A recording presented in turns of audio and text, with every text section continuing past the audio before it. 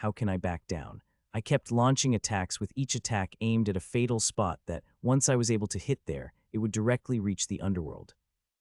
Though my attacks are powerful, they are not able to hit the fatal spot. The grim monsters would somehow dodge them at the last moment, but it will not be for much longer. I can feel that if I continue my relentless attacks, I will hit the fatal spot soon enough. Bastard, you have forced me. Grim monster shouted at the hoarse voice, and I felt a sharp rise of killing intent from it. It had been uttering threats for quite a while, but they were fake, but this one is very real. A moment after it issued a threat, I felt a spike in its aura, sensing that my heart couldn't help but harden, and I instantly had sucked a large amount of occult energy, which increased my power tremendously. Puchai, not wanting to keep this immense overdraft occult energy in my body longer that second, I immediately attacked it. My attack is 3 times stronger than my previous attack. Seeing that even its eyes popped out and it wanted to say something, but before it could do, my sword had pierced through its chest. Sigh with the sigh, I had released all the occult energy from my body and instantly felt a little weak. The occult energy is too forceful. Despite having a body that is good at resisting the effect of the occult energy, I still felt quite weak that I am barely able to keep myself floating. Crush. Without being stingy, I took out 1 vigor berry and popped it in my mouth before crushing it with a single bite. The sweet juices vigor berries transformed into energy that refreshed my body instantly. Within a few seconds, all fatigue I am feeling due to the overexertion of occult energy had vaporized. Except for my mana, everything in my body reached a peak again. Usually I don't eat the vigor berries, no matter how tired I am, but my condition is now different. I'm in a very dangerous area and already have the senses of 2 9-star elites locked on me. I need to be at my peak if they come to attack me. After feeling refreshed, I put away the body of Grim Monster in my runic disc before moving toward the ground. The sky is too dangerous. Even after becoming 9-star elite, I have no confidence in flying in the sky. I slowly landed on the ground and sat by the tree with closed eyes waiting. This battle had been fruitful. It could be said to be the most fruitful fight of this mission. Now that I have become a 9-star elite, it is time to think about the real missions that are destroying the camp and rescuing the humans from them. But before I do that, I have to fight a few more 9-star elite for practice. For that, I don't have to move away from my spot as the Grim Monsters is already coming at me. You have come. I said as I opened my eyes and found a werewolf in front of me. This is a member of the most common wolfman tribe. Though its tribe is most common amongst the Grim Monsters, its power is uncommon. It is 9-star elite, having about the same battle power as the Horned Dogman. But unlike the Horned Dogman, who was quite tired when I had killed it, this Grim Monster is at its peak. Fighting it will be very challenging, as I will have to defeat it without using my mystic method, as I've used all the dark gray energy I've had in the fight against the Horned Dogman. You did not run away knowing me coming, Werewolf asked with surprise. According to it, any normal person would not fight another fight after it had just finished fighting another difficult battle. So me not running away despite knowing it is coming clearly surprised it very much. What is to fear from little werewolf? I said casually as I took out my sword from my sword and let swirling armor envelop my body. You wretched human. It roared and came at me with its meter-long claw. Its expression looked like it wanted to tear me apart with those metallic claws of it before gobbling me up. Bang! I did not hold back. I did not hold back either. With my condition reaching the peak, I can fight against it head-on without a problem. Clang. I appeared in front of it instantly and swung my sword at it. It did not seem surprised by my speed as it had expected and turned its claws toward my sword to counter my sword. Clang, step, step, step. I had used the mini blast from the start, and so when our weapons clashed, it had to take a couple of the steps back to stabilize. It also had a trickle of blood flowing out from the corner of the lips which it had tried to stop from coming to it. Clang, clang, clang. Step, step, step, pa-pa. Seeing it is taking a step back, I did not hold back and launch attack after attack, not giving it a moment of rest.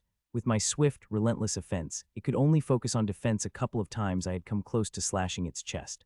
When I fight, I take the battle as slow as I consider every battle a learning experience, but I have to finish this battle soon, and one other grim monster had its senses locked on me. The sooner I finish with this grim monsters, the sooner I will be able to deal with it if it decides to attack me. You are quite strong. You deserve to be killed by trump card, the werewolf said after 20 minutes of bashing. I couldn't help but roll my eyes, hearing that I started attacking it furiously because I wanted it to use its mystic method as soon as possible. However, it still needed 20 minutes of bashing before it was forced to use its mystic method. Well, if it hadn't activated it quite soon, it would have started to receive the deep slashes on the body quite more quickly. In the previous few minutes, it was barely able to save its body from a sword. Arjamon's blessing, Werewolf shouted, and the yellow energy layer covered it fully. Let's see how long you can survive now, it said with fiendish laugh and came at me with very swift speed. Seeing the power it is emitting while coming at me, I am very sure that the mystic method it is using its strength type. I have to tread against it carefully, otherwise I wouldn't know when I got shredded by it. Seeing it is using its mystic skill, I did not hold back anything. I started to spin the swirls at my limit, and also used the full power of Mini Blast to attack it. Clang. Step, step, step, puh. As our weapons clashed, I felt an immense force come toward me. Half of the force was absorbed by the swirling armor on my body, but half of it entered inside me and started to tear my body apart from inside. The force of this mystic method is unique. It looks like a grain of yellow soil, but whenever it touches any part of my body, it will tear it apart. There are thousands of such yellow grains inside my body, which are tearing it apart from inside. I couldn't help but puke a couple mouthfuls of blood while taking steps. The mystic method of the grim monster is amazing. It had given me serious injury in a single attack. Seeing such damage, I couldn't help but feel bubbling excitement inside me. This werewolf is harder to deal with. Like all those who have the strength-type mystic method, the only safe way to deal with them is to use powerful long-ranged attack, but I don't have any long-ranged attack. The mystic method I have is somewhat ranged, but I can't use it as I don't have any dark gray energy to use it. So if I want to defeat this grim monster, then I will have to defeat it with my own abilities. Just the thought of that made me excited. These days I sometimes wonder if I became some kind of masochist sadist who gets excited by the prospect of pain and injuries. I hope it's not true, but I will still check myself by shrink nonetheless when I return to the city. Puh, fuck, this bastard's attacks are tearing me apart, I said in my mind as another attack had crashed into me and left me puking. It had been barely 10 minutes since it had started using its mystic method, and I have already reached my last leg. I am hanging on just through my sheer will, and the prospect of challenging myself to the limit. That dark vein hyenaman had given me quite a challenge, but not like this werewolf. It is hell-bent on tearing me apart with those claws of its, launching one attack after attack, not giving me even a moment of relief getting such injuries on my body. I just wanted to drink the healing medicine, but I did not. I continued as I wanted to fight till I reached the real limit of my body, and also because of these severe injuries, I am having an easier time circulating the supreme combat exercise. I have already created the one minor seal. Though the energy provided by the one minor seal is nothing, but when I create 10 and make the amethyst seal out of them, it will give me a significant boost in strength. Thing is, I've heard that even golden elites practice the supreme combat exercise. So there must be a profound reason why even the golden elites practice the supreme combat exercise when the power given by the amethyst seal is nothing to them, which is why for the past few weeks I've been giving extra attention to it, instead of practicing it on the sidelines. Your body is quite resilient. If other humans had been in your place, they would have been shredded within a minute of me using my mystic ability, I praised while attacking me furiously. I did not care about the grim monster praise. After praising me, it will say a few words about its grandness or eating me. I've heard that hundreds of times from the grim monsters that I got quite bored with it. You must have gone through some lucky encounter to have such a resilient body. I once have eaten a human who had a quite abnormal body. It had given me quite benefits. I couldn't help wondering about the benefits I will get after eating you. Your body seems 10 times better than its. Said and looked at me with a gaze that made me feel shudder from the core. I've been looked at as food by many grim monsters, and such a gaze has become quite reasonable for me, but when I looked at its gaze, I couldn't help but shudder and feel repulsed. This werewolf would have eaten quite a number of humans to have such a hungry gaze, which made me want to kill it more, so I started to defend against its attack with even more fervor. 10 minutes had already passed, and maximum, it will be able to us its mystic method for 20 more minutes. If I survive 20 minutes more, then I will not have a problem dealing it with it. And if it were able to increase its power, which is beyond my limit, I would just crush the healing medicine I have in my teeth and instantly heal all my injuries. Life is more important than the silly plan of testing the limit. I will follow that until my life is relatively safe. Once it crosses that boundary, I will just eat the healing medicine. With that plan, I continued, and such 10 more minutes had passed, and I could see fatigue appearing on its face due to the uses of mystic method, but it continued attacking me. Die, bastard, why don't you just die? After being unable to kill me for 20 minutes and fatigue that is appearing on its face due to the using mystic method, it had become frustrated and gone into a frenzy. Now it is just attacking me instinctively, though in a frenzy its attack has become powerful. It had become quite dumb. With little use of my brain, I could dodge and mitigate most of the attacks that came at me. To be honest, I love it when grim monsters went to frenzy. They became total idiots, and a person like me who had high sensory abilities could make good use of frenzy and kill the grim monsters at the lowest time. Time passed and finally, 10 more minutes had passed, and now it had become completely pale, but it is still using its mystic skill. I thought it would return to regular feeling exertion in its body, as this is the time most of the grim monsters got their sanity back. But this monster's had some opposite. It raged again and done something even more idiotic than using mystic method more than its limit. It had started sucking up occult energy uncontrollably on top of continuing using the mystic method. Though this the recipe of self-suicide, but grim monster did it in its frenzy and became of that its power had increased tremendously. It was a good thing that it is frenzy when it wields such power. If it had been sane with this much power, then I would have tucked my tail and ran away, as with such force, it would have been easily able to kill me. Still, I am in quite a bad condition right now. Though it has become an idiot, it is a powerful idiot that has immense power and is hell-bent of killing me. I have survived a few powerful blows from the idiot, and my body has truly reached its limit. If I come across the attack that is more powerful than that, my body will collapse automatically. I am trying my best to survive against its attacks, but it is hard, very hard. It has increased its power so much that surviving every second is a challenge itself, but I have no other option. Time passed, and I had reached the brink of collapse, and would drink the potion in a minute whether the fight is over or not, as 1 minute is all I can handle before my body started collapsing. I was just in that thought when a sudden change occurred in the werewolf. The sword that is coming at me stopped on its way, and the yellow energy that has been covering it also started to fade. While one yellow was going away, another yellow was coming. The already pale body of the werewolf started to turn sickly yellow from gray, and shine in its eyes is also fading fast. In that moment, I saw sanity return to its eyes. It had the look of horror in its eyes when it realized what is happening to it. It tried to stop it desperately, but it wasn't able to do anything to stop it, which made its eyes look even more desperate. The werewolf had struggled till the last moment of its life, but it was not able to stop its demise eventually. All the shine in its eyes had left, and so was the life in its body. For power, it had burned the potential of its body completely. If it had been just overuse of mystic method, it would have been able to survive, but it had also used the occult method top of that, which is famous for burning up the potential. With it using the cocktail of two forbidden things, its fall is no surprise. The surprise is that it was able to last this long using that cocktail. A human with the same power level would not half a time as werewolf under the effect of such deadly cocktail. Thud, I couldn't help but shake my head, seeing its sickly yellow body falling on the ground. I am not shaking my head because of pity, but due to the loss of mana crystal.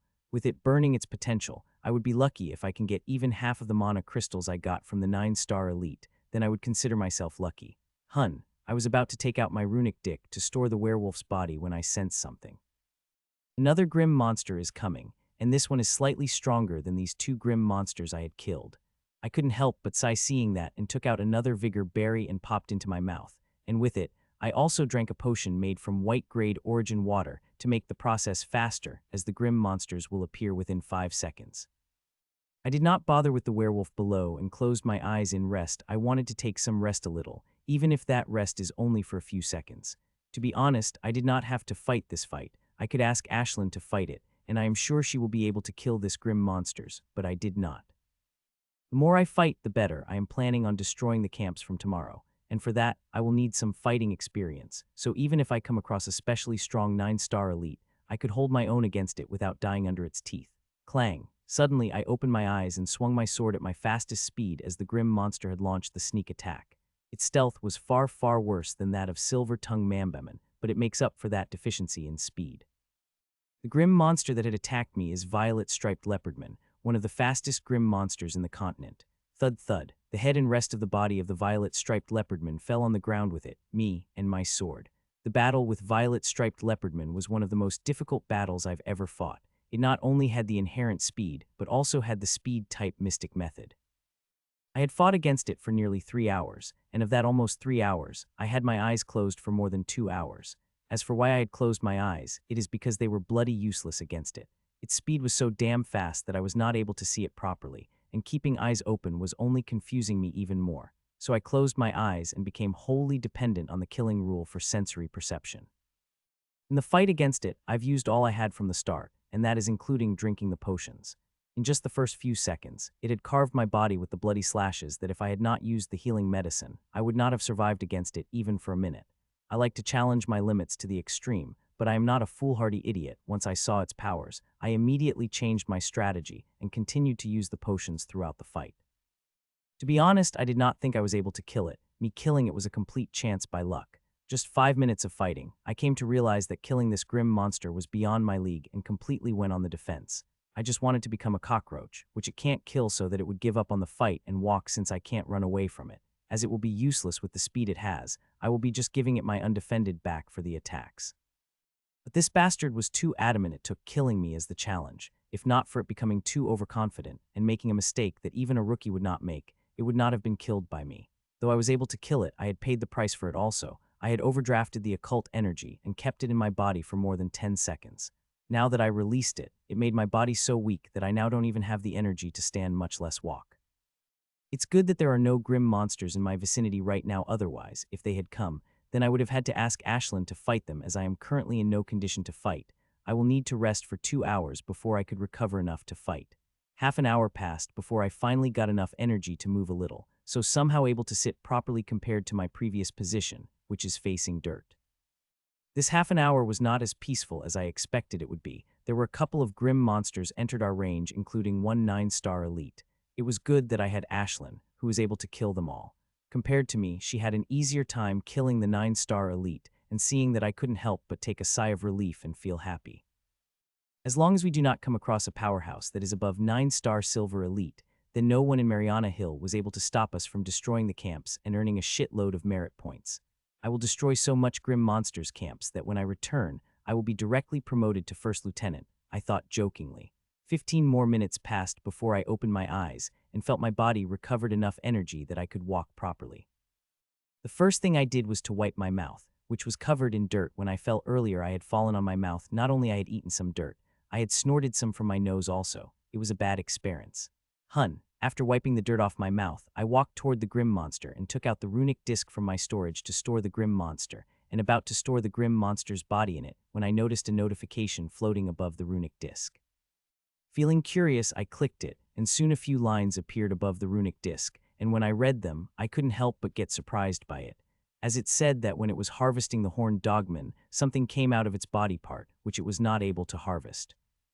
The grim monsters are foreign life that does not follow rules of our world, so we use runic disc and harvest mana crystals with the aid of the world, leaving nothing behind except off coarse clothes they are wearing and artifacts they are using. So coming across the body part that couldn't be harvested is quite a surprise, but it is not rare. 99 It happened due to an unrefined resource. The grim monster uses some resources for its practice, but wasn't able to assimilate it completely. So when it is killed, that unrefined resource isn't able to get harvested by the runic disc, as it does not get fully assimilated into the grim monster. Though I have not come across something like this before, twins have. They have told me about it when they have been in the Milfred. Feeling curious, I immediately took out that unrefined resource, and when I looked at it, my eyes couldn't help but get wide opened, and my weak body started to shake. See, sensory modulating tricolored stones, I said with a shaking voice as I looked at the 2 thumbnail-sized 3-colored rocks. I looked at it unbelievably and also pinched it a little to be sure it is what I think it is. When I pinched them, instead of feeling hard as one would think to look at them would guess, they felt soft. Seeing that, I heaved a sigh of relief before a big smile came across my face. It is a real deal. I observed the 2 small stones for a while before I tapped a few buttons on the runic disc and started to watch the harvesting process of the horned dogman. As I looked at it, I saw everything going normal until the harvesting reached its horn. The runic disc felt some resistance. It increased its harvesting power, and the horn slowly started to disintegrate, leaving 2 small 3-colored stones. That bastard must have found a quite big piece of sensory modulating tricolored stone, I muttered as I watched the process. Looking at the whole process, I could tell that horned dogman had assimilated a big piece of sensory modulating tricolored stone in its horn, and the 2 pieces I found were parts it wasn't able to refine completely. It must have assimilated sensory modulating tricolored stone very recently, otherwise I would not have been able to get even these 2 tiny stones. It has also become apparent how it was able to track me. Most people know that horned dogman had an exceptional sense of smell, but they don't know about its sense of soul. It has the ability to sense the soul also, but this ability is very weak to the point it is completely useless in tracking, as it barely had the range of 1 meter, but that had changed when it had assimilated sensory modulating tricolored stone. By assimilating sensory modulating tricolored stone, its soul sensory ability became so strong that it was able to pick the soul aura of its brother on my residual aura, and easily able to track me despite me covering myself with the thick killing energy. These tiny stones are called sensory modulating tricolored stone. These are natural treasures of sensory type. These stones have only one function, and that is to amplify sensory abilities. It can amplify any sensory ability, and that is why it is a perfect thing for Ashlyn and me. It will help both of us by leaps and bounds. Ashlyn collects all the grim monsters' bodies and finds a safe place for us to set up an abode, I said to Ashlyn after I collected the body of Grim Monster in a runic disc before giving it Ashlyn. Choo-choo. She chirped lightly and flew away while I transmitted the killing energy into the stones before covering myself with it. With the help of sensory modulating tri-colored stone, I've enhanced my sensory protection. Those below Golden Elite would not even sense me even if I was standing behind them. Even Golden Elites would not catch me if they are casually surveying the area with their senses. These stones had made me invisible in the sense of others as long as I am sneaky. No one will be able to sense me. This is just starting once I reach the city. I will craft a runic band for it, which will enhance its powers even more further. This thing not only could help me stay invisible, but it could also help me expand my sensory range, and with it, I will be able to sense the battle power of those whom I could not sense before. There are many sensory applications of it. As I tested it one by one, I got more and more happy. The thing that made me most happy was my sensory range. It had doubled, and also I could now sense the battle power of those who entered my range even more perfectly. Choo-choo, time passed by, and 15 minutes later, Ashlyn returned with the good news, saying she had found a perfect spot of setting up abode. With her saying it, I slowly walked toward the direction she had given. There is still a lot of weakness in my body. I am so weak that I could not even run, so I had to walk toward our destination. It was a good thing I had Ashlyn with me who cleared away all the grim monsters that came in our way. 45 minutes later, we entered a very well-hidden small valley. Satisfied with the location, I did not wait for even a second to set up an abode, but instead of setting it above the ground, I had set it below it ground. I did that because it is still a day and underground offers more stealth. It's just that the size of the abode has to be small. If it is big, then it will be easily sensed by the grim monsters. Seeing the abode fully set up, I went inside the abode, and the first thing I did was to go to shower as my clothes are completely torn, and there is a layer of blood in my body. After coming out of the shower, I directly went to the practice room and rested. I rested for more than 1 hour till I felt like myself again. Only then I closed my eyes and started to refine my mana and fill my runic lily. This is the last thing I want to do, but I have to, as what I am going to do later is going to incapacitate Ashlyn for a while. So I want to be at my peak when Ashlyn is defenseless, so I could protect her and myself if something bad had happened. I refined gray energy till the evening and only stopped when my mana storage filled to the brim again and runic lily was fully charged. I can now become capable of using my mystic method again. After I have finished refining gray energy, I take out a bunch of stuff and start making formation ink. I use the best materials like origin water and rare to make it. Soon I finished with the formation ink and started to use it to draw the formation on the floor. The formation is quite complicated and took me 1.5 hours to draw completely. The formation I've drawn on the floor is called assimilation formation. It drew it because I am using one sensory modulation tri-colored stone for Ashlyn to assimilate in herself. It is quite regrettable that I can't assimilate the sensory modulating tri-colored stone in myself and have it used as the artifact. It would have been amazing if I had been able to assimilate the sensory modulating tri-colored stone in myself. Ashlyn, sit here and activated the formation with you, mana, I said to Ashlyn as I placed the sensory modulating tri-colored stone on its place in the formation. Choo-choo. Hearing what I said, Ashlyn chirped happily before she flew into the place in the formation I told her to, and sat on it before she activated her formation with her energy. The formation lit up brightly as Ashlyn added her energy in it, and a few seconds later, runes started to flow towards sensory modulating tri-colored stone before covering it entirely. After the stone completely covered in runes, the stone slowly began to flow toward Ashlyn before it appeared in front of her tiny little head. As it appeared in front of her, the stone started to move closer and closer until it touched the red tear on its forehead. As it touched the red tear, the runes began to flow toward the red tear.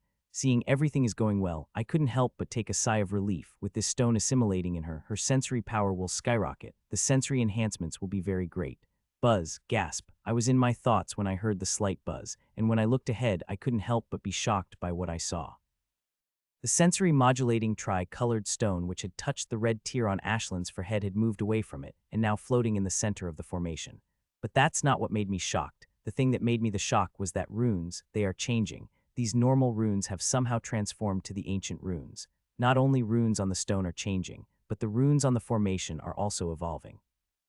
Learning a lesson from my previous encounter, I did not look directly at the runes, instead focused on the spot that is not covered in the ancient runes. Within minutes, all the runes had transformed into the ancient runes, and now the ancient runes on the formation had started to float up toward the stones that were floating in the air. The sensory modulating tri-colored stone already covered in the ancient rune, and these new runes that are going up from below are forming a cocoon over it. The cocoon is transparent just like the runes, so I could see what is happening inside. 5 minutes later, a palm-sized transparent cocoon had formed by the ancient runes, and now these ancient runes started to shine brightly, which made it quite difficult to see what was happening, but I still saw something which made me realize what was happening. If I am not wrong, then these ancient runes are purifying the sensory-modulating tri-colored stone. I have seen it completely melting inside the cocoon. It is clearly a refinement process. Few seconds passed and the cocoon became so bright that I wasn't able to see anything that was happening inside. So I turned to Ashlyn, who now had her eyes closed and looked like she was sleeping. Earlier she had her eager eyes opened, but suddenly she went to sleep. Seeing that, I couldn't help but shook my head. 10 minutes passed by as such when I saw runes on the cocoon, losing shine rapidly, and in just a few seconds they completely disappeared. When they disappeared, black dust fell on the ground from the place they had been. But my focus is not on the dust but tiny sensory-modulating tri-colored stone that is covered in even tiny ancient runes. The thumbnail-sized sensory-modulating tri-colored stone had now turned even smaller than a rice grain. It had reduced its size by more than 20 times, and that is not the only thing that had happened to it. The three color where it gets its name from have become so bright that now they are twinkling like gems. Thumbnail-sized sensory-modulating tri-colored stone has been refined, and what I see now is the essence of it. Seeing that tiny refined thing, I wish I had refined formation for the sensory-modulating tri-colored stone. It could have increased the power of the stone even more, but unfortunately, I did not have such formation.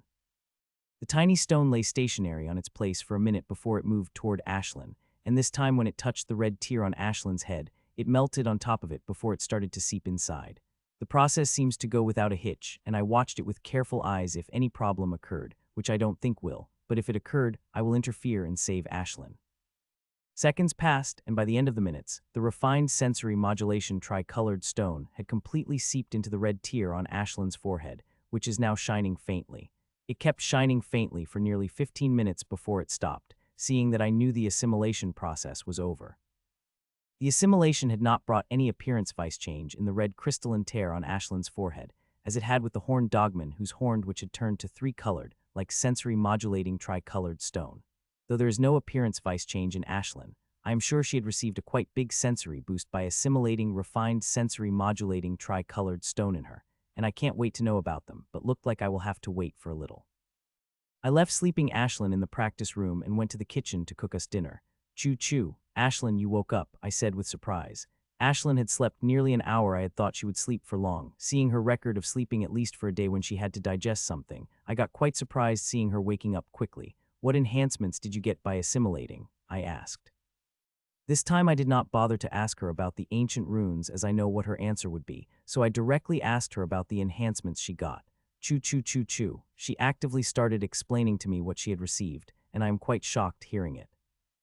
Her range had increased 3 times, and now she could sense the battle power of others with more clarity. There are some other amazing things she had also received, one which she could amplify all the sensory abilities of Killing Rule, including the one that lets her hide from sense from others. If I am not wrong, then if Ashlyn employed all the power of Killing Rule and sensory modulating tri-colored stone, then she will even be able to hide from the Golden Elite, even at close distance. This sensory modulating tri-colored stone had come as God's grace. With it, many things will become quite easier. The grade of this stone is quite good, so as long as I can advance my Killing Rule, I will be able to amplify more power through it.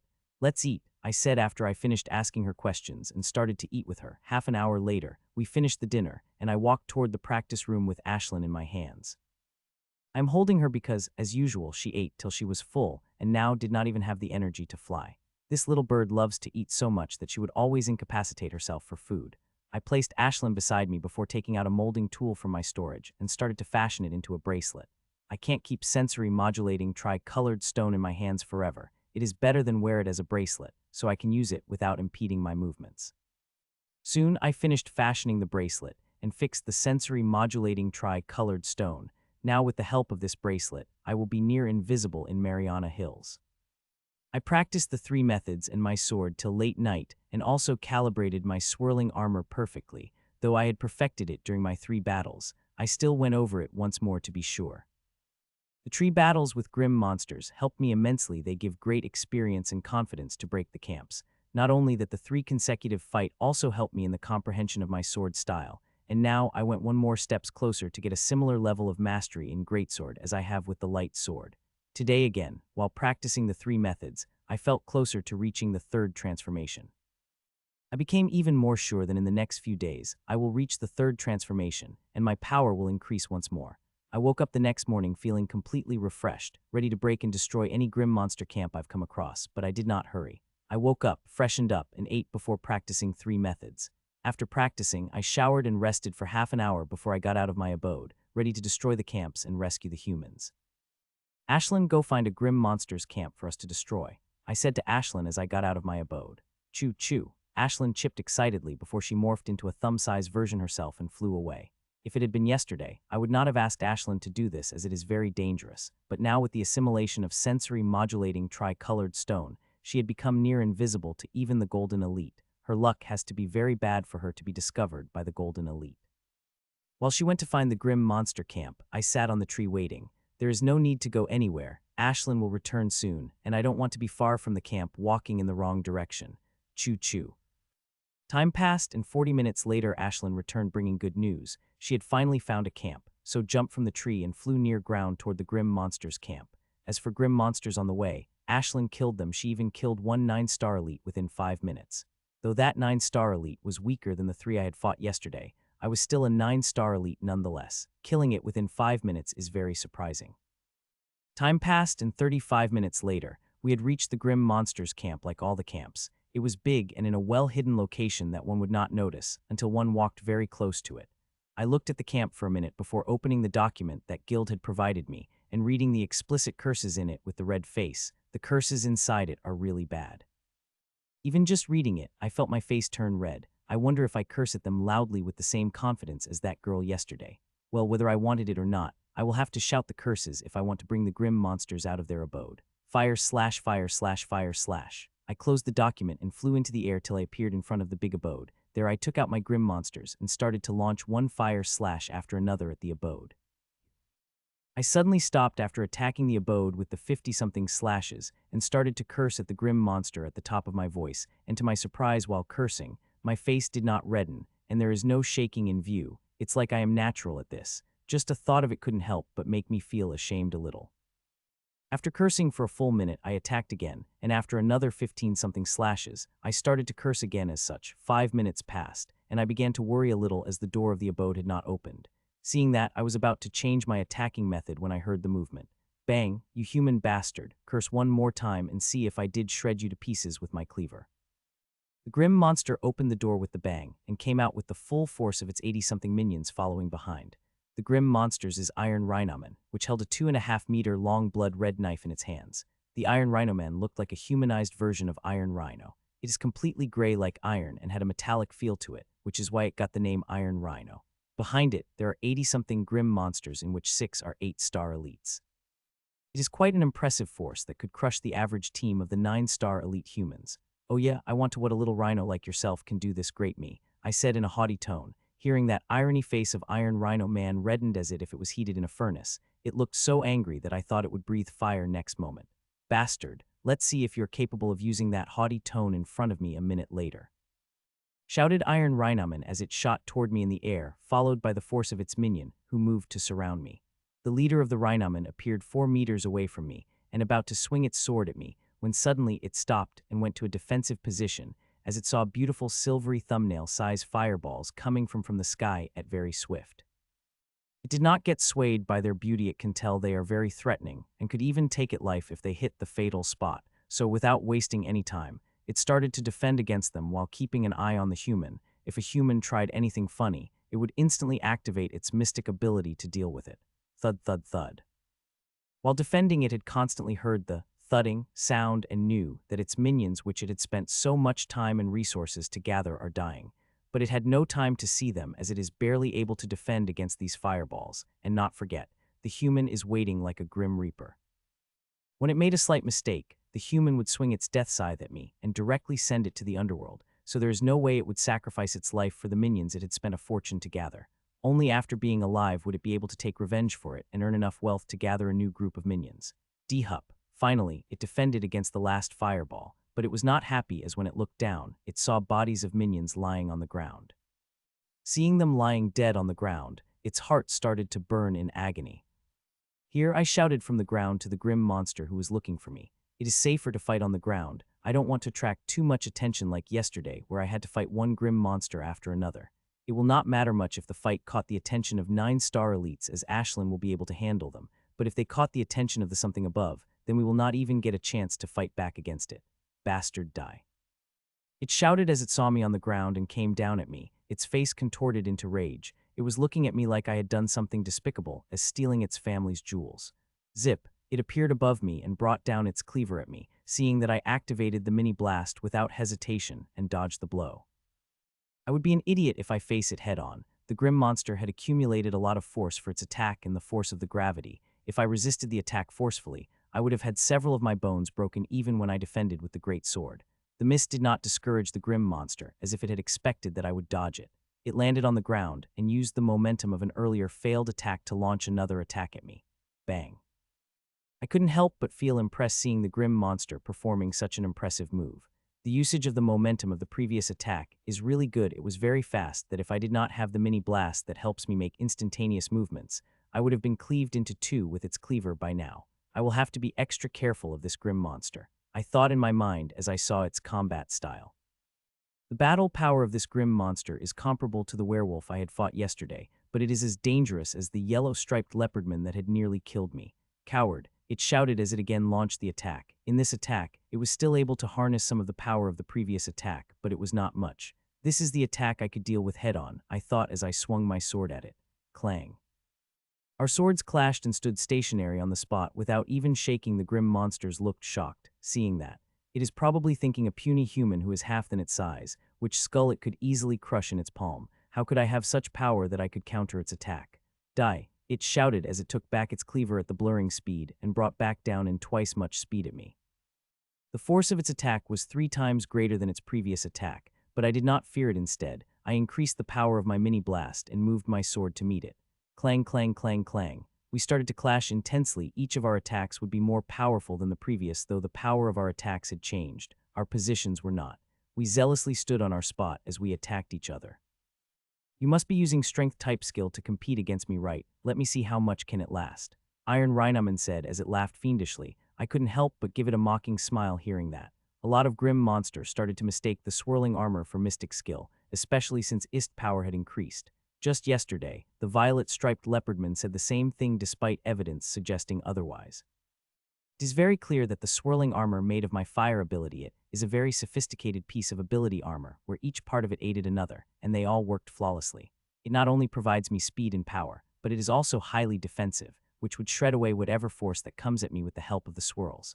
One doesn't have to look much, just a single look is enough to know that I am wearing armor made of my fire ability. Still, many grim monsters believe otherwise. They probably think I am hiding the evidence of mystic method in the guise of fire armor for some reason. I don't know. It is a good thing they think that it helped me give them a surprise when I attacked them with my mystic method. Time passed by, and we fought for more than an hour without much moving from our spot. The grim monster looked really happy when it looked at me, likely thinking I am overusing my mystic method, as it is really difficult to use the mystic method for more than 1 hour. To keep it under such an illusion that I am overusing my mystic method, I even covered my face with fire 40 minutes ago, which I usually don't. Now every part of my body is covered in the fire. I looked like a man, which is covered in a very thick silver fire. To be honest, in this past hour, I had come across 2 chances of killing it, but I let them go. If it had been any other grim monsters, I would have taken those chances and killed it using my mystic method, but I did not kill this Iron Rhynomen. As for a reason, its combat style. This is the first grim monster I had come across who had such an efficient fighting style. It was because of this it is this strong, otherwise it barely has the power of 9-star elite. I'm learning many things from it. I could feel that my mastery of greatsword increasing at the visible rate if I fight with few of such enemies who have such mastery over their combat style. It wouldn't take long for me to take my mastery of greatsword as that of the light sword. I wish I could keep this grim monster's captive and spar with it whenever I want to. I could actually do that, and with rule power locked in its heart, I could control it, but I did not as it is too dangerous. Grim monsters are the crazy bastards. No one can predict what they will do. Many people had done what I wanted to do and lost their lives in the process. When I was in the outpost, the guild had explicitly warned us, rookies, from doing such things. As time passed, I started to weaken my attacks, even vomited blood 3 times to make it even more realistic. I just wanted to experience its mystic method before killing it, though it is a hazardous act as every mystic skill is powerful, and if it landed on me, it would surely kill me. Little human, you have finally run out of energy. Iron Rhynomen said with a fiendish laugh as I crashed across the big tree. Let me give you a taste of the mystic method, it said jubilantly before shouting Aurora Gale, speed type method. I said in my mind as I saw it coming at me with a speed that is barely discernible to eyes. Putch, it appeared in front of me and swung its sword at me when it felt pain in its chest, only to see a sword covered in a dark gray cloud of sand in its chest without it seeing how. Before dying, the expression it had in its eyes was confusion. It was not able to guess how a sword pierced through its body without it noticing. Hugh, that move took a lot from me. That move was the sudden inspiration that struck me after I saw the Iron Rhynomen coming at me. The inspiration was sudden, and I decided to take a chance with it, and fortunately, I succeeded in the first try. This move is a higher version of Mini Blast for this move. I create a mini blast all over my body, but instead of acting it out, I transfer all the energy they produce to the single point. This gave me enough energy to perform a move that could rival a mystic method without using the mystic method. But this move has a lot of requirements. It needs fine control over energy, strong physical body, and strong soul power. To manage all the power released by all the mini blast, I need to have excellent control over the energy. I need to have a lot of soul energy to protect the swirling armor from puffing away by the power created by multiple mini blasts and strong physical body to bear the load of this concentrated power. This ingenious move did not give as much strain as the powerful move of Mystic Method. The only problem is this move is not perfect. A slight mishandling of the force and I might injure myself, or my swirling armor could puff away, and not to forget the strain it puts on the body. So with every usage, I will have to rest for a minute at least. Still, even with all the flaws, as this move is the best, as long as I fix the destabilizing factor of this move, which I am confident in fixing, I will be able to use this move every minute without much care for the energy, as I have to do with my Mystic Method, where I have a limited amount of energy. This move is fantastic, and I have to name it, but I decided to hold off on that despite having the name in mind. I planned to name it when I fixed all of its little flaws. Slick. I took out my sword from confused-looking Iron Rhynomen's chest. This poor grim monster, till the last moment of its life, it was not able to see how it was killed. After feeling a moment of pity for it, I collected its body and started to collect the bodies of the grim monsters. This fight was bountiful. Not only it had increased the comprehension of my sword style, but it also inspired me to create a fantastic move which could rival a mystic method and not forget these bodies of grim monster, which will help me create another load of the mana crystals. After collecting bodies of grim monsters, I handed to Ashlyn runic disc and gave her instruction before I started to walk into the abode. Those fucking maggots, I said with rage-filled eyes, and as I saw the condition of the humans inside it, there are about 100 humans who are lying in the dirty tor, clothes, some of them are even naked, which wounds and dirt pasted all over their body. There are also some bones in the corner. Just one look is enough to tell they are human bones. There is also weird smell lingering in the hall. I've never smelled this smell, but instinctively knew it is the smell of sex. I've read about grim monster liking to watch human sex, but this is my first time seeing the proof of it. The grim monsters not only ate their fellow humans in front of them, they even made them have sex forcefully. They have been treated worse than animals, and seeing that extreme killing intent couldn't help seep through my body, but I controlled it as it is not time to show the killing rule. You guys are safe now, I said loudly. Some of the people had noticed me when I came inside the abode, while others had just looked around with dead looks in their eyes. Only after hearing my loud voice did they notice me and shine, and started to return to their eyes. The grim monsters, one young woman asked finally as I started to open their binding and provide them with the new clothes. Don't worry about them, I've killed them all, I said, hearing that. Shine in there brightened once more. I will set up an abode for you guys to clean up and eat. Just be fast, you don't want to stay in this area any longer, right? I said as I brought them out of Grim Monster's abode. I did not waste any time setting up an abode and set up to only have showers in it. All of them went inside quickly and cleaned up thoroughly within 15 minutes. As you can see, we are hurrying, so I can only offer you this, I said, and took out food packets to give them. Seeing the food packets, all of them leaped at them as they have not eaten for a day, which is likely the case seeing the condition of their bodies. While they were eating, I took out 102 sets of artifacts from my storage. There are shelves and shelves filled with such artifacts in my storage. The set included armor, shield, a sword or other fighting weapon, and void boots. All of these people are at brigadier stage so that they won't have a problem flying in them. As I've said, no things go to waste. If I had sold all the artifacts I have, would I be able to give them to these people? They said as they picked artifact sets and started to wear them with great familiarity. Did you guys understand? If you have any question, then you guys can ask now. I said as I explained the exit strategy to them. This forest is extremely dangerous, and such a large number of people are ought to attract some attention. I had just explained a plan to them. The plan is quite a simple one. We just flew a few inches up the ground with the speed that did not create any sound. It may sound simple, but it is difficult to apply in this hilly area, which is filled with the hills and dense wood. Okay, then let's go, I said and flew ahead, and they flew behind me with a group of 8s. I did not ask them follow behind me directly, it would have been too chaotic. I divided them into groups of 8 and appointed group leaders, so there would be no chaos, and every group leader would be responsible only for his or her group, not others. We started our journey, and a few minutes later a problem occurred, but it was quickly fixed before we continued again. We traveled in a huge group, and such groups tend to attract attention, and it did, and it was way more than I had expected. A lot of grim monsters came out hearing the huge movements, but they were all killed by Ashlyn before they could reach our group. I had given Ashlyn the runic disc before so she could work invisibly, without feeling any restraints. I have to say Ashlyn is doing an excellent job killing the grim monster. She would kill a grim monsters with a single fireball of hers before storing them into the runic disc. To not make this mission look too easy, and not wanting to face any inquiries from the guild, as these people would go through full interrogation before being released, I asked Ashlyn to let go of some grim monsters so that I could kill them in front of these people for a show. 2 hours passed and we have crossed the halfway distance already. Just 2 hours more and we will be out of the Mariana Hills. Only after getting out of Mariana Hill we truly will be safe. It was a good thing I have Ashlyn with me, which made the travel out of Mariana Hills very safe. If not for her, I would have had to fight all the battles, and it would have taken a day or more to take them out of the Mariana Hills, and that is in the lucky day. I now truly understood the difficulty of this mission, and also realized the reason why Guild offers so many merit points, because nearly half of these rescue failed. There are just too many grim monsters that it is very difficult to deal with them with the sufficient luck and power. As I leading a people out of the forest, an idea came into my mind, and I have to say, it is pretty good.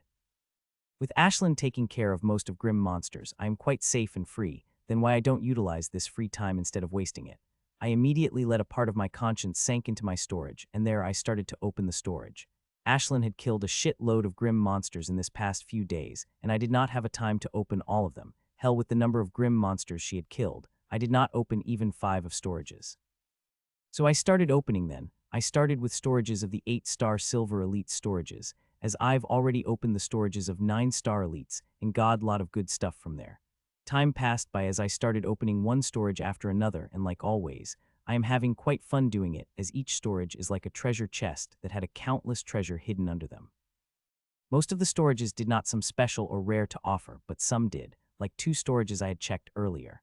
One had very rare ore that had value to a natural treasure, while on one storage I had found a very precious herb which only grows in a special environment. Its value was even greater than the ore I had found. These are the storages Silver Elite. Even if the Silver Elites are not top of the food chains, they still at the top, and all the things they have contain an immense value. Any casual thing from the storage of Silver Elite will be enough for normal people in the Republic to lavishly for the rest of their life. I kept opening the storage, but that is all I did not do. I also fight some grim monster once in a while to maintain the image of myself, so it would not look too easy to get out of the Marian Hill. Time passed as we passed through the hill after hill, and such more than an hour had passed. Now we just have to fly for half an hour at our current speed before we cross the Mariana Hill. That couldn't help but put a smile on my face. I may look carefree, but I am extremely stressed. The Mariana Hills is very dangerous, and there are many grim monster here that I and Ashlyn are no match. We have come across such grim monster. Ashlyn had told me that she had sensed a grim monster that even is no match of. That time, instantly changed the route and took a short detour. Even now when I opening storages, 3/4 of my soul power is still being used in keeping track of surroundings, and the bracelet also helped very much, as with the help of it, I have to use a lot less energy than before. We were just 15 minutes distance from exiting the Mariana Hills when I stopped, and just as I did, the people behind me stopped uniformly without creating the chaos. There is powerful grim monster coming toward us. You guys stay put, I will come quick dealing with it. I said. They all nodded and formed a defensive circle to fight any grim monsters that came. I have seen it happen too many times that I am not getting surprised by it anymore, but still, I feel pain whenever I see them like this. Just one look at their face, it is enough to tell that they will fight monster till it dead or die trying, but they will never become a captive again. I gave them a reassuring smile before I disappeared from their eyes with faint booming sound. The grim monster I am going to fight is 9-star Elite. This one was able to get close due to Ashlyn being busy in a fight with 2 9-star Elites. Even against two grim monsters, she is a clear advantage, but it will still take her some time before she could kill them. Huma. Clang, my sword clashed against the grim monster's hammer before it could finish the sentence. I have no interest in the chit-chatting with the grim monster. I just want to finish it quickly as possible and continue to my journey. I have already planned everything for the next 11 days, and that plan included crushing at least 2 grim monsters' camps daily. It will be a very difficult task, but is possible if I give my all, and that is what I had to kill this grim monster as quickly as possible. Clang, clang, clang, clang, puh, puh, puh. I launched intense attacks at it, with each attack having greater than previous. The grim monsters shocked seeing this and started to use its all strength to defend. Though it is able to defend, it was not able to save itself from the injuries. Slice, slice, slice. It is puking blood non-stop as it is taking steps back. Seeing the blood coming out of its mouth, my attack became even fiercer than within just 2 minutes of started to fight. I was able to bypass its defense and make cuts across its skin. Though the cuts are not deeper, as it will always survive somehow. If I could have able to make the cuts deeper, then I could have used my mystic method to finish it off. But it will not take long. It only took me 2 minutes to breach its defense, so it will take me a maximum of 2 minutes to kill this grim monster if I used my mystic method. Another minute had passed, and now the grim monster have become completely bloodied. There is barely any space on its body that hadn't been marked by my sword. You forced me and now bear the wrath of my mist. Its sentence cut into half as it saw the sword, which is covered in a cloud of dark gray sand in its chest. I had killed this grim monster the same way I had killed Iron Rhynomen, and interestingly, it has the same look of confusion that the Iron Rhynomen had on its before dying. Finally, I muttered silently as I crossed Mariana Hills. As I finally crossed that hill range, I found that my heartbeat, which was speeding wildly for all this time, had finally calmed down a little. We have got out of Mariana Hills, but we aren't out of the danger. Yes, the outskirts are also fairly dangerous, with many 9-star elite roaming in it. It would be plain idiotic if I hand them over to someone in this dangerous area. It would like taking them out of tigers' mouths and throwing them at the crocodiles. I would not make such mistakes. After a few minutes of flying, I increased my speed. Suddenly they all got confused by it, but did not ask any question. They followed behind me unhesitatingly. An hour passed and I led them out of the dangerous area, and unlike last time, this time I did not have to search for the team of humans. Just as I got out of the dangerous area, I found them entering my range. It was quite a strong team, led by 8-star Silver Elite. They seemed to be going to the outskirts of Mariana Hills. Hello, I said as I appeared in front of them like a ghost. The leader wanted to say something, but soon he heard the sound and found people were appearing behind me one by one till their numbers had reached 100. Would you guys help me with the minor task? I asked and explained what I want. I did not have to explain much before they agreed. The merit points for this simple work are immense, and they will just have to spend half a day on it. 10 minutes later, I saw the people I rescued, leaving with the 8-star Silver Elite and its team. Seeing them leaving, I felt an indescribable feeling rise inside me, which I can't explain adequately. I have felt this feeling very few times, but every time it comes, I feel happy as it felt to me with life. And for some reason, I always associate it with the killing rule, despite knowing the killing rule is the exact opposite of it and quite pale in front of it. It is like killing rule is just a small fire spark, and this feeling is a lake full of water. They are the exact opposite, but the difference of quality and level between them is also very great. I closed my eyes for a second before opening them with a sigh of disappointment. It will reveal itself in time, I said softly before, and turned back and flew back toward the Mariana Hills at high speed. Time passed as minutes turned to hours before hour turned to days, and such 12 days had passed since I've left the city. Now only 2 days had remained, not even 2 days, 1.5 days to be exact. I can't wait to go back to the city and spend some time with Rachel. As strangely, I am feeling like our days together are counted. I couldn't help but shake my head at such thought. It is my little paranoid nature. Whenever something good happened to me, I felt it would go away. Today is the 13th day of my mission. Half day has already passed. In the morning, I had already destroyed 1 camp, and now I am entering back into the Marina Hills to destroy another camp. For the past 9 days, I've been destroying at least 2 camps daily. I've destroyed 3 twice, but I needed the whole day and night to do that. Sometimes the process is smooth, but sometimes I have to fight a bloody battle where I nearly lost my mind. It is a dangerous job, but it's worth it, as here I get to do something worthwhile. In the past 12 days, I have saved more than 2,000 people, and when I saved them, all of them were in a miserable condition, being kept worse than animals. Not only have we saved thousands of people these days, but we have also killed 7 times more grim monsters. The grim monsters in camps were a minority in those numbers. Most of the grim monsters we have killed were those who got attracted by the big group I am leading out of the forest. Still, Despite killing more than 10,000 grim monsters, there seems to be no change in the grim monsters' numbers. They just keep popping up one after another. They are like vermins. No matter how much you kill, there always be more. Though their seamlessly infinite number angers me, there is not much I could do other than keep killing, till I was finally able to make a dent into their number. This is the philosophy used by humans for thousands of years, and I am using the same as it is the only viable one in dealing with the huge numbers of the grim monsters. The huge numbers of enemies are disheartening. There is only one good thing about it, and that is after they are dead you can keep their stuff. In the nearly 2 weeks, I got more than 10,000 storages from the grim monsters, and from those storages, I got many good things, like a couple of natural treasures and some herbs that I needed to create a strengthening solution among other things. I have also improved a lot. My fighting prowess has become a lot greater than before, and it would have been even greater if I had gone through the third transformation. I first had thought that I am very close to reaching the third transformation of the secret method, but even after 12 days, I have not reached it, which made me wonder if I am really close to reaching third transformation. So since yesterday, I am continually practicing the secret method. Every moment I am awake except when I refine my mana, it is really difficult to use any other method while refining the mana. With my new soul, I could practice the secret method all day without putting any strain on it, but I had not as I was hoping to leverage the momentum of third transformation to barge into the major cleansing of body cleansing exercise, but now I did not care much about it. I will be fine as long as I will be able to make another amethyst seal while practicing it. As with the secret method, I am also circulating the supreme combat exercise. I think the reason I am having a hard problem is due to my improved constitution. It is not that I am just having a problem in making progress in the secret method, but also in the body cleansing method. I am also having quite a problem in body cleansing method. First, I had thought due to higher moves of it being difficult to practice, but I noticed that despite twice-a-day practice, I am not making much progress. If it had been before, I am sure I would have gone through another major cleansing. The improved constitution has increased my power and talent, but it has also brought its own set of problems with it, with a stronger body and soul. I did not continue to think about those anymore as I reached the camp of Grim Monster, which I am going to destroy. What a day, I said as I entered my abode. That second camp was too much. It was a good thing I did not kill the Grim Monster and its minions right away. Those fuckers have crossed the limit. You did good, I said to Ashlyn as I pet her lovingly. Ashlyn had merged her sunfire into bodies of grim monsters and gave them a pain that they have not felt in their whole life. The only regret is that their minds have broken away too quickly. They were too weak in mind.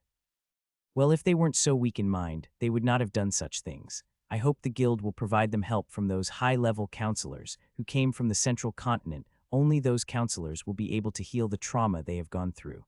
I've requested it in my preliminary report, but I will try again after I reach the city. After rescuing and leading them to a safe place before handing them to others, I returned to Mariana Hills in a hurry, wanting to destroy the third camp, but I was not able to find one. It was a good thing I was not able to find one, otherwise I would have gone mad in killing them. Though I was not able to find a camp to vent, that did not stop me from venting on the grim monsters. Just earlier, I had fought against the strongest grim monster I've ever fought. It was very strong, and I had to use all I had to kill it, including the overdrafting occult energy into my body. After entering the abode, the first thing I did was to take off the bloodied and torn clothes from my body and showered until the smell of the blood of grim monsters completely vanished from me. With the shower finished, I started to cook. By the time I had finished eating the dinner, my body had completely recovered from the fatigue I had accumulated from overdrafting the occult energy. After I finished dinner, I went to the practice room and started to refine energy, as not only I had used all the dark gray energy, I had also emptied all the mana I've had, which happened the first time since I got this refinement tower. This chaos-crushing holy tower not only gives me pure mana, but its storage is also 3 times greater, which is why no matter how intense the fight is, I barely use 60 of my mana, but today I've used a total 100, leaving not a drop of it behind. I started to refine the gray energy through the tower. If one takes a look at that, they will notice that my speed of refining is faster than before, almost double, but despite the speed of refining being doubled, I can't use the refining with any other method. I solely will have to focus on the refining only. Though the speed of refining had increased, I still needed little more than 2 hours to fill my mana storage to the brim and charge up the runic lily. After I finished with the refining, I rested for 10 minutes before I started the practice 3 methods method. 2 energies are raging, and inside my body and soul, the body is being ravaged by the medicinal energy I got after eating the monster core, which is above the limit of what my body could bear. my soul is being ravaged by the tempering energy of soul-tempering diamond. The tempering energy is so high that even a normal 9-star silver elite would have difficulty standing a 1-meter radius of me. I am leaving nothing to chance in practice, as I know Rachel with her inheritance is making swift progress, and if I did not want to be left behind by her, then I should give my all in practice. If I did not, then I will be left behind forever. So for improvement, bearing a little bit of torture is nothing. Time passed by and soon little Snake came out and started to gobble the medicinal energy happily. Seeing it happily eating the medicinal energies, I couldn't help but feel happy. In a few days under my guidance, this little snake started to show the basic emotions. If this continued, then within a year, it will gain all the emotions that newly born monsters should have, which will be very amazing. With it having more intelligence, many things will become easier for me. Choo-choo. Time passed by, and I was reaching the end of my practice when suddenly Ashlyn chirped, saying some grim monsters coming toward our direction, and they all are 9-star elites. How many? I asked telepathically. 6. I was quite surprised hearing that and nearly stopped practicing. A team of 6 grim monsters is quite rare. The biggest team of grim monsters we have come across before were 5. We didn't fight them, not because they were powerful, but because we don't have time, as we were leading the people out of the Mariana Hills. Though we have not fought against the team of 5, we have fought against the team of 4, with each of us fighting the 2 grim monsters. Soon my senses also picked them up, and my brows furrowed a little, as their battle power is very strong. If Ashlyn and I fought with them, then there is less than a 50 chance of us winning against them, especially mine, who is slightly weaker than Ashlyn despite having a mystic method. As I observed them, I found they have a handwritten map in their hands, and they have been discussing something important, looking at it, while pointing toward the direction I have set up my abode. After they finished their discussion, they moved toward my direction while looking at the map, and soon they appeared above my abode. They did not seem to notice it, seeing that I couldn't help but heaved a sigh of relief. Though I did not fear them and very curious about the map they had in their hands, I did not go up, as fighting them would be useless, as I do not have full confidence in killing them, and with that map in their hands, they will fight tooth and nail against me. They were just about to walk out of the ground above my abode when one grim monster suddenly stopped and closed its eyes for a moment, and when it opened its eyes, there was a cruel smile on his face. Bang, bang, bang. I know my abode had been discovered by it seeing that smile on its face, and I was right, as it attacked the ground next moment. Not only it, but its friends also joined with a cruel smile on their faces. It looks like they want to have some dinner before they continue. I could feel shaking of my abode under their attacks, and seeing they are 6 of them, my abode would be able to defend their attacks for 45 minutes and less if they use mystic skill, which I am sure they won't use. Looks like I have to fight. I thought with slight reluctance. I've fought too many battles today, but now I have fought these grim monsters before I could get my much-needed sleep. Crack, crack. I had just thought that and was about to stop my practice when I heard the familiar crackling sound, which I was desperate to hear for months. Crack, crack, crack. It had been so long I have heard this noise, but as I heard, I felt like all my wishes had come true. The secret method is finally about to make a breakthrough into the 3rd transformation. Seeing that I will reach 3rd transformation in a few seconds, I used every bit of energy, and I have to speed up my performing of body cleansing technique and supreme combat exercise. I want to use this chance to go through the major cleansing and amethyst seal. The chances of 2 of them reaching are quite slim, but if I tried my all, then I might be able to do that. I practiced these 2 methods with everything and made my body strain so much that I started to bleed, but I did not care. It is a chance that rarely comes across, and I am not going to miss it for little strain. Crack, crack, crack, bang. Finally, the layer over my soul had been blasted apart with the bang, and everything in front of me turned black before I found myself in a completely different place. This place now feels a lot more solid, and the feeling of stability it gave is a lot stronger than the 2 times I had been here. It is likely due to a change in my soul, I thought. I looked around for a few seconds before I summoned my swirling armor and started to spin the swirls on it till it reached the 0.1 inches of compactness. 0.1 is the limit of my swirling armor, and it will only be able to provide me power in Silver Elite stage. It will become utterly useless once I become a Golden Elite. So to make it useful in the Golden Elite stage, I will have to overhaul its design, which is a hard, very hard thing to do, as the current design is very sophisticated. It is made by constant refinement in design. To be honest, this design is best if it had the aid of the runic formation. Then it would be the absolute terror that even Golden Elite would turn into mist by its single attack. I do not have the runic formation with me, which will be suitable for my swirling armor. Even if I had, it would be useless, because to use runic formation, the amount of energy required is abyssal. Currently, I do not have even one of the energy that is required to run the runic formation, so there is no question of using runic formation. I dismantled the swirling armor and summoned out the images I've comprehended from the drop of blood. That fucking abomination had sucked both of drops of blood otherwise. I would have comprehended a lot more images than I currently. I continue to work on armor, adding different types of ideas and inspiration I had, but no matter how much I tried, I got nothing. The best possible result I got was comparable to my swirling armor, and it was a lot more complicated to make than the swirling armor. I shook my head in defeat before I summoned the swirling armor again and started to go over the flaws of the new move I had created. I had already fixed some of its flaws in the past few days, and I hoped the time in this space would be enough to fix the rest of the flow. I activated that move and watched the full process in slow motion, and also magnified many parts to watch the energy flaws. Just watching it was enough for me to solve half of the flaws.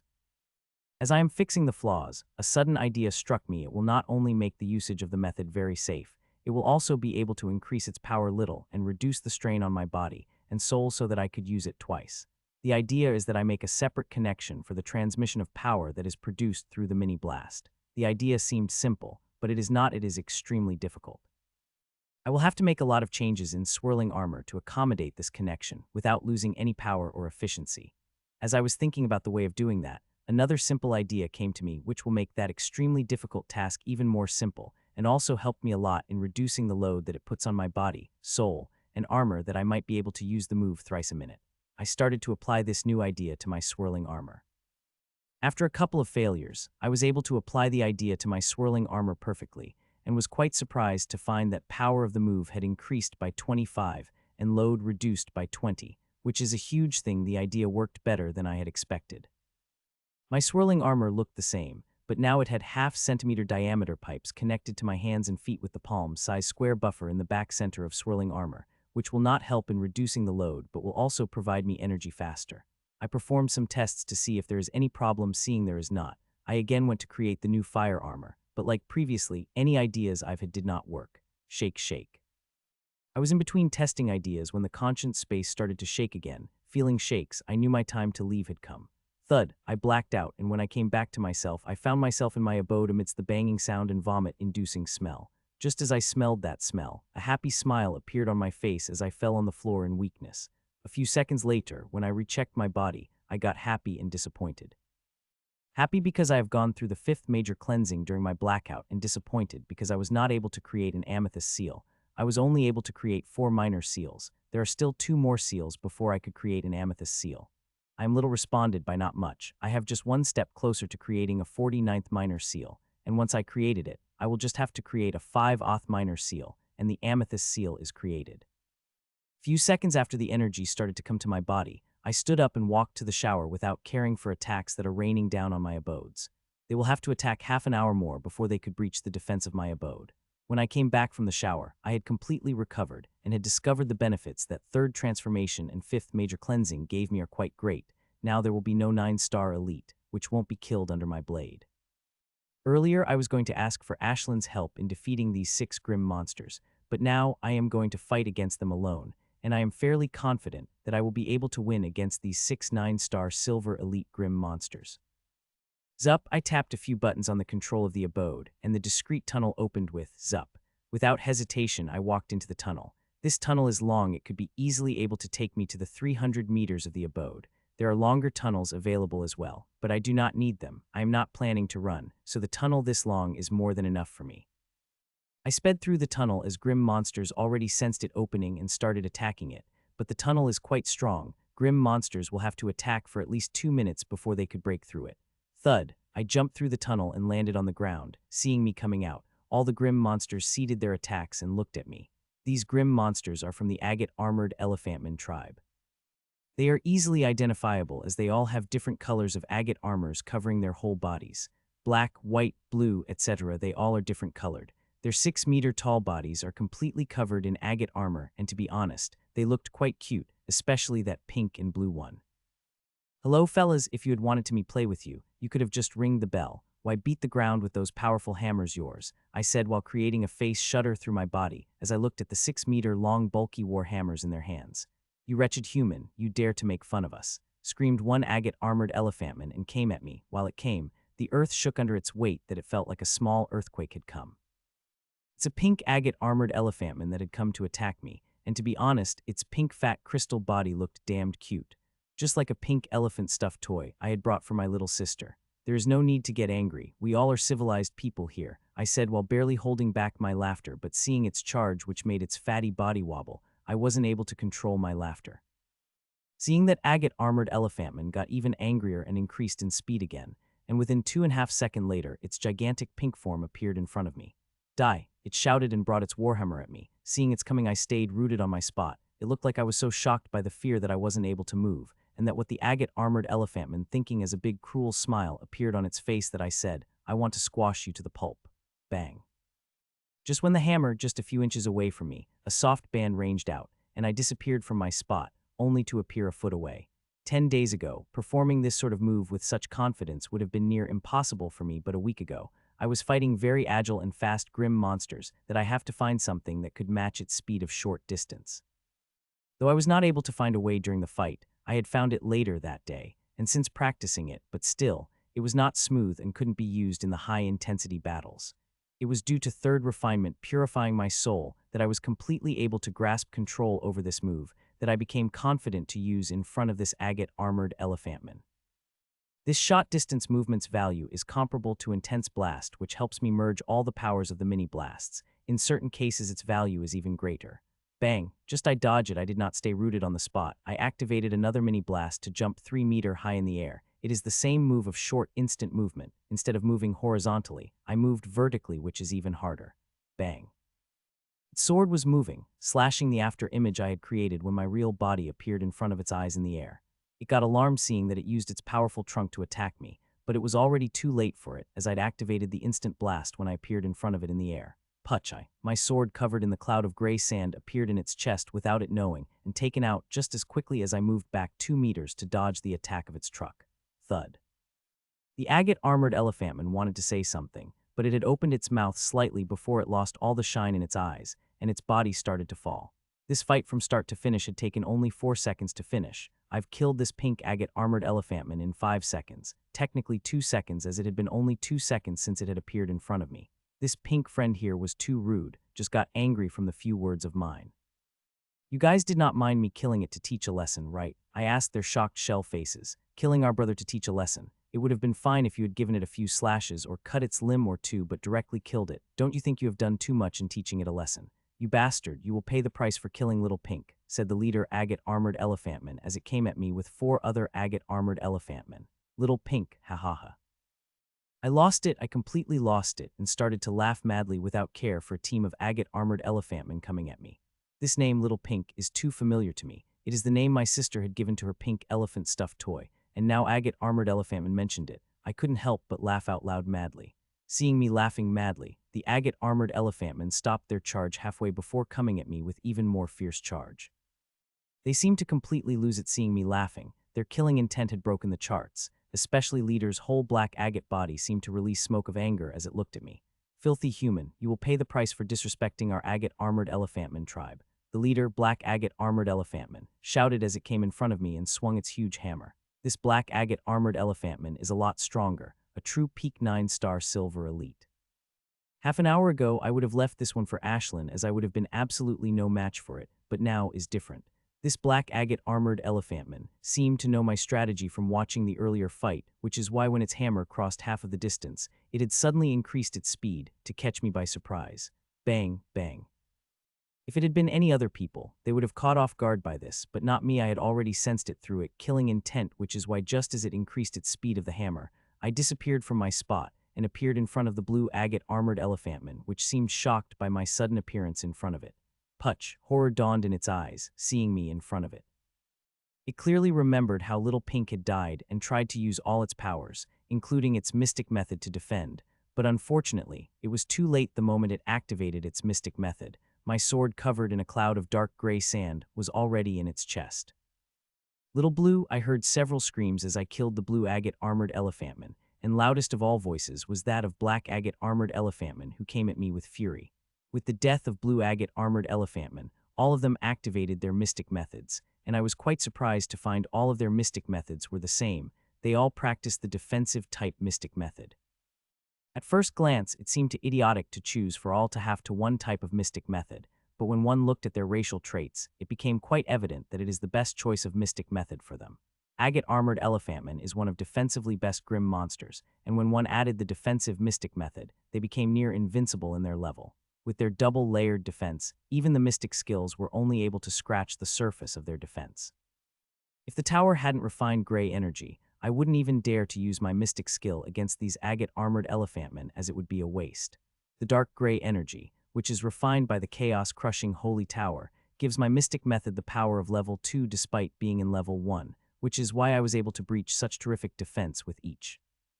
All the agate armored elephantmen attacked me simultaneously, but I disappeared from my spot again, and this time I appeared close to the white agate armored elephantman, but instead of appearing in front of it, I appeared behind its back.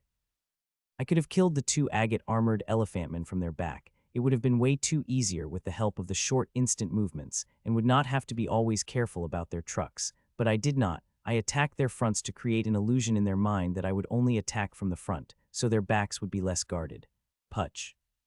So that I could get an extra kill like this, killing this white agate armored elephantman was most comfortable, as I just had to appear behind it with the short instant movement, and then activated the instant blast coupled with breeze of withering sand, and voila, another dead agate armored elephantman. Little White.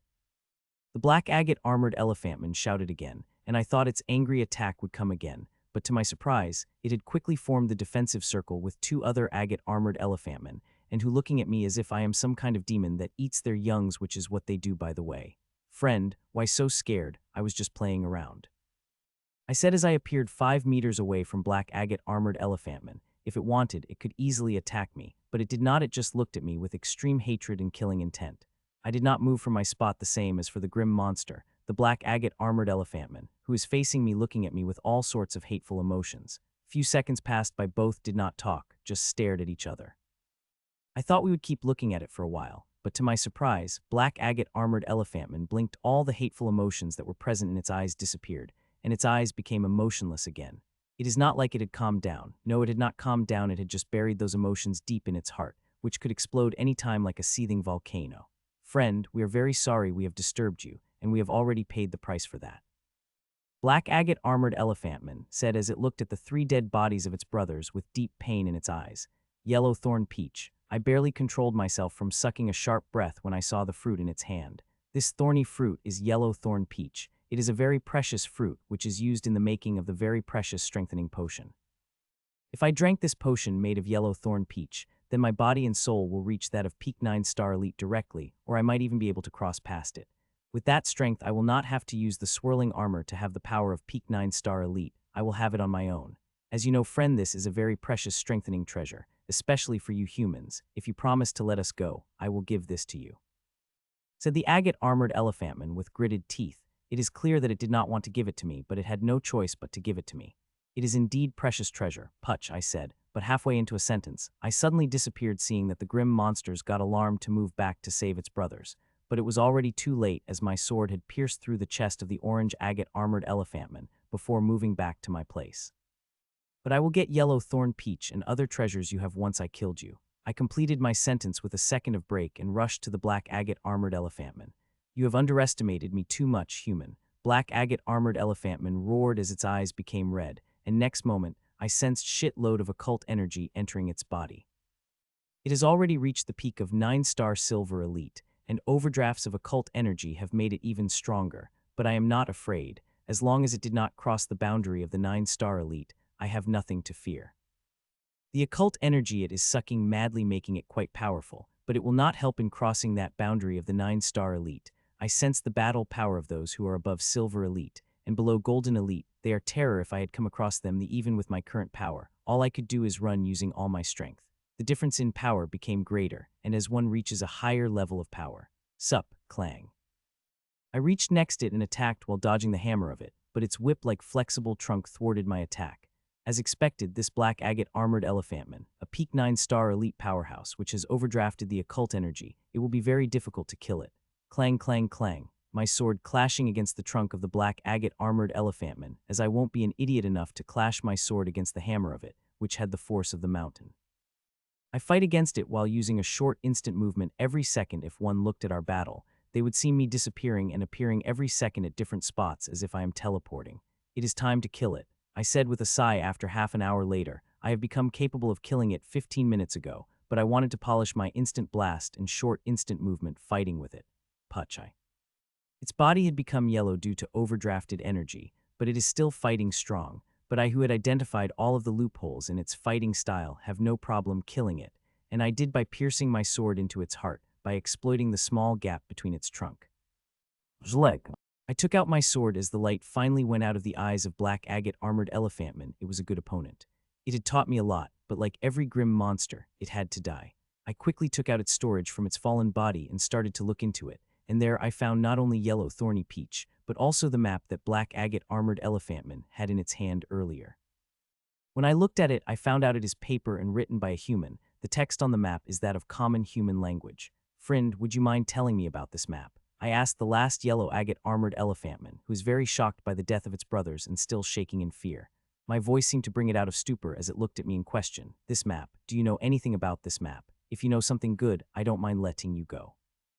I asked while putting a friendly smile on my face, but I did not know that my warm smile feels like the smile of the devil to the grim monster.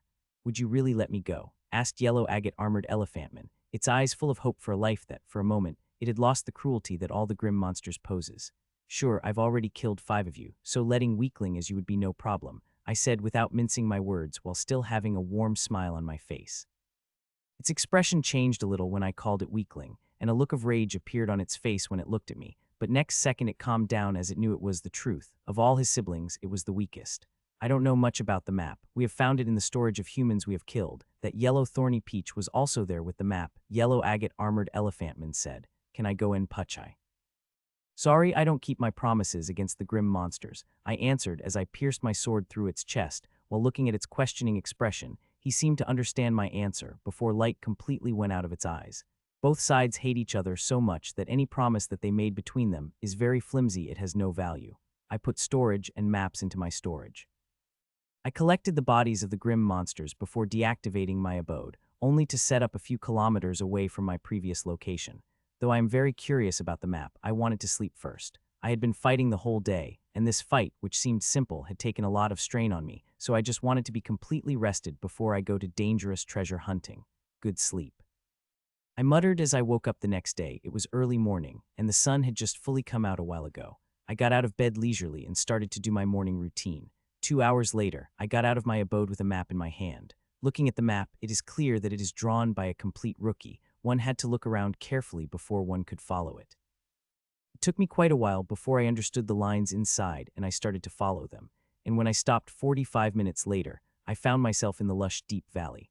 From what is written on the map, there is an underground tunnel here somewhere, and I have to find in the valley, which is going to be hard as whoever wrote this map had intentionally or unintentionally had not specified the location of the underground location in the map.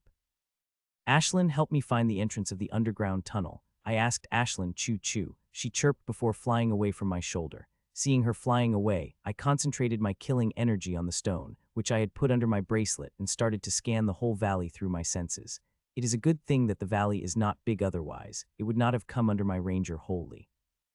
15 minutes had passed, and I scanned every inch of the valley, but I was not able to find the entrance. That I started to think that this whole map is just a big fat joke that the owner wanted to play on Grim Monster if he died by their hands. Choo-choo.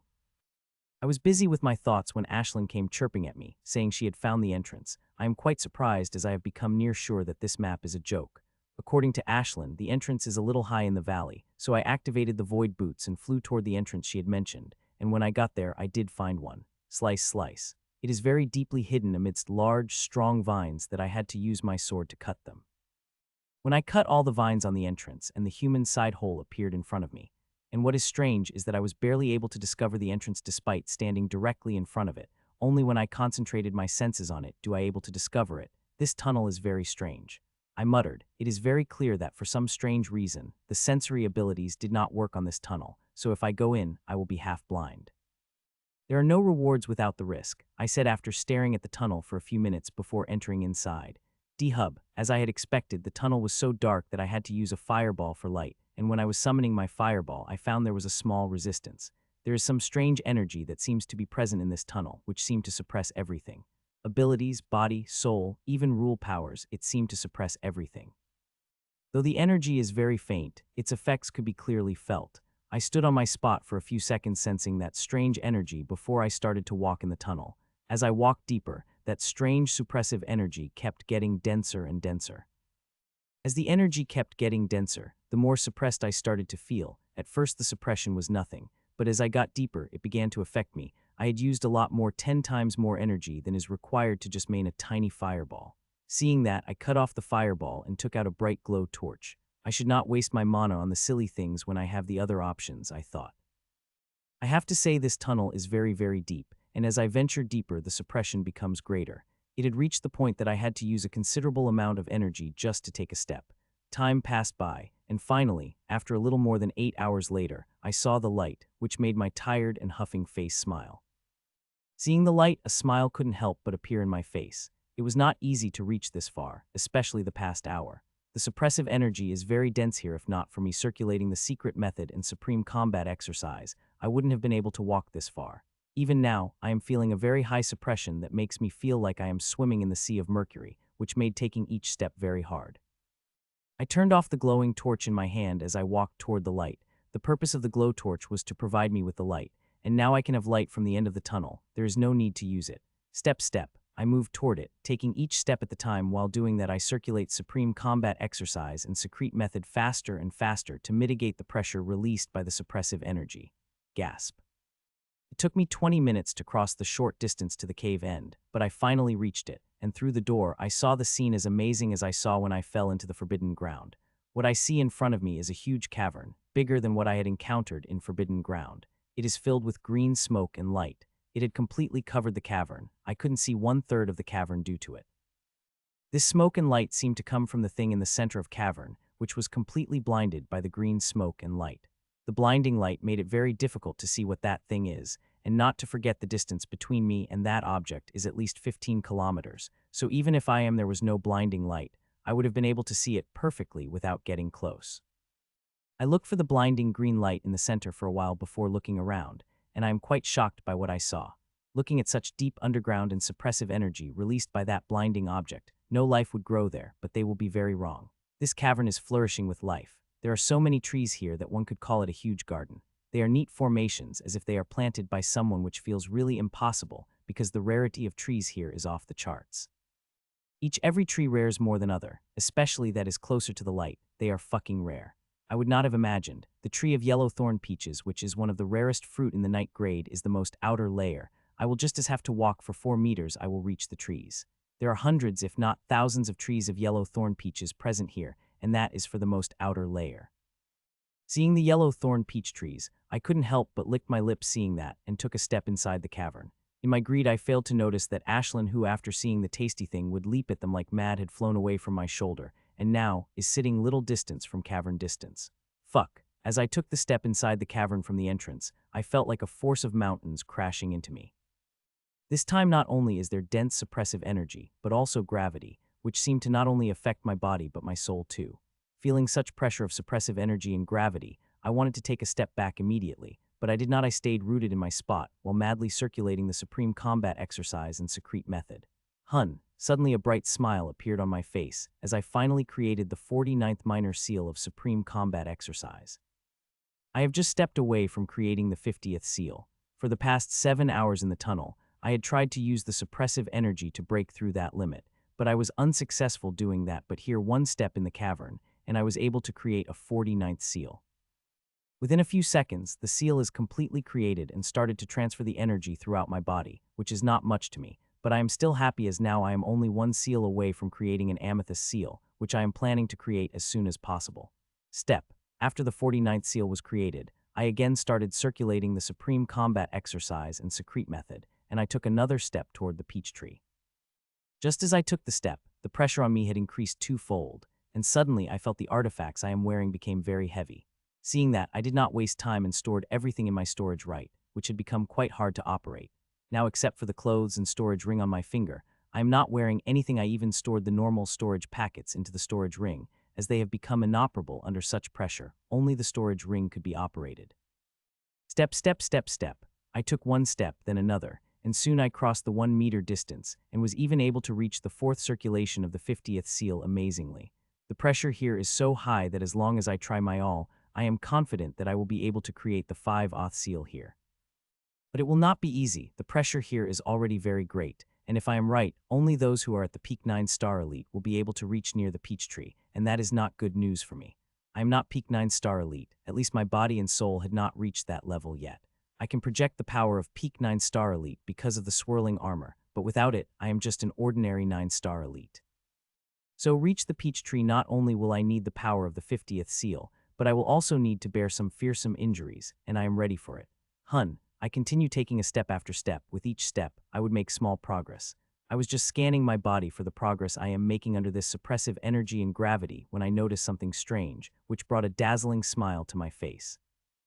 I noticed that suppressive energy enters my body, or I might say that I am swimming in the river of the suppressive energy, so with me taking a breath to practice, some suppressive energy would enter my body. Most of it would pass through my body, but some of it would stay and make my body stronger. The rate of progress is very slow, almost unnoticeable at first, but as I entered the dense energy, its effects had become very noticeable. Though its speed is still slow, if I come in contact with the more dense suppressive energy, then with the help of the power of Amethyst Seal, my body and soul could definitely reach the peak 9-star elite. Time passed by, and finally I am just 1 meter away from the yellow thorn peach tree, but I had already reached my limit. All the blood veins in my body started to pop up, and there are very tiny cracks forming on my soul, which gets bigger and bigger every second. My soul and body are very tensile, but this gravity and suppressive energy has taken them to near their limit. The more I stay in my place, the greater my injuries are becoming. If I am right, then I will be only able to stay at my current place for 15 minutes max before my body starts to collapse.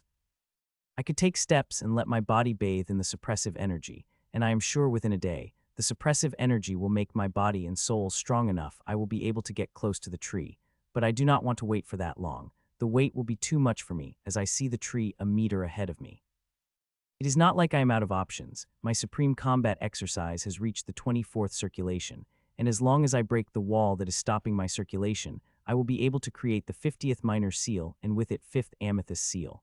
But it is harder than it seems. I had been trying for the past hour, but I wasn't able to break that wall.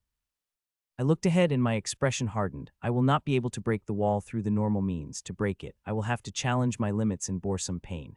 Step, crack, crack. I took a step forward, and just as I did, I started to hear the cracking sound of my bones as I was assaulted with soul-crushing pain. This time it is not an illusion. My soul and body are really getting crushed by the immense pain. I'm sure that I can only stay under this pressure for a maximum of 3 minutes before I start to become a puddle of gore under this pressure. I knew something like this would happen, but it still blew my mind and distracted me from the thing I should be doing for at least half a minute. I took a single deep breath, which has felt like inhaling thick mercury inside me, but I bore the uncomfortable sensation and closed my eyes. Inside, I fully concentrate on building the momentum of energy, as I know I only have one chance after that. I will have to take a step back or I'll die. I continue to build the momentum of the energy without care for the pain and injuries I am receiving. I built and built the momentum until it finally reached its limit, and seeing that, I completely released it on the wall that is blocking my path. Boom. The torrent-like force finally crashed on it, the wall. I thought it would sure blast it apart, but not a crack had formed on it. Seeing that, I felt complete disappointed and about to take a step back when I saw numerous cracks forming on that wall at alarming speed, and within second that wall blasted apart in the smithers. As the wall blasted apart, the 50th minor seal started to form, seeing that I began to provide it with energy. Earlier it used to need more than a minute to be created, but with this extraordinary pure mana, 6 seconds are more than enough. In 6 seconds, the seal was completely created and started to spread the cooling energy through my body, which did nothing except for giving me a slight refreshing feeling. The minor seal released its energy for just 5 seconds. As it released the energy, it got sucked by my body. That energy did not have the chance to circulate throughout the body. As the 50th minor seal completely spent the energy, it went back to the other 9 seals and started to spin slowly, and as they spun, they created sucking force to suck the mana out of my body. I was to provide it with the mana when I found out that it is sucking suppressive energy present in my boy at an astonishing speed that in just 3 seconds, it sucked all the energy it needed, and resplendent amethyst seal created, as it released refreshing energy throughout my parched body that not only started to heal my body and soul, but also started to make them stronger. I am in shock seeing what is happening. The seals of Supreme Combat exercise only one time have taken the other energy other than my mana, which is white grade origin water. Its usage of white-grade origin water is understandable as the origin water, as it had a tiny part of the origin in it, and it very mild energy, but this suppressive energy is different. It is completely overbearing, but Amethyst Seal sucked it apart in just 4 seconds. The refreshing energy transmitted in my body for a minute before it stopped, and I again felt mountain-like pressure crashing into me. The pressure is really great, but this time my body was able to bear it. As I scanned my body and soul, I found it had barely reached the peak of 9-star elite. I still needed to strengthen it quite a more before it reached the absolute peak of 9-star elite, and I am very sure that training day or 2 in the garden will do the job. Now that the 5th Amethyst Seal is created, I again focused on the yellow thorn peach tree, which is less than a meter distance from me. Fuck, so hard. I curse it in my mind as I tried to circulate the supreme combat exercise, as I found it extremely hard, harder than breaking into the wall, and it is not supreme combat exercise. The body cleansing exercise had also became hard, I found when I practiced in the morning. I know this level of difficulty is not normal, as my father had created the 5th Amethyst Seal before, and he mentioned something about it being difficult, but he did not say it will be this difficult. If it had been this difficult, my father would have mentioned it to me. So I could only conclude that I am having a hard time practicing the supreme combat exercise and body cleansing exercise due to my changed constitution, and it will become harder as I grew powerful. Shaking my head at those thoughts, I continue, as no matter how hard they get, I will break through them, and the rewards I will get after doing that will also be great, so it is not that I am suffering or anything. Step, step, step. With my strength increased by the Amethyst Seal, I continue to take steps toward the peach tree. First, I was fine, but soon I started to get injured by pressure, but I did not mind as the peach tree is near. Step. Finally, my bleeding self took that last step and reached near the peach tree and saw glowing yellow thorn peaches. I felt that all the efforts I took and all the pain I had experienced, all of it was worth it. Tack, I picked first of the 11 thorny peaches that are present on the tree. Just I picked it front the tree, the peach's weight increased by 100 times. It was a good thing I had expected something like will happen and was quite ready to bear its weight, otherwise those thorns would have pierced through my hand. I picked one peach after another, and within a few minutes I picked all of the yellow thorn peaches and stored them into my barely operable storage ring. With the one yellow thorn peach that I got to front the grim monster, I now have a total of 12 yellow thorn peaches. This is such an astounding number, though I could only drink only one potion created through them. I am still happy I got it, as it will be very useful to my friends and family. I am sure that by drinking the potion made of yellow thorn peach, my parents will directly become the silver elite as long as they digest the potion, which I am sure they would. This yellow thorn peach will be able to increase my power, which is already at the peak of 9-star silver, much less them. They becoming 2-star silver elite to 3-star silver elite would not be a problem. Sigh, I couldn't help but sigh when I think about this. I know how much I had worked hard to get to this level. If someone had given me resources like Yellowthorn Peach, I would not have worked this hard and gone through so many life and death battles, but I am glad I did, as it was those experiences made me who I am today. But how rare are the resource like Yellowthorn Peaches? It is extremely rare that very few lucky people come across it, and now I have come across a garden where the peach is the lowest grade resource. I couldn't help shook my head seeing that. This garden is very precious. If others knew about it, there would be an absolute bloodbath at the terrifying level, so I should not let anyone know about it, not even Rachel. It is not that I don't trust her, it's just that this garden is too terrifying. The furthest tree I could see is the resource that even dukes will fight to the death for, and that is just a middle-level resource in this garden, as I am very sure that dense green smoke is hiding even more precious resources inside it. I was just about to move my eyes from the front and about to move toward the next peach tree when my eyes fell on something. I did not understand what this was at first, but when I looked carefully, I understood what it was, and my whole body couldn't help but shake. Just a few steps in front of me, I saw an old piece of cloth. There was beside it just a piece of cloth between the yellow thorn peach tree and the emerald kiwi tree, but it is enough to explain everything. Someone had come before me and probably died, otherwise there would not be such a big piece of cloth here. I don't know for how long this place has been here, but one thing is clear: many people have entered this garden before me. Some were able to get out with fortune while others got buried in it. The environment of the garden is very beneficial, but also very dangerous. Just a slight overestimation of one's abilities could lead to one's downfall. So I must chew more than I bite, otherwise I will be squashed to death before I know it. I looked at the cloth for a while before I started to move toward another peach tree. This time the pressure on me did not increase a bit, as I am not moving forward but moving to a side, so the pressure I am feeling was the same. Soon I reached the second yellow thorn peach tree and reached it to pluck the fruit, but this time there was no yellow thorn peach came into my hand. I tried using more force, but is no use. The yellow thorn peach is still sticking to the tree.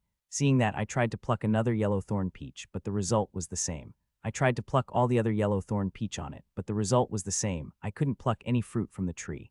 I thought this tree was somewhat special, but soon found out all the yellow thorn peach trees were the same. I could not be able to pluck the fruit from any of them. There is some kind of restriction here about plucking the fruits from only one tree, otherwise I would not have been able to pluck the fruits from it. In the first layer, there are only yellow thorn peach trees. 5 meters in front of me are emerald kiwi trees. The emerald kiwis look like they are made of the emeralds. Emerald kiwis are higher level fruit than the yellow thorn peaches. Even if I directly ate one, I would directly have the power of the golden elite and middle level one at the least. Plucking them would not be easy, the pressure would be immense, but I am willing to try, I thought, as I took a couple of deep breaths which were as hard as walking here before I cautiously moved my one leg forward. I am very cautious doing that. Not only am I extremely alert, but I also have my best healing potion in my hand in case any accident occurs. Kutch, ah! Screamingly, I took my feet back and drank the potion which I had prepared before. Pressure there is terrifying. It was so terrifying that, just as I placed my feet on the ground, I had my feet nearly crushed. If I had not taken my feet back just as it touched the ground. If I had been a second late, then I would have seen the bloody paste of bone and flesh instead of the crushed bones. The potion instantly took effect, and in just minutes my feet had become good as new.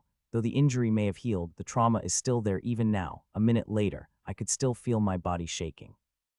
Golden Elite, I have to be Golden Elite before I could even think about taking that step. I muttered, clearly aware that low-level Golden Elites would also be crushed in a few steps. If I want to reach for that emerald kiwi tree, then I will have to be at least 8-star Golden Elite before I could think about getting that emerald kiwi. I looked at the emerald kiwi for a while before moving away. I've already got the yellow thorn peaches, but I will not leave. I could feel that suppressive energy inside the garden could help increase my strength. So I plan to train here for a while before I squeeze out all the benefits from the suppressive energy and gravity of the garden. I was just thinking about the training when my gaze fell on Ashlyn, who, for some reason, had not wanted to enter the cavern, is now walking toward it with an extremely serious face. I have never seen Ashlyn this serious before. She is always haughty and serious, but never this serious. She, with her tiny legs, had now reached the boundary of the cavern and looked at the cavern with complicated expressions. Zzzzz. I thought she would stay on her spot for some time, but a few seconds after she reached the entrance of the cavern, she took a step inside, and just as it did, the whole garden started to shake, and all the green light and smoke came at her in an instant and completely drowned her. This happened so suddenly that I am barely able to sense what happened, and when I became capable of ascertaining what is happening in front of me, I have become completely immobile, unable even to twitch my fingers. The suppressive energy that downed Ashlyn is so immense that it left me completely immobile. If not for me being shielded by something, I would have turned into a fine mist of blood within a moment of sensing this aura. I don't know what is happening to Ashlyn. I could not sense her, nor could I see her. Only thing I know that she is alive, and that is the only thing that keeps my rapidly beating heart from exploding. Time passed by as I continued to watch Ashlyn. While immobile, it was painful to watch, as I could not do anything but that. Titaness of Mystery's moon, you are not dead after all. Suddenly I heard an aged voice ringing through my ears. It is an unknown language I've never heard, but somehow I was able to understand it clearly. This voice seems like it is from the old man, but I feel like it is said from the being that is older than time itself. Hearing this primordial voice, I felt that strange feeling rise in me again, but this time I am in no mood to focus on it, as my focus is completely on Ashlyn. The green smoke and light is now receding at the rapid pace, and soon Ashlyn revealed herself from smoke and light. She seemed absolutely fine, and there are no injuries or anything on her. Seeing that, I couldn't help but heave a sigh of relief. What had happened to you? I asked with a little strained voice, as I am having a problem with speaking under such pressure. Choo. Why have I even asked her such a question? I said as I massaged my head. She never knew about strange things that happened to her. She would be blacked out whenever that happened. I wanted to ask her about the name that primordial voice spoke as the same name spoken by the abomination in a different language, but seeing she does not have any idea about whatever secret she has, I also let it go. Ashlyn seemed not to feel this suppressive energy and gravity, as easily flew from her spot and landed on the yellow thorn peach tree. As she fell, she instantly took a bite of the peak, without care for the sharp thorns the peach has. She kept eating the peach, and before long she finished eating it completely and started on the second. I did not stop her, as when she is full, she will pluck fruits for me, but as time passed, I felt like I had overestimated her generosity and underestimated her food for love, as she continued eating one yellow thorn peach after another without stopping. Soon she finished eating the 10th fruit of the tree, which was also the last one, and flew toward another one. My eyes became sharp, seeing that, if Ashlyn can eat the fruits from the second tree, Then it will be a good thing for me, as Ashlyn will be able to eat hundreds of fruits the most, while the rest of them she could pluck for me. But it looked like that beautiful dream will never be realized, as Ashlyn herself wasn't able to eat the fruit.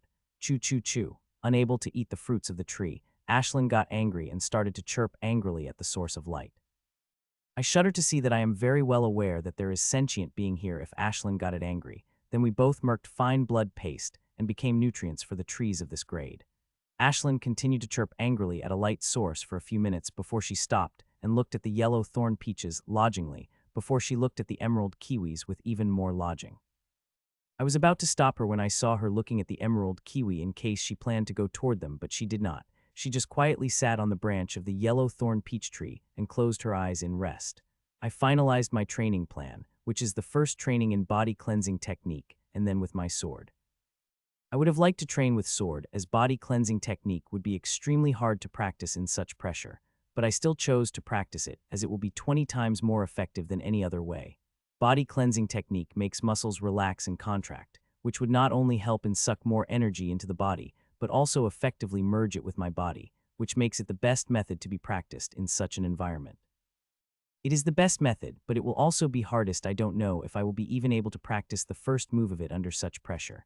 I walked back a few meters and reached a 1 meter distance from the entrance, where the pressure is lowest of the cavern. I will start from the lower pressure to the highest. If I directly started from highest, then I will not be able to last long. So fucking hard. I screamed out in my mind as I just performed the few poses of the first move. I have started to feel tired at the 10th pose of the first pose. The 10th pose is nothing. I did not even feel anything when I performed the first and second move, but now I am tired just at the 10th pose of the first move. I continued performing through the gritted teeth, but as I reached the 20th pose, I felt drained, completely drained, that I just wanted to fall, but I did not. I continued performing with every bit of the energy I have.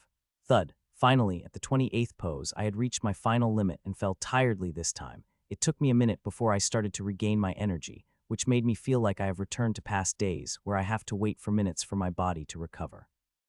Time passed by as I continued performing supreme combat exercise. Every time I would fall, I would take the rest of the 15 minutes before continuing again. In such a way, I was finally able to perform the whole first move.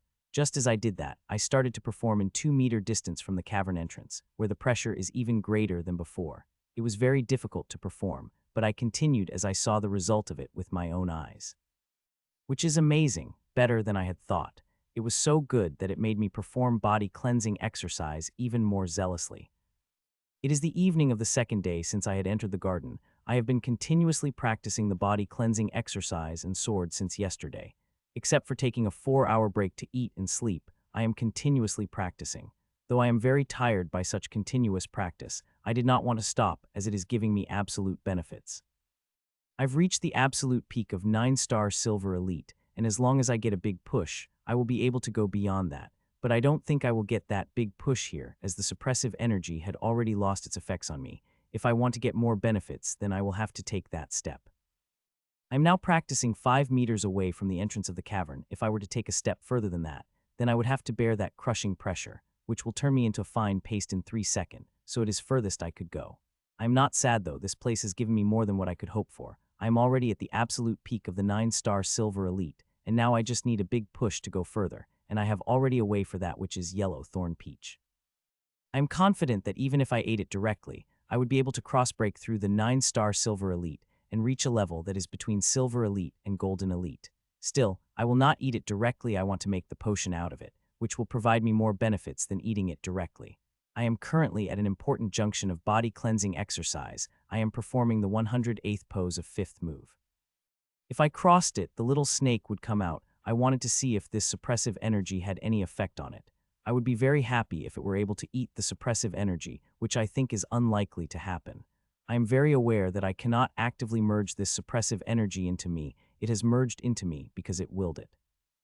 This suppressive energy is even more dangerous than the cosmic energy I've encountered in the Forbidden Ground, but its edge is dulled by someone intentionally so that one can absorb its bits and pieces. I hope some pieces merge into the little snake so that it could bring benefits to it, but I don't know if it will work on me like a little snake or not. The only way I will find out is to bring it out. I repeatedly tried to break out of the 108th pose, but no matter how much I tried, I couldn't. The sixth move was very hard. Yesterday, when I had practiced in my abode, I was not even able to properly perform its first pose. I will worry about performing later. Now I have to worry about breaking into sixth move first. Finally, after tens of tries, I was able to reach the sixth pose, and I again understood its difficulty. As I reached the sixth pose, my body had become immobile that even if I wanted to, I could not move. I have started performing first pose of it quickly, otherwise all my efforts will be wasted. Ah! I screamed out loudly and used all my powers to move first. I was not able to move, but then I moved a little. The movement was nearly non-existent. Only those with keen eyes were able to spot it, but it was enough for me as it gives me hope. I used more and more force and was finally able to move my body, which was slower than the ant. Though this speed is not much, it was enough to bring out the little purple snake. As it came out, it did not move toward the food as it usually does, but looked torrent of suppressive green energy coming and going out of my body. I did not urge it to do anything. It had started to develop a basic instinct and should be able to guess what is good for it and what is not.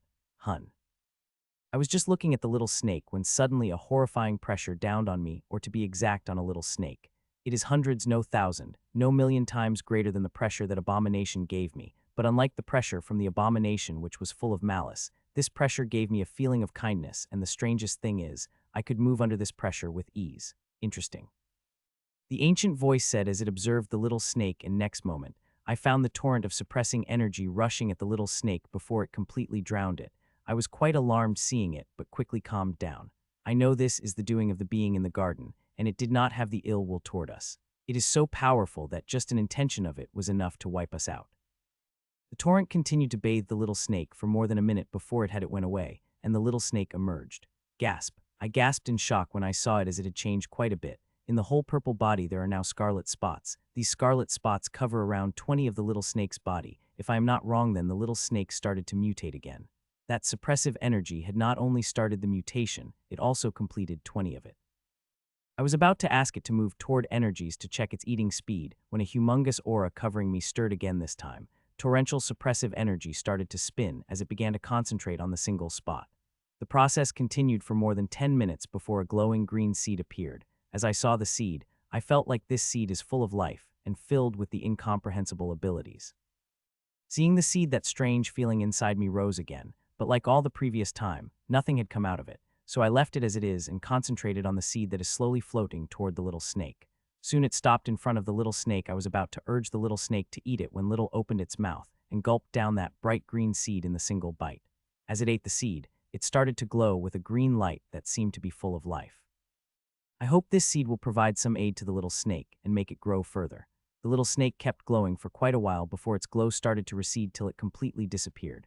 When I looked at it, I was quite surprised. I thought there would be a big change in it, but there seemed to be no change. Its length, color, size, everything is the same.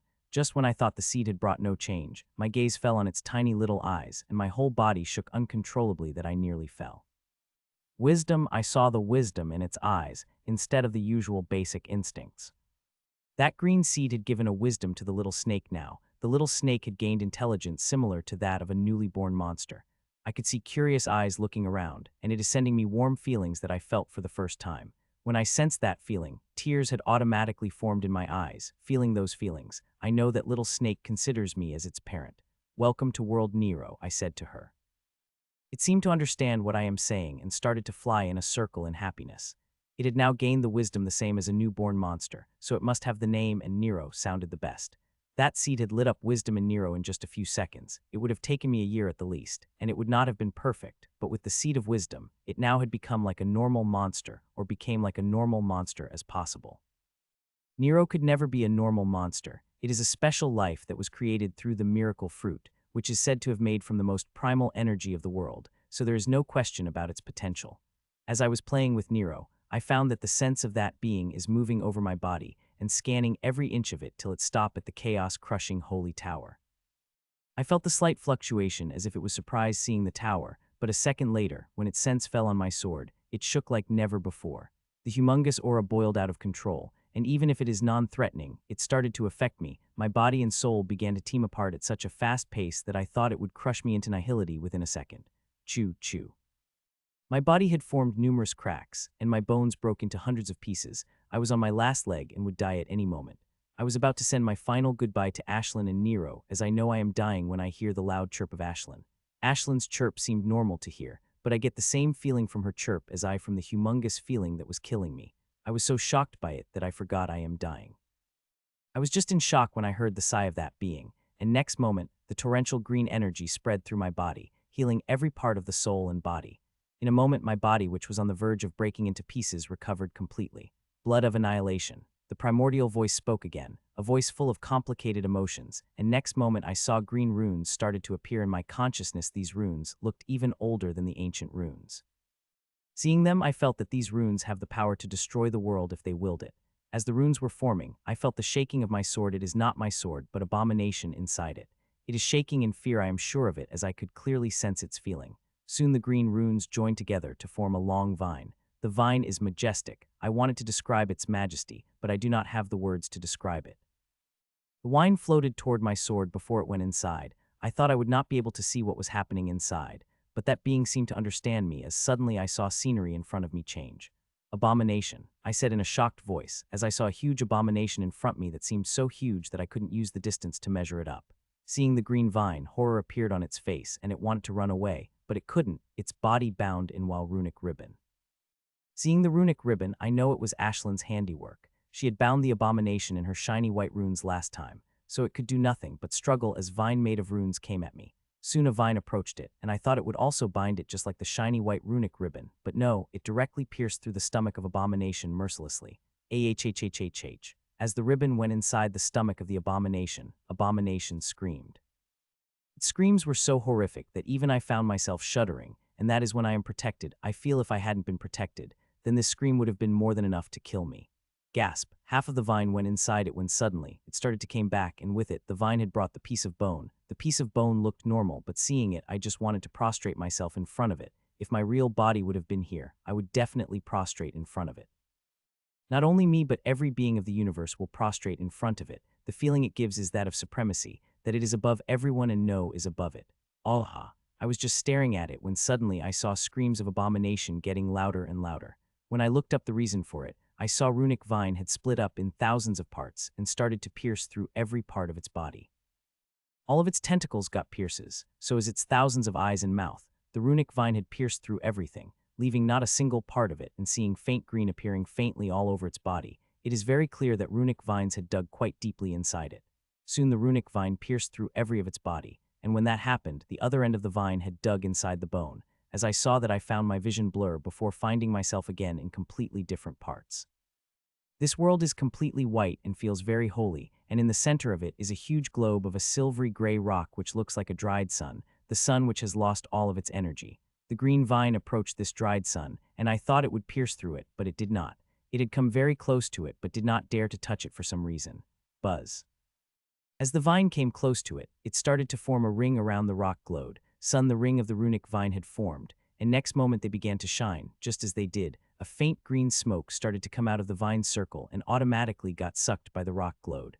The rock globe acted like a super sponge, sucking whatever energy came out of the green vine immediately. As I was watching it, I seemed to hear very painful screams. I first felt they were delusions, but soon thought these might be screams of abomination.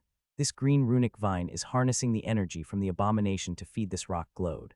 Time passed, when suddenly the rock globe started to shine. As it shined, it began to release the fearful energy that not me made me immobile, but runic vine, which so overbearing, stopped for a moment.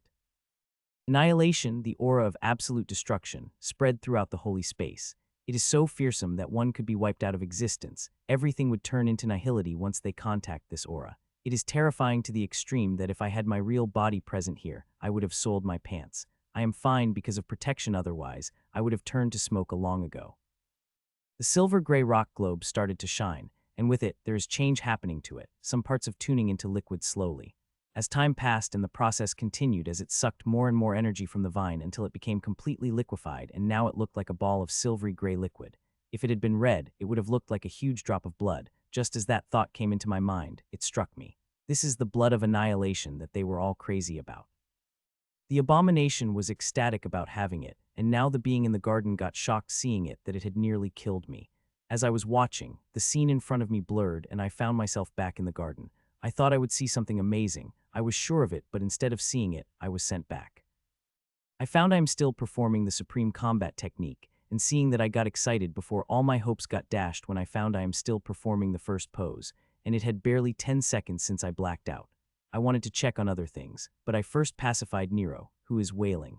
He had sensed my emotions earlier. It took me a while to pacify him before I asked it to eat the energies around it. When I looked at its speed of eating, I felt relieved, and a bright smile appeared on my face. Last time at every one of mutation, its eating speed used to increase by 1 time, and this time also is the same. It had mutated about 10, so its speed had increased by 10 times.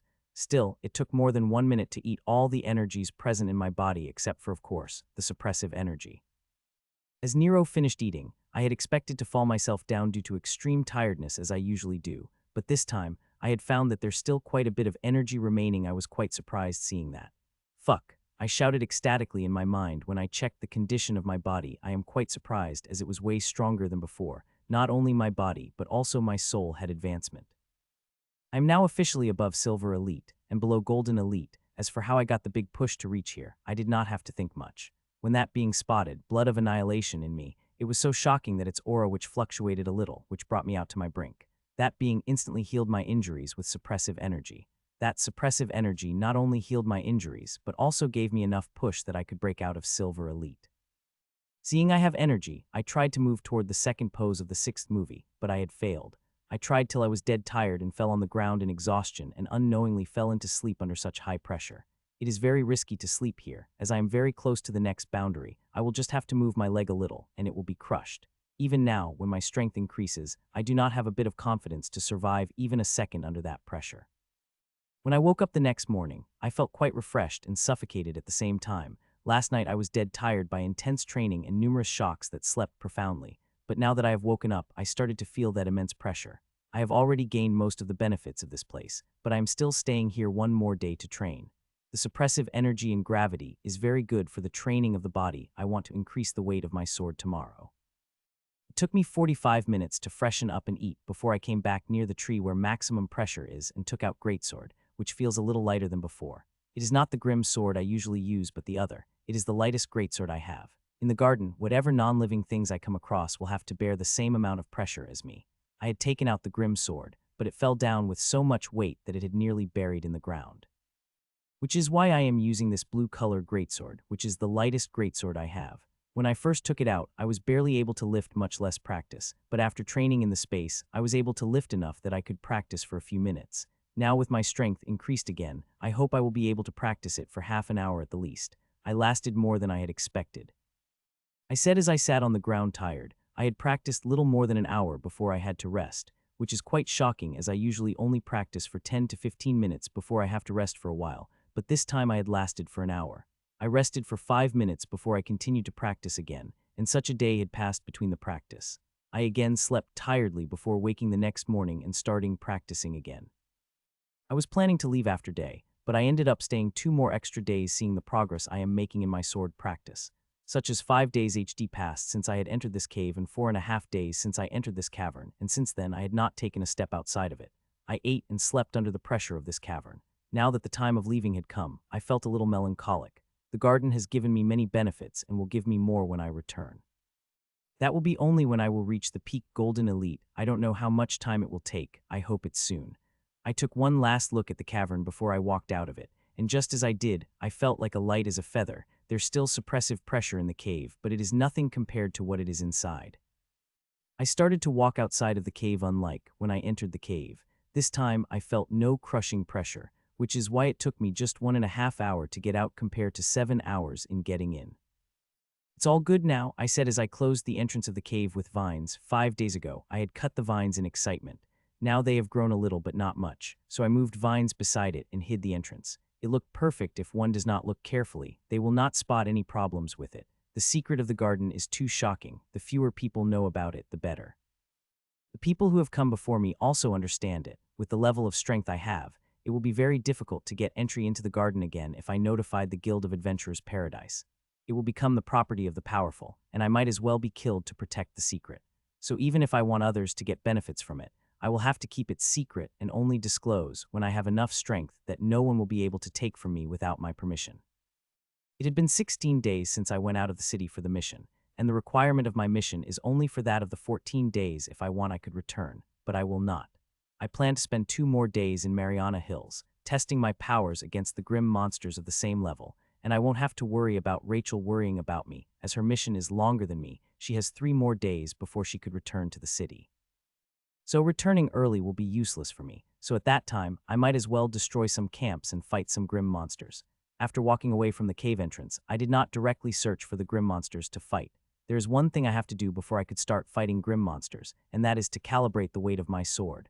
With my advancement and cruel training I have put myself for these past few days, the 300 kg have become light to me.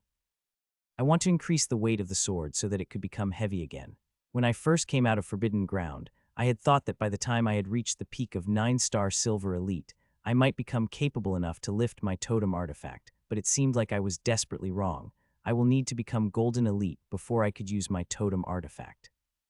I took out the Grim Sword from my storage, and as I had expected, it felt surprisingly light. It felt like I am not using the Grim Sword but the Red Sword. Feeling the sword in my hand, I activated its weight array. As I did it, the weight of the sword kept increasing. I closed my eyes and let my weight increase. I want to make it as heavy as the sword I used during the training in the garden.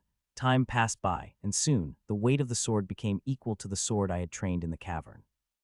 When I measured its weight, I was very surprised, because the Grim Sword now weighs 612 kg, which is little more than double the weight of Grim Sword used to have before. Seeing such weight of the sword, I have become very confident that as long as I become Golden Elite, I will be able to wield my totem artifact. I did not store the sword back into my storage after I adjusted its weight instead. I placed it on my back to get used to its weight. The weight of the sword is heavy for me too. Ashlyn, let's find some grim monsters to kill, I said and started to walk out of the deep valley. Just a minute after getting out of the valley, we encountered the first grim monster. It is a team of 60 grim monster with 3 9-star elites, and in 3 9-star elite, there was 1 peak 9-star elite.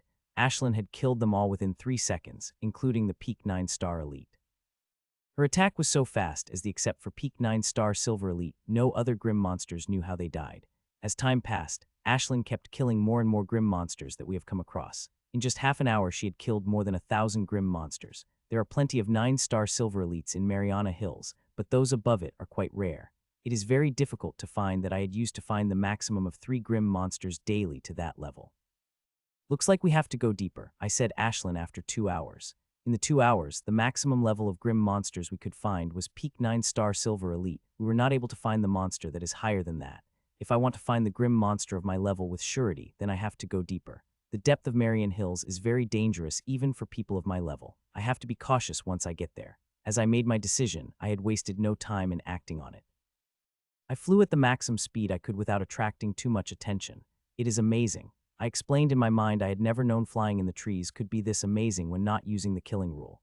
Currently I have stopped using the my killing rule as I flew. I am flying low, but my speed is quite high, and I am flying in a hill among thick trees. Every second I had to move to avoid trees. A slight mistake on my part, and I could crash against trees, especially when my senses aren't heightened. While flying, I have many times survived the crash and even have to move at an unnatural angle to avoid the trees. One time I've also gone upside down just to get a kick of it. Choo-choo. Suddenly Ashlyn chirped and I stopped, nearly crashing on the huge tree that is in front of me. Did you find one? I asked in a calm voice while activating my killing rule and bracelet to extend the range. Choo-choo. She affirmed and began to lead me toward the grim monster. The grim monster is clearly out of my range otherwise. I would have sensed it. I am quite happy about finding the grim monsters as I had not thought I would not come across one before I reached the deeper part of Marina Hill. As minutes later, we started to move toward grim monster. I had finally sensed the grim monster that Ashlyn sensed. It is a team of 5 grim monsters. The leader of the team has power above the 9-star Silver Elite, while the other 4 are the peak 9-star Silver Elite. This is a very powerful team, and it will be wonderful if I can kill the leader, as it will be akin to killing 100 peak 9-star Silver Elite. Thud. I landed in front of grim monsters suddenly, except for the leader who seemed to sense me coming. The other 4 grim monsters were surprised. After I landed, I looked in the eyes of the leader, which seemed to contain the explosive fire in them, which would burst out once they angered. They did not attack me directly as I landed, just looked at me cautiously while gripping their swords tightly, ready to attack at any moment. These grim monsters are from the Fire Jaguarman tribe. They have around 5 meters tall bodies with yellow fur and fiery red spots all over their body, which gives a feeling that they are burning. Ashlyn, go kill the 4 Fire Jaguarmen behind the leader, I said. Hearing that, look of rage appeared on the 5 Fire Jaguarmen. You bastard, you have looked down on us too much. shouted the leader and came at me with 4 of minions. Its speed was so fast that it only took a second to cover the half distance between us, but suddenly, the leader stopped, and 4 fire jaguarmen behind it. Watch out, this is all the leader of the fire jaguarmen able to shout before the tiny beautiful-looking fireballs rained down on them. The 4 fire jaguarmen did not have a chance to defend before the fireball had seamed into their skulls, only the leader was barely able to defend itself against it. Just as the fire jaguarman finished defending, it looked at its fallen minions who were not able to defend against the attack. As it did, more and more rage started to burn in its heart.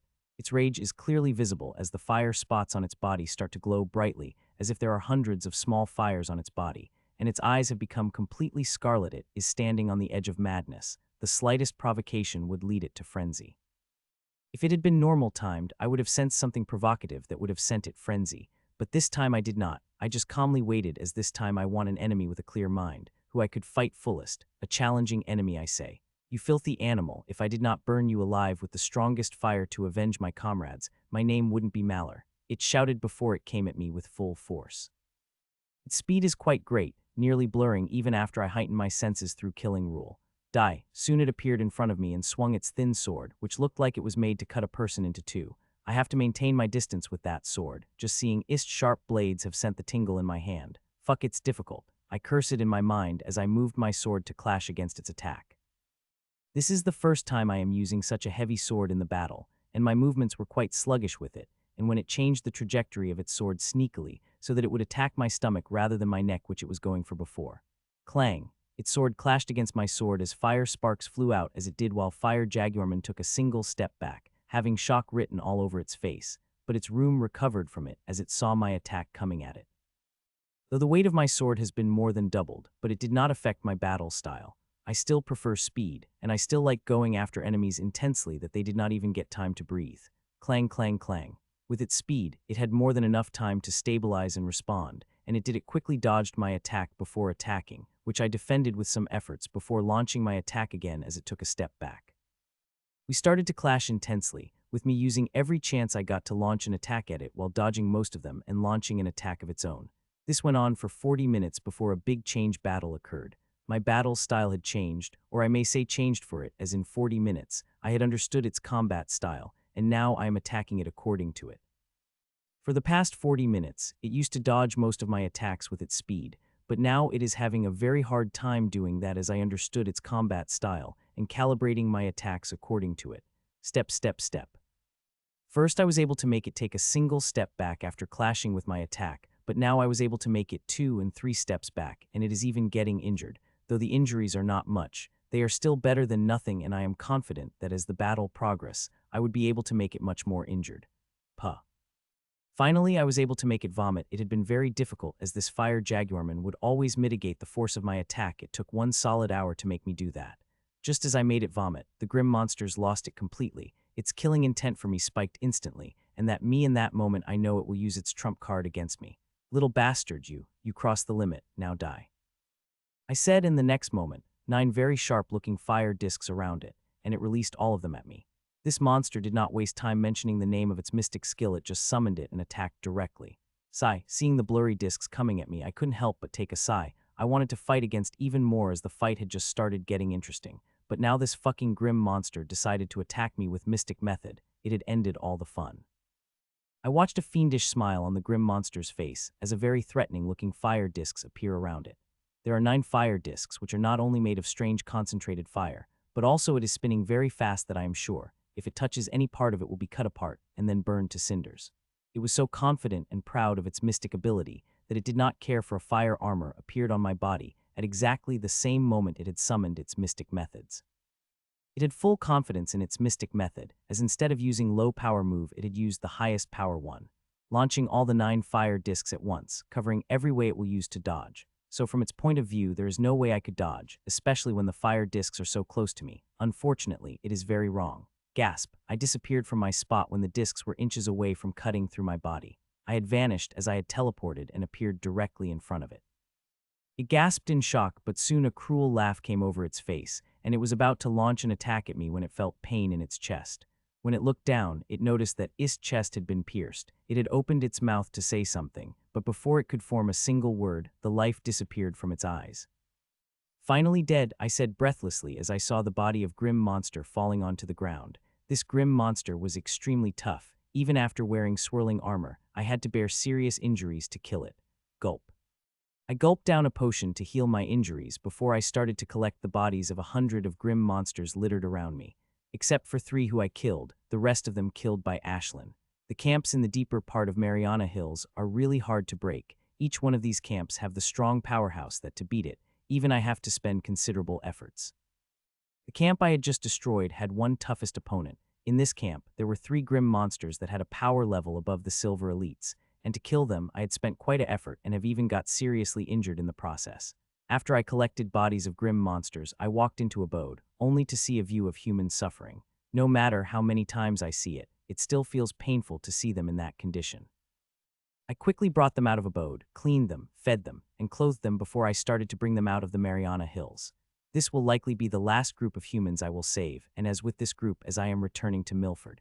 It had already been 18 days since I had come to Mariana Hill for the mission, and to be honest, I am missing the city, especially Rachel, who will also return by evening to tomorrow from her mission. My speed is greater than normal as I am leading them. I did not have to worry about any Grim Monsters as Ashlyn is killing all of them. In the Mariana Hills, the only powerhouse I worry about is the Golden Elites. Only Golden Elites pose a threat to me while those below Golden Elite are within a range of what I can handle. I did not even fear those who are at the edge of Golden Elite. As long as Ashlyn as I fought against it together, killing that level of powerhouse would not be a problem. I was just thinking about the Golden Elites when I sensed faint yet powerful fluctuation. There seems to be battle is going near me, and sensing the fluctuation, I can conclude that it is the Golden Elites that are fighting. I wanted to continue my journey, but I somehow found myself stopping, and with me, others also had stopped. You guys stay here. I will go deal with the Grim Monster that is coming at us, I said and flew away without hearing the reply of others. I have only seen Grim Monster fight once, and that time my level was too low at that time to understand their strength fully, but now I am close to reaching Golden Elite, and it would be great for me if I could see their strength, so I have a clear goal in my mind. I slowly moved toward the power fluctuation and found out I am not the only one doing the same. I spotted some Grim Monsters and humans also inching closer. The danger is too great, but also the temptation. Be it Grim Monster or human, everyone wants to reach the level of Golden Elite, as they are the true powerhouses of Grim Battlefield. Be it Outpost, Midzone, or Warzone, they get to fight in the sky, while those at my level could only fight in the Sky Outpost, and Midzone while in Warzone when big battle. Those at my level had to fight on the ground with the rest of Silver Elite Bun. Being a Golden is a prestige. It may not be in very high in Grim Battlefield, but it is still in high. Soon I reached close enough where I could watch the fight between Golden Elite through the vision that Killing Rule provided. I wanted to go closer and watch the fight with my own eyes, but I controlled myself and stayed rooted in my spot. Through the red vision of Killing Rule, I watched the fight, and I have to say, the Golden Elites are powerful. Even when I am just inches away from being a Golden Elite, I am still quite far. I don't know what star these 2 Golden Elite fightings are, as I did not dare to probe, but by their powers to kill someone like me, they just have to flick their finger, and I would blow up like a balloon. The battle is happening in the sky, and it is going at full force. A ceramic masked young woman about my age is fighting against the Black Lightning Foxman, one rare's Grim tribe in content. The Black Lightning Foxman is terror. Every member of their tribe is usually powerful. It's said that every member of their tribe became Golden Elite automatically in their life. There are very few of them on the continent, and they are rarely sighted. Black Lightning Foxman is fearsome, but the young women are no weakling. She is matching equally against it in every aspect. Be it in the speed, strength, or mystical methods, both of them are equal, which is why every minute their fight will reach a new high that I unconsciously started to take a step, so I could be stray causal attacks like some idiot Grim Monsters who got too close. Time passed as the battle continued, and half an hour later, the intensity of fighting suddenly increased. Both sides started revealing their trump cards, seeing that I sighed and left the battlefield. I wanted to continue watching as it is the most exciting moment of the battle, but I did not, as it is too dangerous. The battle should conclude in a few minutes, and that is what makes staying more dangerous. I am not alone. There are 130 people. I have to take them to safety. If that Black Lightning Foxman won somehow, the first people she will kill would find people, and me I had saved, as we have the most significant number in the group of humans around. So I should get out of here as soon as possible and hope that the battle should continue till I get out of the range of these Golden Elites. Let's go, I said to people, and we started to fly out of the Mariana Hill at an even greater speed than before, and in just 2 hours we got out of the Mariana Hills, and from there we directly took the sky. It is very unlikely that we will come across the Golden Elite here as most of them are found in the Mariana Hills and area, behind that which is completely in the hands of the grim monsters. We had come across some small flies when we were flying through the sky, but they were easily dealt with by Ashlyn, so it only took us 2 hours of flying to reach the safe house. You guys take care of yourselves, I said to the people who I rescued as I took them to safety and left a few minutes later after completing the formalities. Milfred, I said as a silhouette of the big city appeared in front of me, it has been more than 2 weeks since I've gone out for the mission, but now I have finally returned. Soon I reached the city gates and went inside without a problem. I wanted to go to my apartment and take a long rest, but I could not. I first have to go to the guild, make the report of my mission before I can return to my apartment. I just hope that after submitting my report, I did not get handed down another mission. The past 18 days were intense that I had barely taken a complete rest in the past days. Either I was fighting or training and had not got more than 5 hours of sleep. Thud, I landed in front of the gate and walked inside with my current access, and I could fly directly to the upper floor, but I like walking down the floor. The first thing I've done as I entered the guild made my report. I've submitted all the proof of battles and proof of charges of people I've handed to others before making my way to 8 floors to register my power. In the crystal, I did not disclose all my power, but I showed my power to the peak of 9-star Silver Elite. I updated it because I want to have better chances of leaving Milfred, though there will be a big chance of me getting a dangerous mission. I have no choice but to do that. Everything had some good and some bad. After doing these 2 things, I have entered the special section of guild, which I did not access to enter before. Here only officers could enter, and now I am an officer, I have access to enter as well. Here the first thing I did was to buy all the material needed for the second level of Mystic Method. Though I am still far from practicing it, I still like to have all the materials in my hand, and since I have a huge amount of money, I brought the best of best.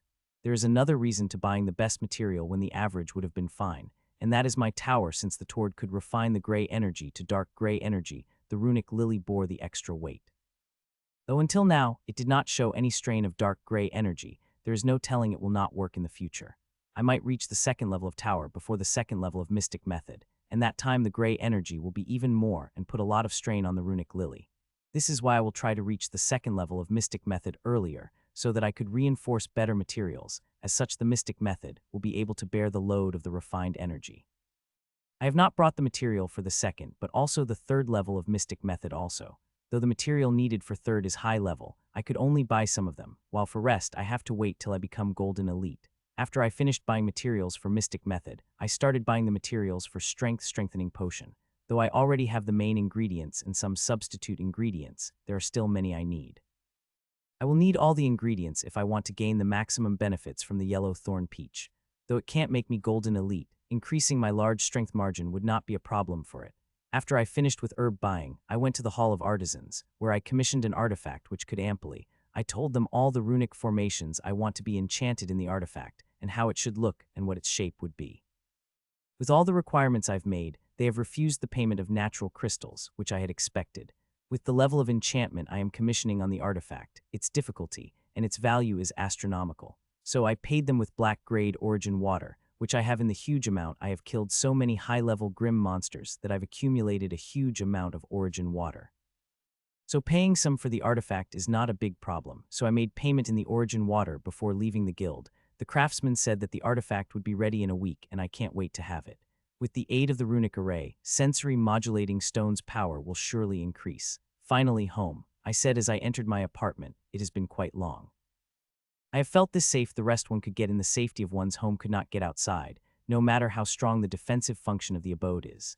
The first thing I did after entering abode is a bath and eat leftovers of the morning before sleeping in a warm bed. When I woke up, it was early evening, but my bed was empty as earlier.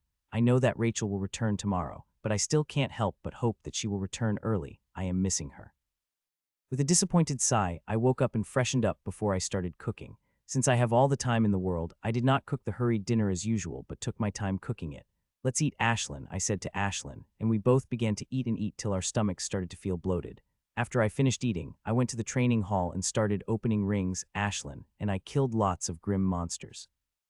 From them I have got many storage rings. Though I've spent every moment of my free time sorting the storages, there are still many storages that have remained to be sorted. As I opened them, I found many rare things inside them. Most of them were known, but some of them were completely unknown to me, which I had placed on the unknown shelf. I will take all out when Rachel comes. Though her inheritance she had not only received the powers, but knowledge also, and knowledge she had received was far waster than what knowledge crystals have given me. I am sure she will be able to identify most of these things. With my soul energy increased, my speed of opening rings also increases. If one will look inside my storage ring, they will see hundreds of things flying toward different shelves every second. I sorted the storage rings for the whole 3 hours but still not finished with them, so I left them for tomorrow as I started to refine the energy. When I first practiced the mystic method, I had only 9 units of energy, 6 on the runic lily and 3 in the receive, and now with the strength of body and soul energy, I now have extra slots with it. I could launch 10 attacks from the mystic method. The increase of 1 unit may seem small, but it is huge and could affect life and death in the battle. After I finished with the refining, I started to practice 3 methods together. When I was in the garden, I was able to reach the second pose of the 6th move of body cleansing technique, but just as I came out and practiced, I was able to reach the 5th move in a single session.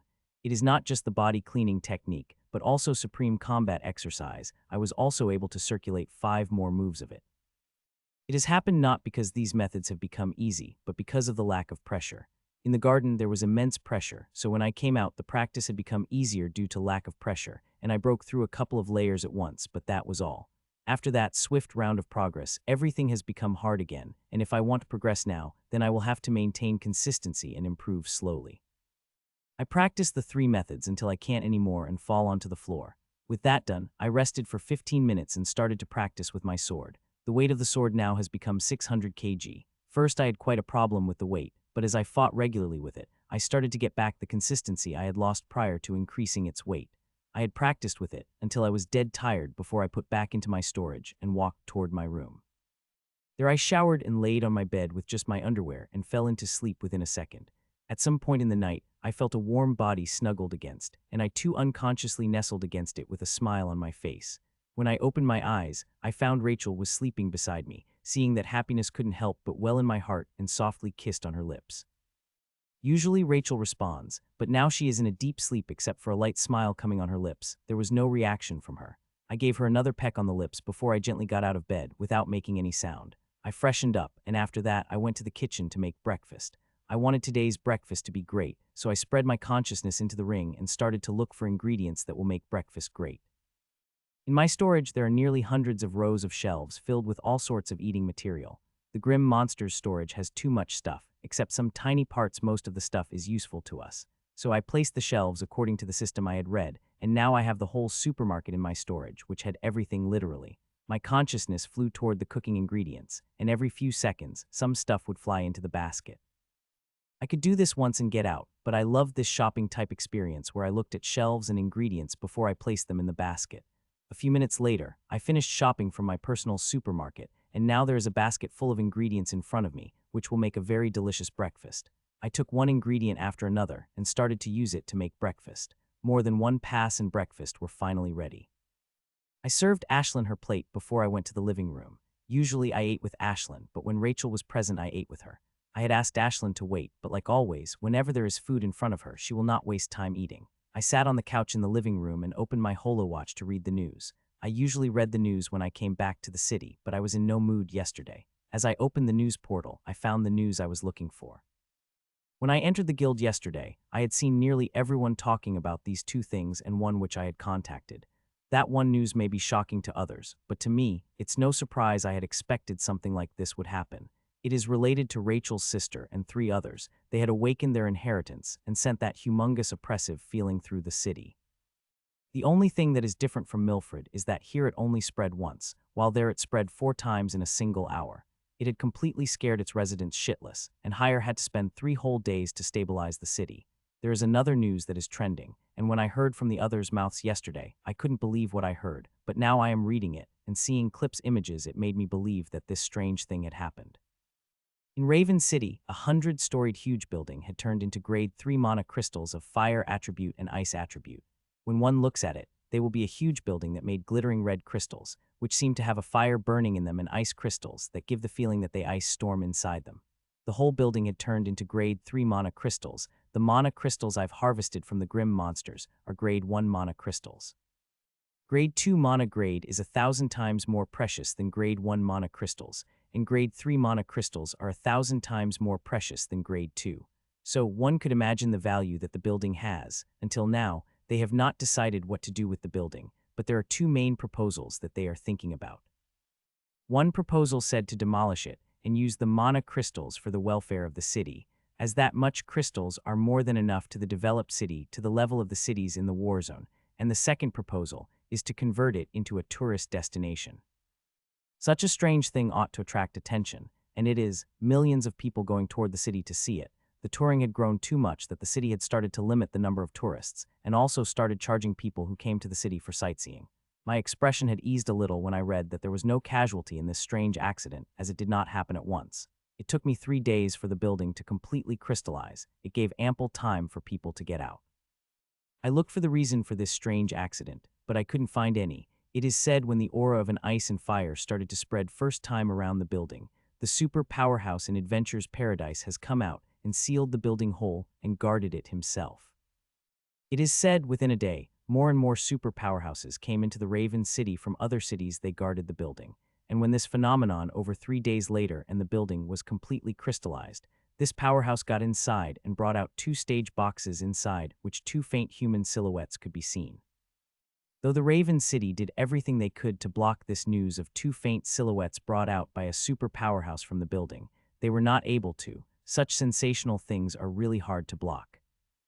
I called twins to hear about the news firsthand, as it is Raven City they are posted, but I got no answer from them. The twins are unreachable, so is Leo and Rachel, who is in the same city with them.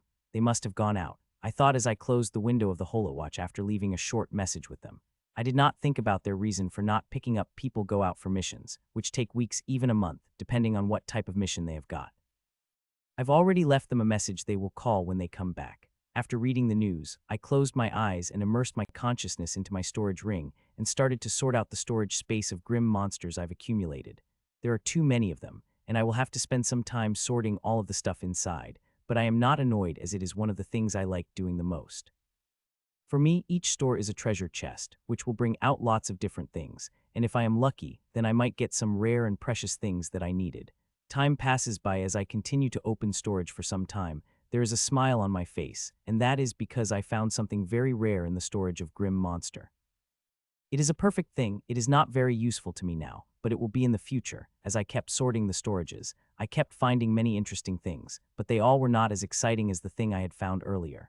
I was sorting out storages when I heard the sound of footsteps. When I opened my eyes and looked back, I saw Rachel coming toward me. She's wearing different sleepwear than usual, which left very little to imagination. Kiss me.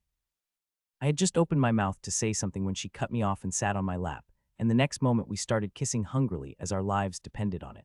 Rachel is always aggressive when it comes to what she wants, but today she is extra. There is not only extra lodging in her kiss, but also a feeling of remembrance. It feels like she wants to carve a memory of me inside her, which is why her hands are never in one place since we started kissing. They are roaming everywhere on my body. At some point we have gone half naked. She had taken out my shirt while I her flimsy clothing. She looked like a goddess in lingerie that I just wanted to worship every part of her. She is just too enchanting that I wanted to get lost in her. What was that? I asked Rachel, who was below me on the couch. Nothing. I had just missed you a lot, she said with a smile. I could feel she is hiding something in that smile, but I did not care to ask her. She will tell me when she will need me to.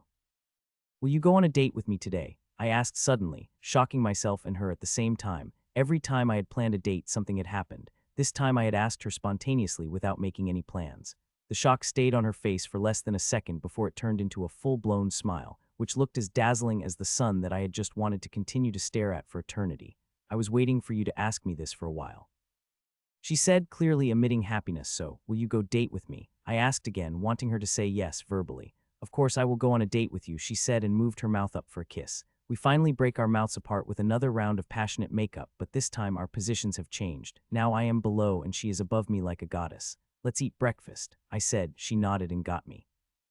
I woke my t-shirt that fell down on the floor while she wore her flimsy layer of clothing which I had disregarded.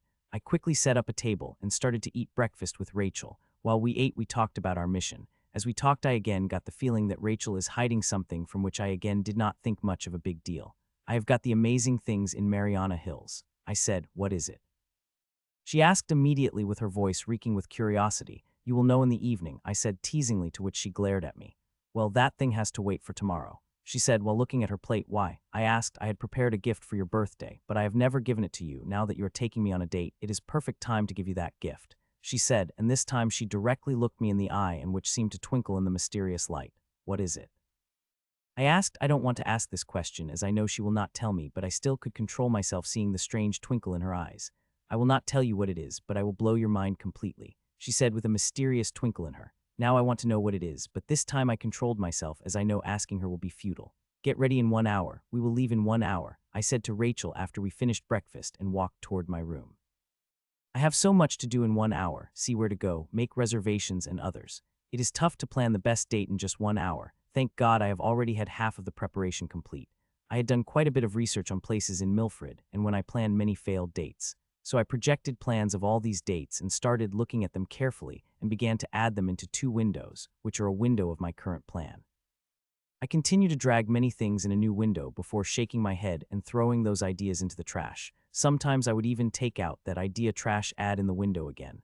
I want to take Rachel on the perfect date, the best date she had gone before, so I think about everything 100 times and then look to see if it's compatible with the other things I've planned. Finally, after 45 minutes, I had decided on the 4 activities, in 4 the 2 lunch and dinner, while the other 2 were something I had decided after much deliberation. I could have added more things, but I did not as that would have made the whole date rushed, not having enough time to enjoy each thing and each other's company. After I finished planning, I made a reservation which was really hard to make, but I did it by making an offer that they are not able to resist. You look. When I came out of my room and looked at Rachel, I became awestruck. I just continued looking like an idiot. And when I opened my mouth to say something but stopped after few words as there are no correct words to describe her.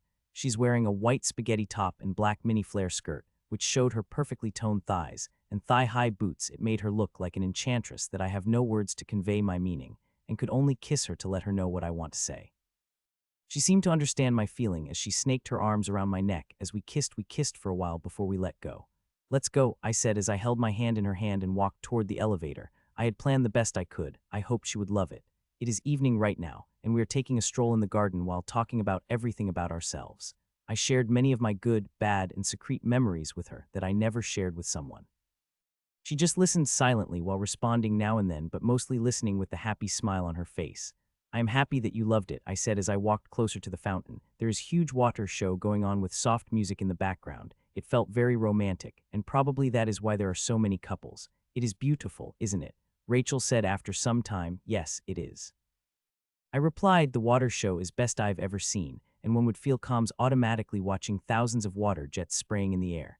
It is beautiful, but it will not last long. When its time comes, it will stop, Rachel said melancholically. If I were looking at Rachel now, I would have found her eyes glazed and distant, as if she is talking about something else. Though it will be end soon, it will start again tomorrow. If you want, we can come back tomorrow to watch the water show again, I said, seeing she is feeling sad about the ending of the water show.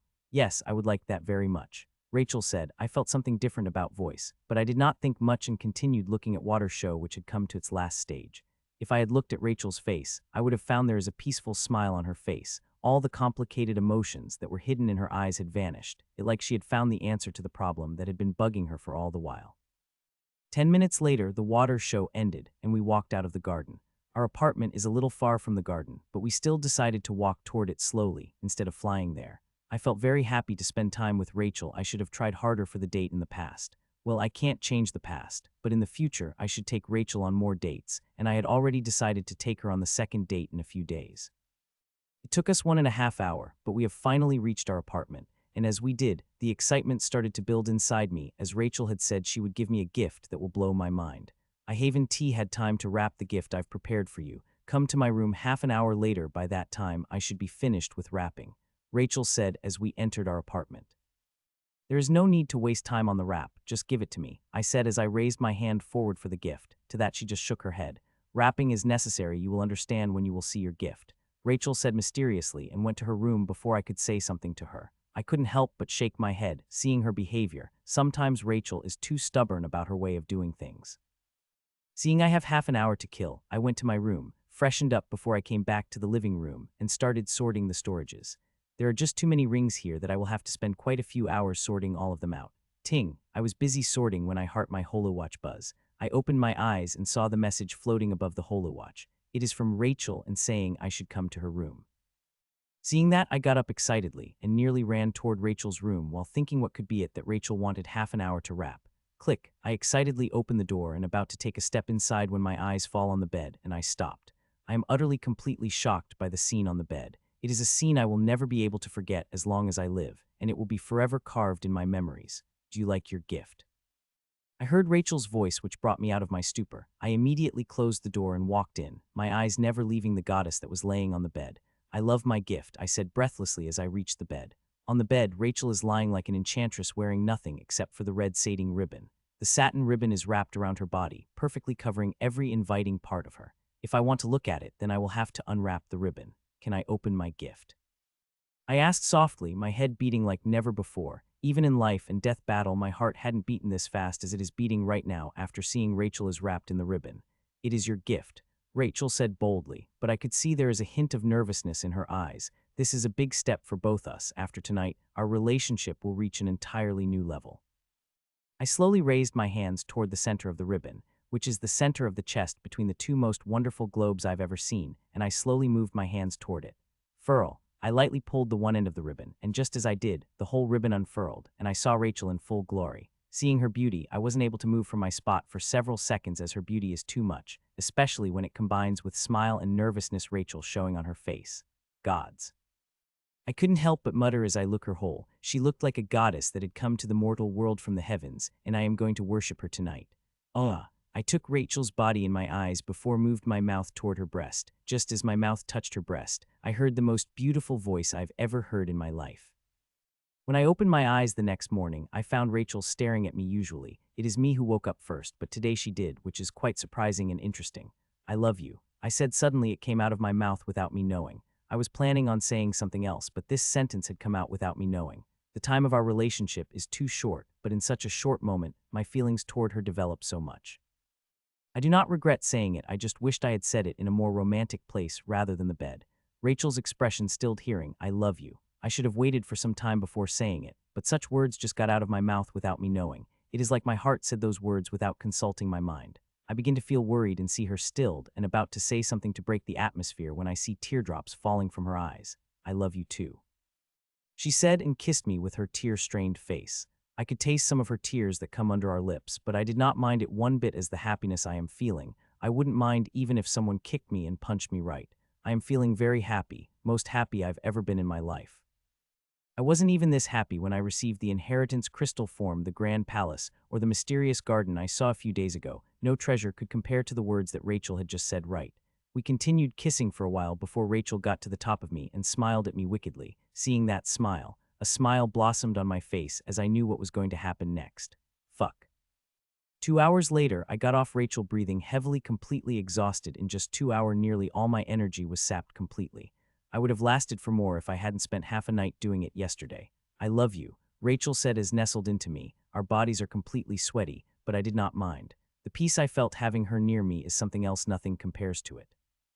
We laid on our bed for a while before we got up as all the intense activity of the night and the morning had made us quite hungry, and if we want to continue, then we will have to eat something to get the energy. We showered in our separate bathrooms for some privacy before we started to cook. Rachel usually did not help me when I cooked, but today she did to the best of her ability. We cooked and ate before we sat together on the couch, talking about everything. Time passed by and it had been 8 days since I got my late birthday present. Since then, Rachel and I can't seem to take our hands off each other and bodies apart. We did it in every place in our apartment, hall, living room, our separate rooms, guest room, kitchen, training room. Everyone we would start at the moment notice and continue for hours.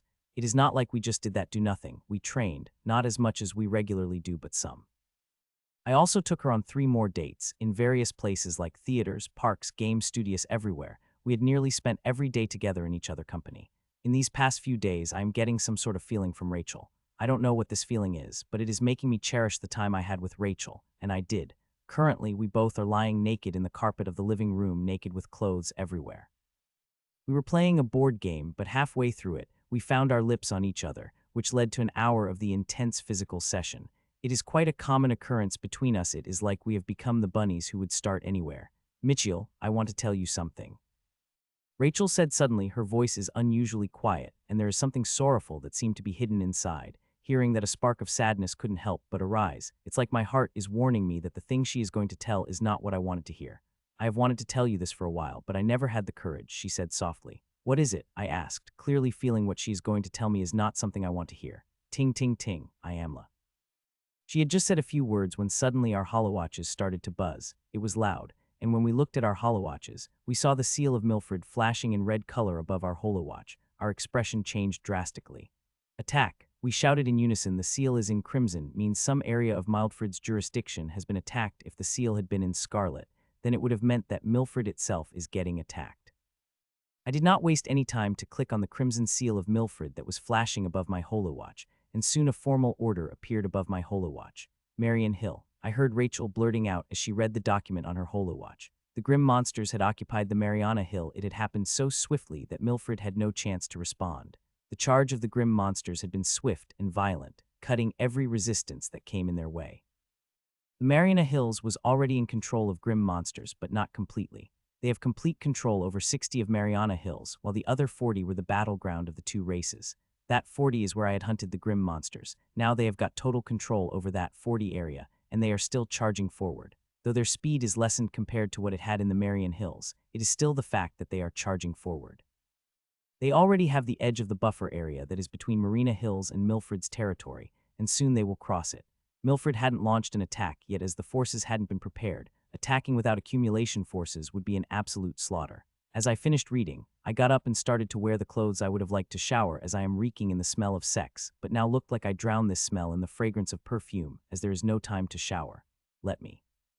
I said as I found Rachel having some struggle wearing the bra. Hearing me, she let go of her hand. I picked both ends of her bra and connected them in an experienced manner.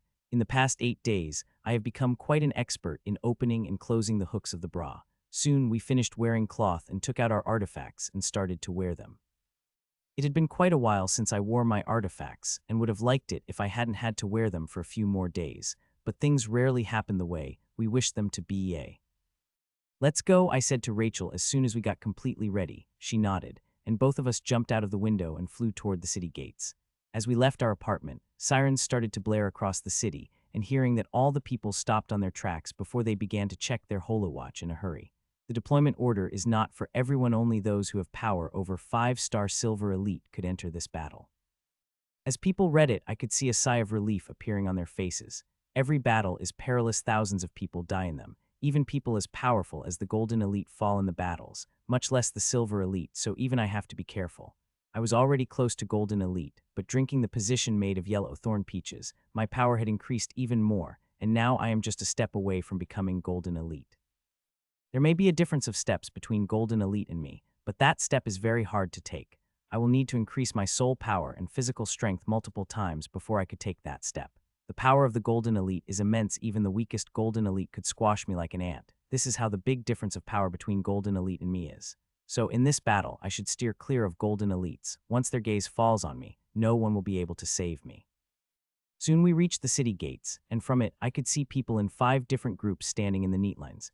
These 5 groups of people represent 5 S-class guilds. In Fort Cavendish, the outpost I was before, there were 4 S-class guilds, but in Milfred there are 5. Other than the 4 before, there is 1 extra called Sky Hammer. These guilds could be said to specialize in brute strength and used heavy weapons. Ever since I started using the heavy sword, Rachel had teased me many times, saying I should be a member of Sky Hammer instead of the Raging Thunder. Be careful, I said to Rachel and kissed her. The kiss lasted for quite a while before I let go. You too, she said as she gave me a quick peck on lips before we moved toward our separate camps. Thud. Soon I landed beside my guild's group and stepped into the line like others. There are only 5 groups in front of city gates, but not all people present here are the members of the Raging Thunder. The guild system is an extremely complex one. Every guild except for S-Class Guild and a subsidiary of another guild, and they all connected to 5 guilds, which is why for members of the subsidiary guild, it is quite easily enter the S-Class Guild, as long as they pass the test, which is said to be quite difficult. 10 minutes passed by, and the number of people grew exponentially that even I was able to imagine. The city had so many powerhouses.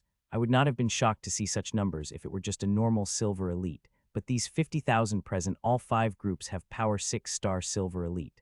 I thought such a number of high-level silver elites could only be found in Warzone, not in Midzone like a Milfred.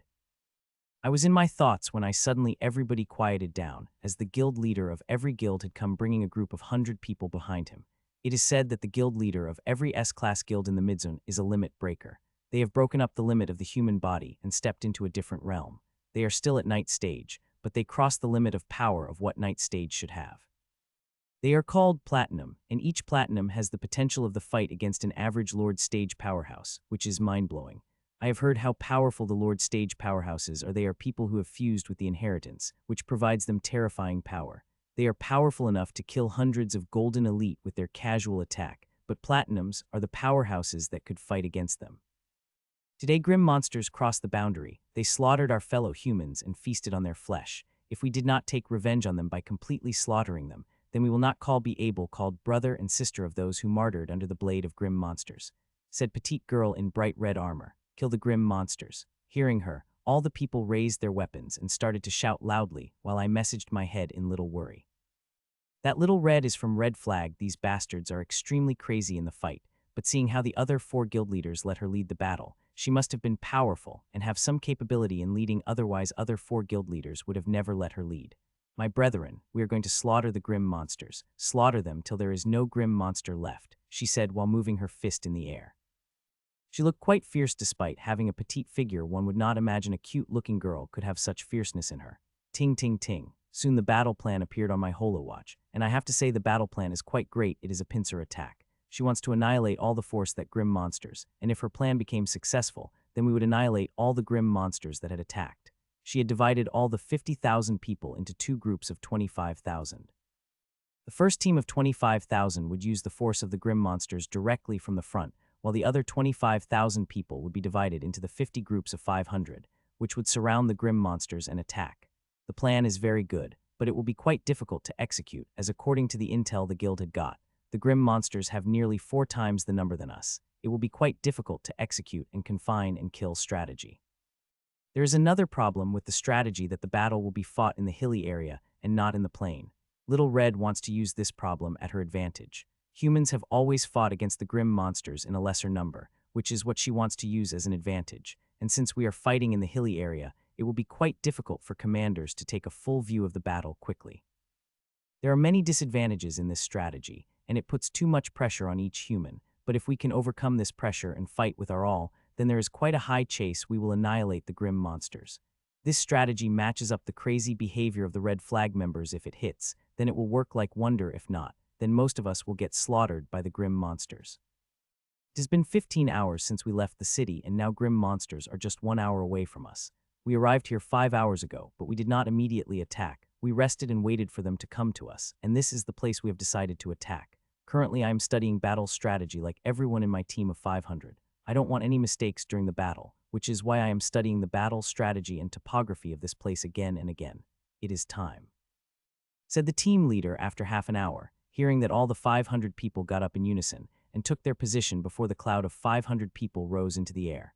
Around us, there are many clouds like us, with the biggest cloud of 20,000 people a few kilometers ahead of us. They will launch an attack a few minutes before us pincer teams and bear the biggest burn of attack for a few minutes, which is all 5 guild leaders and 3/4 of Golden Elite is in that group. We are flying openly without hiding our moments as there is no need to. There are many powerhouses amongst the grim monsters that have exceptional sensory abilities, and not to forget powerful scouts.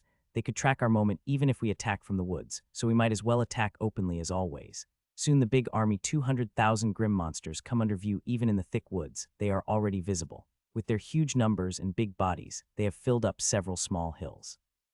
Clang, clang, clang. Few minutes later, the force of 25,000 people clashed against the force of 200,000. Thud, thud, thud. Seeing their clash, we know we don't have much time and landed on the ground as we ran toward the grim monsters. We are going to attack them from the position given to us. Leave no grim monsters alive, shouted our leader as he spotted the first grim monster. Like before, he did not wait for us. Instead, he shot toward grim monsters.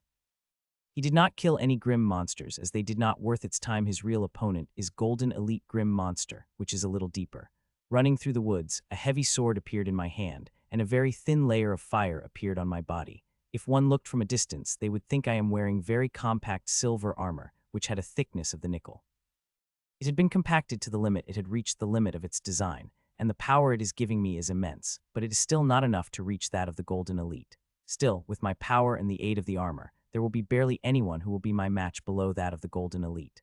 I would have liked to say no one below the Golden Elite could match me, but saying that would be preposterous, as many people are infinitely closer to being a Golden Elite, and more than enough of my match.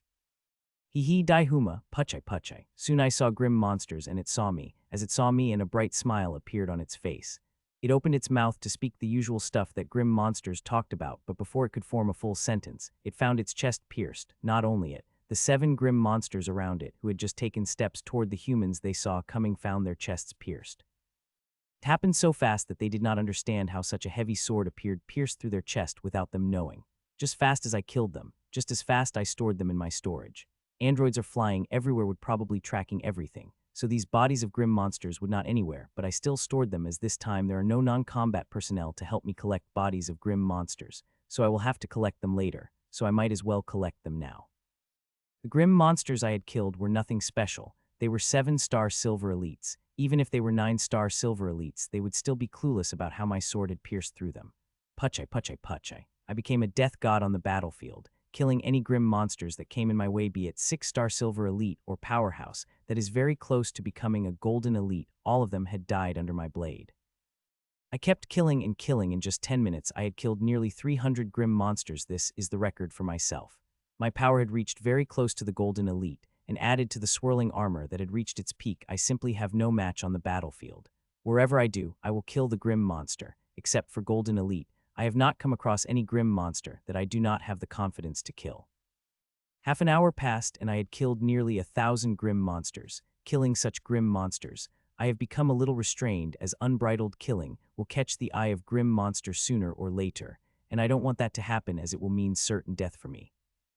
It is a good thing that this is a hilly area where I could kill at my heart content. If it had been plain, I would not have been this audacious in my killing, as such killing speed is very noticeable, and once I got noticed by the grim monster, it will be very hard to stay alive. This is why I am using my new sensory artifact at its limit, keeping track of every golden elite grim monster in my range. I have even divided them according to their danger level. I will only hunt in a place where there is low-level golden elite is present or no golden elite is present. As for that area where a mid and high-level golden elites are present, I left them be. I could kill few grim monsters in that area, but I did not. The less I come under their senses, the better. With this strategy, I moved around the whole battlefield to kill the grim monster. Though it had reduced my speed of killing, I did not mind, as safely of myself is more important than some grim monsters. Time passed by, and 3 hours passed since the battle had started. Both sides have got heavy casualties, but we are still fighting. In these past 3 hours, I have killed more than 3,000 grim monsters, which could be called a huge number, as it is more than one of grim monsters that are fighting. I don't think anyone had a similar kill count as me in this battle, as only those who have exceptional sensory abilities, and would be able to do something like this in this highly dangerous battlefield. Another hour had passed, and I was killing cautiously when suddenly an uncontrollable shudder ran through my body, and I felt dead cold sensations spreading through my body. I know I am the danger, and it is not a normal danger, and it is a danger that will take my life without me being able to resist. I did not have to sense where the danger came from, as my killing rule had automatically locked on it. It is a Wolfman tribe golden elite. It is very bloody, but there is a proud expression on its face, as in front of it is a decapitated body of the human. It is now looking at me with extremely thick killing intent. I knew it had noticed my killing, and would come at me any moment. Seeing that, I activated Instant Blast without much thought and shot toward the nearest human golden elite. Even with the power of Instant Blast, I know my chances of running away are near zero, and I did not have a trump card that could help me deal with golden elite, so the only thing I could do is run toward the human golden elite, and whole I will be saved. Seeing me running away, golden elite werewolf laughed fiendishly as it stored the body of humans it killed quickly before shooting toward me. My face placed seeing its speed, as I knew it would catch up to me before I could reach the nearest golden elite. Still, knowing I could die any moment, I sped up and about to overdraft the occult energy for more speed when suddenly something drastic happened, which stopped me on my track. Slice. The golden elite werewolf, which was just 50 meters behind me, was split into two. It was so sudden that I did not understand how it happened for a few seconds. Someone has saved me, and it is someone I know, or I may say I am a little familiar with. It is Vice Guildmaster Sylvian, the one who had handed me the mission of Mariana Hill a few weeks ago. When I was running front the grim monsters, Vice Guildmaster was flying above, and when his gaze fell on the grim monsters, he casually swung his sword and werewolf was split into two. The Vice Guildmaster did not save me intentionally. It is like how I killed any grim monster that came into my way, and if my killing grim monster saved anyone, then that is just incentive. Still, I carved this saving in my heart and repay it if I ever got a chance in my life. A golden elite died just like that. I thought as I looked at the body of werewolf that it was split into two and still bleeding. The golden elite, which was supposed to be invincible on the battlefield, had died just like that, in hand another stronger golden elite. Bang, I sighed and again extended my senses for golden elite around me, so I could start killing again when I saw something. My face fell, and I immediately activated the instant blast and spent toward it. I am speeding toward a grim monster that is killing humans indiscriminately. It is not a golden elite but infinity close to it, which made barely any human its opponent, which is why it is slaughtering humans around it like chicken. Die human, said the crimson eyes hyenaman, and swung its claw at the human who is shaking and in utter despair. He had seen how these terrifying monsters had killed humans around it. Even those who were above the silver elite like him were no match against this grim monster. All of them died without having any chance to defend against. Clang. Suddenly I appeared in front of Crimson Eye Hyenaman and saved the guy who was shaking, seeing the claw of Crimson Eye Hyenaman coming to harvest his life. Interesting, I was getting bored, killing these weaklings. It will be quite fun to kill a strong human like you, said Crimson Eye Hyenaman, and next moment it attacked. Its attack is way stronger than its previous attack. Crimson Eye Hyenaman is quite different from the breather of other hyenaman tribes. They are not only a little taller, but also a lot thinner. They look like a malnourished version of other hyenaman tribes. The Crimson Eye Hyenaman in front of me is 6 meters tall and looks like it is only made of bones, and all the little bit of skin it has is just pasted over their bone structure. Due to which they looked quite scary with those dark crimson eyes from where they got their name. When one looks at them, they will feel they are looking at a very ugly monster that hadn't eaten for months. This scariness helped them quite a lot in battle, especially against the humans. Still, I did not fear it. I have seen its battle power, which could be said to be at a similar level as mine, so as long as I am careful I will be safe and killing it would not be a problem. Bang. So seeing its claw coming at me, I did not waste time and activated a mini blast and swung my sword to counter it. Seeing my sword coming at its claw, it diverted its trajectory, but my sword adjusted its route as it predicted and moved toward it at the breakneck speed. Clang! Its claws slashed against my sword, and both of us shook likely, but this small shake of our bodies was enough to shake the ground beneath our feet. This shock did not faze me, but the poor guy behind me nearly fell on the ground due to it. Good, you are powerful as I imagined you to be, said the Crimson Eye Hyenaman with a bright laugh, as it laughed a small twinkle light up in eyes as if it was planning something sinister behind the usual words. Clang, clang, clang. Our weapons started to clash intensely, and the ground began to shoot under our feet, but we did not care as we started to fight madly against each other. In the 4 hours since the battle started, I've not met any grim monster that hadn't been killed by a single attack of mine. I have killed every type of grim monsters that have different sorts of mystic methods, but not a single monster was able to arouse my interest like this one. When I first saw this Crimson Eye Hyenaman, I had thought killing it would not be a problem as long as I put some effort, but after I started to fight it, I understood that I've grossly underestimated it. It is a very strong grim monster with superior combat style, which is very sinister that if I had only killing rule, I would not have been able to counter its attack only force of that. Was a good thing I had clock sword style, which is simple yet complicated, which is helping me counter all the sinisterly attacks it launched at me.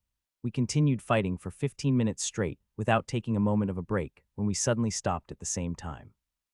There is no use in fighting in such a cautious way. Let's fight with our real power, it said. After it finished saying it had attacked, and when I saw its attack I closed my eyes, and it would be impossible to follow it attack with my eyes, so I might as well close my eyes fighting it as they will be no use. As I closed my eyes, darkness appeared momentarily before it vanished, and the world of red seemed. Here everything is red, the plants, the soul, the people around me, everything has turned red. This is Scarlet World, the vision that Killing Rule provides. Here everything became clearer, and which is why the claw of Crimson Eye Hyenaman, which I have a problem seeing, is now appearing clearly before my eyes. Bang! Seeing the claw, I immediately activated the mini blast and moved my sword according to it. Clang! Step, step. Its claw clashed against my sword, and the next moment we both took a step back with blood trickling down from our lips. This attack was launched using our full strength without holding back anything. Only thing we have not used our mystic method, which I think would be used soon.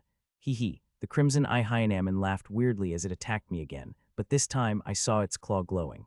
It had used its mystic method, and I was shocked to find out that the power of the claw came really close to my mystic skills. This is really shocking as till now, the only mystic ability which could compare to my mystic method is Rachel's, which she had got from her inheritance, but now this grim monster had something which is power close to my mystic skill. I knew very well that the mystic method I have is a regular mystic method, but due to the refinement of my refinement engine, it had become powerful. Cold Moon's murders. The Crimson Eye Hyenaman shouted, and when its attack was halfways, the power of the claw increased 3 times. It had now become so powerful that if it had hit directly, then even Golden Elite would experience the grave wounds, might even die under this claw. Breeze of withering sand. Seeing its claw coming toward me at the speed that is barely visible in the scarlet, my mouth curled up in a smile as suddenly my sword, covered in a cloud of gray energy, as streaked toward the claw of the Crimson Eye hyenaman. Expression of shock appeared on the face of the Crimson Eye hyenaman. During the whole battle, it always had a confident smile on its face. This is the first time that usual confident smile disappeared from its face. Clang, step, step, step. Puh, as our weapons clashed, both of us started to take a step back, which I had only taken 3 steps before stabilizing. It continued to take a step back while puking a mouthful of blood. Bang. Just as I stabilized, I used short instant movement and appeared in front of the Crimson Eye hyenaman and used instant blast to swung my sword at it, and like last time, this time also my sword covered in this cloud of gray energy. Once the blade of my sword touched it, it will be finished. Till now, I had not used the instant blast and short instant movement in this battle. I had kept them as the trump card to use in a moment like this. A terror appeared on its face, my sudden onslaught. It is my most powerful attack, and there would be barely anyone below the Golden Elite would be able to survive from it. Fuck. Suddenly all the terror it had in its eyes dissipated, and its eyes became calm as water as the armor of smoke appeared on its body. Seeing the armor, I curse it in my mind, as I know this grim monster is not simple, as it was able to practice 2 mystic methods before breaking the limit. The only I had seen practicing 2 mystic methods before breaking the limit is Rachel. Even I am not sure if I could practice 2 methods since I hadn't tried yet, but this grim monster is able to. It is clear that either it had received some kind of inheritance or gone through some lucky encounter. I have to kill it. I have seen how powerful Rachel's inheritance is, and she said she was barely able to scratch the surface of her inheritance. If this grim monster receives something like that, then it will become a big trouble for us humans in the future. So it is better that I kill it right now and save countless humans that will die by its blade in the future. It will not be easy since it has 2 grim methods, but I will try. I have confidence that I will be able to kill it with the help of instant blast and short distance movement, as these 2 are comparable to the mystic method, but they did not exhaust me as the mystic method. I could continuously use them. Clang, our weapons clashed, and unlike before, it did not shake even slightly, much less and take a step back. You had made me use my final trump card and now die by it. It said, and launched an attack at me which is swifter than all of its attack. Seeing even with the help of mystic method I will not be able to dodge it, I chose to use the short instant movement and created distance between us, but to my surprise it followed me like a shadow. This second mystic method of it seemed to provide it with the strength and speed, which is helping it to make the short instant movement like me. Seeing it also using the short instant movement, I did not panic and used the short instant movement to get away from it. My strategy is simple: make it spend its energy on its mystic method. Unlike my swirling armor, which helps me make the short instant movements which I can use for hours, the mystic skill could not be used for a long time as it had limited energy and makes one exhausted. Die, die, die. It had the crazed expression on its face, but it had not gone crazy. It is very much sane. The craziness is just a facade it is putting on to make me fall into its trap. Every attack of it may seem simple and direct, but it was made with great calculation, and it was ever changing. It could easily change the direction of its attack. If I am not cautious, then be it grim monster or humans, both are shocked by our fight, as we looked like we are teleporting at short distances. This scene is not unfamiliar to them, as this is happening above, which is why they are shocked it is happening below, as what we are doing is only Golden Elite are capable of doing in their eyes. Time passed by and 15 minutes passed since I started running away from the grim monster, but it was not able to catch me even once, and to his surprise, as time passed, I became even more expert in avoiding its attacks, which frustrate it to no end. I dodged another attack of it, and I thought as it would follow up with another attack, but to my surprise it had opted to run away, which stumped me on my spot. I looked at its running figure while thinking whether to chase it or not before deciding to chase it. This grim monster is very dangerous and will become even more dangerous in the future. It better I kill it now, and so humanity will have one less problem to worry about in the future. So I decided to chase it. I don't know when I started to chase it. A victorious smirk appeared on the Crimson Eye hyenaman lips. I started to follow it with my greatest speed, but this bastard was so fast with its mystic method that I am barely able to keep it under my view. Few minutes passed in the chase, and we got out of range of the battle, and now we could hear the sound of real battle. Away from the big battle, there is another battle going on, and that is between the 5 Guildmasters and leaders of the grim monsters. They are the people that have power equal to lords, and that makes them very powerful. If they fight above us, then they will be not only a threat to us, but also the Golden Elite also. Any stray attack of them could easily kill the strongest golden elite, much less us who were below, which could die in doves under their stray attack, which is why they have chosen a distant battlefield. When I looked at their fight, I did not see anything except for detaining sound and colorful attacks. As for the silhouette of humans and grim monsters, they have become invisible. They have not become invisible, they are just too fast that they are not visible to the naked eyes. 10 minutes had passed since I started chasing it, and we had already moved far away in front of the battle, except for the sound of the leader's battle. I could not hear any other sound.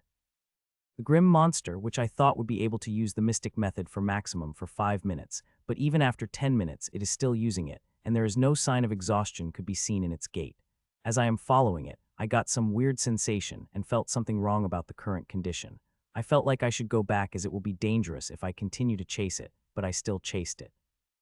I felt that killing this grim monster is also necessary. If I did not, then it will bring terror for us humans. 10 more minutes passed, and I finally saw the exhaustion on the face of the grim monster and felt like if I continue to chase it for a while, then I will be able to catch it.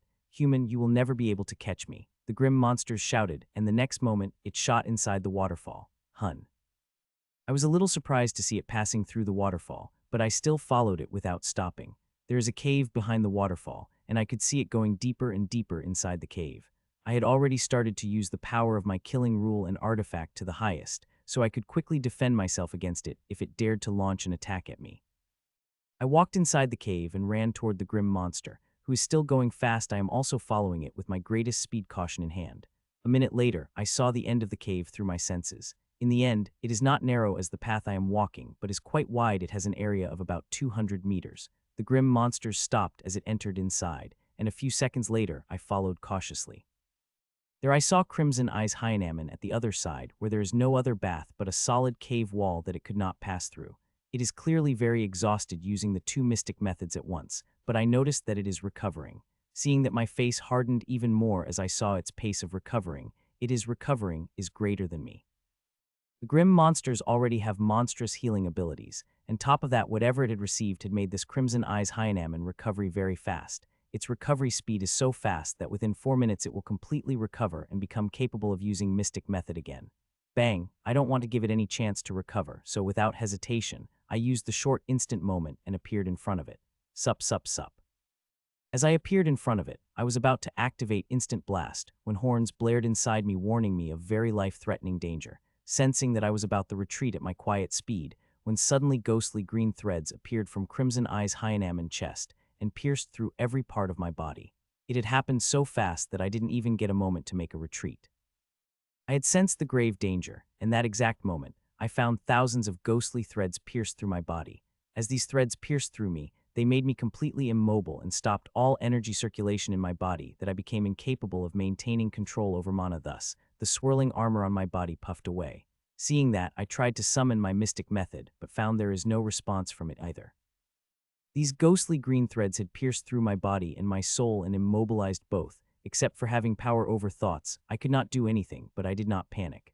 I have Ashlyn, and she said these threads did not affect her. She wanted to come out and kill this Crimson Eyes Hyenaman, but I had stopped her and asked her to keep an eye on those ghostly green threads.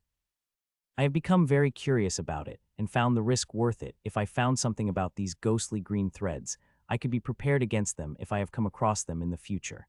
These ghostly green threads are the strangest thing I've seen, and these threads are not the mystic method, I am sure of it. Mystic methods are given completely different feelings no matter how strange they are, and there is another feeling I am getting from it that whatever these ghostly green strings are, their level is far, far above that of mystic method. Do you know how hard it is to find someone with special constipation? Suddenly Crimson Eyes Hyenaman asked. It looked very happy and was looking at me as if I am some kind of precious treasure that it had been searching for all of its life. I've chanced upon life extraction art a decade ago, and since then, I've only come across those with a special constitution only 3 times. It said when it said that clear indignation could be clearly seen on its face. Life extraction art. I have the first time since I have heard some such words in my life and became quite curious about it. So imagine my surprise when I saw your special constitution. Your constitution is more powerful than the other 3 I've extracted, it said happily. The wait was worth it, though you did not have the natural constitution. It is better than natural constitutions I had harvested before. With your extraction, not only will I advance another step in the foundation stage of my art, which will clear the path of me becoming adamantine, but I will also become golden elite. It said ecstatically, as if it is already imagining it becoming stronger. Adamantine. Another unknown word I've never heard. Still, I became very cautious and ready to act as soon as those ghostly green strings acted on me. Ha ha ha.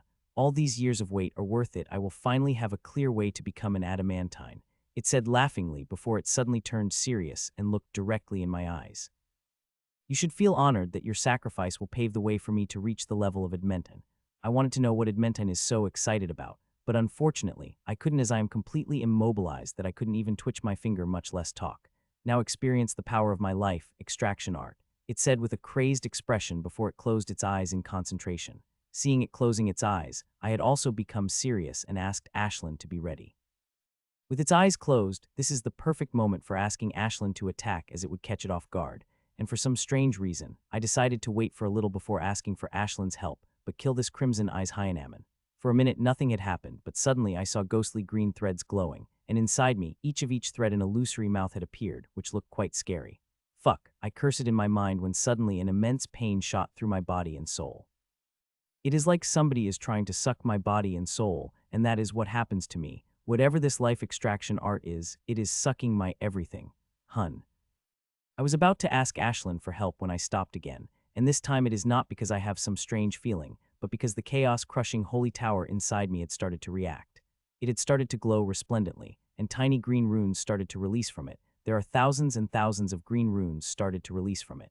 These runes started to spread to my body and soul before attaching to the hundreds of ghostly green threads. As they started to attach themselves, the color of strings began to change from ghostly green to vibrant green, which makes them feel full of life, unlike the ghostly green threads, which gives the feeling of death. While all these changes are happening, the ghostly green threads, crimson-eyed hyenaman, remained oblivious to it. It had its eyes closed and had an expression on its face, which tells it is enjoying the most delicious thing in the world. While it seemed to be in heaven, I feel I am in hell. I am feeling immense pain right now, and the essence of my soul and body is getting sucked by the grim monster. I wanted to stop this process so badly as the pain of getting my life sucked. The pain is too immense, but I did not, as I very much want to see what the tower is doing. It is a very foolhardy choice, as every second I did not take action, my strength is decreasing. Not only my strength, but life is too, as it is sucking my life. The Tord kept releasing more and more runes, and these runes kept attaching themselves to the ghostly green strings. After a 1.5 minute, all the ghostly green strings had become vibrant green strings, and runes have covered all the strings completely. At the same time, the tower also stopped releasing the runes, but its glow did not diminish. Instead, it started to glow brighter and brighter. The first few seconds later, nothing had happened, but a few seconds later, I found multicolored energies started to gather into the base of the tower, and the immense pain I was feeling had also stopped all of a sudden. The energies contain all sorts of auras in them, but there is one thing common in them: all of these energies contain chaotic emotions in them, which is why these energies are attacking each other, repelling each other when they come close. Sensing such familiar aura from energies, I did not have to think about their source, as it is clear that they have come from the crimson-eyed hyenaman in front of me. I immediately looked in front of me and saw a drastic change in the grim monsters in front of me. Its expression of ecstasy had turned into that of horror, and the worst thing is, its expression has been frozen, as it had become a statue just like me. The only part of it which shows what it is feeling right now is its eyes. There is horror, confusion, and induction, all emotions mixed in it. This is entirely unexpected. It had dreamed that after consuming a human, its constitution would upgrade enough that it will be able to reach adamantine without much problem. As for breaking the limits, it is not much problem for it. As with life extraction art, there are no limits it can't overcome. I was looking at it when I started to get a faint feeling of being bloated. I immediately looked inside my heart space, only to see it is filled with colorful energies. These energies everywhere in my heart space, and they are most dense at the base of the Tord. Half of the Tord have nearly filled with these colorful energies. As I was looking around in my heart space, the feeling of being bloated had increased again, and I did not have to think for a bit on why I am feeling it. It is obviously due to these energies. As for what I have to do with it, I have to refine it, though the tower. Fuck. So without hesitation, I started the refining engine, only to see it is harder than usual to refine these energies. These energies not only are the life energies of the grim monsters, but they also repel each other, which makes refining them very hard. But I have no choice but to refine them, as I could feel that the tower is sucking more and more energy into my body, and I will soon reach the limit of the number of energies I could store in my body, and for what happened after that, I have only two guesses. Either I will be stuffed completely with these energies and explore, or the tower will stop sucking energies from the grim monsters.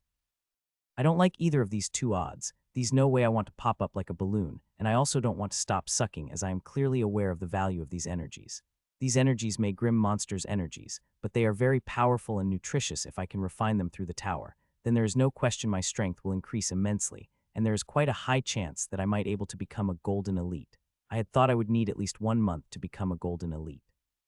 I am quite generous with time as the accumulation that needed to advance to the golden elite are immense and that I didn't had any confidence that I could become one, but now I have a perfect chance. As long as I grasp it fully, there will be no one who will able to stop my ascension to the golden elite. So with this thought, I found a new purpose and started to refine faster and faster. One after another, the rune of the first floor of the tower began to lit up, and soon it reached the final stage. Buzz. As I reached the final stage and I am about to move the energies to a certain way, I found the way is blocked. This had never happened before, so I forcefully tried to pass the energies through it, thinking it might work. But not only was I not able to pass, I also received a small shock. A small shock is not the only thing I got. With it came small information from the tower saying, the first floor is incapable of refining these energies. I will have to take them to the second floor for refinement. Fuck. Understanding it, I couldn't help but curse loudly in my mind. The second floor of the chaos-crushing holy tower is a very difficult to breach. In this past few days I've been in the home, I have tried it to breach many times so that I could get even more refinement energy. But all my efforts came to nothing. The maximum result was a faint crack on that steel-like layer, which I sometimes doubt was real of just my hallucination after so many disappointments. But now I have no choice but to breach the second layer as without.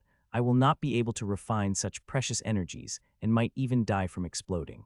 So I did not waste any time as I am already reaching my limit and start to move the energies toward the layer of the second floor. With so much experience, I did not directly try to breach that layer instead. I accumulated energies to my limit and built the highest momentum I could control before crashing it toward the layer that is blocking my path. Bang! The moment crashed across the thick wall, and all I saw was a faint crack. Seeing it, I did not get angry, instead became happy, as I know many times I had to try before I was able to make a faint crack on their layer, but now I had made a crack in the first try. There is hope of breaching this later and taking these energies to the second floor, but I had to do it quickly as the energies reached the limit swiftly. It is earlier than I thought, and when I looked at it, I understood the reason for it. The tower had increased its sucking speed. With rate, it is increasing its sucking speed. I barely have 3 minutes to breach that layer, if not then I would explode and die to the tower will stop sucking energies. Both of the options are unacceptable to me. Bang, bang, bang. I did not waste time and build even greater momentum to crash across the layer that is stopping me from advancing to the second flood. Crack, crack, crack. Each crash would create a bigger crack than the previous, but it is not enough. The cracks are too small to shatter the layer. If this goes through at such a pace, then it will be impossible for me to break the layer before my body reaches the limit. So close. I thought to see the big crack and about to make the energy crash against it again when I felt reaching the limit and saw the glow of the two receding and sucking speed also lessening. No, I shouted in my mind, seeing that, at one time, I would have preferred the explosion rather than the receding energy. This energy had the power to make me golden elite, and I let it go unused, then I would be the biggest idiot. All hope hadn't been lost yet. I said to myself, the suction is slowing down, but it hasn't stopped yet completely. There is still a chance. As long as I could blast apart the layer before the suction stops completely, the suction will up, but to do that, I had only one chance. I will only have one chance. If I missed it, then I will lose the opportunity to become golden elite and slowly work hard before I could be able to become a golden elite. So I started to build momentum. This time I sucked even more energy. I sucked so much energy into a tower that sheer mental efforts made me bleed physically. But I did not care about little bleeding when there are so many important things at stake. So I kept sucking till I filled every inch of toward tightly with energy that not even a speck could fill still. I wanted to try again to fill it, but I did not as time had run out, so I released all concentrated energy at the solid wall that is blocking my way to the second floor of the tower. Bang, crack, crack, crack. A loud bang sounded as the energy crashed against the layer, and the next moment, cracks started to form on it at a rapid pace. Faster, faster. I shouted in my mind, seeing the speed of cracks as time is running out for me. The speed of sucking had really slowed down so much that it could stop any time. If the layer blasted after the sucking stopped them, all my efforts would be wasted. Boom. Finally, after what seemed like hours, the second layer blasted open with the boom, and energy roaringly went up. Seeing that I did not waste time and started the refinement process while I sucked more energy from the tower. I've now only reached the second floor of the tower and hadn't refined energy through it. I have to refine it quickly as possible, otherwise the sucking would stop again. So I used all the energy I had to refine the energy. I did not care that, due to the strain I am going through, I had started bleeding from various spots from my body. The only thing I have in mind is to take the energy top of the second floor so that the energy could get completely refined. I did just that as one by one, runes on the second floor of the tower started to lit up. Though the lighting up process is way slower than that of the first floor, it is still consistent. Finally, through my consistent efforts, I reached that final door on the second floor, and unlike the first floor, this time I had not felt any restriction, seeing that I couldn't help but sigh in relief. Finally, the energies went through that door and came out of the tower. When the energies came out of tower, they were still multicolored, but there is natural vibrancy in them. All the chaoticness they have before had utterly vanished. The multicolored energy lingered around the heart space for a moment before it disappeared as it started to spread through my body and soul, nourishing it, making it stronger than before. Sigh. I couldn't help but sigh as I felt a refreshing cooling sensation spreading through my body. It felt like I was bathing in the freshest waterfall in the world. The sensation of it was magical, but just that sensation came, it disappeared, as I am not the only one recipient of the energy. Ashlyn and Nero also took one part of energy each without doing much work. Just as I thought came into my mind, an angry chirp rang out saying if not for her, I would have fallen into despair the moment the ghost green strings pierced through my body, which I can't refute as it is true. After getting the first bout of energy, I started to refine even more multicolored energy, as there is a shit load of the present in my heart space, and more is coming every second. This much of energy would be enough to satisfy us. So I started refining even more speedily while also enjoying the cooling sensation that it gave me, and as such time passed and finally I reached the edge, I just needed a tiny bit of energy to become a golden elite. Golden elite, I thought as ecstatically as my body and soul had finally entered the boundary of the golden elite under the nourishment of the multicolored energies. I had not thought I would become a golden elite this early. I found fortune amid the tragedy, but reaching the golden elite is just a side benefit. The real benefit I got is my constitution. That colored energy had upgraded my constitution. My constitution I had earlier was already quite good, but this multicolored energy had upgraded it even more. It will suffice to say that instead of it harvesting me, I had harvested it and got all perks it had, meaning now I had very potential to reach whatever adamantine level it is talking about. There is another benefit I got, and that is fire ability, which also has advanced. In the multicolored energy, there was one energy that was very good for my fire ability. This energy had not only upgraded the power of my ability, but it had upgraded the ability from the core. I am very aware that the crimson-eyed hyenaman are not fired elemental grim monsters, so the only reason it could have such energy is that it had harvested from someone else. It talked about harvesting 3 people. One of these people must have a special constitution for fire. So when it harvested it, it lay dormant inside it, but when I harvested it from the grim monsters, it had automatically merged with mine and Ashlyn fire, upgrading from the core. The tower had stopped sucking energy minutes ago, but there is still quite some amount of multicolored energies that had remained in my heart space. Though it would not help but reach 2-star golden elite, it will still increase my power by quite a bit, which is more than enough for me. So without wasting any time, I started to refine all the energies that were left in me. In a few minutes I finished refining it, and as I had expected, my power grew a bit. I withdrew my consciousness from my heart space and looked ahead, only to see the husk of crimson-eyed hyenaman. I had expected it to be dead, but I had not expected that when I opened I would only see its husk. To be honest, the thing I was expecting to see was a gray, dead body of crimson-eyed hyenaman, which would look even scarier than the original, but all I saw is the husk of it. The first thing I did was to collect its stuff. I did that and directly put it back to my storage rings. I intentionally did not check its storage despite my utter curiosity, as it would waste too much of my time. I would be pretty disappointed if I did not find anything which would in turn affect the dangerous battle that I will fight.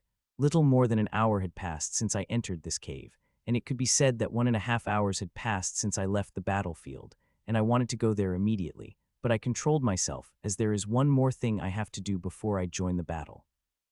Before going into battle, I have to practice the second level of Mystic Method. I would have left it be for a day if not for me refining gray energy in the second flood of the tower. Such refined energy was beyond the limit of what the gray runic lily could handle, and cracks started to appear on its body. Now it has become useless. If I dare to use it, then it will crash, and all the energies it had will spread through my body. If that happens, even with my current body, there will be a very high chance of me dying by it. I checked on the condition of the runic city one more time before I took out several materials from my storage, one of which is a big leather bundle. I unfolded the leather bundle, and it became a 3-meter diameter circle on which a very complicated formation is drawn. This bundle is called a formation sheet. I had it commissioned especially for the practice of second level of my mystic method. The formation drawn on it is the formation that required for the first to third level of domain of Withering Sand mystic method. The only thing I have to do is create formation ink and add in valve in the corner. Once the valve is filled, it will be automatically spread in the formation drawn formation sheet, saving me trouble and time of drawing the formation. So without hesitation, I started to create the formation ink, and this time I added 20 drops of white grade origin water inside it, which is 20 times more compared to last time. I wanted to add more, but I can't as it will destabilize the composition of materials, so that I could add a maximum of 20 drops inside the formation ink. I added half the formation ink into the valve. Just as I did, it started to fill the formation sheet, and within a few seconds the whole formation filled with the formation ink. This process would take me an hour, as not only would I have to draw the formation, I would have also had to double-check multiple times for the slightest mistake, but with the formation sheet, I don't have to worry about all those things. Ashlyn, stand guard. I said to Ashlyn as I sat in the center of the formation and started to draw the formation on my body. This formation bore many similarities to one I had brought for the level 1 of the mystic method. The only difference is that it is slightly complicated. This lily had 9 petals instead of the 6. It took me a total of half an hour to draw the formation on my body, just as I finished drawing the formation. I started to put different things on the different places on the formation before activating it. Buzz, the formation activated and the process started first. The essence of herbs came out of them before they started moving toward the black sand in the center. When all the herbal essence came to the center, they started to merge with black sand, and after the merging process completed, the whole mixture began to flow toward my chest. Unlike last time, this time I am not worried this time. My body and soul are more than strong enough to bear the load of the second level of mystic method. Soon the black material filled the runic lily in my chest and started to seep inside it. This step is one of the most dangerous steps. I have to be careful even if I am confident in my abilities. The black material completely seeped inside me and appeared in my heart space, where it appeared and covered dark gray runic lily hole and started to change it. This process lasted for quite a while before a 9-petal runic lily appeared in my heart space, fluctuating with dangerous withering energy that could turn anything into ashes. I heaved a sigh of relief seeing the black runic lily in my heart space. The practice of mystic method is dangerous even if everything is going well. Something terrible might happen. Many accidents have happened during the practice of the mystic method, and many people have lost their lives in it. I looked at the runic lily for a while before I again started refining. I have to refine the black cosmic energy of the runic lily through the second floor of that tower, so that it could become even purer, and the power of mystic method would also increase. Sometime later, I had opened my eyes, and there was a smile across my face. All the cosmic energy of Lily had been purified, and now it became even more blacker, and the aura it is sending is very threatening. If it hit directly on their body, then normal golden elites would not survive against this. They would die before they know it. I now could launch 14 attacks of my mystic method, 9 through the lily petals and 5 through the reserve cosmic energy. I want to use it right now to test its might, but I did not, as I know I will get a chance very soon. Abomination finally. I said as I looked at my crystal sword in my hand. Finally, with me reaching the golden elite, I have now become perfectly capable of using totem artifact and couldn't help but wonder how fun it will be hacking the enemies with it. The sword weighs 1 ton. Even with the strength of golden elite, it felt quite heavy. It is not just heavy, the power enhancements, it is also amazing as well. As I became capable of wielding it, I have truly realized how powerful this weapon is and what terror its enhancements are. With this sword in hand, 1-star golden elites are not my match. I could kill them like I cut the grass under my feet. Only 2-star golden elites would be able to be a match against me. I looked at the beautiful monster for a few seconds, and before I started to walk out of the cave. It has been near 3 hours since I left the battle, and I am sure the battle is not over yet. There may be only 2,500,000 people fighting, but they all are powerhouses, and killing them is not easy. I was able to cut them like grass under my feet because I was very close to the golden elite. But now I am golden elite, and my battlefield would also be different, and my opponents now will be golden elites and golden elites, no other powerhouses. On the way out of the cave, I started to cover my body with fire armor, but I put it off a few seconds after. As I had expected, Silver Elite was the limit of it. It can't be used further. Even with the upgrade of my fire ability, the power it could provide is not much help. If I want fire armor to work, then I will have to make the changes from the base, and the first change of that would be the use of runes, and which I can't use as I do not have enough power. The Golden Elite stage did not have enough power to power up the runes. I would have to go way higher than the Golden Elite if I want to create an ability armor. Though it is very hard, it is possible. I will just have to reach that stage where I could power up the runic ability armor on my own. Zup, I got out of the waterfall, and sounds of battle again heard across my ears. The leaders are still fighting, which means the fight in the ground level is also going. Without wasting any time, I moved toward the place where the golden elites are fighting. I did not directly fly away as I did not want to die like that werewolf, who attempted to kill me and got killed by enemy golden elite who was flying above. I don't want something like that to happen to me, so I concealed my power level with the help of Killing Rule and a sensory modulating tri-colored stone artifact. Soon I reached the battle and found it going on full force. Both sides were fighting in full force, and to my surprise, the humans seemed to be getting the slight upper hand in the battle. With 4 times fewer numbers, we are still winning. The strategy of the Little Red seemed to be working better than expected, as we are hitting the grim monsters from all sides despite having large numbers. Our leaders are also doing quite well containing the leaders of the grim monsters. The only ones that are having a problem are the golden elite. They are barely containing the enemies they are fighting. Moving through the hill, I scanned through the all golden elites that are fighting above and soon found a perfect opponent for me. After deciding on the opponent, I directly shot through the air and moved toward the grim monsters. I have controlled myself enough, and now I want to test my power against the grim monsters. Soon the grim monsters appear in front of my eyes. They are 3 white serpent men that are fighting against a single human woman. The women are barely holding on against the 3 grim monsters who are attacking her viciously. You see that I slice my hands in the air, and next moment, a bright silver fire arc released from my hand and shot toward the grim monsters at the blurring speed. White Serpentman easily sensed my attack and stopped it without a problem. This attack was not much. Even if it had hit them, it would have lightly injured them. I did not attack them in the intention of harming them, but to get their attention, which I did. "Jojo, go handle it," said the leader White Serpentman to the White Serpentman who is at its left. "Okay, boss," said White Serpentman named Jojo as it came at me with a cruel smile. This monster is a little over 5 meters tall and has a lithe body. Its whole body is covered in shiny white scales, which looked very beautiful. One shouldn't just look at their beauty, as these shiny white scales are highly defensive. "Little bastard, you shouldn't have disturbed our battle," it said as it licked the long knife in its hand with forked tongue, coating it with poison. "Now pay the price for it," I said, and came at me. If it were in the morning, I wouldn't have been able to see the silhouette of the white serpent men at such speed, but now I don't have a problem seeing the moves of 2-star golden elite. I gripped my crystal sword tightly in my hand and felt its power coursing through my body, filling every cell of it. This power gave me the confidence to fight against the 2-star golden elite while still being a 1-star golden elite in reality. Die. The white serpent man appeared in front of me and slashed its poison knife at me in blurring speed. Seeing that, it whipped my sword toward it, wanting to cut that delicate knife and its own in two with sheer force. "Puh-puh," my sword clashed across the delicate knife of it, and for a moment we both stopped our position completely still. But next moment, the grim monster flew out like a deflated balloon while puking multiple times on the way. The delicate knife it had a hand in its hands also flung away, and its whole body became pale in an instant. I have become quite surprised by seeing such a result, as I had most expected it to take a couple of steps back, but the result was far, far greater. Looks like I had grossly underestimated the power I got from my sword. Though I am very surprised that it did not stop me from instantly reacting. Just as it flung away, I instantly followed behind it. It took me a second to reach the wild serpentman, and as I reached it, I slashed my sword at it. Putch. It looked panicked seeing my sword coming at me and quickly tried to take out another knife from its storage, but it was already too late as my sword already pierced through its heart. Phew, I've killed a 2-star golden elite within 5 seconds. To be honest, I had not thought I would be able to defeat the grim monsters, as my strength is just 1-star golden elite, and only 8 of the sword did I get such powers. It was a swift battle, so quick that White Serpentman did not even get a chance to use its mystic method.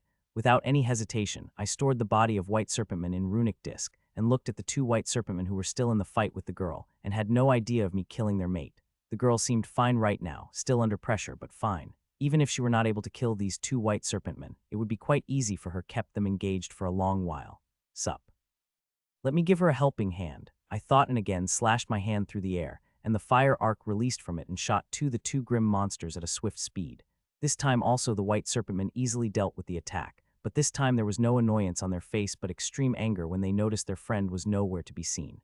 "Nim, you handle this filthy human. I will go take revenge for Jojo," said the strongest White Serpentman as it came at me.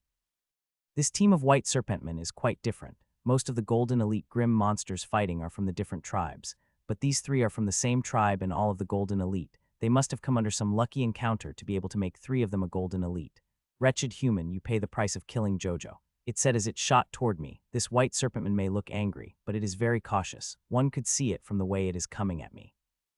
In a second it had appeared in front of me and swung its knife at me. The knife looked like the knife used by another white serpentman, but this one extra sharper. Just looking at its blade made me have jitters, and I felt like this knife had cut me all over my body. Seeing the grim monster attacking me as Peak 2 Golden Elite, I did not dare to be complacent and attacked me with my all. Clang, step, step, step.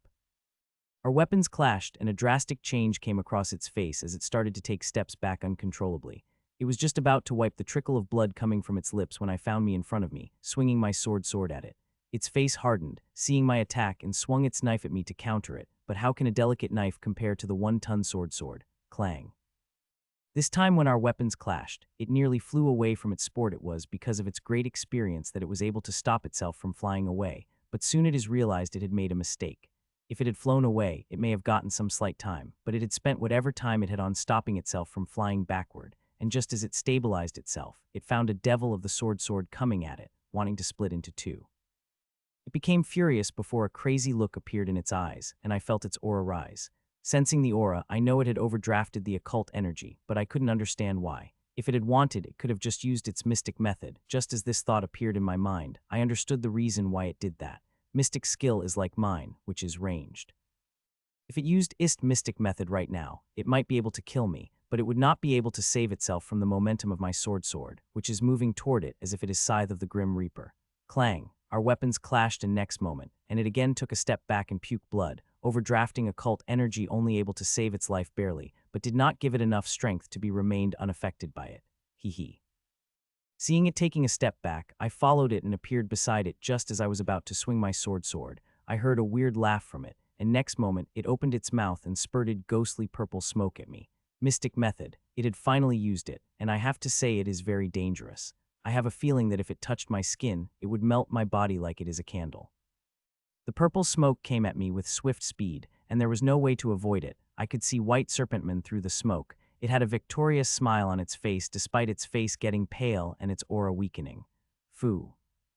Surely I will die by it attack, which is why it had freely let go occult energy which it had been overdrafting. Seeing a victorious smile on its face, a mocking smile appeared my face as a thick cloud of black sand released from my mouth when the ghostly purple cloud a hand distance away from me. When I appeared in front of it for an attack of it, I had already sensed its attack, so I had ample time when I saw its attack, and if I wanted to, I could have made the retreat with some injuries, but why should I? Its mythic method may be powerful, but it is nothing compared to mine when it is specially refined by the second floor of chaos-crushing Holy Tower, which is refinement is far higher than that of the first floor. Crackle, crackle. Just as the cloud of black sand touched the purple fog, the crackling sound rang out as it started to burn away the purple energy. Its speed so fast that within a second it burned away the whole purple fog and only lost less than 1/3 of the energy. Aloha! Mournful screams of the white serpentman rang out. A black sand cloud enveloped it. The screams are so mournful and piercing that I wanted to cover my eyes with my hands. I had never seen any grim monsters so mournfully as white serpentmen when I used to harvest the life of them. They did not scream these bad. I pierced its chest with my sword and put my hands on its shoulder, stopping the attack of Black Cloud. This is peak 2-star Golden Elite that could give me a shitload of mana crystals. It would be very unwise if I let all the mana stones to ash. The condition of the white serpentman has become quite wretched. When I put out my mystic method off it looked like monsters from horror movies. It is not as bad as it seemed. In this condition, I would get just slightly less mana crystals than I would have got from its peak condition. Said a blue-haired girl. She is the same girl who was fighting against 3 white serpentmen earlier, with me killing 2 of the white serpentmen. She did not have much problem in killing the last one. No problem, I said, though it would have been quite difficult for them to kill the 3-star elite grim monsters. It would not have been hard to run away with her strength. Okay, see you then, she said, and flew away. If it were the normal times, she would have talked little more, but right now we are amidst the battle. It is not a very suitable place for a talk. Seeing her gone, I looked around the battlefield search for the opponent. With my fight with the white serpentman, I know killing 2-star Golden Elite is not a problem for me, but I don't think I could fight against 3-star Golden Elite yet. So I first fight a few 2-star Golden Elite, and only fight 3-star Golden Elite when I have confidence as power between each level is immense, and I want to bite more than I chew. With that thought, I had extended my senses, and a bit later I sensed a grim monster is coming toward me, and it is 3-star Golden Elite. Sensing its battle power, I wanted to run away, but when I looked at the grim monster, I stopped suddenly. Its frost oxman it looked like ice, and gave off a very threatening aura even from a distance. On its back, it had a huge sword, which is 5 meters long. Such a big sword is sufficient for most people fighting on the battlefield. The two grim monsters I've fought till now were speed and agility type, and had not truly satiated my hunger for a direct clash. This frost oxman would be perfect for me to test my strength in a direct sword-to-sword clash. If this frost oxman turns out too strong, then I will run, and I am confident that I will be able to run away from it with my life in my hands. Good, good, you true warrior, not like a weakling that ran just after seeing, said Frost Oxman. It is 6 meters tall, but light blue armor of ice covering its body and blue mist lingering across its horns. That blue mist is extremely dangerous. It could freeze anything it touched, and due to this blue mist, one would be very cold when they entered the 5-meter range of it. Now let me see if you have any strength to back it up with that courage, it said as it came at me and slashed down its huge sword at me. Seeing the gigantic sword coming at me, my heart shuddered, and I just wanted to run away from it, as my heart clearly knew that once that sword touched any part on, there would be no chance that I would survive, so I have to be very careful not to let it touch any part of my body. Its huge sword came at me, and with it brought down an icy feeling. It was so cold that normal 1-star golden elite would find their body getting numb. It is cold, but it did not affect me much. Not only I have a superb constitution and small fire elemental talent I got from harvesting grim monsters, but I also have the protection of my sword, which is completely protecting me against the attack. I let the blue sword come closer to me before I whipped my sword toward it, using all my strength. CL-ang, step, step, step, puh. My sword clashed against it, and I felt a crushing mountain force coming toward me, but as the force reached my body through my sword, I felt as if a light breeze had entered my body. It was a lot less than I had expected. It felt like a breeze compared to the storm I was expecting. Though I got injured by the energy that got into my body, that injury was nothing. It is not that bad.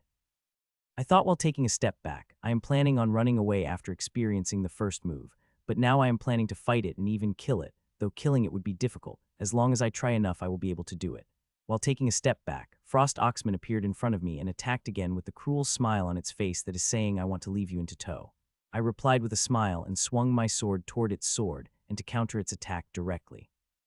Its attack may be stronger than previous, but I am sure I could bear it. Clang, our sword clashed again, and this time the shock I felt was larger than the last time and died to that. The steps I took were more uncontrollable, and blood I vomited was 2 mouthful extra. "Good, you are good," said Frost Oxman joyfully as it appeared in front of me and again swung its giant sword with even more force than the previous attack, with the same detestable expression on its face. This grim monster may be talking to me like an equal, but it is not considering me its equal. It sees me as the toy which it could squash any time, which is why every time it attacks, it would have a cruel smile pasted on its ugly face and mixed with its expression of playfulness, which wanted to see how long I would last under its attack. Coward, bastard. I said in my heart, I have seen it running away from the center of the battlefield and come to this outskirt. If it were that string, it would have fought in the center where powerful golden elutes are present. Still, what it is doing is very good for me. It is giving me ample time to get used to its power and study the fighting style. I just have to bear it for a while. When I got used to its power and studied its combat style, I will rain down hell on it, and that time it will be my time to laugh. "Little bastard, looks like I've underestimated you too much," Frost Oxman said angrily when it finally realized its mistake and attacked me in its rage. This grim monster is quite an idiot. It had been 15 minutes since our battle had started, but it had not started to use its full power till now. In 15 minutes, I've experienced hundreds of attacks from it and got a good idea about the battle. If it had attacked me with its full strength from the beginning, it would have forced me to run away, but now after 15 minutes there is no way in hell I am going to the runway. With enough time, I had full confidence that I could kill this grim monster. Clang, step, step, step. Our weapons clashed, and I felt intense shock traveling through my body and had to take 3 steps back to mitigate the force. Till now, in all of its attacks, I would take uncontrollable steps back, but this time I had just made a 3-step back, and there is also not blood coming out of my mouth.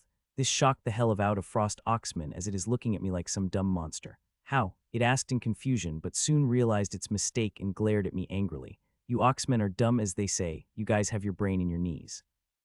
I mocked instead of answering its question, and what I said is the truth. The research showed that Oxmen is one of the dumbest grim monsters and are one of easiest to anger, and that is what I am going for. "You bastard." It roared as its blue eyes turned red scarlet, seeing that smile couldn't help but appear on my face. The Oxman tribe is dumb as they say, as with the slightest provocation, this dumb monster went into a frenzy.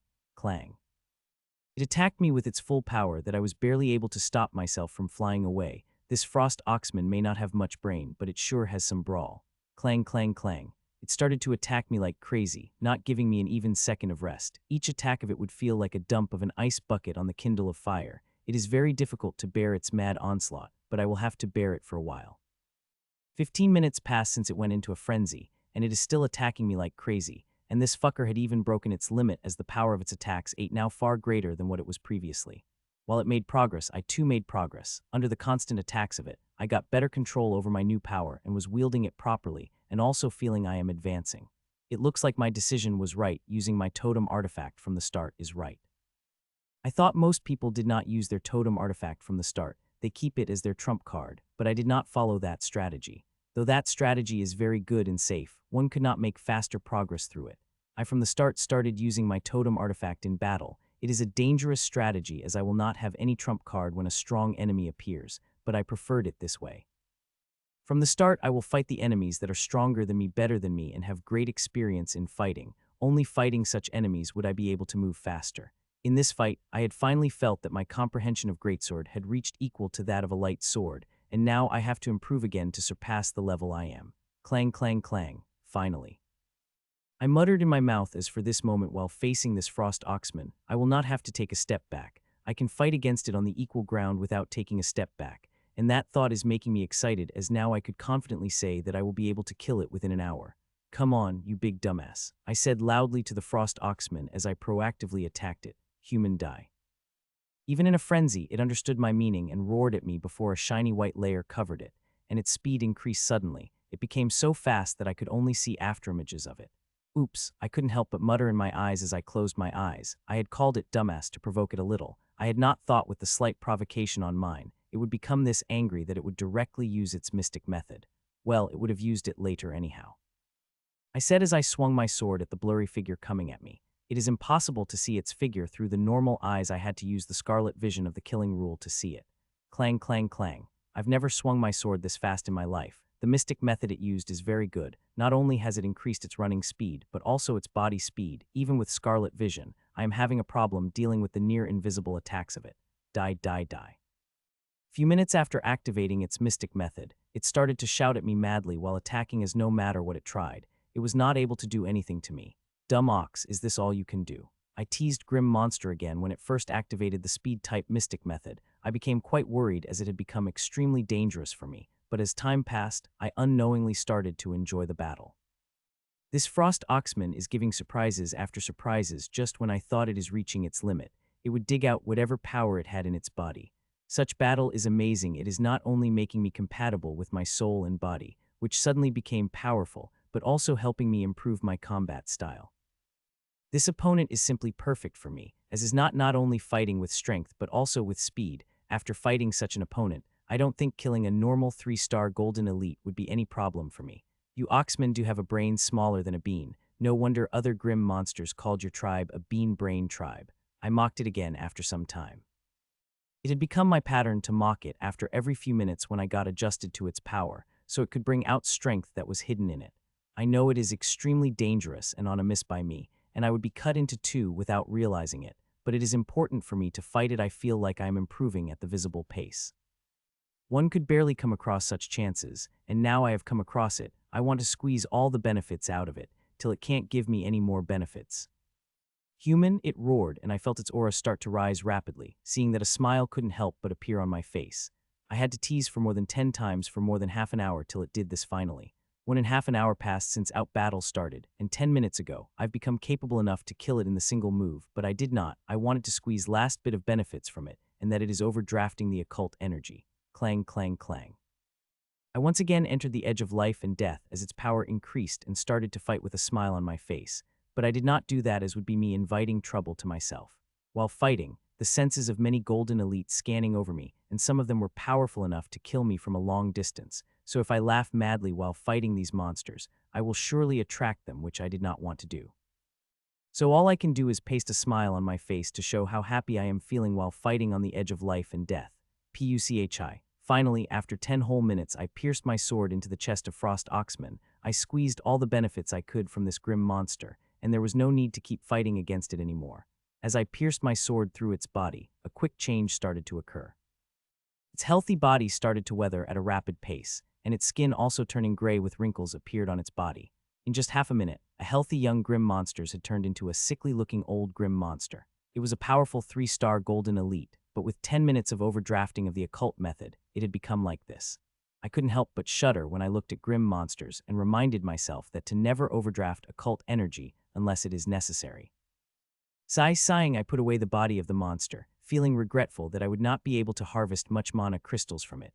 Well, I could always find another 3-star elite to fight. After fighting this frost oxman, I have become confident in fighting and killing any normal 3-star golden elite grim monsters. Only those near peak and close to peak would be a problem. I was planning on taking a rest for a few minutes before fighting again when suddenly, I felt killing intent locked me, and when I looked toward it, I found grim monster coming toward me speedily. It looked to be from the Gatorman tribe, but from which Gataroman tribe, I won't be able to identify it quite far. Seeing it coming toward me, I amplified my range though the artifact extended my field, and a few seconds later, it entered my range. I was able to sense its battle power and sighed in relief seeing it as 3-star golden elite. It is Gatorman from the Black Armor Gatorman tribe. They are exceptionally fierce and very hard to deal with due to their powerful natural defense, and this monster liked to eat their opponent whole in the middle of the combat.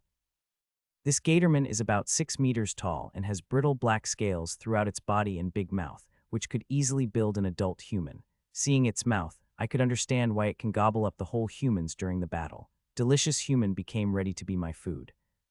The grim monster did not waste any time in stopping, came full momentum, and only spoke a short sentence before it swung a 6-meter-long thorny club at me. Sigh. I couldn't help but sigh looking at the fearful club that was coming at me. It hadn't been full minutes since I finished the fight, but another grim monster came at me for a fight. I really wanted rest, just 2 or 3 minutes would have been enough for me, but now this Black Armor Gatorman came, so I only take a rest after killed. Clang, my sword clashed against its club and not a shake produced in my body. This shocked the monster to the core, which is probably expecting me to shoot back like a deflated balloon. This monster has similar power as the Frost Oxman I had just fought, so I don't have fear against it, and if my luck is right, then I might be even able to finish it within half an hour. You are.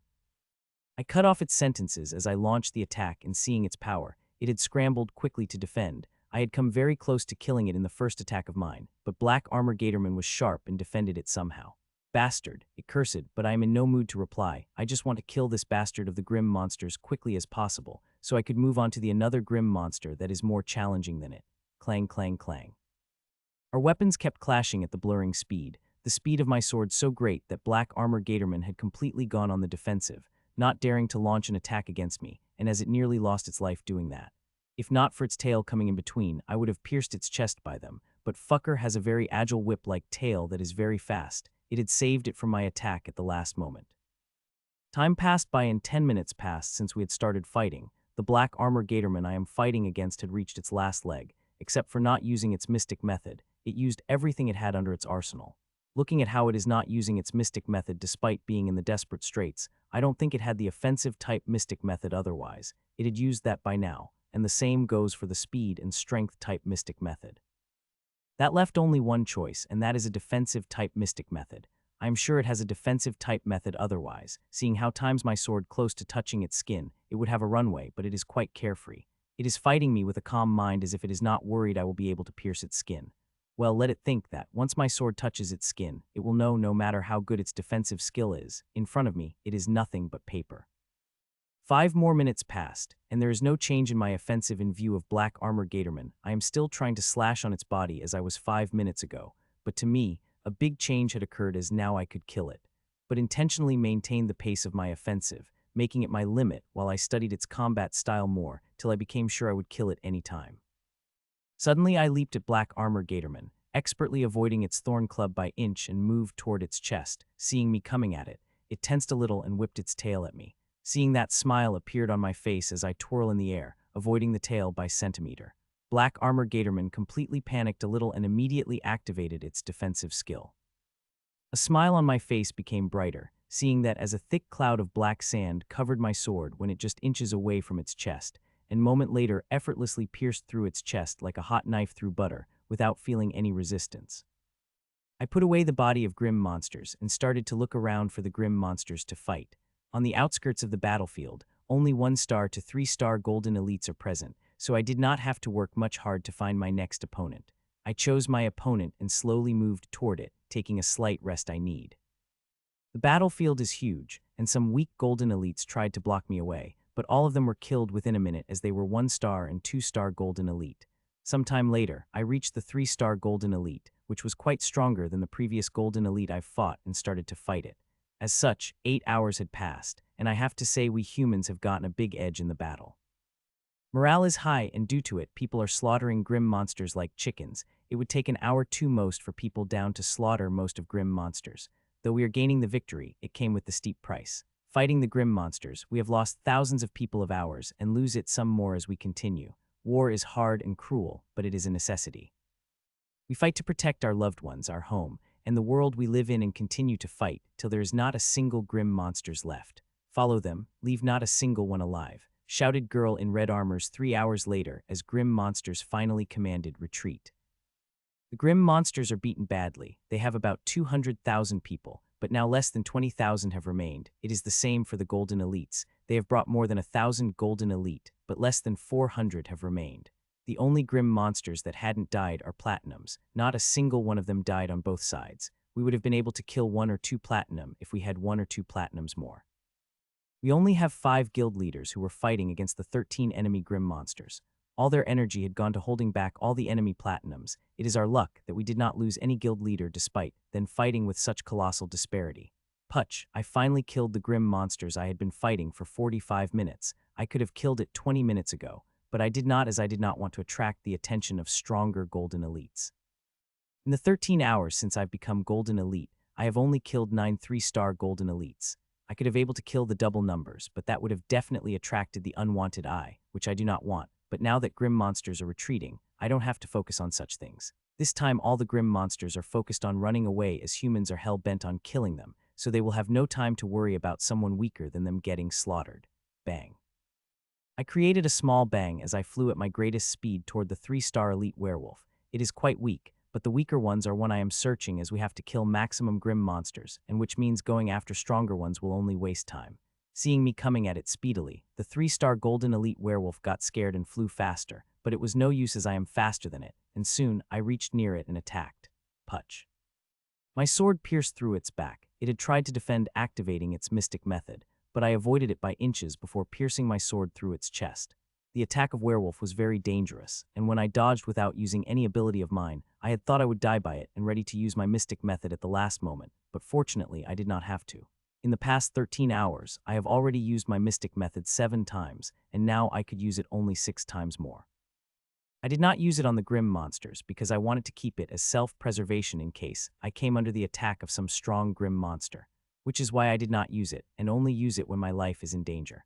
I kept killing one grim monster after another, but most of them were 1-star golden elite and 2-star golden elite, as they are the easiest to kill, and while 3-star golden elites are hardest.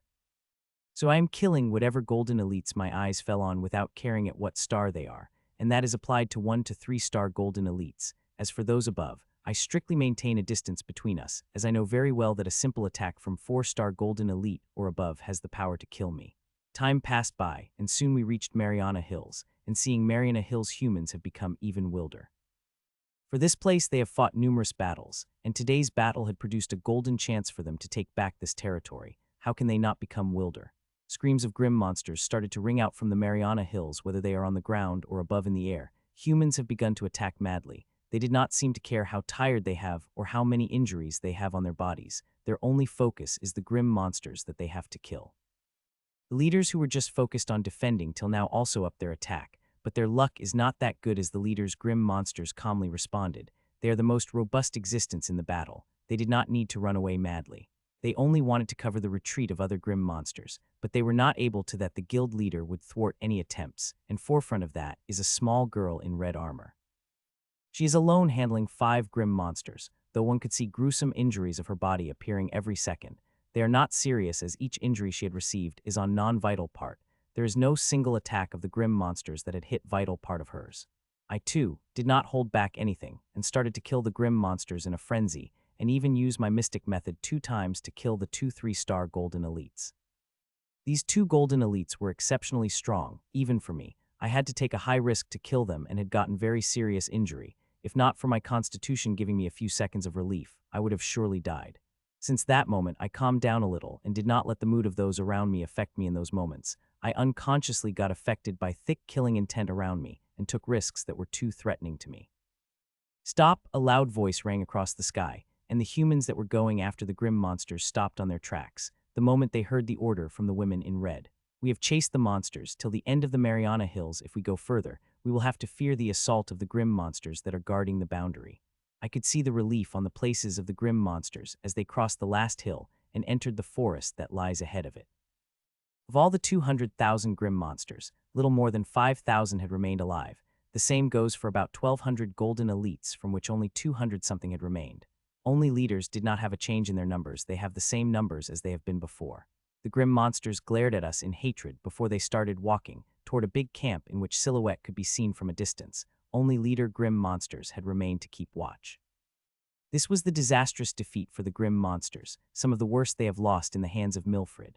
Compared to this result, the last big battle I had fought in the outpost was hundreds of times better than this result, as there they were able to preserve half their numbers in their retreat.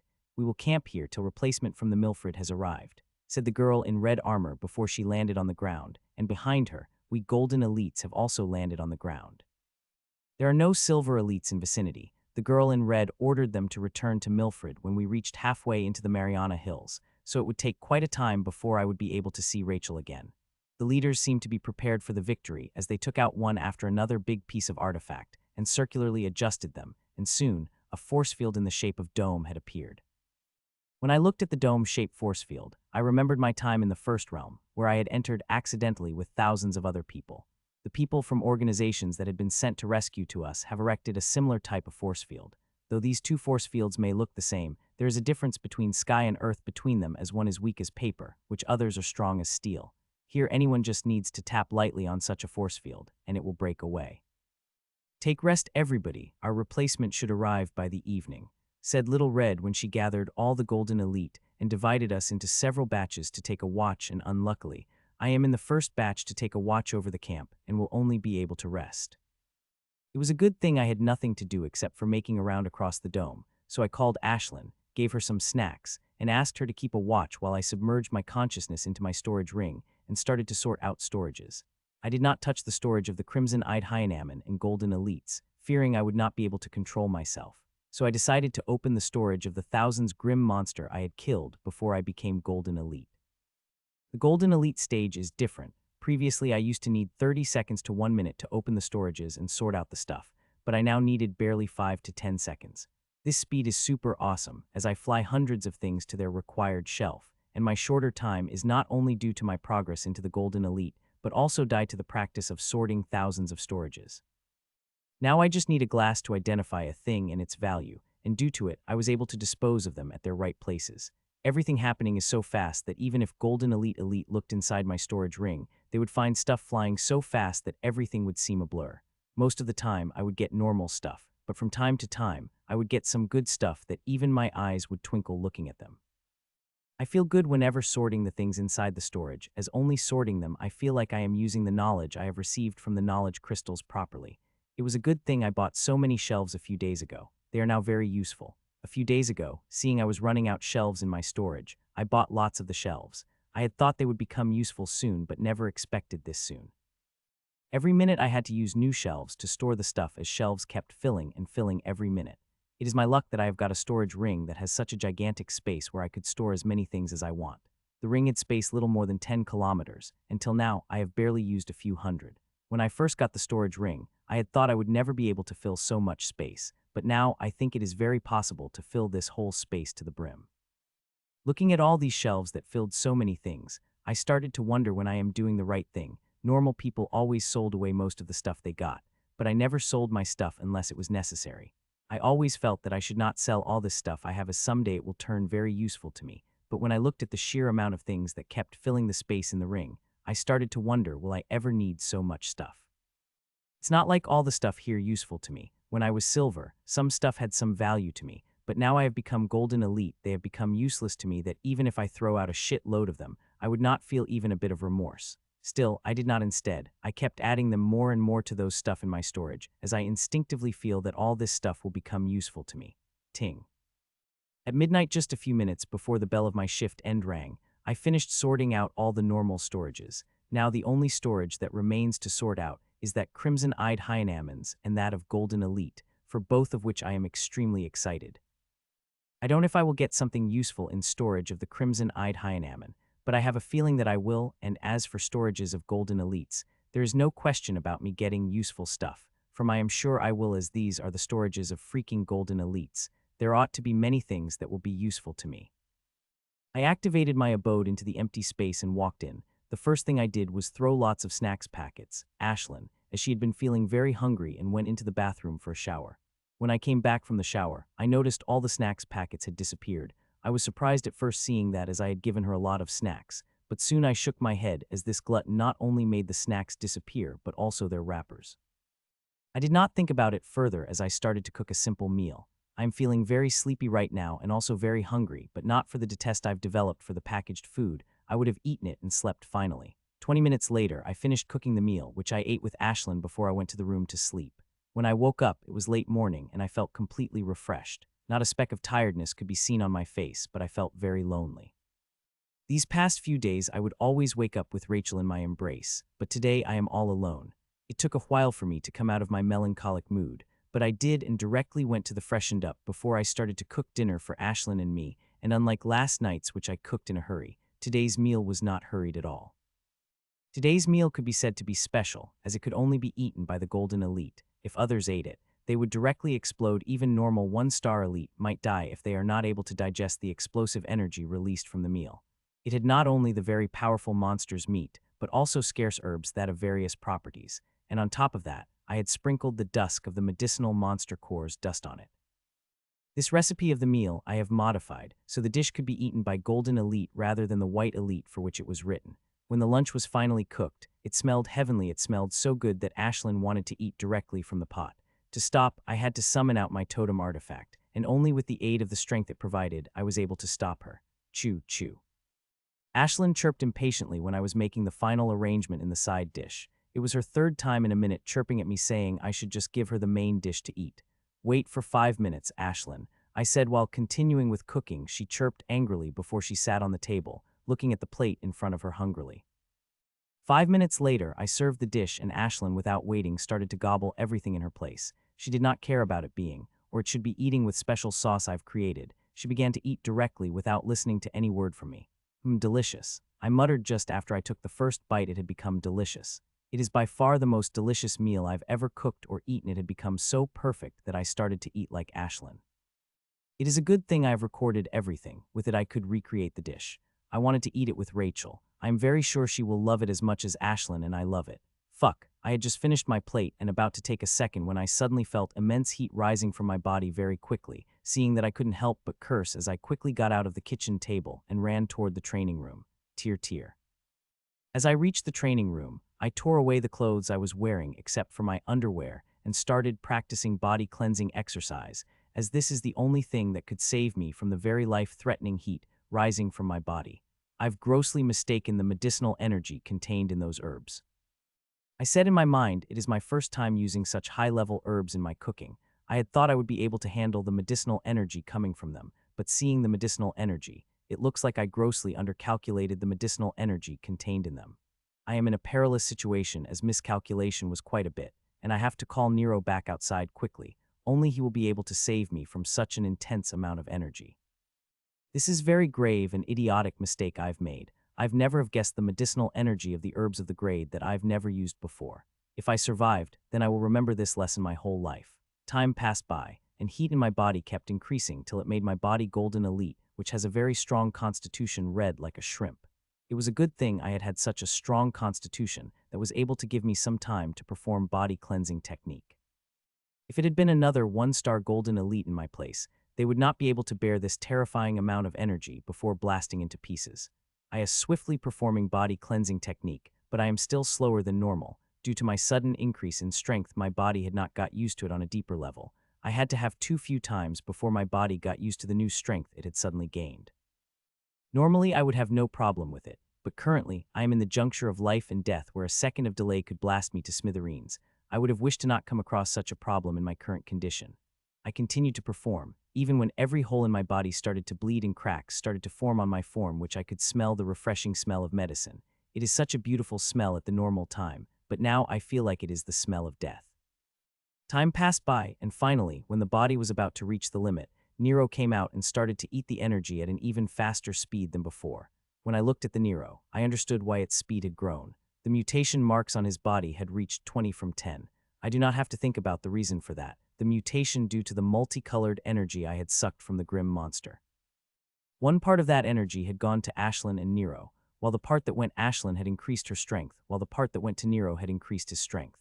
Time passed by as Nero kept guzzling the energy at first. When Nero came out, my condition had been controlled, but with passing the time, it started to stabilize until now it completely stabilized as my body had completely digested all I ate and stopped producing any more medicinal energy. Thud, now that my constitution has improved and I've become golden elite, I will need a lot more energy to make a level up. A few days ago, I had already made a breakthrough to the peak major state. If I want to make a breakthrough again, then I will have to eat high energy meals like this regularly. Otherwise, I could forget about making a breakthrough sometime soon in the future. A few seconds later, I felt energy returning to my body. I got up and walked toward the shower weakly. 15 minutes later, when I returned from the shower and looked at Ashlyn, my mouth couldn't help but gape in wonder. This little birth is sleeping soundly, but that is not surprising as this is the habit. What I am surprised about is that empty pot. There was not a crumb that had remained. The mean I had made was in great quantity as I wanted to eat the leftover as dinner as well, and before the heat hit me, the pot was half filled, but now there is nothing left in it. Ashlyn is a glutton, but she had never eaten this much before, and not to forget, the lots of snacks I had given yesterday, she had finished them in record time also, that even their wrappers had not remained. There is something wrong with her. I will have to ask her when she wakes up. I thought before I went to my room. Till evening when our replacement came, we could finally leave for Milfred. I did not have to make the shift as I had done last night, so I have the whole day to myself, and there are so many things I have to do. Laying on the bed, I submerged my consciousness into my storage ring and looked at the storage band of scarlet-eyed hyenaman. I had been stopping myself from opening it as I have too much hope for this storage. That grim monsters talked about so many things that normal grim monsters and humans have no knowledge of, and not to forget the strange method called life extraction art it had used on me. That thing is anything like I've seen or heard before, and to be honest, I want that art. Just one use of it was enough to make it jump from in-between to golden elite. If I had such art, then it would not be difficult for me to rise. Though this life extraction art thing looks taboo, as long as I keep it secret and use it on the grim monsters, it will be fine. I usually would not have wanted such art as I would have been fusing grim energies into me, but with chaos-crushing holy tower, I did not have to face such things. Chaos-crushing holy tower could refine any energy that came inside me for my use, be it a cosmic energy, mana, or grim energy, anything. I opened the Scarlet Eyes hyenaman's storage, and all the excitement I had a feeling had died down. Just a single glance of it was enough for me to know there is nothing valuable in the storage ring. All the stuff it had are common or stuff that grim monster of similar level could have. I have so many hopes and dreams about this storage, and now all of them had doused down in the worst way, as not only I had not found any life extraction art, but I had not even found a copy of Mystic Method 2. It feels like someone had taken out a heart from my body and crushed it in front of me while having joyous life, and all I could do is struggle as the light disappeared from my eyes. Sigh. It took me a while to get control over myself, but I did. After taking a long sigh, I started to sort away things inside it, and while double-checking everything in case I missed something, which I don't think, but I am still doing. I was just putting all the stuff from Scarlet-Eyed Hyenaman on the shelf, when I looked again at the seemingly normal purple crystal. I first thought it was normal energy crystals which had different color hues. I have come across many of these crystals that have filled the complete shelf of it. Fuck. I cursed it out loud when I took out that normal crystal and looked at it carefully because the thing it had inside now became the most expensive thing I have. Inside the fist-sized purple crystal, there is a dark purple drop the size of the normal water droplet. It looks like a drop of dark purple blood, and if one looked at carefully with the magnifying glass, they would see very, very tiny lightning arcs slithering throughout the dark purple drop. This is a lightning essence, but not a normal lightning essence, but an astral lightning essence, which is 100,000 times more powerful and rare than normal lightning essence. Normal lightning essence was enough to make a king-level powerhouse to disappear if he dared so much to touch it directly, but this is an astral lightning essence. I think only a few people in this world exist who have touched this essence and survive. I would have very much preferred it if I had found fire essence. Even the lowest grade, most diluted would have been fine, but alas, I got a lightning one. I observed it for a while before I placed it inside my storage ring carefully. This lightning essence may be powerful enough to vaporize hundreds of cities at once, but it is not an unstable element. As long as I don't tinker and store properly, it will be fine. I did not find that mysterious life extraction art from the scarlet-eyed hyenaman storage, but I have found something else valuable. However, I don't think this lighting essence is as valuable as that mysterious art. It is still enough to lift my down mood. After calming myself, I opened the first storage of Golden Elite, and just as I did, my mouth wide opened and couldn't close for a while. A storage of the Golden Elite, I muttered as the things inside it are completely different levels than storage I found till now. Though there is nothing much useful to me, the things inside it are on an entirely different level than the other storages I have found till now, and this is the storage of 1-star Golden Elite. I am sure as I continue sorting the storages, I will find something useful as in one of the storages. Gasp! What I had said held in the secondary storage, I found a very rare flower called Scargro Peony. It is a plant that is higher level than the yellow thorn peaches I had. It can be made into a strengthening potion, and luckily I had all the ingredients I need. I am very sure that drinking it, I will be able to reach the peak of 1-star Golden Elite without any problem, and that will make me capable of fighting peak 3-star Golden Elites. I did not think that battles so many dreaded would become a source of lucky encounters for me. One by one, I had opened all the Golden Elite storages, and each has given me a big surprise. There are amazing things present in the storages of the Golden Elites, especially that of the 3-star Golden Elite. They have really good stuff inside them. I have found many potion materials, though most of these potion materials lacked one ingredient or another, there are 2 for which I had full ingredients, which will directly make me Golden Elite. And the best thing is, 2 of these potions had required basic alchemical skills which I have. In the 9 days I have been with Rachel, she has taught me some alchemy. She had offered it herself, and who I am to decline such a good offer from a beautiful girlfriend of mine. Though Rachel's alchemical skills are not praiseworthy, she is an excellent teacher. With her help, I was able to scratch the surface of alchemy basics, and as long as I continue practicing, I should be able to get a grasp over fundamentals that would help me craft positions that require a basic skill. Rachel said that I have a talent for alchemy, and if I worked hard, I should be able to reach the level of Jim with a few years of hard work. To that, I couldn't help but shake my head. I have no interest in alchemy. The reason I learned it is that I did not have to depend on others to craft the difficult potions. As long as I could have those skills, I would be satisfied. Finally, I said I finished sorting out all the Golden Elite storages, and I've got really good stuff from them. I would have liked it if they had one mystic method or 2 so I could send it to my parents. As for me, I don't have to search for the mystic method anymore now that I have become a Golden Elite. Every Golden Elite could get one mystic method from the guild or the adventurer's paradise, so I do not have to worry about my second mystic method, which I am very sure that I can practice with my upgraded constitution. After I finished with the sorting process, I've took out several ingredients from my storage and also erected the alchemy counter from my abode setting.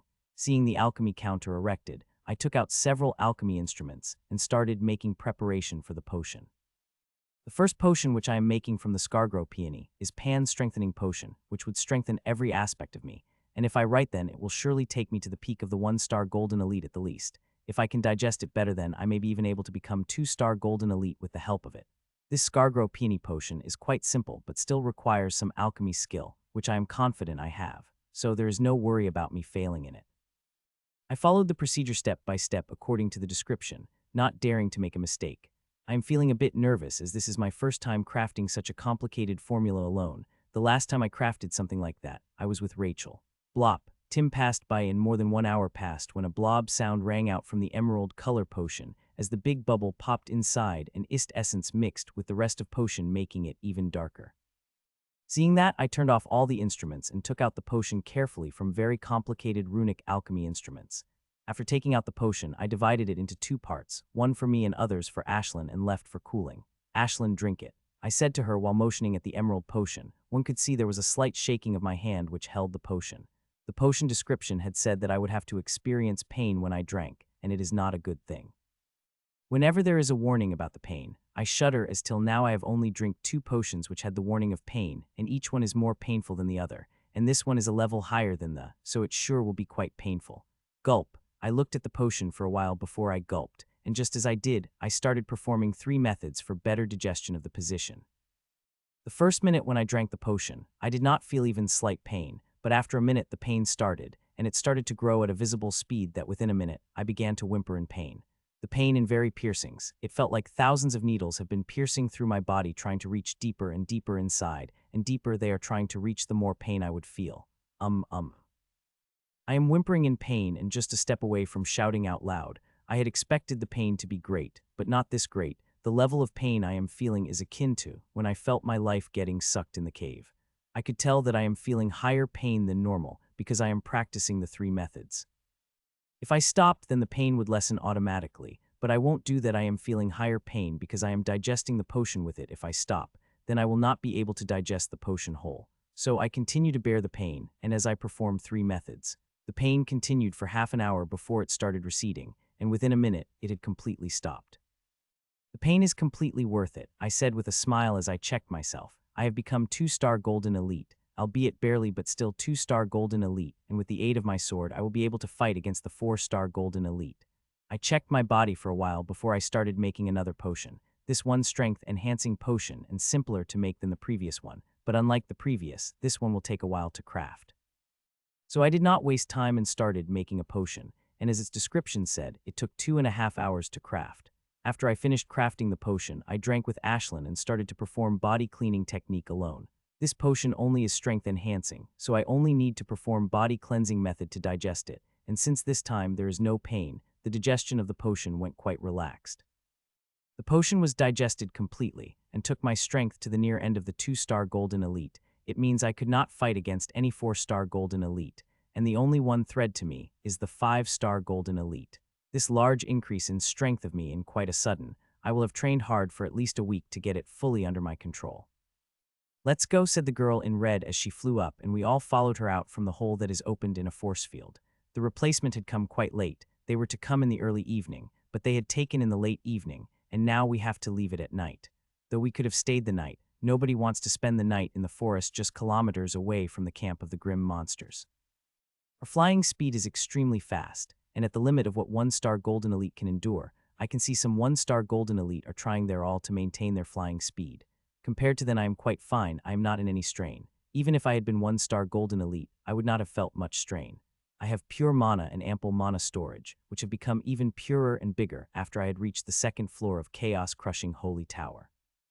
So I don't have much to worry about the speed. The only thing I have to worry about is the attacks of the grim monsters. The girl in red has already discovered some powerful grim monsters in the vicinity and has warned users to be cautious. Not only she, but I had also discovered quite a number of grim monsters that had been following us stealthily. All of them are the Golden Elites, and if we have drought against them, they will give us quite a fight.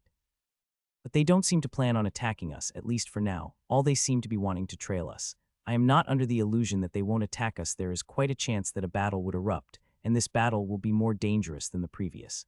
The grim monsters that had fought us earlier have a clear idea about our strength, and if they decide to attack means they have prepared adequately. This is why I am on high alert and using all my sensory abilities to keep an eye on grim monsters, ready to respond if they attacked. Time passed, and we flew over one hill after another till we reached the edge of Mariana Hill, but not a single grim monsters that were following us had attacked, and when we flew over the last hill of Mariana Hill, the chase had also stopped. Sigh. Seeing that I couldn't help but take a sigh of relief, I don't want to fight another. If it were before, I would have been eager to fight since my strength advanced, but now I just want to go to Milfred, to Rachel. For some reason, I am having an itch to go Milfred. If I had not been flying with a group, I would have flown at my maximum speed to the Milfred. Time passed by and dawn came, and with it, I could see the faint silhouette of Milfred at a distance, seeing that a bright smile appeared on his face. The speed of our group had unconsciously increased, and those 1-star Golden Elite and 2-star Golden Elites started left behind. I am one of 3 2-star Golden Elites who can maintain my speed with the leading group. 20 minutes later, we reached Milfred, and I flew toward the guild with the group. I wanted to go to my apartment so bad, but I had to go to the guild and make my report and do other formalities. Without finishing them, I could not return to my apartment. This rule does not only apply to Golden Elite, but also to Platinums like guild leaders. They have been separated from the group and disappeared toward the Adventurer's Paradise direction after we entered the city. Thud thud. I landed on the ground with the rest and directly went to the 51st floor to make my report. It took me 1.5 hours to complete the report, and just as I finished it, I received mail from guild. They are quite fast. I said when I read the mail, I have become a captain. To become captain, one not only needs to emulate a lot of merits, but also needs to become golden elite. I'm already a golden elite, and killing a few 3-star golden elites has earned me more than enough merit to become an officer. With me promoted to captain, my privileges had also been upgraded, and one of privilege that I could now choose one mystic method from the guild's collection. If it were a normal time, I would have done so and also brought all the things I need from this access, but thing time, I have no interest in doing those things. I quickly finished all the other formalities that I had required before I quickly flew toward my apartment. It was a good thing I've become an officer, and with it, I could not fly in the city at a higher speed than before. Soon I reached my apartment and opened the window to go in and saw Rachel sitting on the sofa with a worried expression on her. She seemed to be lost in worry so much that she did not notice my arrival. Rachel. I called out softly, my voice brought her to present as she looked at me surprisingly before a look of joy appeared on her face. Mitchell, she said in surprise, and in the blink of eyes she appeared in front of me. Seeing her appear in front of me, I was about to say something when I found my opened mouth sealed by her lips, and we started to kiss passionately. As the kiss progressed, our hands started to roam each other's bodies before our clothes began to fly away, till not a single article of clothes had remained on my body. Without care for the place, our bodies started to meld in each touching and exploring each other. Our movements were slow and fast rhythmic, with each as if they are two halves of the same coin. With each other, it is not just the carnal pleasure we are exploring, but also the love that is growing every second we spend with each other. It is such a wonderful feeling that I want to get lost inside, but human bodies have limited, and for now I have reached my limit and have rest for a while before I could continue again. This time we have continued for 4 hours. We have started in the living room but ended in my bedroom. How have you been? I asked after minutes of silence as I gently massaged her head, which was lying on my chest. It is a question I should be asking, Rachel said with a smile as she craned her neck at me. Tell me what is worrying you so much, I asked finally. For a few days I knew she had been worried about something. I have never directly asked her about it, but now seeing so much fear in her eyes I could control myself from asking. She did not say anything for a few seconds, but worry that is hidden in her eyes appeared on her face. For some reason, seeing those expressions, I had the urge to retract my sentence as I felt I would not like the answer. Mitchell, I am leaving. Mitchell, I am leaving, said Rachel, and I felt as if the ground had cracked under my feet. I had expected some bad news from her, but I had never expected she would leave when everything between us was going so well. We were happy, we were enjoying each other's love, going on dates, everything had been amazing as it could be. Why, how, when? Indescribable words came out of my mouth as I wasn't able to think properly. Hearing my question, sadness on her face deepened even more, and I could see tears welling up in her eyes. You know the ruckus created by inheritance, Rachel asked. I frowned upon hearing this question, but I still nodded as I knew it had created chaos throughout the city. People are still shaken to the core by humongous oppressive feeling they had felt for a moment that day. Well, it brought some people from the central continent. They said I've received an epic class inheritance, and only with the resources of their organization will I be able to fully unearth its potential and bring out its true power. Rachel said softly. Hearing that, I did not much feel surprised, but felt it was plausible. Ellen had shown some weird signs, and an extremely powerful teacher came for her, so it is normal people will come for a person who had gripped the city wholly. Can't you stay on the continent? I asked. Ellen is still in the continent, and her teacher is guiding her here, so maybe Rachel could also stay with whoever came guiding her. To my question, Rachel shook her head gently. No, I was barely able to ask for these few days from them, she said. Hearing that, I could tell she barely has any choice. She will have to go whether she wants or not. When are you leaving? I asked after some time while gently massaging her hair. 2 days later, she said as she nestled into me tightly. So soon. My heart skipped again. I had expected she quite would stay a week more, but 2 days, they are too short. Can't you stay for some more time? I asked, to which she just shook her head saying no. I assume they're taking others too. I asked that. She nodded. She's not the only one who received this inheritance. There are 4 other people too, and since they are taking Rachel. We stayed silent, with each one busy with his thoughts. I am trying to cope with the thought of her leaving while she may be doing the same. Rachel, do you know what adamantine is? I asked finally after an hour of silence, the grim monster I had sucked talking a lot about this. When my access upgrade in the morning, I quickly searched this world but could not find anything about it. How do you know about the adamantine? Rachel asked me in surprise. She really does seem surprised when she heard it, but then looked at me complicatedly as if she remembered something. You know there is level above the golden elite called platinum, right? Rachel asked me. I nodded. There's a level above that called diamond, and the level that came above it, adamantine, she said. I am shocked hearing that. I had guessed that adamantine must be a level that is present in Lord stage, but never guessed it is in Knight stage. I have never thought there would be a level above platinum, and there would be another level above that. Becoming platinum already is very difficult as one will have to break through the limit of human body. If they do that, it gives them the power to fight the Lord's stage powerhouse. Then how difficult it would be to reach the diamond and then admonting. No wonder that grim monsters started to laugh like crazy in happiness when he thought sucking me would give it the potential to reach the adamantine. Now that I thought about the adamantine, I remember Abomination in Dark Space. When its power was growing, it had become unimaginably powerful in just the night stage that I had started shaking in front of the night stage aura. Platinum, diamond, and adamantine are called limit levels. The higher one goes in these 3 limit levels, the greater potential one will have for the future growth, and one will have no problem infusing with the powerful inheritance, she said and again turned silent. I heard that human body limits could not be broken in normal ways. I had not known about this before, but when I was returning to the Milfred city, I heard something from the peak golden elites that I realized that breaking the limit is not as easy as it seems. Hearing my question, complicated emotions rose in Rachel's eyes as she looked at me. I could tell the thing she would say next would be very hard to hear. Yes, it is extremely difficult, near impossible to break the limit through the normal means. One either has practiced limit-breaking methods since they start practicing or they need art, she said. My expression changed when I heard the art as the grim monsters have also boasted about it very much. Can you explain what limit-breaking methods and art is? I asked. She nodded. Limit-breaking methods are the methods that help in breaking the limit, and they had to be practiced at the beginning of the practice, she said. Beginning of the practice, when one bonds with their monsters, it looks like I do not have a chance to practice these methods as it has been years since I had started practicing.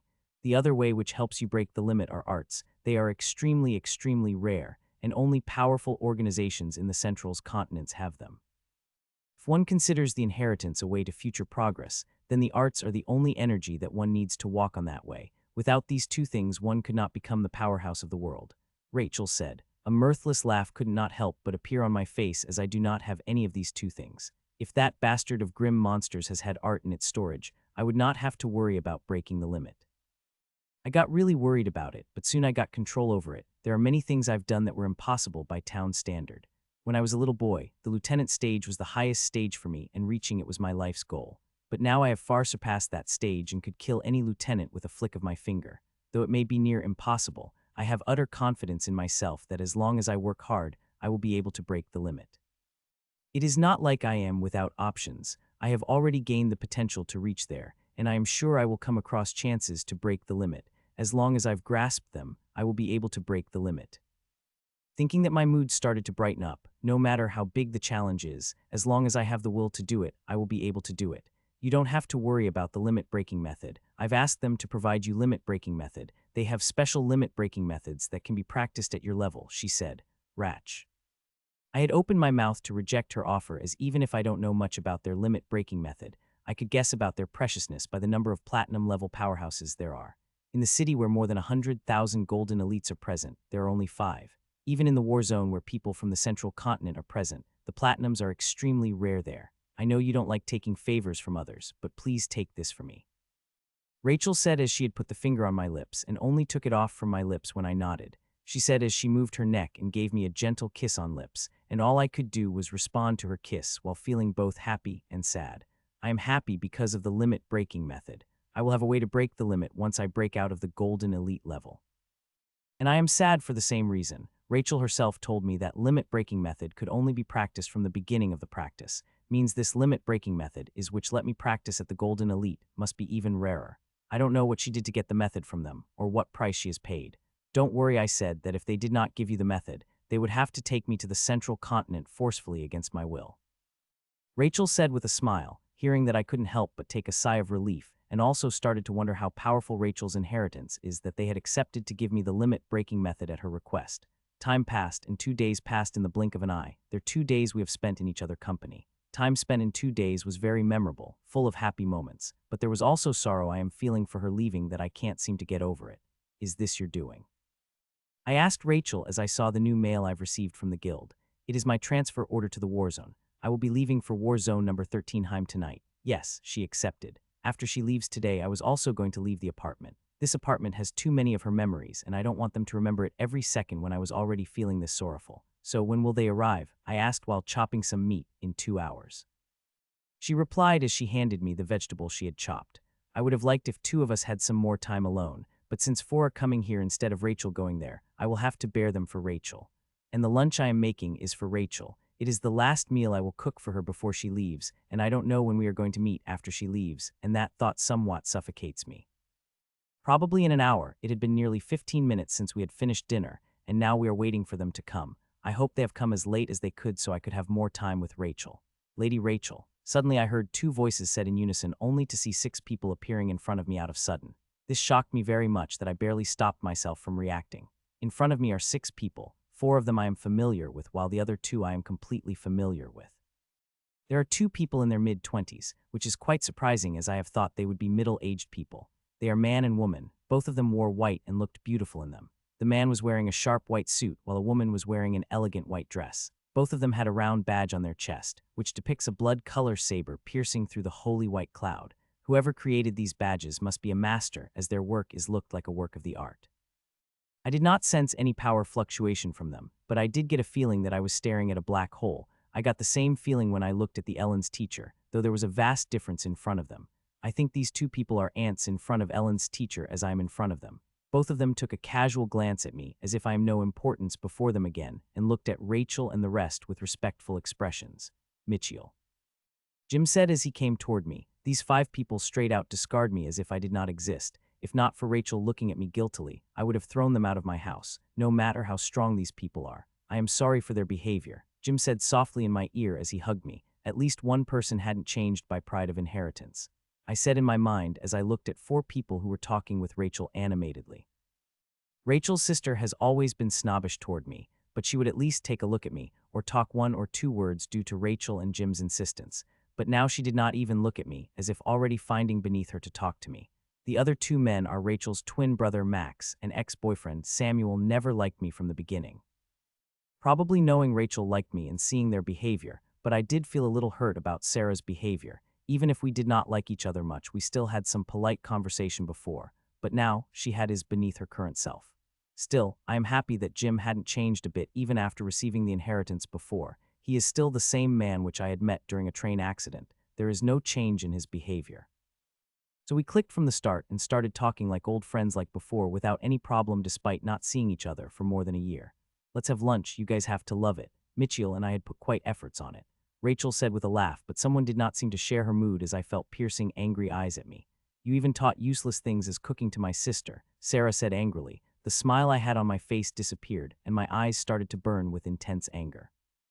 Sarah, 2 angry voices rang out when I was just about to open my to throw her out of my house. I've had enough of her. If she is going to disrespect me in my home and I keep bearing it, I have my limit, and if she keeps crossing it, then I will get angry. Otherwise, she would consider me wretched, which she could stomp on repeatedly. Sarah, apologize to my boyfriend or wait outside the apartment till we leave, Rachel said.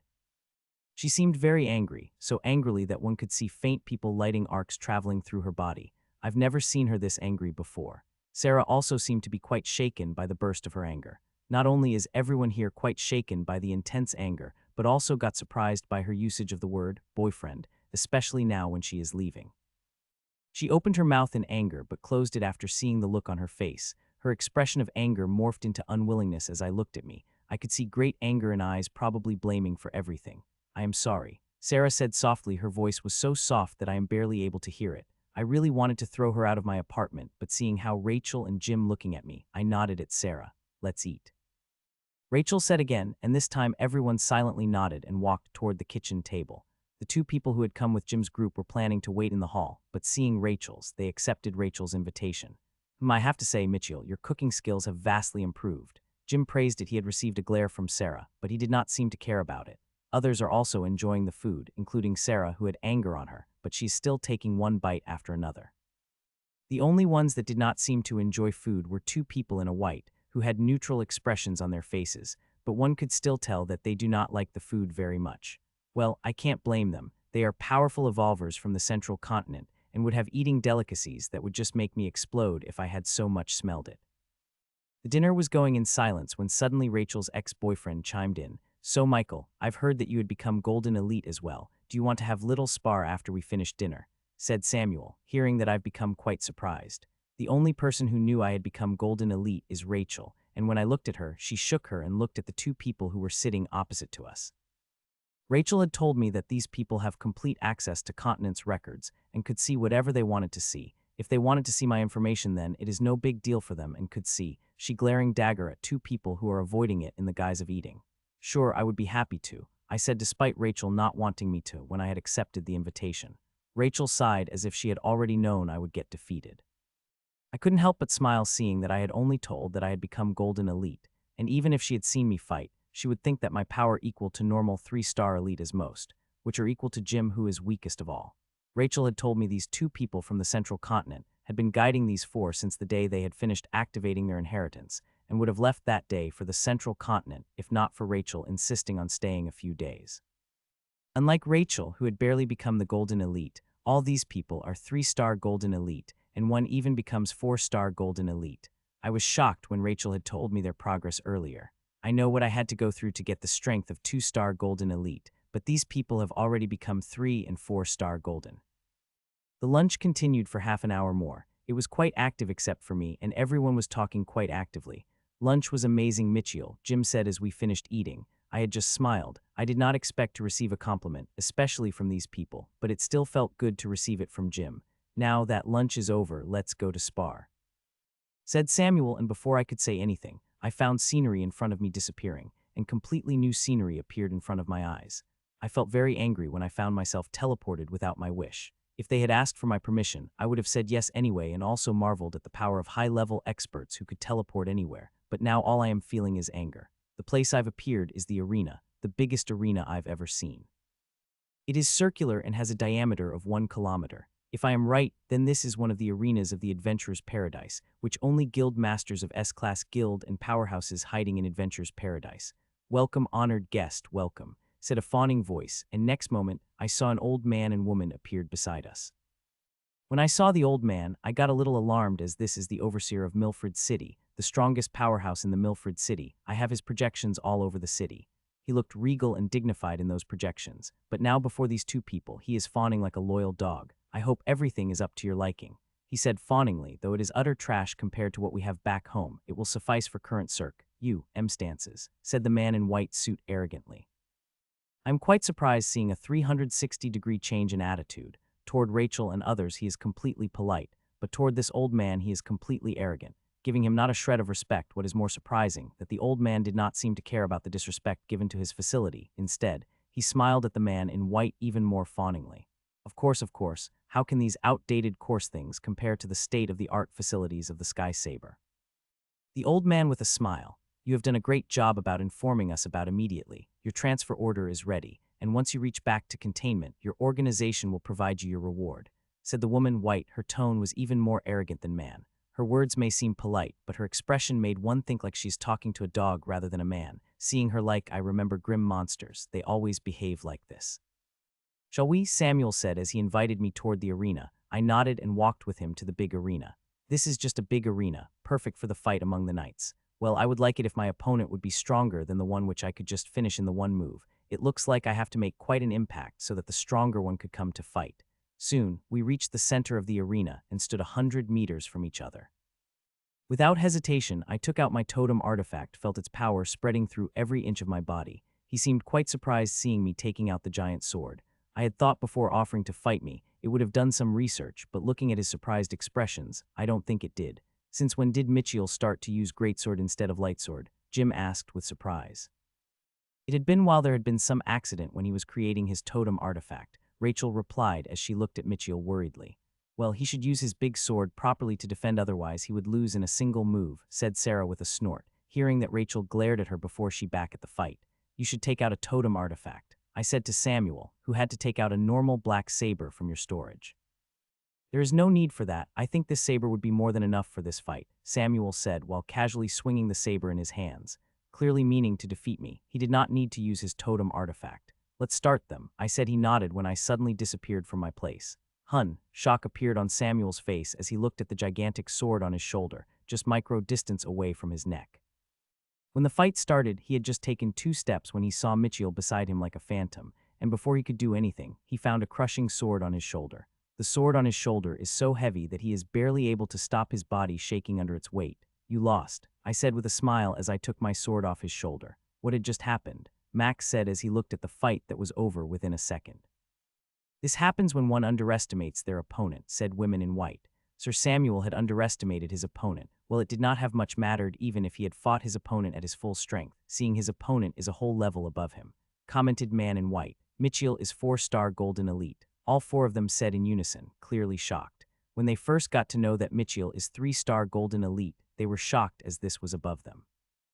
They clearly know how difficult it is to become 3-star golden elite in a matter of a few days. They were able to do it because of the powerful resources given to them, but Mitchell, what did he receive? He just went to the battle for a few days and became a 4-star golden elite. Let's fight one more time. This time I got distracted by something, Samuel said as Mitchell took off the sword of Samuel's shoulder. Shameless. Rachel and Sarah couldn't help saying out loud, while Sarah and Max shook their head in disappointment. Okay, I said with a smile while thinking about how one can be such a shameless and sour loser that they could not accept defeat when they see one. Last time I went easy on him, but this time I will teach him the lesson so hard that he will forget about becoming a sore loser again. Fight, Samuel said right after I created a distance between us, wanting to catch me off guard.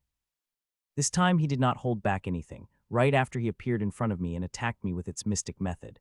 Death cut, Samuel shouted and attacked me. His saber is enveloped in the blinding white flames. These white flames give me a feeling of death and knew very well that if that while fire touched me, then there is quite a high chance I would die. Looking at Samuel's cruel expression, he seems to want to kill me or at least cruel lessons.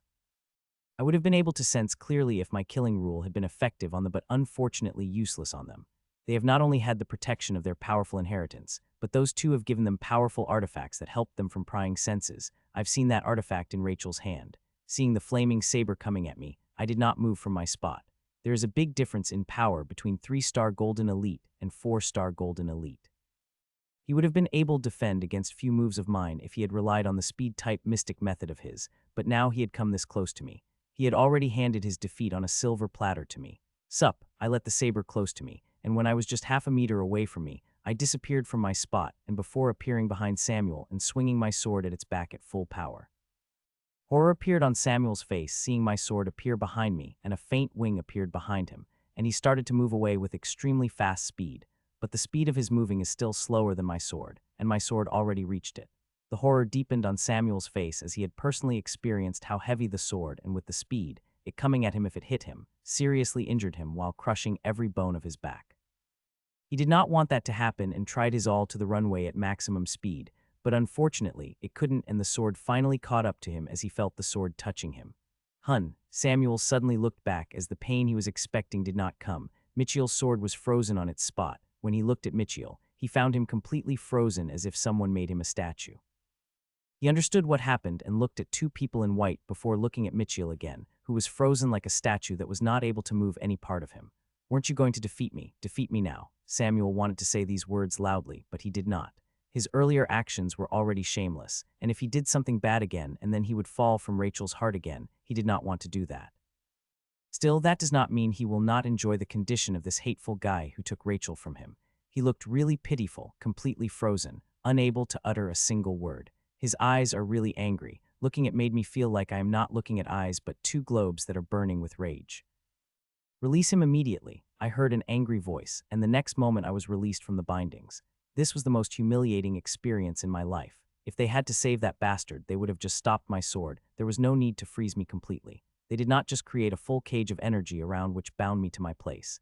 It was so powerful that I could not move even a single inch, no matter how much I tried, but they also sent their energies inside me. It was a complete humiliation. They had sent their extremely thick energy into my body, going through every inch of my body and soul. I felt like I was being violated to my core. The worst thing is I could not do anything. I just laid caged in space without having the ability to do anything, and that is making me hate myself so much, more than those who had utterly violated my privacy, which they have no right to do so. They have crossed all the boundaries currently. I do not have the strength to even look at them, but in the future, if I have got the strength, then I promised myself that both of them would suffer 100 times more humiliation than what I've suffered. I was just in my thoughts when soft arms enveloped, and I did not have to look to know who had hugged me. This comforting touch I would identify anywhere.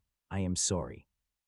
Rachel said as she hugged me tightly. She might not know what truly happened, but she knows how much I love my freedom. It is because of this freedom I love so much that I had not joined any organization in the Westblood despite the benefits they have offered.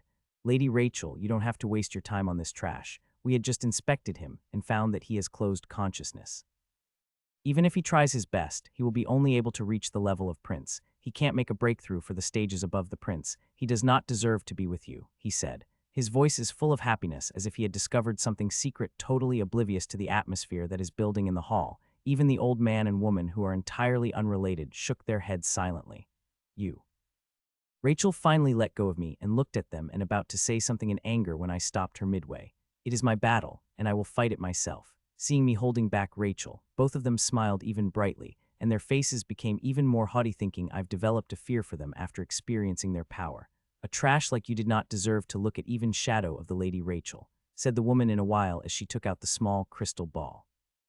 "Here, take this limit-breaking method and forget about Lady Rachel. She had infinite future ahead of her due to her epic inheritance, while you will always be trash because of your closed consciousness," said woman in white haughtily as she raised a small crystal ball toward me. I could see Rachel is seething with anger and about to burst when I again stopped her, as this is not her battle to fight. "Snort, boy, you think too highly of yourself. You have no idea of the gap between Lady Rachel and you. Even if you haven't been trash with closed consciousness, you still wouldn't have been able to catch up to Lady Rachel in your whole life," said the woman in a while as she took back the crystal. "You don't have to worry about Michael, and he will easily catch up to me. I have faith in him." Rachel confidently as she grips my hands tightly. The woman in a while wanted to snort, but she controlled herself before she looked at others. "Everyone, we have wasted enough time in this god-forsaken place. Let's leave," said the woman in white. Rachel wanted to say something before she could say she disappeared, giving me her last gentle smile, which was full of love. "Boy, let me give you the word of advice that will save you a lot of trouble in the future," said the old man. The fawning smile on his face disappeared and replaced with that of dignity which I have seen on the projection, but seeing his vomit-inducing behavior earlier, I did not feel a shred of respect for him. That girl had joined the Supreme Organization, and she had epic inheritance that rarely appears in our world. My advice is to forget her. You will never be able to catch up to her even if you try all your life," said the old man. That boy did not understand the terror that people of the Supreme Organization had, but he will realize very soon, the old man said with a sigh before he disappeared with the women. Mitchell did not heed the words of the old man, even for a second. His mind was filled with sadness and longing, as he did not know when he was going to see Rachel again. After getting out, I tapped a few buttons on my holowatch before flying up in the air. I had just booked the hotel for a day, as I am not going back to my apartment. There is nothing there except for the memories left behind by Rachel, which are the things I least want to remember, as I will miss her even more. This feeling is already very unbearable, and remembering more will only suffocate me further. So I booked the hotel and stayed there until the time of my leaving had come. Whenever I looked at them, I would remember the moments I'd spent with her, which were hard to bear. By the time I had reached my hotel room, I had tears in my eyes. After reaching my hotel, I just lay on the bed to sleep, but memories of Rachel kept flashing in my mind. No matter how much I tried to sleep, did not come to me. Ting, as such, time passed, and the evening came, and soon I got a reminder that I had an airship to catch. Hearing, I got up and washed my teary face. My eyes have become quite red with the hours of silent crying. I washed my face and changed my clothes before I flew toward the airport, hoping a new city will bring new change and help me in coping with the pain of the separations. This airship is high speed, but it would still take 6 days for the airship to reach the warzone No. 13 Heim. There are only 16 warzone, unlike thousands of outposts and hundreds of the midzone. It is said they are big, and their prosperity and culture give a glimpse of the central continent, as people from the central continent could find it there. In the midzone, there are people from other continents, but not from the central continent. When they come to the continent, they directly come to the midzone, and each and every person that came from there is a golden elite. In the warzone, the silver elites are weakest, while the golden elite are folded in the middle level. While platinum and diamonds are the leaders, they are extremely rare even in warzone and served as the backbone of the forces. Mainly the post of Vice Guild Master and Guild Master of Guilds are these people. As for adamantine, Rachel said there are some adamantine, but not much. Every warzone did not have more than 10 adamant in them, and of the 10, there are 7 are the guild leaders of the 7 S-class guilds. Rachel said most of these adamantines came from the 9 supreme level organization of the central continent. Their 9 supreme organizations rule the central continent, and one needs to be at adamantine to become a member of the organization. Those organizations did not accept members midway. Rachel and others are special case one needs to get into the supreme level organization before they start the practice. So most of the adamantine are sent by the supreme organizations, as the continent did not have the resources to make ones. There are rarely any people who became adamantine here. The only special case, the ruins. They are only things that possess the resources to make one adamantine. I have a simple goal, and that is to become adamantine. I will not level up to the Lord stage before I become adamantine. though I don't know how I will become since I don't even have a limit-breaking method, that I did not think much. I only kept a target in my mind, and I am sure there will be many opportunities I will come across in the war zone, and I will have to grasp them, no matter the cost. The clouds looked beautiful from the cabin, but I was in no mood to enjoy, so all I have been doing for the past 5 days is train and train and train. I am training at every waking moment. All this drowned the pain of separation. The feeling of separation did not lessen with time, but it has increased, but with time I am learning to live with it. 5 days had passed, and with the continuous training in these 5 days, I've got the perfect training control over my strength and also got the small increment in strength. Though the increment is tiny, it is still an increment, nevertheless, which will be helpful in my survival in the war zone. The war zone, unlike the outpost and midzone, is really important. Even if a few hundreds outposts got destroyed and or tens of midzone razed, it will not affect a grand scheme of things of the continent. But if any war zone got destroyed, then it will shake the whole continent. The grand war will rage across the continent. The outpost and midzone got destroyed every few years and decades, but it had been hundreds of years since any outpost got destroyed by the enemy. It is not like they had tried hundreds of times, but it is not easy to destroy the war zone. It is an unbreakable fortress that could not be broken through the normal means, only those super powerhouses able to break the fortresses, which are why it is not broken, as according to informal rule between two races, no powerhouse above the night should appear in the struggle of the continent. Most of the time this law is followed. Those super powerhouses present both sides in every city. They rarely made a move even if the outpost or midzone was being destroyed. They make a move when there is something important. Today I am feeling some emotion other than that of lodging and sadness. I am a little excited about seeing the war zone. I have quite heard about it from Ellen. She and her teacher had been in the war zone for quite months. I wanted to meet her in war zone, but Rachel got me to transfer the order of the 13th war zone, while Ellen is in the 10th war zone. I will have to ask her to come to meet me when in my war zone with how powerful her teacher is. I don't think her teacher will have any problem bringing her to 13th war zone Heim. This is the last day of my travel, and I will reach the Heim by the evening, and it is already an afternoon, so that this training session would be my last in the airship and also might turn most fruitful. I am at the 24th circulation for the 50th seal of Supreme Combat exercise. If I can do it, then I will have a 5th amethyst seal, which will increase my strength by a great deal. But it will be hard as I am trying to break that last layer for more than half an hour, but no matter how much I try, it wouldn't budge from its spot. Not a single crack had appeared despite my tries.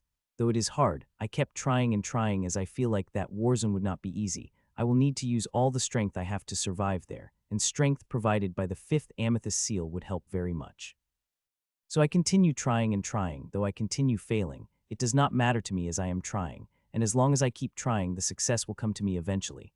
Crack. Finally, after 20 minutes of relentless trying, I was able to make the crack on the layer that is blocking me and see that I increased my efforts more. Each wave that will crash on the layer would be more powerful than before, and it started to show the result. Crack, crack, crack, bang. Crack after crack continued appearing on the layer, and these cracks kept getting bigger and before they spared all over the layer, leaving not a corner alone before finally shattering into pieces with a loud boom. The 50th seal started forming, and within a few seconds it had completely formed and started releasing energies, which did not give me much. After the small went toward the other 9 seals and started spinning as they spun, they began to suck energies. They began to spin faster, and while coming closer to each to form an amethyst seal. After minutes of sucking energy, the amethyst seal is finally created, and it started to glow in my temple space as it released refreshing energy spread into my body and started strengthening it. By the time the 5th amethyst seal went back to its place, my strength had risen again considerably. A few CK, I gasped loudly in shock when I looked at the city below me. Can this huge thing even be called city? I questioned myself as I saw the stretch of buildings below that seemed to have no limit. Whenever I see buildings, there seem to have an end to them. I've heard that the war zones are huge, but never expected them to be this huge. This war zone is humongous. It is at least 100 times bigger than the Milfred, and I felt this is not the right estimate. This city is bigger than that. The airship flew for quite a while before it started descending toward the airport. The airport also seemed to be huge as thousands of airships could be seen coming and going out of it.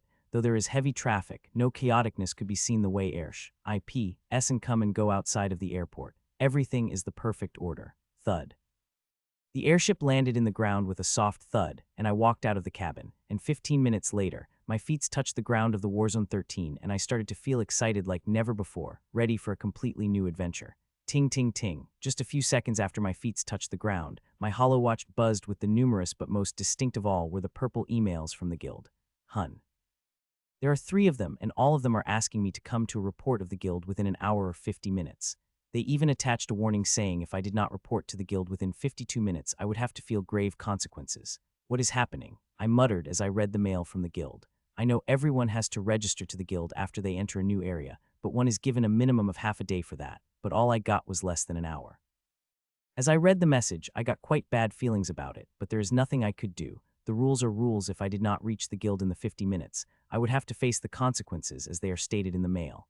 I did not waste time and opened the map of the city and search for the guild, only to see it is quite far, but I will not have any problem reaching there with my speed. With that thought, I started to walk out of the airport when I saw something, and which made my eyes wide. Teleportation formation. Near the entrance of the airport, numerous teleportation gates have lined up. People could be seen coming and going out of this teleportation formation. I had totally forgotten about them. I muttered as I walked toward the teleportation gates. In the whole Heim City Warzone 13, there are thousands of such teleportation formations, which would teleport them to any teleportation point in the city. Anyone could use this teleportation, but not anyone, but they cost an arm and leg. Each use of teleportation formation cost 100,000 mana crystals. Though they are not much for me, they are costly to the silver elite that comes to the city. One cannot use the teleportation formation directly, one has to buy the pass from the guild to use them. It is a good thing I am Golden Elite from S-Class Guild, so I have 10 free uses every month. Access DENIED. So I walked toward the teleportation formation and passed my pass to get access to the teleportation formation when suddenly, Access DENIED flashed in front of me in big, bold red letters. Thinking it might be a malfunction, I scanned my HoloWatch again but got the same result. My friend, you need to have passed to use the formation. I heard the voice behind me, only to a young man with dark blue hair about my age informing me, I am from S-Class Guild. I said as I motioned toward the badge on my chest. He also had the same badge as me, but of a different color. There seems to be some issues with your privileges, you will have to take that up with the guild. The young man said. I nodded and left the line as there were already people behind me. He is right, there seems to be some issue with my privileges, maybe they have updated it. I will have to ask the guild, I thought. About to take the air when suddenly, I remembered something and checked my HoloWatch quickly, only to see my flying privileges had been restricted as well. If I had flown away without thinking, then the security system would have caught me within minutes and would have to face serious punishment. Like the outpost in Midzone, in Warzone 2 only members of S-Class Guild fly into air freely, if others will have to reach above Golden Elite before they get that privilege. Seeing I could not fly, I quickly searched for the hovercar and booked the fastest one without care for the cost. 2 minutes later, a very sleek, powerful-looking hovercar appeared in front of me. Sup, just as I sat inside, the hovercar flashed into sky and speed toward the guild at a swift speed. Sitting in the hovercar, I took a view of the city, which seemed to make me gasp every second. The Warzone is really different from the Midzone and Outpost. Not only is everyone here super powerful, but the environment of it also feels very different, and there are tech and architecture that is way advanced than what is found back in Outpost and Midzone. Every building there seemed to be a work of art, be it sky-kissing skyscraper. Ers of a single house is beautiful. It is not like Midzone is not beautiful. It is, but it is nothing compared to what Warzone is. As for the advanced tech, this super-fast hover car I am riding is a prime example of that. Such a suffocated machine could not be found in either Outpost or Midzone. Despite getting some unknown feelings, I am feeling pretty excited about the Warzone. However, I have a feeling that Warzone will be very dangerous for me. I also think that with the danger, there is a reward that comes with as long as I remain cautious and careful, I will survive here. Time passed by as I enjoyed the scenery while reading the messages from my friends, but the one's message I was waiting for had not come. Rachel had said that she would call me as soon as she got a chance or at least message me, but I had not got anything from her. This is worrying me very much, but there is nothing I can do but wait for her and try to get stronger as soon as I can, so I can go to the central continent. Time passed, and about 10 minutes later, the car stopped in front of the castle. Yes, a castle. I had expected the guild to be a sky-piercing skyscraper, but it turned out to be a majestic castle. I stared at the magnificent sky blue-colored castle for a while before I went inside and found myself in a huge great hall. This great hall is magnificent as the castle. Thousands of people could be seen coming and going through the various hallways and the halls of the majestic castle. I was quite overwhelmed seeing such scenes, as it is completely different from what I have been expecting. I looked around for a few minutes before I opened the link to the map and walked toward my destination. According to the link, I have to go to I-199 to meet the deacon to whom I will register myself. Warzone is unlike other lower zones, rarely allowed so missions. Here are people who always worked in groups as here. There are no hunting grounds where one can go and do solo hunting. Warzone is the front line of the continental defense. From here, the whole strategy of the containment is decided. Every move made by it decides the future of the continent, which is why Warzone keeps tight grips on their members. I hope the team I will assign will be good. I don't want to get assigned with a bunch of idiots and lose my life due to their idiocy. Well, from what Ellen told me, I will get a choice to choose the team. There are thousands and thousands of teams present in the guild, and all of them have their requirements about accepting new people. Though I can't say I was the best in the mid-zone, I am sure I was one of the best, which should give me some points to get accepted in the good team. The castle is very complex. Even with the map in hand, I still needed quite some time to reach the I-199. I had reached the place 5 minutes before the required time. Knock knock, sup. Seeing the door was being locked from inside, I knocked on the door. Just as I did, the door opened with sup and revealed a small room in which there is a single table which had a chair on either side, and sitting on right is a pretty young woman in her late teens. It looked less like the meeting room, more like an interrogation room to interrogate the criminal. Mitchell did not know how true his thoughts were. You must have done a very heinous thing that they have put Class 3 penal punishment on you, said the young women who were sitting on the right side of the table. Class 3 penal punishment. I asked back. Of course I know what Class 3 penal punishment is. I have read the penal code of the grim battlefield before. It is carried on to those who have got convicted with the heinous crimes of attempted rape or murder. The only thing I did not understand is why it is lodged on me. Don't try to act innocent. It is clearly written here that you have been convicted with the Class 3 crime and hereby ordered to join Death Brigade, said the young woman angrily as she projected the screen in front of me. It really is, I thought. She had projected the official order in front of me. There I could see my phono, my DNA sequence, and ID will all other information. And in the middle, it is clearly stated that I had committed a Class 3 crime and ordered to join the Death Brigade. Ma'am, there must be some misunderstanding. I've never committed a crime in my life. My record is completely clean. Before coming here, I had fought a battle in Milfred before I rested 2 days and caught the airship here. You can check all my record and the things I did. You must know during the conviction of the Class 3 crime take at least a month, and in that time the convict remained to be in custody. But if you check my record, you will see that during all this time, I was always on the missions that are given to me by the guild, I said. I had explained all to her in the single breath. Class 3 crime is a serious crime. To be convicted by such crime is not only a matter of utter shame with a tainted record, but it also restricts one from using many of guild services, which are every essential for the progress of practice. Not only guild but other places will also not offer me their services. Without all these my speeds of progress would be halved. She frowned angrily, thinking I was lying, but when she saw my expression, some anger disappeared from her eyes, and she started to type buttons on her holowatch. From there, I could see every information of mine appearing in front of her. Not only my time in the grim battlefield, but my time before I entered the grim battlefield. I even saw my elementary grade certificate appear in front of me. I was shocked to see so many details appear in front of her. Though she is a platinum powerhouse which had the post of deacon in the guild, still seeing so much information about me is shocking. There is barely anything hidden in front of her. She kept reading one document after another while I looked at her impassive face trying to see what she was thinking, but I got no clue whatsoever from her. For a local, your performance and speed of improvement in the grim battlefield are commendable, she said as she closed all the windows of my information. Ma'am, do you believe me now? I asked with a bated heartbeat. What she said is very important for me. My whole future will depend on it. You seem to be telling the truth. Let me call the Vice Guild Master. He should be able to fix this, she said, and called someone named Raymond. Ray, it's been a while since you have called me on your own. Are you finally ready for dead? Asked the handsome young man who appeared above her holowatch as projection. How many times I have told you, Raymond, I have no time to waste on a date. Beside, I called you for something else, she said. What is it? Asked the man in the projection, seeing Rhea's serious expression. This person is seemed to be wrongly accused of Class 3 crime. Would you take a look at it? Said Rhea, and as she forwarded all my documents with my conviction order. The man in projection seriously started to tread the document while I and the girl waited in silence, and finally, after 15 minutes, he looked up. You are right, this seemed to be a false accusation. Let me fix it. It will just take a moment, said the man in projection as he started to type buttons on his holowatch. I felt happy, seeing finally this error going away. If my record had got tainted with the level 3 crime, then life in the warzone would turn a nightmare for me. Hun, this is weird. My access is unable to remove this conviction. Let me contact the team leader, said the man in projection before he put the call on hold, seeing that all the happiness I had been feeling shattered.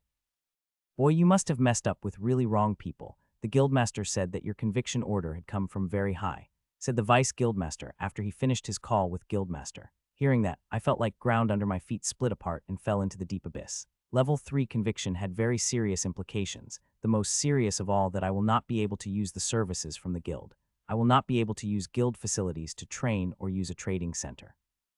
My privileges will also be suspended. I will not be able to fly in over the sky or be able to use the teleportation formation, and worst of all, I will call someone my screen will be red, which will tell others I am convicted with Class 3 crime. There are only 2 convictions above Class 3, one Class 2, which leads to imprisonment, and Class 1, which leads to the execution. Some people would prefer to be executed rather than live like this. They are really cruel to do something like this to me, I thought in my mind. When the Vice Guildmaster said I messed with wrong people, it did not take me a second to realize where this conviction came from. Those 2 people that had come to bring Rachel have done this. I have never really done anything to them. When they came to my home, I politely talked to them, offered them a meal, though it may be no better than bland soup to them. It was the best I could offer. And in return, they have utterly humiliated me and pasted level 3 conviction on me, which would not only taint my reputation, but also leave me crippled compared to others, as I will not be able to use privileges I had earned with so much hard work. Is the Guildmaster unable to do anything? I asked with a soft, defeated voice. Rachel had told me that all the Guildmaster of the S-Class Guild come from the Supreme Class organization. There is rarely anyone else from other organizations takes that place. He could, but he will not, as it will anger that important person who had placed Class 3 conviction on you, said Vice Guildmaster before cutting a call. His meaning is very clear that I will have to live like a criminal despite not committing any crime. Life is hard and it's not like you are without options. If you can become platinum, you will get a lot of your privileges back, and if you can become diamond, then the whole conviction would be erased, said the woman in front of me. If it were another time, even if I were sad, I would have given her a small smile for her hopeful words, but now I don't even have the energy to move my lips. You have been added to the Team 52 of the Death Brigade, and your first mission with them will begin at midnight. But you will have to report to them an hour before that, she said when saying that the emotions in her eyes became even more complicated. What is the Death Brigade? I asked after I got my emotions slightly under control. It is a place where people who committed heinous crimes are placed. Death Brigade is given most dangerous missions, and their casualty rate is very, very high, she replied. Team 52 you have been assigned. You are the weakest in that team before you was a 6-star elite, she added with a complicated sigh before she started to type a few buttons. Your registration to complete, she said and looked at me in the eyes. I wanted to say congratulations to you since you can reach the war zone, but I will not, as even I don't know if we'll able to survive tomorrow with Death Brigade or not, she said, mirthless smile, which put a smile on my face. Putting me Death Brigade and on top of that placing me in such a high-level team, it is very clear that they wanted to kill me, but I will not die. Easily I will try my all to survive. As long as I survive, I will have my revenge. With that, I stood up and took steps to walk out, but suddenly I stopped and looked at her. By any case, do you know the address of Black Market? I asked. Since guild is no use to me, I have to find another source for the resources I need, and what could be a better source than the Black Market? She was a little dumbstruck at first, seeing I am asking information about the place in the place whose part of the job is to keep an eye on the Black Market. I will send you the map, she said after a few seconds and tapped a few buttons on her holowatch. Soon my holowatch buzzed, and I got the complete map of the Black Market with the name of the store with their rating and everything else. Black Market is dangerous, and many people get duped. Find Xavier and shop Hearsay and tell him my name. He will introduce genuine products, but you will have to pay a premium for that, she informed me. I have to buy so many things, and first on my agenda is Mystic Method and materials needed for the 3rd-level domain of Sand Mystic Method, which I did not purchase last time due to my hurry to meet Rachel, and I don't regret my choice. Every moment spent with her was worth it. With me becoming Golden Elite, I had the privilege of choosing on Mystic Method from the guild. I could have taken one from the guild from Midzone, but I did not, as I wanted to choose from the Warzone's guild, as they have the vast collection of mystic methods. I wanted to choose the best mystic method from such a vast collection, but now I had to die to the black market to buy the mystic method, as all my privileges had been suspended, and no good shop in Warzone will sell the mystic method to a criminal. Criminal, yes, that what I am now, a criminal no one will trust. I had never thought I would have such a heinous tag on me. A few minutes later, I got out of the guild and called the cab and rode toward the black market at speed. I have to finish at black market with 2 hours, as I use the other 5 houses to practice the mystic method that I buy, as I barely have 7 hours before I have to report to the Death Brigade. Sup, the door of the car closed, and it sped past me as it dropped me off in front of the small church-like building. If I did not know it is an entrance to the black market, I would have thought it was some church. I am having a problem thinking about the entrance of the black market through the church. It feels quite ironic. The one who set up such an entrance must have a good sense of humor. But seeing there were tens of people entering inside, I started to walk toward the entrance. The black market of the Warzone is completely different, not that I went to the black marks of other areas. From the map Deacon has provided, the black market seemed to have many entrances. I picked this place because it was closest. FUCK.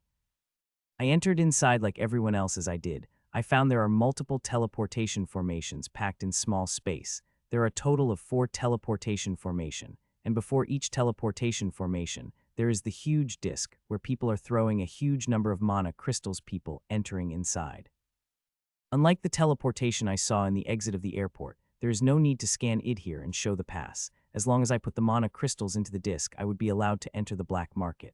Buzz. I watched for a few seconds before I walked toward the teleportation gate and unloaded the 300,000 mana crystals that I needed. Just as I did, I heard a buzz and walked into the teleportation formation. Good God. Everything turned black for a moment before another scene appeared in front of my eyes, seeing that I couldn't help but mutter in shock. When I entered the city, I first thought I would be teleporting to some secret location which was very hidden, likely underground, but I did not expect it to be wide open. The teleportation formation had teleported me outside the Warzone. I am currently inside a small city-size force field dome. In here, everywhere I look, I saw all types of stores from street peddlers selling on space to the high-end, supermarkets that expensive stuff that even I could not buy. These stores sell all kinds of stuff, from the expensive monster to contraband drugs. Everything is available. No wonder people prefer the black market to buy some not-so-legal stuff.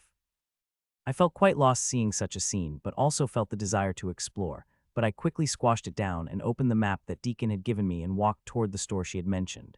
Soon I reached the hearsay that Deacon had mentioned, its big store, and when I looked at its catalog, I found it boasted quite an impressive collection.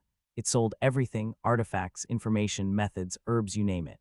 Excuse me, can you point me toward the Xavier? I asked the girl who was sitting on the help desk, please wait a minute, I will call him for you. She said my inquiry. I nodded and waited for her to call Xavier. Soon I found a scrawny man in the early 20s walking toward me. I was quite surprised to notice that he is above Silver Elite, just a step away from becoming a Golden Elite. You have called me. He asked Rhea referred you to me. She said you would help me whatever I need. I said directly, hearing Rhea's name. He got started a little. There was little fear appearing in his eyes before it disappeared and was replaced by a bright smile. She is right, our store has everything you need. You just have to tell me what it is and I will have it for you, he said with a smile which is way above professional smile. He looked like a shady person that no will trust. I also did not want to trust him seeing that shady smile on his face, but seeing Deacon had referred him to me, he should be fine as a platinum-level powerhouse would get nothing in deceiving a criminal like me. Here are the things I need. Did your store have it? I asked as I forwarded the list I had made on the way. The list is very long, as there is not only material for 3rd and 4th level materials of Domain of Withering Sand, but there is also a list of materials I need for strength potions. He opened the list and started reading it. As he read, his shady expression became serious, which made him look like an honest salesman that everyone trusts. We have all the things you require in our store, and if you want, we can make everything ready in 10 minutes. He said, okay. I said before asking, do you have any speed-type mystic methods in your store? Yes, we have a vast gallery of speed-type mystic method. Let me take you there, Xavier said after he forwarded the list I had sent him to somewhere. We walked inside the huge store. We were just walking when I noticed something on the shelf. I bought that thing immediately and typed a new list of things before handing it to him. The thing I saw is the main ingredient of one potion, and the thing in the list are the supplementary ingredients of that potion. As we finished with that, we took an elevator to the 5th floor before walking some more, before reaching the vast hall where projections of thousands of books could be seen flying everywhere. You only want speed-type mystic methods, or any other type of mystic methods too? He asked. Only speed-type, I replied. Before knowing I'd become a criminal, I had planned to get a defensive mystic method, but after knowing a death mission in a few hours, I had decided to get speed-type mystic method, as it is the only thing that will help me run away from the powerful enemy. Hearing my answer, he pressed a few buttons, and soon hundreds of books projections came flying toward us. These are 273 speed-type methods we have in our collections, he said, looking at the hundreds of books and appearing before us. Can you sort them according to their power? Show me the skills that give maximum speed, I said. If it were another time, I would have definitely checked every mystic method here as if I have encountered these skills in the future. I will be better prepared, but now I simply don't have time to do that. I have to select a powerful skill as quickly as possible and practice it before the time of the death mission. Okay, he said, tapping a few more buttons on his holowatch, and nearly all of the books flew away, leaving only 19 of them floating around us. As I looked at the 19 books remaining, I noticed that 16 of these books had white covers while the 3 had the black cover. Why are these 3 books are different from others? I asked to see those black cover books. I had looked around the whole hall and found there are very few of these black cover books. They may be less than one of all books here. These mystic methods are very dangerous. They harm the user one way or another, he said with a sheepish smile. Then why do you sell them? I asked if they are so dangerous, as he said then why sell them? Selling them would only tarnish the reputation of their store. It is not worth it to sell them for a small profit.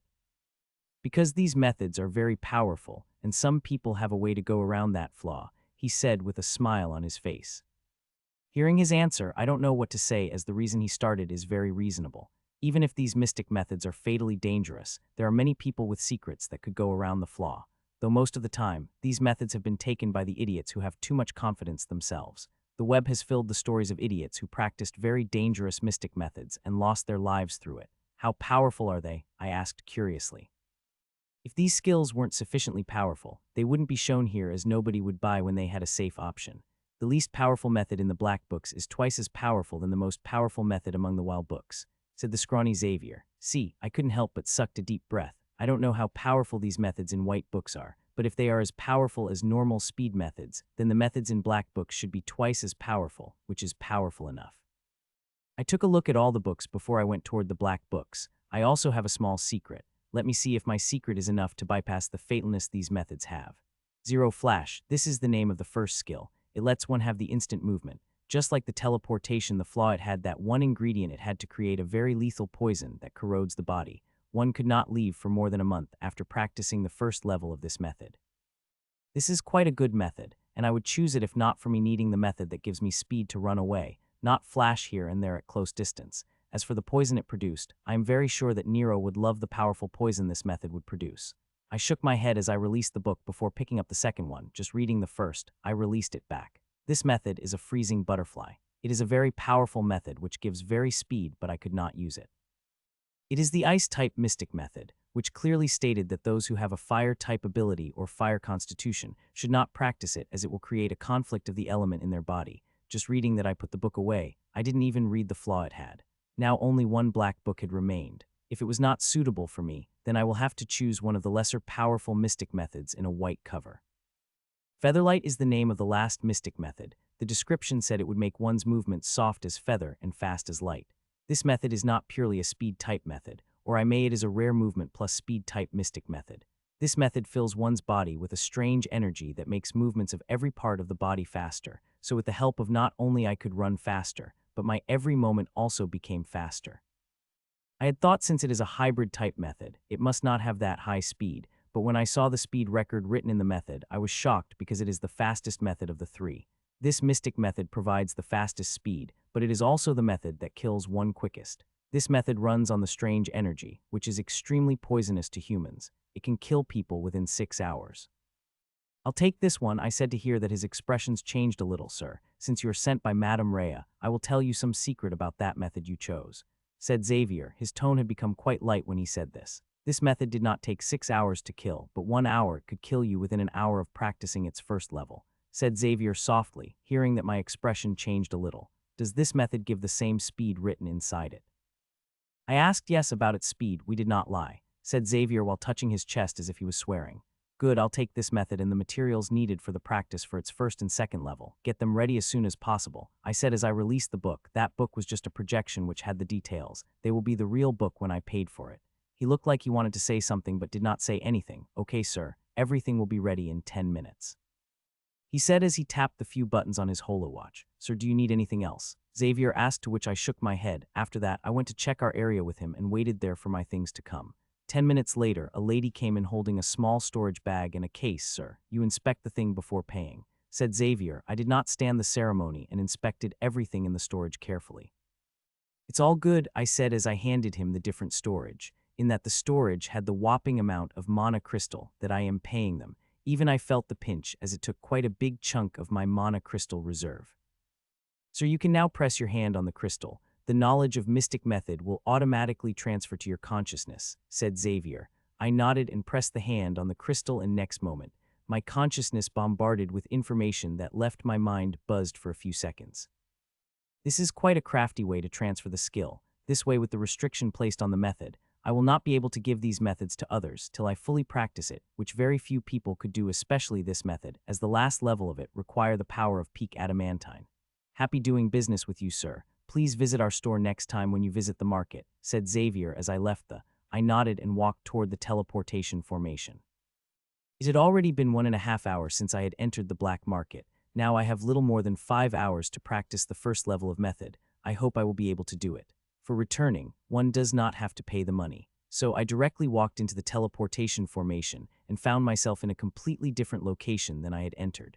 The entry and exit points of the black market are different from each other. The exit I chose is the closest to the hotel I had booked at the exorbitant price. Nobody wants a criminal in their establishments, and those who accept the criminals charge them to arm and legs without hesitation, without care for the law. The hotel I had booked charged me 5 times more than what I had to pay normally. It is infuriating, but nothing I could do about since I am criminal, and in the grim battlefield, criminals have the least rights. As I entered the hotel room, I went directly for the shower. Though it may be a waste of time in the small time I had to take it without it. I would not feel refreshed and calm, which is necessary before I start practicing that dangerous method. Everything that had happened to me too much, and it had tensed me quite much. I just wanted to feel good for a few minutes before I started doing another dangerous thing. I got out of the shower and only to find Ashlyn eating the food I've ordered, seeing that a smile couldn't help but appear on my face.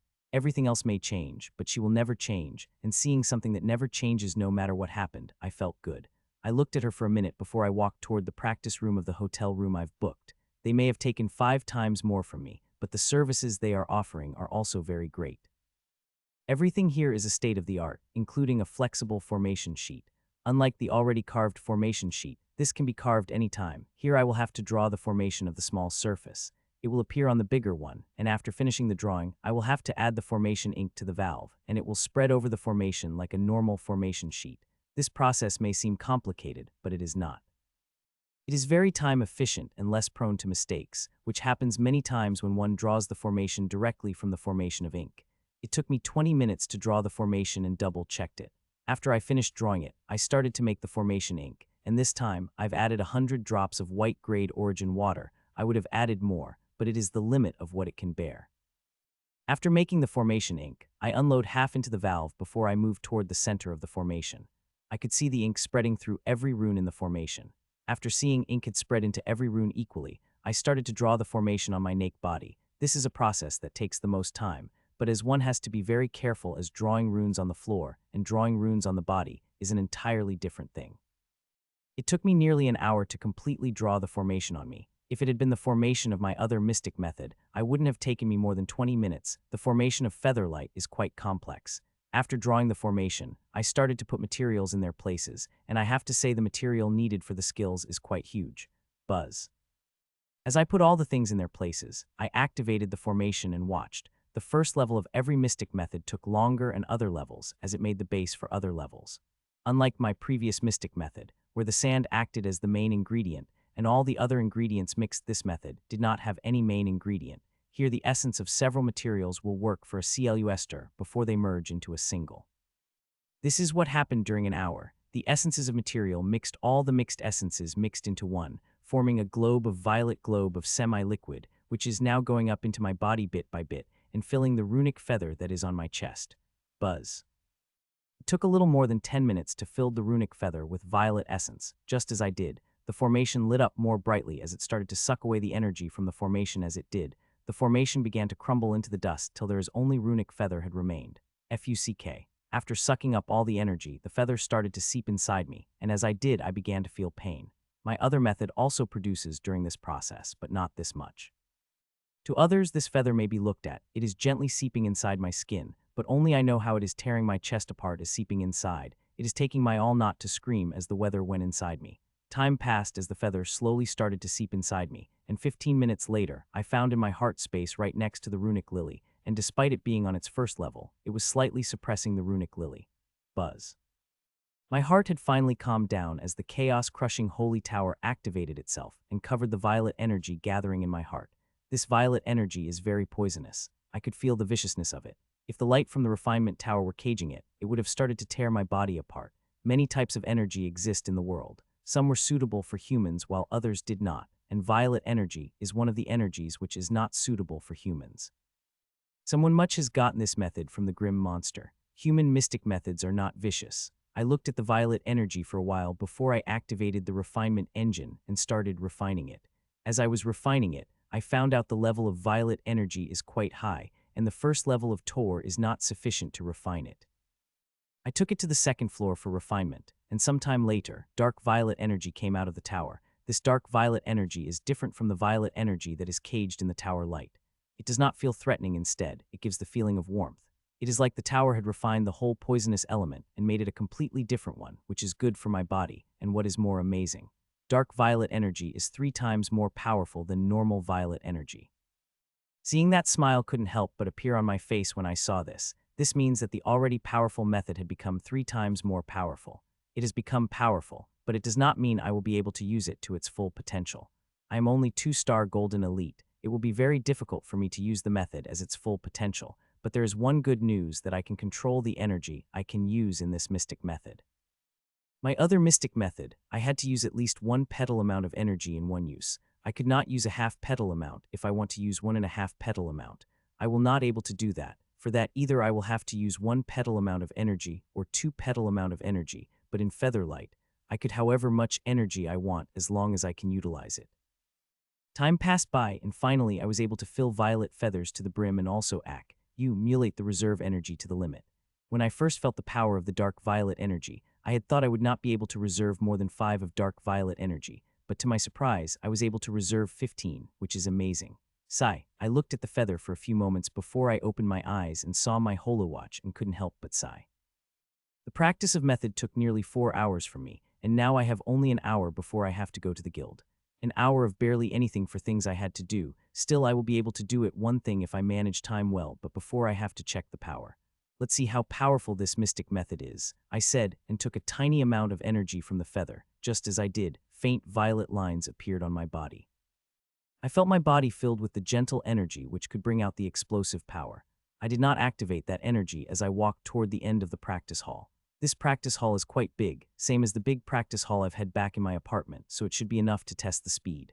Bang! I took a deep breath as I activated energy as I made a run, but next moment, everything had turned blur in front of me, and I crashed on the wall of another side with a loud bang.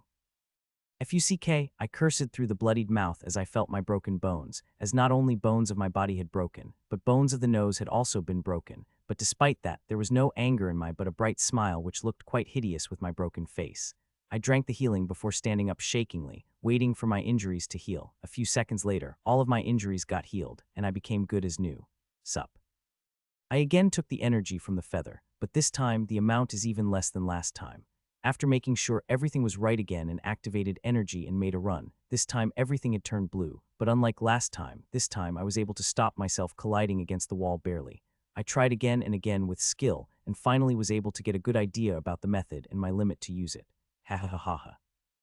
I started to smile happily, till now my future seemed bleak to me that I did not know if I will be able to survive the mission, where all the people are 6-star gold elite or above, but now with this skill, I see hope in surviving, though the hope slim. It still made me ecstatic as it is better than the absolute death.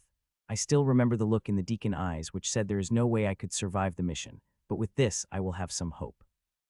After refining all the violet energy I had spent, I took out some alchemical ingredients and instruments.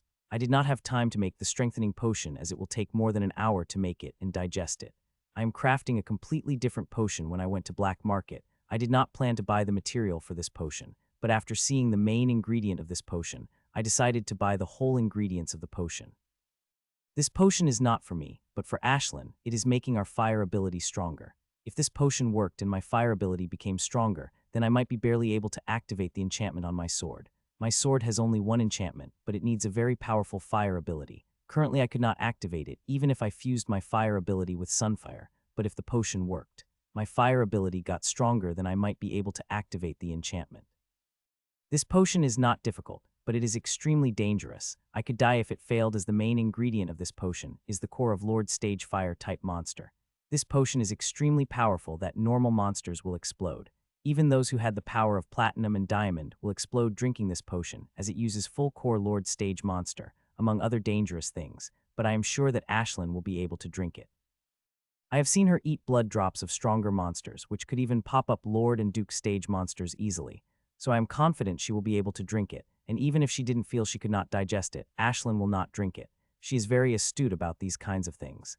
I started making potion, taking each step with utter caution, and finally I completed the potion, and now the most important stage had remained. If I failed, then not, I would be killed by it, but also the whole floor will be blasted apart.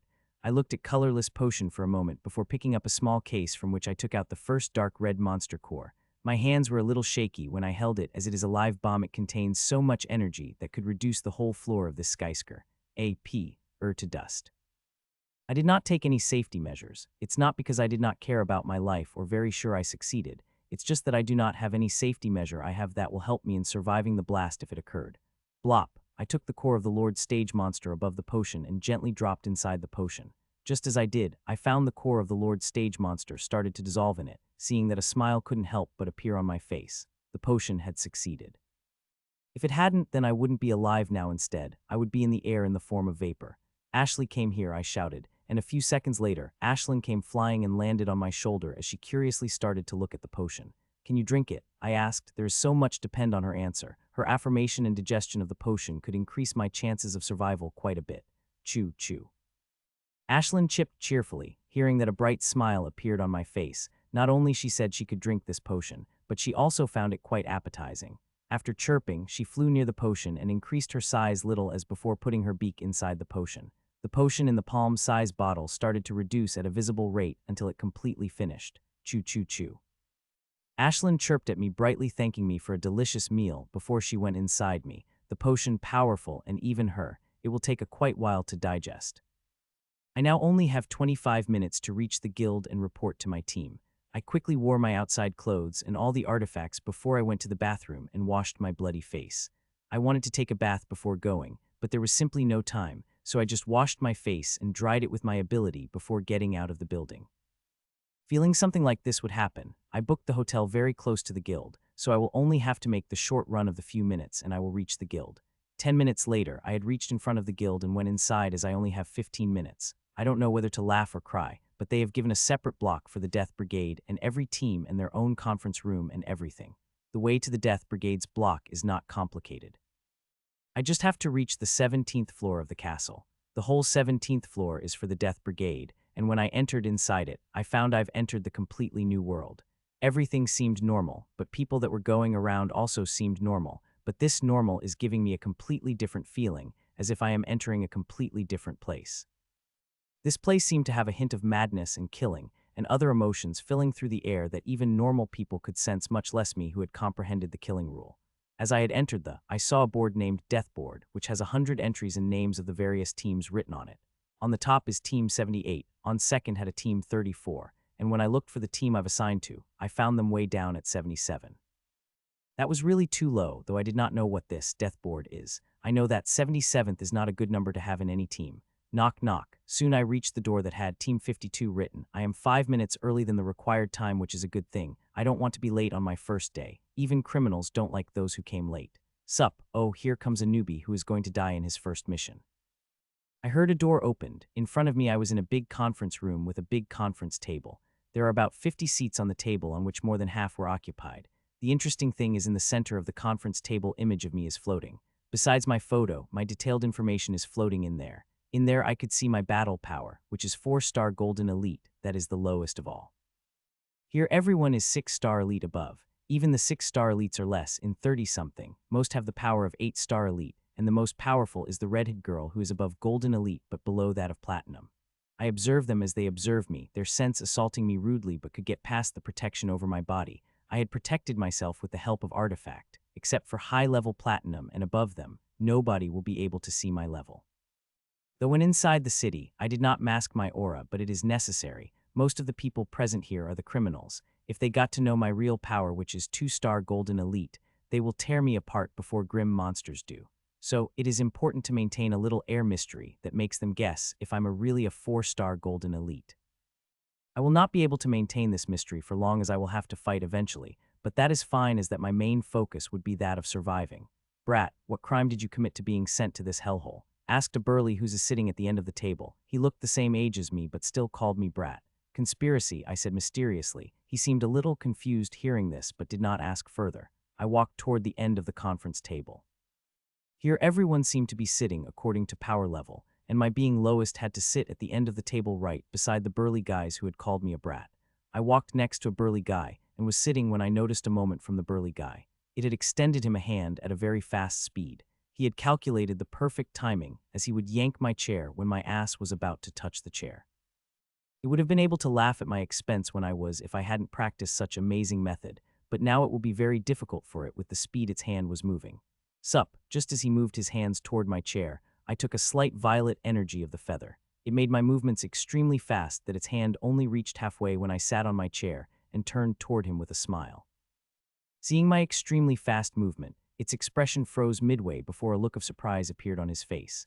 Ha ha ha, Tom, you have been successful in the past 2 rookies, but this you failed. Several people laughed loudly, but the man on the other side laughed so loudly that he had downed all others with his laugh as he mocked the burly young man. The burly guy did not say anything, just glared at one who was laughing at us before turning toward me with a bright smile. Welcome to Hell, rookie. I hope you survive at least one mission, he said. He said as he is welcoming me at the most fun EMENT park, not to a place where my chances of dying are very high. As time passed, more and more people came to the room, but no one asked me any question if I am not here, but they all spread their senses over me and looked at my info floating in the center of the table. Soon a young man of my age entered the room, and I was quite surprised seeing him as he is the first person who talked to me in Warzone. It is the same young man who had advanced me about the teleportation formation. He also seemed quite surprised. He also did not talk to me, and he just smiled at me and sat near the redhead as he is 9-star Golden Elite. Crazy. I thought when I read about Death Brigade earlier, I've come to know that Death Brigade is not only for the criminals. Other people also could join too, but normally people don't as the rate of fatality rate is very high. Still, some crazy people like that young man in blue joined the Death Brigade. People had many reasons, the rush of risk or wanting to kill maximum grim monsters, but the most important reason for normal people joining the Death Brigade is progress. The rate progressed very high in Death Brigade. Even more, an untalented person would make super fast progress in it. The immense danger stimulates one's talent and makes one improve faster. Now that everyone is here, let's start on the mission, said the redhead. Tapped a few buttons on the table and next moment, my projection and info got replaced with the map on which 3 points are flashing. This time we have to receive the mission of extremely hard difficulty. We have to exterminate 3 gold-level launching pads of grim monsters in the Sulphur Marsh, said redhead as she moved her, and multiple windows flashed toward all 36 people that are sitting on the table, including me. But I am not one bit looking at the document that appeared in front of me, and my mind is still processing the extremely hard difficulty word that she had said. In the Warzone there are 7 types of difficulties in the mission: easy, medium, hard, very hard, extremely hard, slaughter, and doom, and 99 missions that allotted through the Warzone are from the first 3 grand difficulties, which are easy, medium, and hard, and even these missions people lost their lives regularly. The missions above first 3 grade are difficult. The teams get exterminated through it, so when she mentioned extremely hard difficulties, so casually my whole body started to shake, and I felt like either I've lost my mind, or these people lost theirs, that even extremely hard is not phasing these people even a bit. I'm panicking without reason before coming here. I have seen fatality statistics of this Warzone from Rachel's Holowatch and knew how many people during these missions. In extremely hard difficulty mission, getting the whole team exterminated is a common thing. As you see on file in front of you, that each of these launch pads has at least 1,000 golden elites. Our mission is to kill all the grim monsters and destroy the teleportation formation which is inside, she said. Everyone started to read the files in front of them in a serious mood. I also controlled my fear and started reading, but I had just read half a page when I started shaking again. When I first heard there are 1,000 golden elite, I thought most of them would be low-level ones and would be easily killed by use, but when I looked, the level distribution that is written cold sweat started spreading through my body.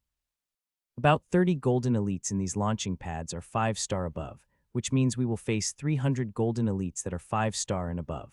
Are they trying to kill us? I asked myself. As I looked like a number, it would be a complete slaughter if we went against them. But when I looked around, I found these people were still reading carefully, and their shaking could be seen in their mind. They are analyzing every detail like I did before I used to go to the hunting ground. It seemed like a regular routine of them. How much time do we have to finish it? Asked one 9-star golden elite, 3 weeks, said Redhead when she said it. Her expressions were quite unnatural. What, just 3 weeks? Do the guild really want to kill us? Asking us to complete 3 extremely hard difficulty missions in just 2 weeks, it looks like they want to kill us. All of them who were calmly reading the files in front of them burst into an uproar, seeing how little time they were getting. Seeing I heaved a sigh of relief, thinking they still have some sense of self-preservation. If they had not shouted out for the mission time limit given by the guild, I would have thought they had completely lost their minds. Since we got the mission, there is no time to let go, said Redhead, and everyone else stood up and started following her, including me, but unlike them, I am very confused. They did not plan, they did not discuss the strategy to execute such missions. The leader just informed, and all of them followed her. I desperately wanted to ask what was going on, but I decided not to ask and just follow them. I will know everything over time. In a few minutes, we came out of the guild and saw the leader and rest walking toward a very powerful-looking muscled heavy car. They entered the cars one by one, including the blue-haired young man who could use teleportation formation to reach the city gates directly. Come, rookie, this car is ours, said Burly Tom as he invited me to the last car. The car is big. The four is sat comfortably inside it as the car sped at rocket speed. The speed of the car is really amazing. It is way faster than the car I had booked. I don't think I could book such a car with the criminal record, someone who is not a criminal. As the hovercar sped toward the city gates, Burly Tom again started talking with the 2 friends of his with completely ignoring me. I listened to their conversation for a while and soon lost interest as they were talking about a particular guildmaster who they thought is the hottest girl in Hyme. I would have listened to their conversation if not me still mulling over Rachel, who doesn't want to listen about hot girls even if they have a beautiful girlfriend. I closed my eyes and concentrated on my source, which is giving off quite intense energy. The potion has started working, and my fire ability has started becoming stronger, but it is nowhere close to what is required for the enchantment to activate. My ability will have to be a lot stronger for me to be able to use the enchantment of my totem artifact. Ashlyn is still digesting the potion, so there is quite a big hope that the power of my ability will reach the required level. Finally, after 45 minutes, we have reached the city gates. The city too vast even after having such speed. The car still took 45 minutes to reach the city gates. Thud thud.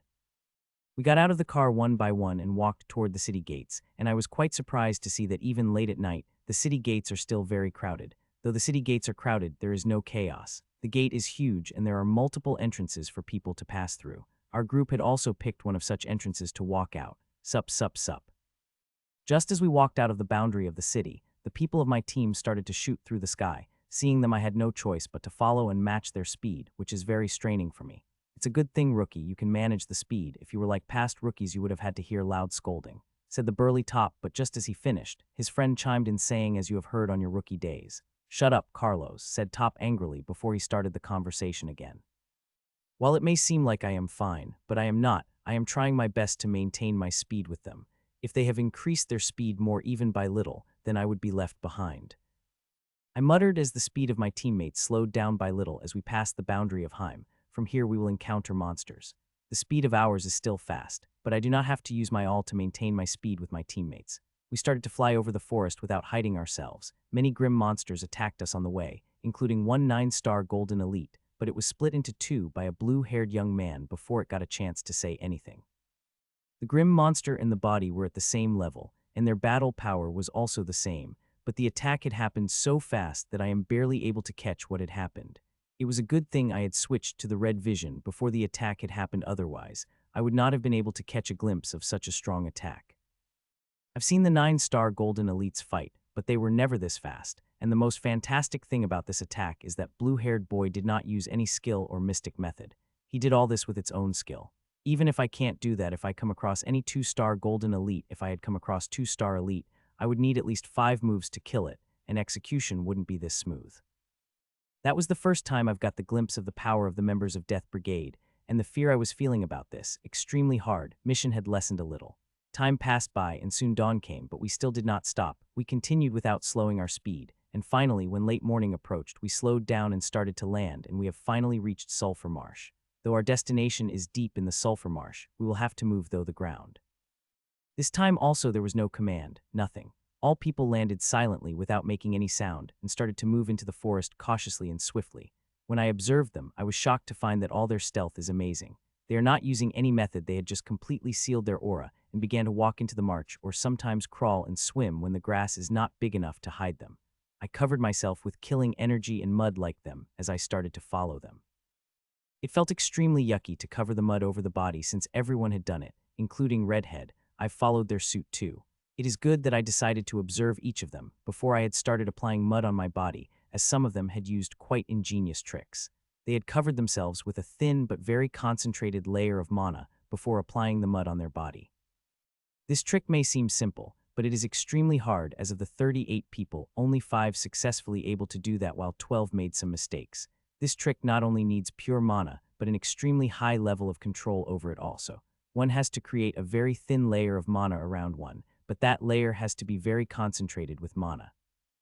Others might have a problem making such, but all I required its thought to do that. With the swirling armor, my control over my energy had increased so much that even Redhead Leader could not be compared to me. Rookie, the territory of Sulphur Marsh is Grim Monster's domain. Human teams rarely come here. You have been very careful to not be discovered. If you're discovered, not only will you jeopardize the mission, but you will also take the heavy beating from the leader too. Warned Burly Tom before he silently swims away. My lips couldn't help but curled up hearing that. It should be them who should be worried about being discovered. I had enveloped myself completely in killing rule with the help of the artifact unless any grim monsters directly spot me with their eyes. There is no way in hills. It will sense me with its senses. We swam away, and on the way we encountered quite a number of grim monsters, and all of them were golden elites. I've never seen so many golden elites concentrated in one area. Golden elites are not cabbages in marked, which one could find anywhere, but in this marsh they seemed like cabbages that could be found anywhere. As we traveled through the marsh, we have come across many grim monsters. Monsters of them we have avoided, but some we had to kill. Those poor bastard, they all died without knowing how they have been killed, and their bodies have also disappeared from the marsh. Time passed by and evening approached, but we are still passing through the marsh. The marsh is too big despite our speed. We are still taking so much time to reach our destination. 3 hours after sunset, we have finally stopped at a very discreet place. It is even more discreet in the evening. One by one, everyone got out of the mud pool, and as they did, the mud started to fall from their bodies, especially leaders and 4 other people, as the mud that was present on their bodies started to slide down. Their clean and pristine clothes are revealed while others have mud on the various places on their bodies, who they are trying to get clean in various ways. When I came out of the mud pool mid-on, my body also started to fall, but the process was very smooth, smoother than 5 of them. It looked like a layer of mud peeling down from my body. Some seemed surprised seeing that, but nobody commented on it. After everyone got the mud off their bodies, the redhead team leader threw the down body in the mud, and minutes later, a huge pipe extended from it. Seeing the pipe coming, everyone flew into it, including me. Abode. The team leader had thrown down the abode in a mud pool, and now we have entered the abode and walked toward the huge conference table that had 38 seats for 38 people exactly. For each mission, we have 4 days. We will follow our usual practice. Will we spy on the grim monsters for 2 to 3 days till we get all the info we need before the attack, said Redhead. Kevin, Stefan, Sasha, and new rookie, you will spy first, said the Redhead leader. Hearing that many people got surprised seeing the leader choosing to start to look at me, I felt quite uncomfortable seeing all those dangerous gazes locked on me. Leader, he is a rookie. If he was caught, he would mess up the whole mission. Objected 1 8-star Golden Elite. Finally, people had the same question, but they did not dare to ask the Redhead. His stealth is better than everyone here's, better than Sasha and Marty, replied the leader. Hearing that nearly everyone got shocked but not me. During the journey in the marsh, I felt the gaze of the leader and her soul sense scanning over me many times, so it is obvious she had gotten quite a good idea about my stealth abilities. After 2 hours of discussion, I walked out of the abode with 3 others. I covered myself with mud just like before and sneakily walked toward the camp of the Grim Monsters, which is 10 kilometers away. 4 of us will take 4 different directions and observe the camp of Grim Monsters from 4 directions. I will have to look for everything, from what tribe of Grim Monsters they are to the time of their shift to the time they eat, everything. This is an extremely hard difficulty mission. One could not just barge inside and kill the Grim Monsters. If we do that, then it will not take much time for us to get exterminated. We will deal with not 100 but 1,000 Golden Elite, and that is on condition that we could destroy the teleportation formation first. If we fail to do that before attacking them, we will be facing an endless horde of Grim Monsters from formation, and it will be our extermination, not theirs. I moved through the swamp cautiously, avoiding any Grim Monster I've come across, but there fuckng too much of them, and the worst thing is, I am finding all of these fuckers at my level or a level higher than me. So there is no way I could just kill the Grim Monster in the single attack soundlessly before moving away, which is why I sometimes had to stop for a while before I could move again. which is why it took me 3 whole hours to reach the camp of the Grim Monsters. 3 fucking hours. If I could fly, I would not have taken even a minute at my highest speed to cross 10 km, but now it had taken me 3 hours. When I looked at the camp of Grim Monsters, I couldn't help but remember the black market, but of smaller size. In front of me is a huge dome made of energy. It is quite big, a size of a small village, inside hundreds of abodes, could be seen in neat lines with aqua Rhynomen Grim Monsters patrolling the perimeter heavily. The most eye-catching thing in this camp is 2 dark-color teleportation gates. From my red vision, I could see them clearly and also see the people that are coming and going out of them. From what I had heard from my teammates till now, when we attack, our first mission is to destroy the teleportation gate so that no reinforcements will come. Teleportation gate or no teleportation gate, this mission is extremely difficult and I feel like I could lose my life. I could see that every Grim Monster inside the camp is Golden Elite, which has at least 1 star on their temple. I am pretty close to the camp, just 200 meters away. This distance is extremely dangerous.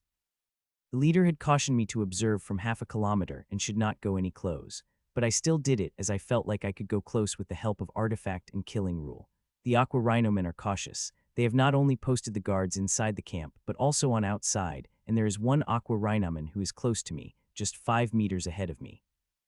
I am lying in mud with a portable oxygen cylinder in my mouth. As for seeing, I don't have to worry as I have red vision, which helps me see everything a few hundred meters around me with perfect clarity. I see everything and note every important point I've noticed from the Grim Monsters. In just a few hours, I got much valuable information, and this is just the start as I will be here for a long time.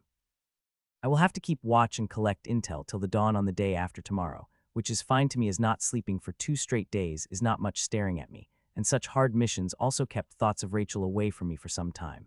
In the airship, I used to think about Rachel every waking moment, that I became completely miserable. This mission had brought a little change in that, though I still remember her. My mind also focused on a mission too, which gave me a little respite. Time passed by and dawn came, and I continued noting all the changes I've observed, not daring to miss anything as every important thing I note will help to craft a better strategy, which in turn helps me save my life. As 6 ticks in, I noticed there were a lot of people coming out of the formation, and the same amount of people went inside the formation. The Grim Monster had better technology, which enables them to send people at long distances. Through these launch pads, Grim Monster went to a different location. Their location might be some area in the warzone or midzone, or they are going outpost. One could not tell unless they see the coordinates, which are also part of the mission but not compulsory. One is who would have time to open the internal system of the teleportation gate and look for the coordinates. Time passed, and evening came, and monsters changed their shift again. An hour later, it was their dinner time. For dinner, many monsters gathered in groups. Some Grim Monsters took out their dinner from their storage, while others took off dinner material, and one can guess what the main ingredient of dinner is. Human. Many Grim Monsters have taken out bodies of humans from their storage and started to cook them in different methods. My blood began to boil, and killing intent inside me rages. I wanted to move away from my spots and rip those fucking Grim Monsters to shreds, but I control myself as if I did that. Then I would be one that will get ripped into shreds and get eaten just like the dead humans on fire. Looking at the bodies of humans, I frowned a little as the bodies they removed were completely naked, and not single strands of hair could be seen on their bodies. They looked less like humans and more like a completely clean monster that one buys from the supermarket to eat. These may be the pen humans. I said in my mind, I have read that deep in the Green Monsters territory, the Grim Monsters bred humans for the food, and this my first time seeing the reared human in reality. I have killed many Grim Monsters and sorted through their storages, and this is my first time seeing it, and to be honest, they look just like normal humans. I didn't know when I looked at them. I was searching for something which makes them different from us, but I realized we are the same, and this thought stuck into my mind, making my emotions a little jumble that I wasn't able to think properly for a while.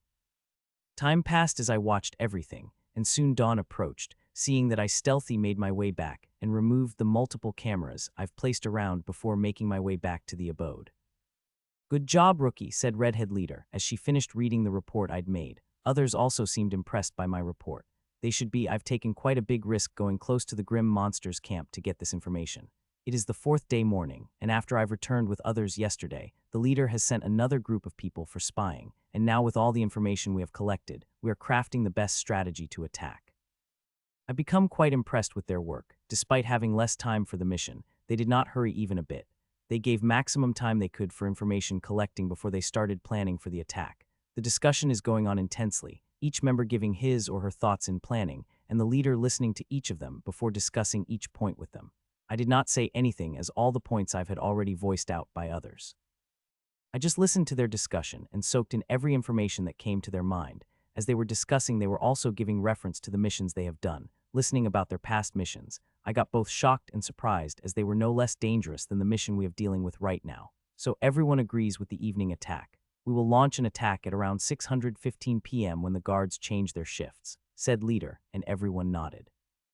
We will be divided into 8 teams and attack on 8 sides. My team will be responsible for destroying the teleportation gate, while Sasha's, Kevin's, Myra's team will lead. Team leader started giving off duties to each group she had divided us into, explaining everything in great detail, from where we will attack and how we will attack and everything. She did not leave a single detail out. This is an extremely hard difficulty mission. We will be dealing with the 1,000 golden elites with just the strength of the 38. It is such a vast difference in number that finishing such a mission seemed almost impossible. Okay, take a rest you all, we will leave at 2. Leader said and dismissed the meeting. Everyone silently nodded before heading to their rooms. This is 1100 a.m., and it means I have 3 hours to prepare for my death mission. I call it such that the chances of me dying during the mission are quite high. I have seen the power of the Grim Elites, who are in camp, and they are fuckng powerful. So powerful that if I had come across any powerful Grim monster, then I would have no chance of surviving.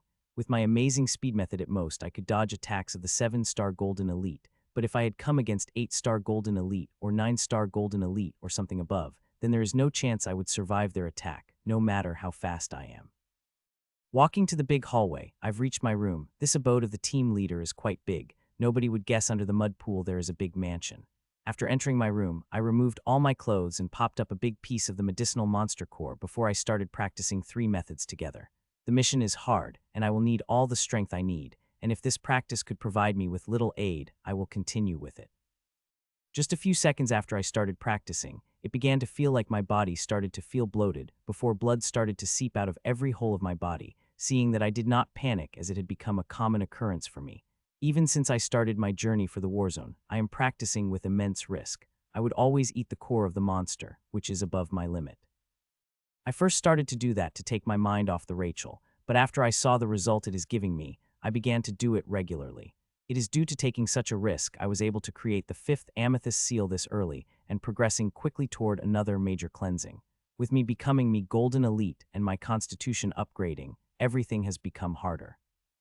I need an immense amount of energy to make a breakthrough, and the secret method, body cleansing technique, and supreme combat exercise have also become harder to practice.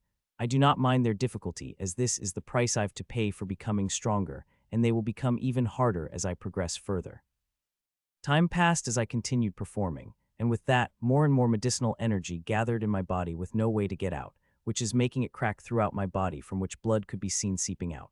This scene did not affect me as it had become a common sight these days. I did not mind the changes and continued, and finally, Nero came out and started to eat the energies swiftly.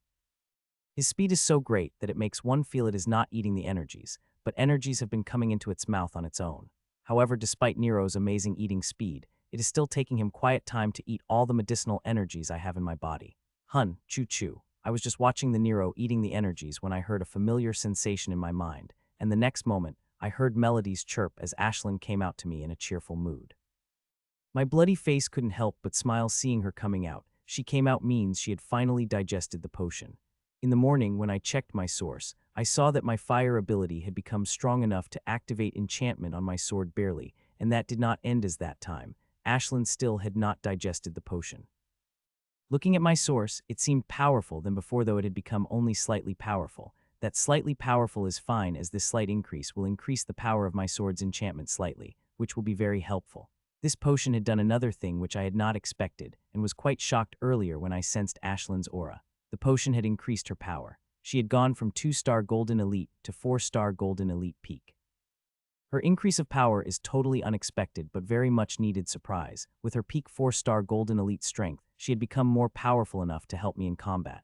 Choo-choo-choo. Suddenly Ashlyn started chirping loudly. She was feeling very hungry and I should feed her as she has a very important thing to do. She seemed very excited about this thing. I had asked her telepathically, but she refused to tell me. Thud thud.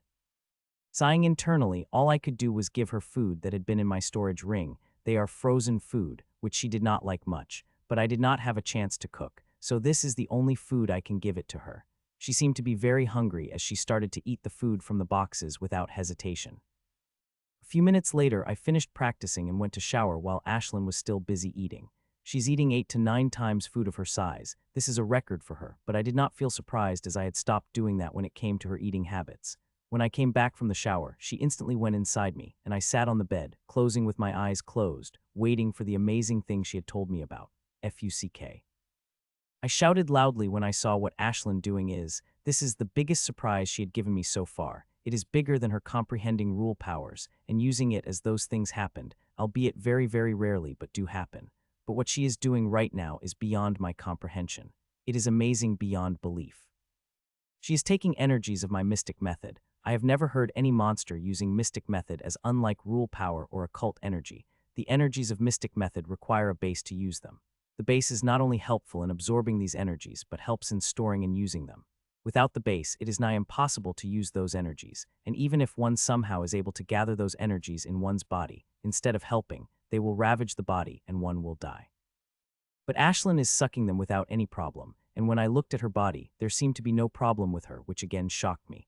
I wanted to ask her how she is doing it, but seeing she is busy taking the energies from me, I closed my eyes and started refining the method energies. With her taking energies from me, I will need to refine energies to fill them, as without them, I am as good as dead on the battlefield.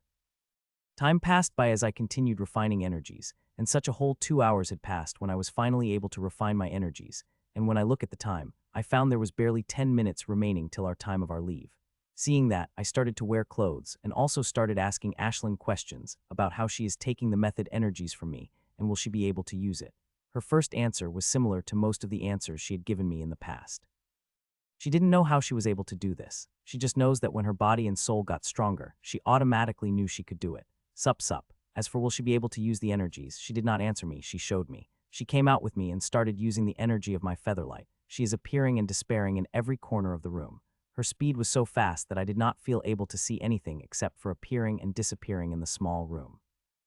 I was quite shocked seeing the speed she is flying, and her mastery on the featherlight's energy despite using it for the first time. Don't use the method of energy in front of others. I told Ashlyn telepathically. Her usage of rule power is fine as it happened, but monster using method energies will shock the city, even continent, and bring loads of trouble to me. After cautioning her, I asked her to come inside me before I walked out of the room. In the hall, except for 2, all the people have gathered. The 2 people have also come, 1 minute before decided time. Everybody good luck. I hope everyone survives the mission. The team leader said solemnly before she flew up, and following her, I too flew up with others. Rookie, be careful, this mission is not anything else you have done before, said Burly Tom as we started to move toward Grim Monster's camp. Burly Tom and I are in the same team. Our team has 4 people other than me. There is a 7-star Golden Elite Josh and 9-star Golden Elite Adam, who is the leader of our team. The speed does not surprise me, as our leader is the 8-star Golden Elite who could kill any Elite Star Elite or those below in a single attack. With the power, we have been able to reach the camp of the Grim Monsters in just 2 hours. We have currently maintained 2 hours distance from the camp of the Grim Monsters. We did not want to alert them with our presence before we entered their camp and destroyed the teleportation gate. It is time, said team leader softly when there are only 15 minutes to the required time. We silently approached the camp of the Aqua Rhynomen, and now there are only 200 meters of the distance between us and camp. The closest Aqua Rhynomen is about 100 meters from us. It usually would be quite difficult for normal people to get these close to the Grim Monster without them sensing us, but these people are not normal persons. They are a member of the Death Brigades. Their stealth skills are amazing that without using any skills or method, they could hide from the Grim Monsters in this close distance. The closest Aqua Rhynomen looked quite bored. Every now and then it would look at its wrist device and mutter something, likely the time remaining to his shift. Buzz. Finally, after 3 minutes, a smile appeared on its face, and at the same time, the rings that Grim Monster distributed to us have also buzzed, means it is time to kill. Without any need for order, 4 of us got out of the mud pool and moved toward the Aqua Rhynomen that was patrolling outside. Our leader chose the Aqua Rhynomen, which is 300 meters from us, as it is the closest 8-star Golden Elite monster. The monster which is closest to us was 7-star Elite, so Josh took, while Tom took 5-star Elite and I 4-star Elite, which is also 300 meters distance from me. Puchai. I activated the featherlight without any hesitation and moved toward the Aqua Rhynomen I chose. My speed was so fast, and I appeared in behind soundless without a second and pierced my sword right through its back. It happened so fast and that even Aqua Rhynomen that I killed did not get a chance to see how it is killed. Not only it, but I am also surprised at speed I have killed it, as this is the fastest speed I've been, and I am still in quite a disbelief that I was able to control myself in such speed. After killing the monsters, when I looked around, I found my teammates had already killed their targets and were now moving toward the different monsters they have to kill. Half a minute passed by, and we have killed all the Aqua Rhynomen that were patrolling outside. Though my sense is other teams were also moving toward the Aqua Rhynomen camp just like us. The teamwork of these people is amazing. Just with one signal, they killed all the grim monsters others, and now they all are moving toward the camp in unison. Soon we reached the force field, and I could see one of the pillars that are responsible for maintaining the force field. Now, we just have to wait for the signal. As soon as we receive the signal, we will go inside. As for how, I don't know. In the strategy discussion, they have to use the word drill to enter inside the force field. I don't know what that drill is, how big it is. I guess I will find out in a few seconds. We have only a few seconds to enter the camp unnoticeably, as within a minute they will notice the grim monsters that were patrolling the outside of the camp are dead, and will sound the alarm. Before that happens, we have to complete our first objective, which will also be out a signal to enter inside. Boom, boom. Suddenly 2 loud booms rang out from inside the camp. Even when we were outside of the force field, we could hear the loud sound. The sound was from the teleportation gate. The team had destroyed both teleportation gates. Let's kill a shitload of grim monsters, group leader said manically, as a small black palm-sized thing appeared in his hand, which he placed on the force field. Buzz. Just as he placed that palm-sized thing on the force field, it started to buzz and started creating a hole in the force field, which is getting bigger at the visible pace. And just as it became big enough that humans could be passed through, the leader jumped inside. Behind him were Josh and Tom and then me. We all entered inside the force field. As we entered, our group leader did another thing. He took a circular white disc from his storage and placed it on one of the pillars that are generating the force field. Usually there is always a guard stationed beside the pillar, but due to commotion, it left its place, which makes destroying the teleportation gate first as a wise choice, as it not only cuts off the enemy's reinforcement, but also helps in attracting the grim monsters from their posts. Human. This roar started echoes throughout the camp. A group of 50-something Aqua Rhynomen had already spotted us and now coming toward us with rage-filled eyes. Kill them all. Our group leader shouted, and 4 of us moved toward the group of 50-something Aqua Rhynomen. This group is pretty powerful with over 50 Aqua Rhynomen. In the group of 50-something grim monsters, there are about 15 grim monsters that have the power of 6-star Golden Elite and 7-star Golden Elites. With the order of the leader, we all ran toward the group of Aqua Rhynomen. Without hesitation, I activated the energy of Featherlight and moved toward the grim monster with speed matching to Josh. Slice puch I puch sup. Just as we reached the group of Aqua Rhynomen, multiple sounds started to ring out, all of these sounds of killing. My teammates are killing the grim monsters at the visible pace, not a single grim monster not taking a more than move to get killed.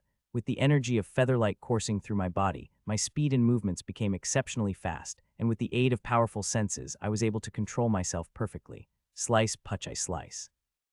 I started from the weakest 2-star Golden Elites and killed it by decapitating before moving toward the 3-star Golden Elite that is beside him. Every move of mine would kill an Aqua Rhynomen. Their aqua blue bodies will get pierced or hacked by the sword of mine. There are no grim monsters there who could reach the invisible sword, which would kill them before they know what happened. Hee. I had just killed 7 Aqua Rhynomen when suddenly another Aqua Rhynomen appeared in front of me. It is different from all the other Aqua Rhynomen I had killed before. Till now I had only killed grim monster of the level of 4-star Golden Elite or below, but now I've come face to face with the 5-star Golden Elite grim monster, and there is no fear in my eyes, instead there is excitement. Before the Featherlight and my ability upgrade, I would have been fearful of the 5-star Golden Elite, but now there is no fear in my eyes. Die. It shouted and swung its sawtooth blade at me, which is aqua blue as it's. Seeing the blade coming, a fiendish smile appeared on my face, and I took more Featherlight energy than ever taken before and moved. I moved with speed like never before, and it was very hard to control, but I did it. I activated all the power of the killing rule and took the aid from the artifact to control the speed. I easily avoided the blade of the grim monster and moved behind him, and just as I did that, I unloaded a shitload of mana, which I had infused my fire ability into my sword, and just as I did, a thread-sized dark red layer lit up around the edges of the sword. This is enchantment of my sword called Red Death. Currently I am capable of lighting up only the thread-sized boundary of the sword. The moment I become capable of lighting up the whole sword red, that day I will become terror for my enemies. As the edges of my sword lit up red with Red Death, I pierced my sword toward the back of the grim monsters. The aqua Rhynomen sensed my attack coming and moved its blade toward me, but it was too slow. Puch. My sword touched back of its, and like butter, it moved deep inside it, cutting across his protection artifact and skin with no difference. When I looked at the dead aqua Rhynomen, I saw unbelievably in its eyes, and its death was too swift. Not only was my speed great, but also my sword, which pierced through the of 5-star golden elite without feeling any obstruction. The red death enchantment gives my sword an unbelievable sharp edge. Not only 5-star golden elite, it has power to cut through the defenses of 6, 7, and 8-star elite's defenses just as easily. Which means as long as I could touch my sword to their chest, I will have no problem in killing them, but it is easier said than done. Even with my superior speed and great weapon, I am no match against the high-level golden elites. I took out my sword and looked back to find another target to kill when I saw the last aqua Rhynomen getting killed by the Josh. My teammates had killed all the grim monsters, and unlike me, they have killed all the grim monsters without the usage of ant skill or method, seeing that I couldn't help but feel impressed by them, and lodged for their level of skill and experience even more. Let's go, others are getting overwhelmed, said the leader as he moved toward the center, where the huge battle is raging, where 30-something humans are facing against thousands of grim monsters. Through my senses, I could see that the grim monsters are coming out of their abodes each second and joining the fight, increasing the pressure of those who are fighting the down below. Hearing the order of the group leader, we moved toward the central part of the camp while killing any grim monsters that came in our way. Crack, crack, bang. While we were moving toward the center of the camp, I saw numerous cracks were forming on the force field at the swift speed. In just 3 seconds, the cracks spread densely across the force field before the whole force field shattered. This is such an amazing scene. The force field that is covering the area of the small town shattering on such a grand scale is an amazing thing, and I would have loved to watch it if I was not in such a hurry. After 15 seconds of running, we had finally reached the center of the camp, and the scene I saw drew horror on my face. I have seen this scene through the red vision second before, but when I looked at it with my own eyes, I realized the true horror of it.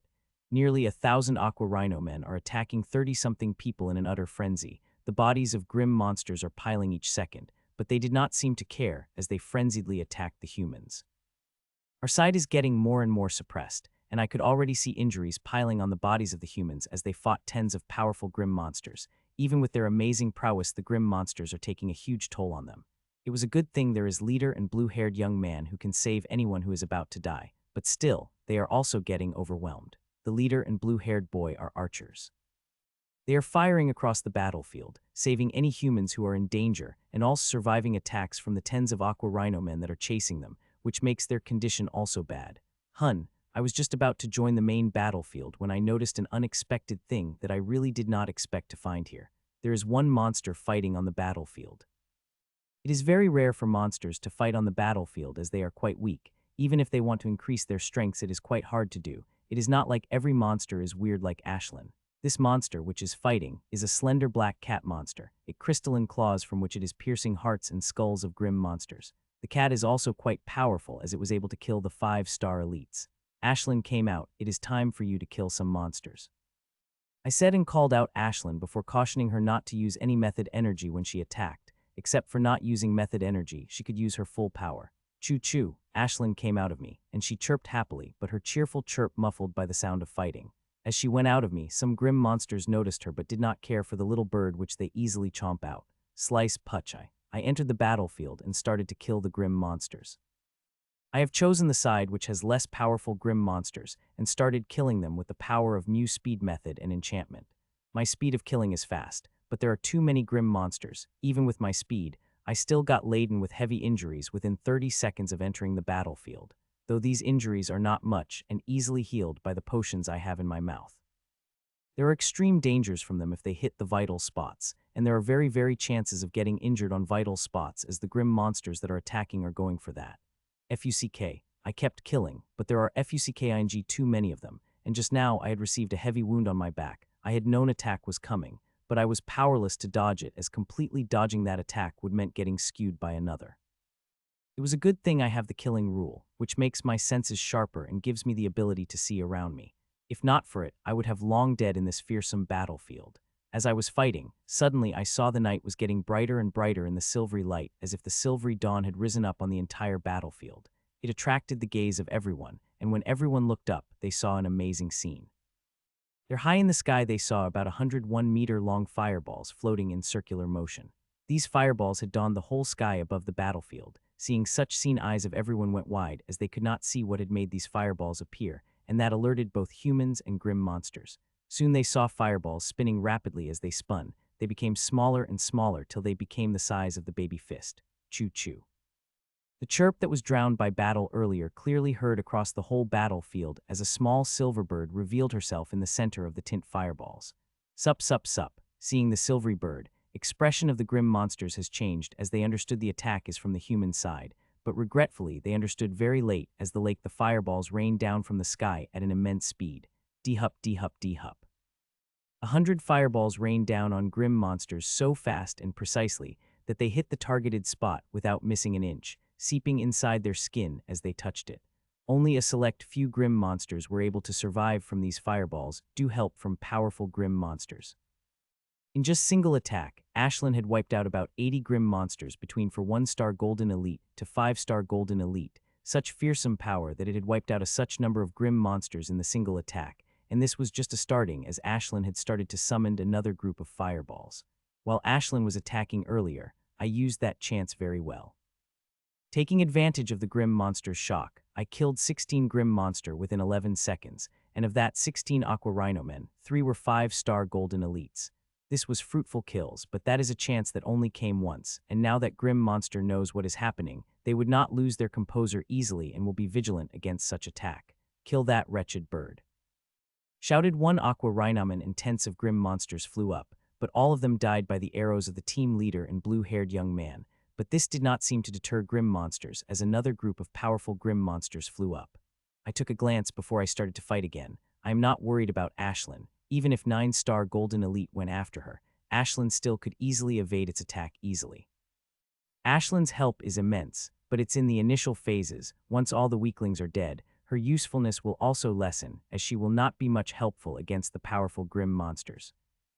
D-hub, D-hub, D-hub. Ashlyn kept launching one attack, and after another, and in just 3 minutes, she had wiped out more than 300 aqua Rhynomen on her own. This is a fantastic kill record that even the team leader could not compete with. With little help from Ashlyn in our efforts, we have wiped out about 800 aqua Rhynomen, and now there are about 400 of them that have remained, and those who have remained are 6-star Golden Elite and above.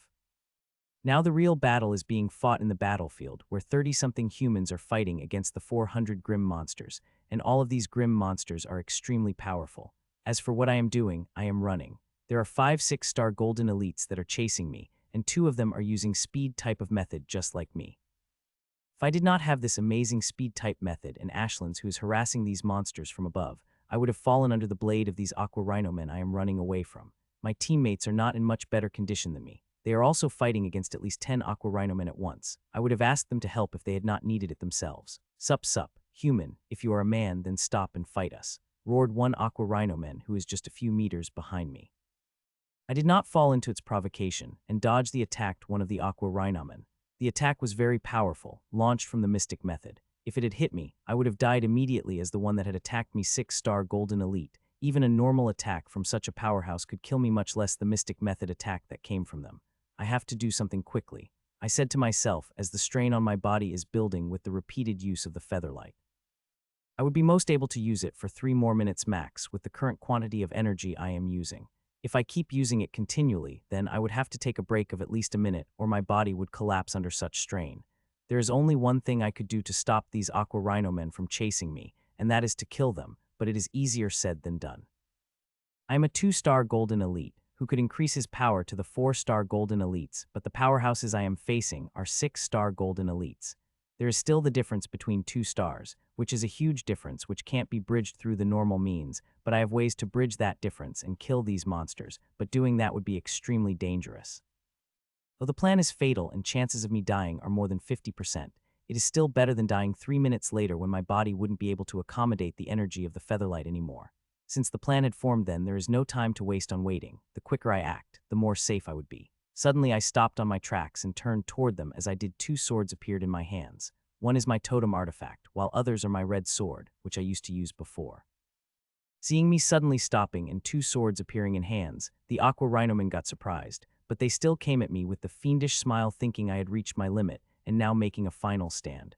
The first offensive launched by the two aqua rhinomen, who was closer to me as they had been following me with the speed type of method of theirs, and these two are my first targets. Die. These aqua rhinomen did not stop seeing me stopping and came toward me with their full speed, and with their sawtooth blades slashing toward me, wanting to tear my body with shreds. I did not move from my spot and let their toothed blades come closer to me, and when there was just a half-meter distance between blades and me, I made my move. I took as much as featherlight energy in my body as I could and leap. My leap was so fast that even grim monsters barely got a chance to notice what was happening as I leaped between their blades. There was a very small distance between the two blades, and when I leaped between them, a sleeve of my shirt got torn by one of the teeth of the blade. I did not care about the small scratch and tear on my clothes as the second and most important part of my plan to begin. I leaped out from the gap of two toothed blades, and just as I did, my red sword covered in the cloud of black sand, and thin edges of my totem artifact lit red. Just as that happened, I threw my red sword, which is covered in the cloud of black sand, toward the aqua Rhynomen on my left. With all stretch, I had used my shaking right hand to slash toward the head of aqua Rhynomen on my right. The eyes of the two monsters dilated extremely as they saw the threatening attack coming toward them, but they were powerless to do anything as despite using the speed method, they did not have enough speed to dodge the attack. Pachak, my sword moved toward it, and soon it touched its upper lip and started cutting through it, and all it could do is watch in horror as I cut its face into two. The moment was over just as it had started, and a small smile appeared on my face. The red sword I threw at the aqua Rhynomen had stuck on its neck. It had not died yet, but the amount of petal-worth energy I had put into that attack, there is no question it will die and die painfully. As for aqua Rhynomen, I had attacked with the totem artifact is completely dead. Fucking sliced its head in half. It will not survive if it drank away the most miraculous medicine it had. This whole attack just took me second to complete, and it is not over yet, and there are still 3 6-star elites I have to kill. Without wasting any time, I took out 3 knives from my storage and infused them with the energy of the 2 of my mystic methods and threw them at the 3 aqua Rhynomen. I am not an idiot to think that there are enough to kill the 3 grim monsters when they precious second to react. I just threw these knives as the distraction as I am right behind those knives. Seeing me and knives coming, 3 aqua Rhynomen got ready. One activated its defensive method, while the other 2 attacked me with their offensive mystic methods. One attack is a long thunder spear, while the other is in the form of a card made of yellow energy. That card looked very sharp, capable of cutting through anything. These 2 attacks came at me instead of the knives. The aqua Rhynomen thought of me as a greater threat than the knives, while they are right to think that as knives are just for distraction. But they should have gone for the knives. They have made a huge mistake for not dealing with the knives first. Seeing the 2 attacks of aqua Rhynomen coming toward me at a swift, I simply jumped. Yes, jumped. With me taking the jump, I directly avoided the 2 method attacks launched by the aqua Rhynomen. For others of my level, doing something like this is impossible, but I have a featherlight method which increases not only my speed, but also movement. Doing something like this is very easy with the help of it. This is why I had said if they attacked the knives, they would have gained something from it, but attacking me, they gained nothing as with speed I and knives moving toward them, this was the only chance they had of attacking. If they attack again now, they will be defenseless against the knives and me that is speedily coming toward them. D-hub. Soon knives had reached them, and that exact moment, they were showered by the tens of fireballs from above. With their power, they could easily dodge the fireballs that are coming toward them, but if they did that, they would be skewed by super fast knives that are coming toward them. Struggles could be seen on their faces as they saw everything coming at them at once. The struggle lasted on their faces for a moment before they gritted their teeth and decided to defend against fireball forcefully. Seeing their choice, I shook my head as they signed their doom once the fireball touched them. No one would be able to save them. Clang, D-hub. The aqua Rhynomen blades clashed against the knives as they were successfully able to defend against them, but at the same time, the tens of fireballs crashed into 3 aqua Rhynomen. They tried to dodge the attack and even dodged several of them, but not too many as they're damn too fast, and there's me also who is coming at them. Seeing me, they swung their swords, but to their surprise, I just stopped just inches away from their range. SOO. I stopped a few inches from the range of their attack and attacked them with my attack with Domain of Withering Sand, especially targeting this attack on the aqua Rhynomen, who had the defensive method activated. The aqua Rhynomen completely caught off guard by my attack, as in the attack of Domain of Withering Sand. I had mixed a small amount of featherlight energy, which made the attack fast enough that aqua Rhynomen could not dodge it. Oha. The aqua Rhynomen started to scream loudly, seeing that 2 remaining aqua Rhynomen came at me, wanting to take advantage of extreme tiredness that appeared on me. Slice. But they had just taken a single step when they found their whole body turning red, and their movements were slowing down. Seeing that I smiled and used the last bit of featherlight energy I could use to decapitate the 3 aqua rhino-men with the single wave of my sword. Thud, thud, thud. Sound of bodies falling could be heard, but I was in no mood to enjoy my kill as I looked around with my pale face to see if any grim monster was coming toward me. I have exerted everything I have to use my mystic methods repeatedly in a short time of 2.5 seconds. Now I am completely exhausted, unable to use even a single speck of my mystic method. I will have to rest for a minute before I become capable of using my mystic method, but that is asking too much in the current condition. It was a good thing. I've come far from the main battlefield where the battle is raging. Every second one aqua Rhynomen would fall, but my teammates are also receiving heavy injuries. Even the leader hadn't been spared from the injuries under the siege of aqua Rhynomen. She is bleeding from head to toe, but despite that all others, she is constantly fighting. Our condition is very bad in battle, and if it had been a normal battle, I would have thought of extermination with a difference of such numbers, but here I did not dare to think that. Here everybody is very skilled. Each move them is like the scythe of the reaper, which will harvest the life of the grim monsters. These people are capable of using all their strength to perfection. I've never seen anyone fight like these people, and seeing them, I want to learn to fight like that. With my current abilities and methods I have, I would not have to take such an immense risk if I had the skills like theirs. I know these skills are not naturals. They have learned from fighting such terrifying battles like this where death could come any moment, and if I want to get such skills, then I will have to fight in such battles. Sup. I rested for 3 whole minutes before I activated my mystic method and moved toward the main battlefield. Zup, zup, zup. With the experience of my earlier fight, I changed my strategy to fight. As I reached the main battlefield, I had thrown the knives coated with the energy of the method as the 6-star elite grim monsters who were fighting against the 6-star golden elite human. I know that guy, that friend of the Burly Tom named Charles. He sat with me and Burly Tom with the car. Putch, the grim monsters that were fighting against the Charles sensed the attack and moved back to intercept it, but they were too slow as the knives were able to pierce through their bodies. Slice. 2 6-star golden elites aqua Rhynomen had their head pierced by the knives, while another one who dodged and only had his shoulder pierced met my sword, which decapitated it. I moved toward another and performed the same attack with knives. As I fought together with knives and sword, I started to get smoother and smoother till I was able to kill the 6-star golden elite aqua Rhynomen who were busy fighting. I am developing my unique style. I suddenly thought as I continued fighting with knives and swords. A unique style or unique battle style, and known as the battle strategy that one used during the battles. It is very difficult to develop one as one does not only need to merge his combat style, abilities, mystic method and weapons, both internal totem artifacts and external. The usage of external items is rare, but there are people who use it. There is a girl named Sasha here, who had fixed long metallic spikes under her elbows and feet, and in her hand she had a short dual sword. She had mixed these weapons with the movement method and her extraordinary sensory abilities, which had made her a complete ghost in the battlefield, piercing those sharp metallic spurs on any grim monsters that she came across. With her unique style, she was able to kill an aqua Rhynomen who had the power above 9-star golden elite despite being early 9-star golden elite. She has gone quite far in her unique style while I have just started, but I have confidence that as long as I keep fighting and furnishing my unique, I will reach her level and then surpass her. Putche. Another 3 knives pierced through the 6-star golden elites aqua Rhynomen who were fighting against my teammate. These knives are super fast and could easily kill any 6-star golden elites immediately as long as they hit their vital spots. Even if they did not hit their vital spots, they would still die, but the process would be a little slow, and their death would be very painful. I again moved my hand and about to take out more knives from my storage when I stopped midway. I will really have to learn to use the refinement engine at will, I thought. I am running out of my method energy, especially the energy of the domain of withering sand. There are only 2 petals worth energy had remained, which I can't use as I will need it for emergencies. I wish I could refine more energies right now, and unlike others, I don't have to wait for energies to accumulate inside me.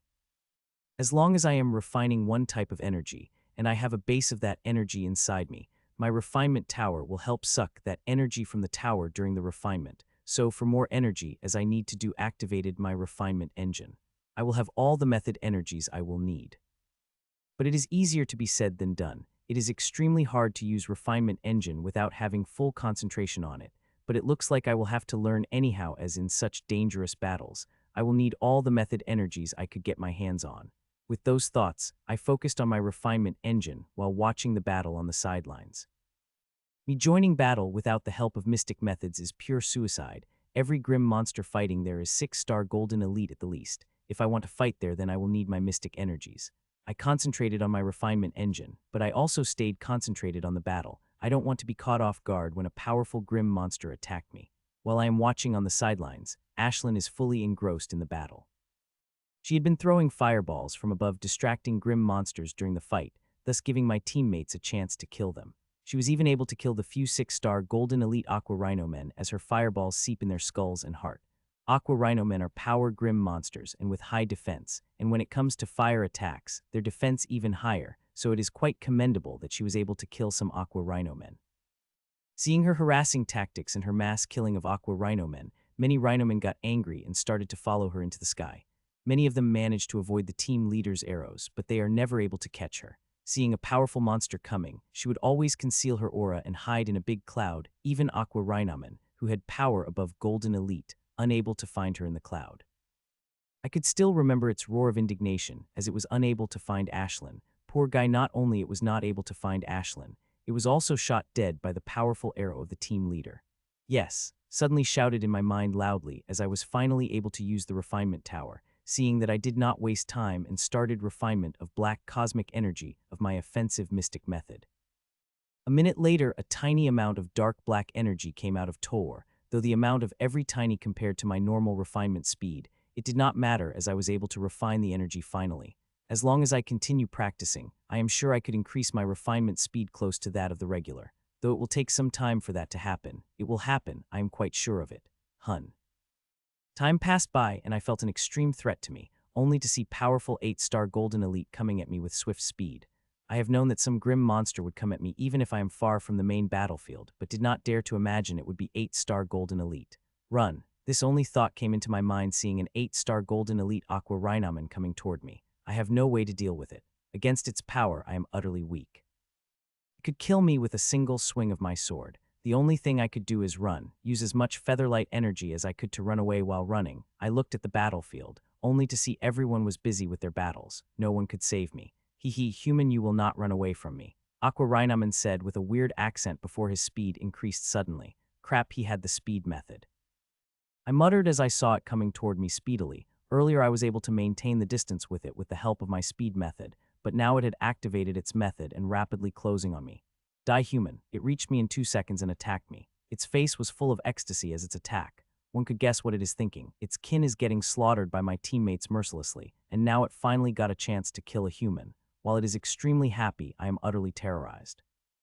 I am using all the power I had and even tried to use more featherlight energy than I could, but I was not able to do it.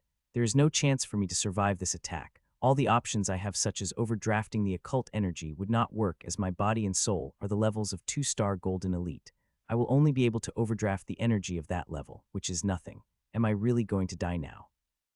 I said to myself as I found the toothed blade of Aqua Rhynomen closer and closer to me, wanting to shred me into pieces with the huge toothed blade of it. Despite seeing the blade coming at me and knowing it will take my life, I still continue running. I don't want to die before expanding all my options, and continuing running is an option. When the blade of the Aqua Rhynomen just a few inches away from me, I saw a tiny fireball coming toward the monster with the speed that is near invisible to the eyes. The grim monster also sensed the fireball, and despite being 8-star golden elite who is using speed method, it could not dodge. It did not seem worried about the fireball that was coming toward it. It had seen the power of the fireball and knew that even if it had hit it on its head, it would not affect it much, so it did not even think about dodging it. D-Hub, when its blade is just 2 inches away from it, the fireball hit it and seeped into its head. Just as that happened, its expressions changed drastically, but it had already become too late for it, as it had died the moment it realized what fireball that hit it contained. Slice Fuck, I cursed it as the blade of the grim monster had left the gruesome injury on my back. It died, but its death could not douse the momentum attack it had launched. As I stopped, the first thing I did was to bite down the healing medicine I had in my teeth before looking at the grim monster, who is completely dead. The fireball that Ashlyn had used on it was not her regular fireball, but the one which is infused with the both of method energies that Ashlyn had taken it from me. This idiot of a grim monster had mistaken it for the normal fireball and lost its life to it. Good girl, I said to Ashlyn. I had asked her not to use these energies in the public as it would create unforeseeable consequences, but seeing my life in danger, I can't fault her for using that. And besides, I don't think anyone had sensed it as she had covered the fireball with the thick killing energy, which makes it really hard for one sense the method energies in the fireball. Still, there's a lot of proof. If one looked intentionally sense the wood of the monster, they would sense method energies there, which is why I had quickly stored the body so there would be no proof. Sup, after taking a minute rest, I sped toward the main battlefield. The battle there had reached a peak, and my teammates were facing intense pressure. From around 1200 or so, Aqua Rhynomen had gone down to 200, and that sent them to frenzy. Their numbers had lessened, but their attack had become even more fearsome, which is making the condition of my teammates even worse. I couldn't watch that, so even if there is still quite a time before I could refine third petal of black cosmic energy, I would still go and fight. And it is not like I am powerless or something. I still have my featherlight method which I could use for some, so as long as I remain cautious, I will survive and even be able to kill some grim monsters if I am smart. I sped toward the group Aqua Rhynomen, who are fighting against the 6-star Golden Elite teammates of mine. He is currently in bad condition as nearly all the Aqua Rhynomen on the battlefield. The Aqua Rhynomen he is fighting had also gone into a frenzy. Zup, zup, zup. I took out 3 knives from my storage and threw at the 3 frenzied Aqua Rhynomen. These are different from the knives I had thrown out earlier. These knives had no cloud of black sand covering them, they only had faint violet energy covering them, which is the energy of the featherlight. The knives went toward the 3 Aqua Rhynomen, of which only 2 looked back and swung their blades back to defend, but the knives were too fast that they had struck through their bodies before they could properly defend. 2 knives stuck at the neck of the whole Aqua Rhynomen, while another last one at the chest of the Aqua Rhynomen.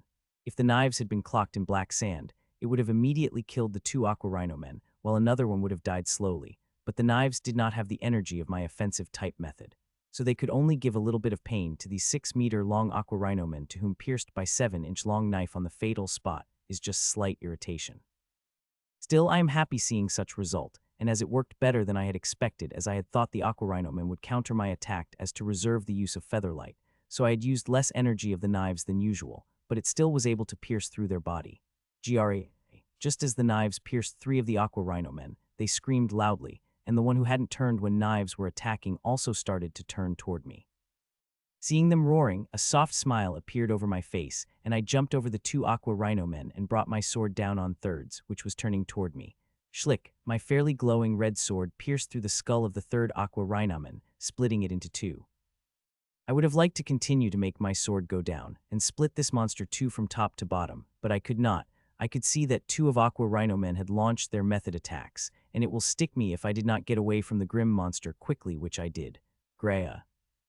I immediately took more featherlight energy and moved away and avoided the attacks by the difference of half an inch. Unsurprisingly, Grim Monster launched another method attack at me and then another. They started to chase and while launching, attacked at me constantly, which I avoided easily. I really like fighting the frenzied Grim Monsters. Once they lock on you, they will attack you like crazy. I continue to run while dodging their very dangerous attacks. They are the attacks of the method energies. Once I get hit by them, there is only death for me. So I ran and waited for them to use all the method energy they have and get tired, but they are 6-star golden elites and grim monsters at that. They have more capacity to store the method energies than humans, which makes them have more attacking power. This is the thing about them that makes me most jealous. Other than their strong bodies, both of these factors are related. To defeat them, we humans have to fight against them smartly. With 5 minutes of constant attacking, the paleness finally came to their faces, but their attacks did not stop. They continued for 2 more minutes before they had stopped. But grim monsters were still chasing me. Fuck, zup zup. I cursed in my mind when I suddenly turned and threw 2 knives at them at super fast speed. These knives were covered in the thick black sand before taking out another knife and throwing at the east side of me. In that single knife, I added all the black cosmic energy I had, and as much as violet energy I could, and threw them at the 7-star golden elite Aqua Rhynomen who was waiting for me sneakily. This bastard had a very rare stealth-type method, and with their already evening, it was even able to fool my senses. It had been waiting for me in that spot, and just as I appeared in its range it leaped at me. Though I was caught off guard, and I reacted quickly that even Grim Monster caught off guard with the knife I've thrown at it. The knife went toward it, and due to the short distance of 2 meters, it was not able to dodge it completely. Puchai. It just hit below its neck. The thick black energy assaulted it so hard that it got immobilized for a moment, which is all I had needed. Pachak. Using the last bit of featherlight energy I had, I quickly reached beside it and swung my sword at it. It reacted pretty quickly, but it was a little bit slow as my sword was able to pass through its neck without any obstructions. I landed on the ground after killing the 7-star golden elite and looked toward the 2 6-star elite grim monsters toward whom I had thrown knives second before. When I looked toward them, I saw their bodies falling on the ground with terror on their face. Seeing that I couldn't help but take a sigh of relief. To kill these grim monsters, I've used everything I've used the last bit of my method energies on them. If one of them had been alive, then I would have had to ask Ashlyn for help. After taking a couple of deep breaths, I changed the refinement of energy in the refinement engine. Till now, I had been refining black cosmic energy, which I could not use before I gathered one petal full of it, but featherlight energy did not have such restriction, which is why I am giving priority to it. The battle in front of me is ending, but I still remain vigilant as there are still 40-something equal Rhynomen are fighting, and all of them are crazy strong. All of them are 7-star golden elite and above, so I have to be ready if anyone dares to attack me. I refined as I watched the battle. I did not dare even to collect the body which is close to me. The battle had entered its most heated phase, where both sides were fighting, giving their all. Just a casual glance could let one see how dangerous battle had become, as some people from both sides had started overdrafting the energies.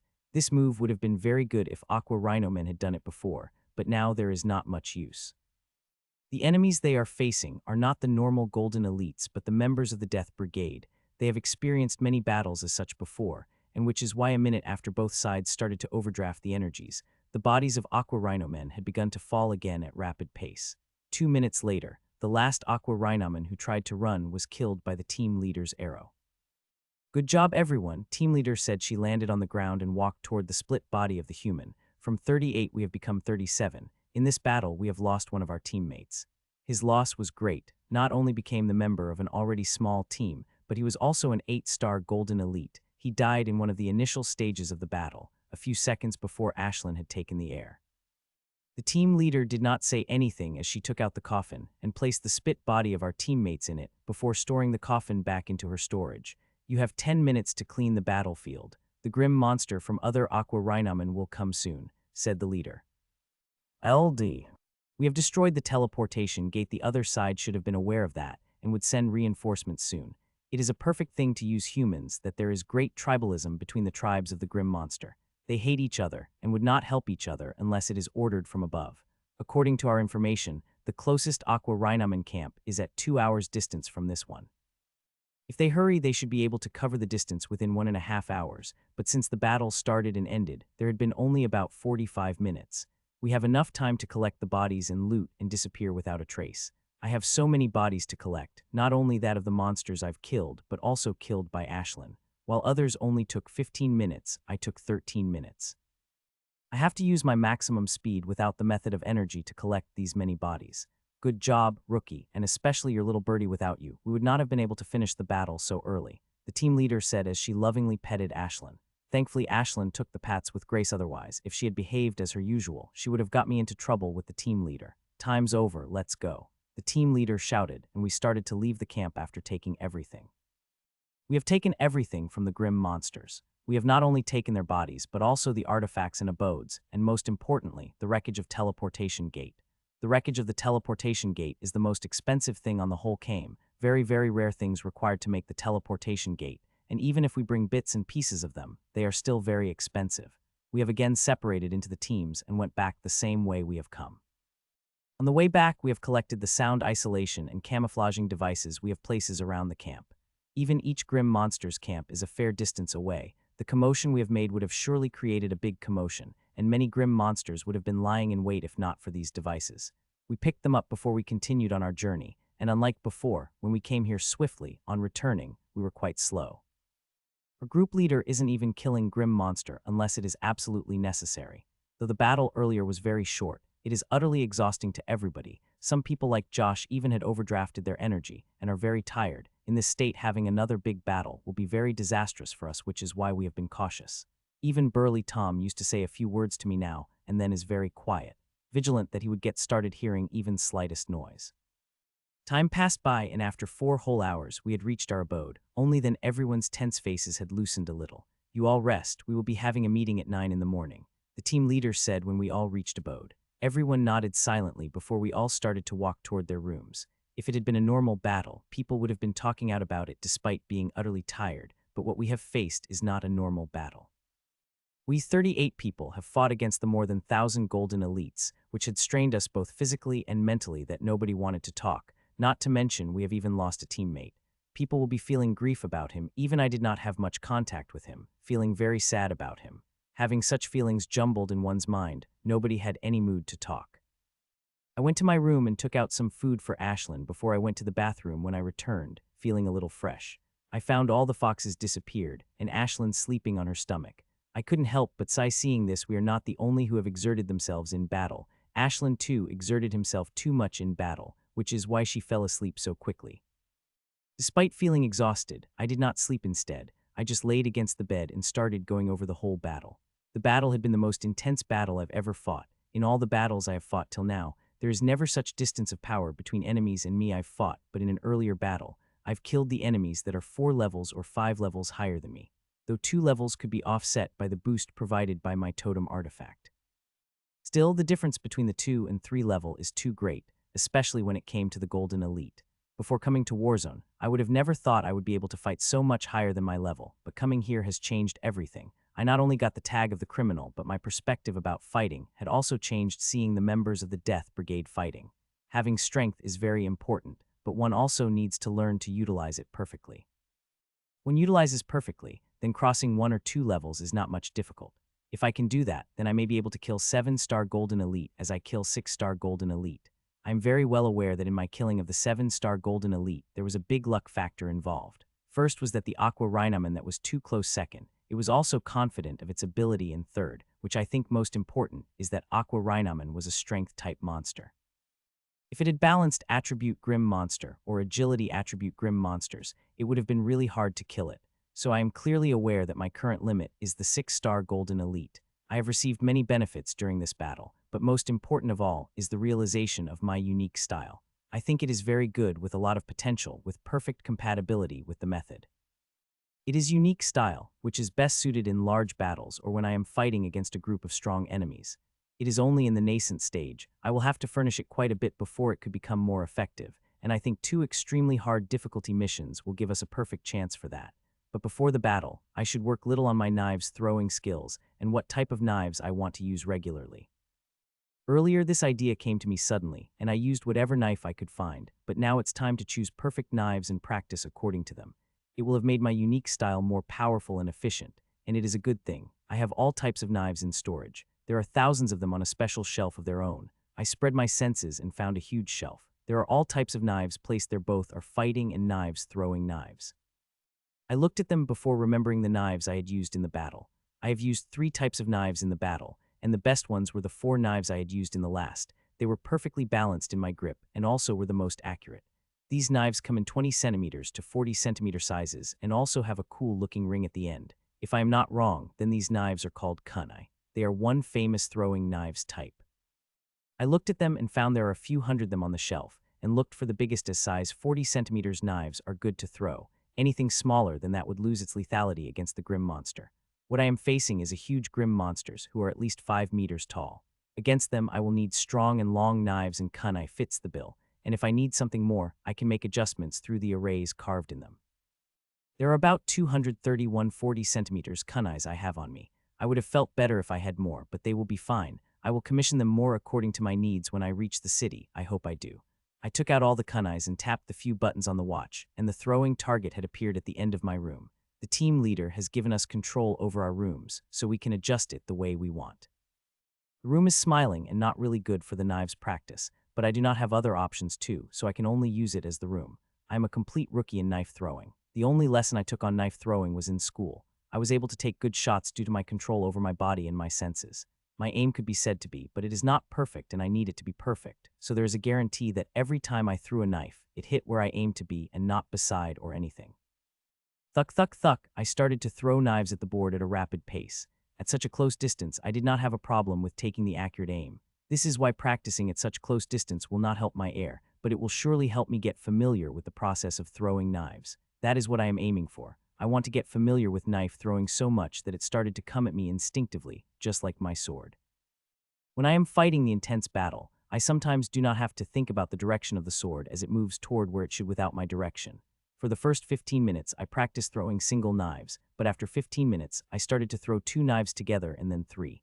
Throwing 3 knives together is not much difficult as long as one has good control over their body and fine senses, both of which I have. I continued the practice for 2 hours. I did not stop except for collecting the knives once I've expanded them all. These 2 hours of practice had been good. I felt like my knife-throwing skills have improved quite a bit. I wanted to sleep, but there is still one thing I have to do, which is the practice of 3 methods. The future mission is going to be as dangerous as today's or even more dangerous, and for that, I have to get stronger. Get stronger as much as I can so I can survive these dangerous missions and could take my revenge on the people who had put me in this position. I popped the core in my mouth and continued practicing like mad, and as if I did not, then I will pop up like a balloon, so I practiced and practiced until I could not be able to anymore. And this time the practice was even more hard as this time. I am also using my refinement engine, which is barely refining any mana, but I am still happy as now I could use my refinement engine while practicing. Thud. I fell with a thud on the floor, completely exhausted, wanting to get up and shower in a few seconds when I got enough energy, but unknowingly, I fell asleep in my fatigued state. When I woke up, I felt really good. All the exhaustion and bone-deep tiredness I was feeling yesterday had simply vanished. Seeing 2 hours before the meeting started, I quickly freshened up and guzzled another medicinal monster core and started practicing again. Usually, I would have cooked before I started to practice, or if there would have been time constraints, I would cook first and practice later, but now I am not doing that now. Now I want to practice every moment and increase my strength, which I think I would. Yesterday's battle stimulated my growth, and since I already have the potential to become adamantine, I just have to keep mulating as I did that. I will keep improving at faster pace. Soon I reached my limit and fell on the floor exhausted. I lay on the floor like dead fish for a minute before I got up and walked toward the shower, and after I returned, I took out packaged food and ate with Ashlyn. Like her, I also don't like packaged food, but since I don't have time to cook here, I have to eat packaged food begrudgingly. It's not like packaged food is not good, it is delicious, but since I had a habit of eating fresh and hand-cooked, I don't much like eating packaged food. Still, I will buy some packaged food. The food that the team leader served in the meetings was delicious. I will have to ask her from where did she get her food, once we finished with our food. After I finished my food, there were only 20 minutes remaining till the meeting, so I decided to spend that 20 minutes brushing Ashlyn's coat, which I had not done in a few days. 15 minutes passed by, and finally I put the brush down and walked out of my room with Ashlyn. When I reached the conference room, I found nearly everyone had arrived, except for a leader and 6 others. This time when I arrived, these people seemed a lot more friendly, and some of them even gave me a small smile, but nobody talked to me. Their behavior seemed quite surprising to me before, as when new members appeared on the team, everyone would talk to him, but it was the opposite. It seemed here nobody is interested in talking to the rookie. I had first thought they did not like or some other reason like this, but it is not. As I observed their behaviors more, I found there is no dislike or hate in their eyes for me. It's just that they are not talking to me for some reason. After much thinking, the only reason I could think of their behavior is that there is a smoking test for a rookie or something like that, so unless the rookie had not done that thing, they would not talk to him. Well, whatever the test or requirement they had, I think I am scoring quite fine. Ashlyn and I had wiped out nearly 1/3 of the camp yesterday, though what we have killed were weaklings, but they were a shitload of weaklings that would have been immensely troublesome for the team to deal with. One by one, all the remaining people have come, and when there is 1 minute remaining, the leader has also come. Let us take 1 minute of silence for Calvin, who made great sacrifice yesterday, said the leader as she stood up solemnly with everybody else, including me. May his soul rest in peace, said the leader after 1 minute of silence, and everyone repeated what they said. Most of the adventurers are atheist, but some still believe in illusory God in time like this. Yesterday's battle went well, except Calvin, who lost his life regretfully. Everyone came out without much loss. The numbers were higher than the estimate that the guild had given us, but we were still able to exterminate them. The leader said, looking at her expression, it can't be said whether she is happy or sad about the result. It is all the guild's fault we had not lost Calvin. If our team had been in the full strength of 52, complained 8-star Golden Elite. Seth, why are you complaining? If you did not like taking a risk, then why did you join the Death Brigade with our bunch of criminals? Another 8-star Elite mocked. You should have joined the Elite Corps instead. Oh wait, you did not have a qualification to join Elite Corps otherwise. You would not have joined the dirty criminals like us, he added before he started laughing hysterically. Hearing his laugh, Seth's face turned red and about to open his mouth to say something when the loud voice of the team leader rang in. Enough, before coming here, both of you did not have the ability or talent to get into the Elite Corps, so shut up, said the team leader loudly, and both of them shut up as they know it is true. Before becoming criminal, I also had the dream of entering Elite Corps. Rachel had told me all about Elite Corps in the Milfred. Elite Corps, as its name suggests, is the force made of powerful people. The people who were able to get inside it are best of best, could easily kill people of their level in a single attack. Those who can get into the elite corps are the most fortunate, as they did not have to waste a thought or penny about the resources. The guild provided them all. Everything they need will be provided to them, including the limit-breaking method. If one is very, very talented, then even art and powerful inheritance are not off the table. But it is extremely difficult to get into. In the city where more than 100 million people reside, there are not more than 5,000 of these elites present. From there one could guess how strict criteria there is for becoming the elite. The people of Death Brigade hate those people from the elite corps to death, as the elite corps have everything while Death Brigade barely has anything, compared to the elite corps, who always have fully staffed teams and every new artifact at their disposal. The Death Brigade is the opposite of them. We never truly have full teams and advanced artifacts, which made people of the Death Brigade hate the elite corps so much. Her praise was unexpected, as I thought she would go over yesterday's battle before talking about the second part of the mission, but she had unexpectedly praised me. Ashlyn, who nestled on my shoulder, understood everything but did not react to everything, as she knew if she said anything, people would come to her and pet her, which she did not like. So she stayed on her face unreacted, while everyone looked at her with adoration, and me with jealousy, as what Ashlyn had done could not be done by the common monster. Even Leader's cat monster paled in front of her. This is the last part of our mission, and also the most dangerous one. From the intelligence we have gathered and intelligence provided to us by the guild, we can guess that there are 1,200 to 1,400 violet stripped serpentmen present in that launch pad, the leader said as she forwarded the mission details to us. It had been 12 days since we have come to this dangerous marsh, and already had finished 2 missions with the only single casualty. In both missions, our teams did it well, especially Ashlyn, who had killed all the low-level grim monsters in 2 minutes of battle starts, which helped everyone immensely that we had finished battle within 10 minutes. My strength also has advanced. I have become a 3-star golden elite, and with the aid of my totem artifact, I could now exhibit the power of 5-star golden elite, but this is not my biggest gain of the past 12 days. My biggest gain is refining energy. I now could refine quite an amount of energy while fighting. So as long as I did not go too far with the method energies, they will now last me the whole battle as I continue refining them. For this mission, everybody has to be careful. The leader said, we will be facing a huge number of grim monsters, our highest numbers yet, she added solemnly. Everyone nodded. Facing 1,400 grim monsters is no joke. We are not careful and hadn't planned properly. We all could get exterminated by the grim monster and our dead bodies eaten by them, which is a worse thing than death. After the solemn warning, the team leader started outlining the battle strategy. It is similar to previous, but also different. The strategy is being outlined to micro level, from the place we will be entering the camp to what grim monsters you will be facing. When I heard the strategy for the first mission, I was quite shocked at how the team leader was able to predict the power of the grim monster we would face after we entered their camp. The thing is, when you have enough intelligence about the enemy, it is very easy to predict their movements down to point what they will eat at night, to who they will talk too much less, who they will attack when their camp is broken. Does anyone have any questions about strategy? Leader asked again, seeing everyone shaking their heads in no. Let's go then. It is time for us to kill some grim monster, said the team leader. A few seconds later, we flew out of the hidden abode and moved toward the launch pad of the grim monster. It is still dark outside as the first mission, but instead of it being early in the evening, it is closer to the dawn. We have decided to launch an attack at dawn, as violet stripped serpentmen are the nocturnal species, and they started to sleep an hour before dawn, so this is the best time to launch an attack when most of these monsters are sleeping. Time passed by, and 1.5 hours later, we have reached the camp of the grim monsters. It looks the same as I've seen it the day before yesterday when I came to scout the information. It is the size of a small town, and inside it, violet-colored, tall, slender grim monsters could be seen patrolling. If one looked at them carefully, they would see that these violet-colored grim monsters seemed quite bored and sleepy and always checking their wrist device. We observed these monsters for the minute before we slowly moved toward the camps. On the way we placed multiple devices for multiple devices that were used for multiple reasons. These devices are the backbone of our mission, which acts as the defender against the outside disturbance when we are fighting.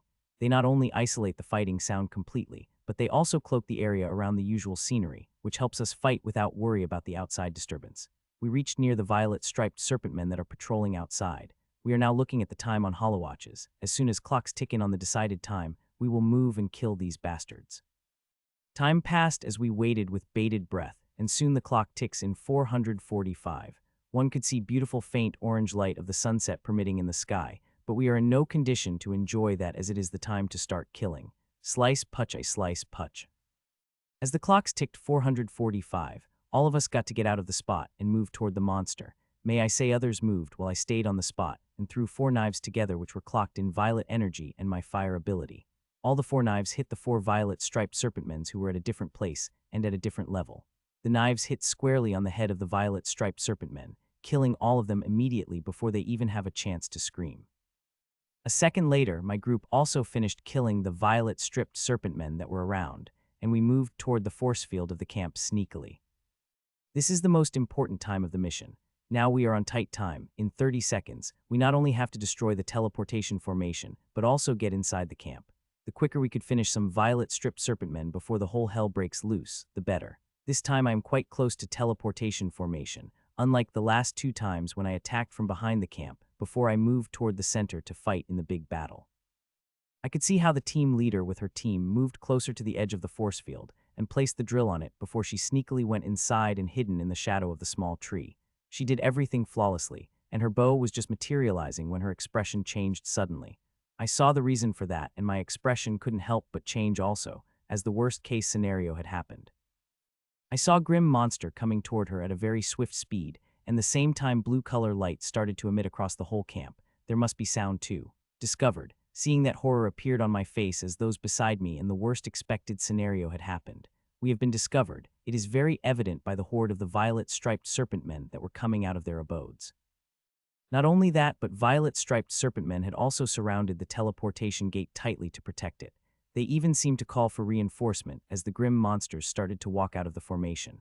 Group leader, drill the hole in the force field. I have the idea to destroy the teleportation gate, I said without wasting time on explaining how, as there is no time to do that. Once discovered, there is no way we will be able to run away as they will chase us, and with grim monsters that have camps around, of all 37 of us, there will be very few able to get away alive.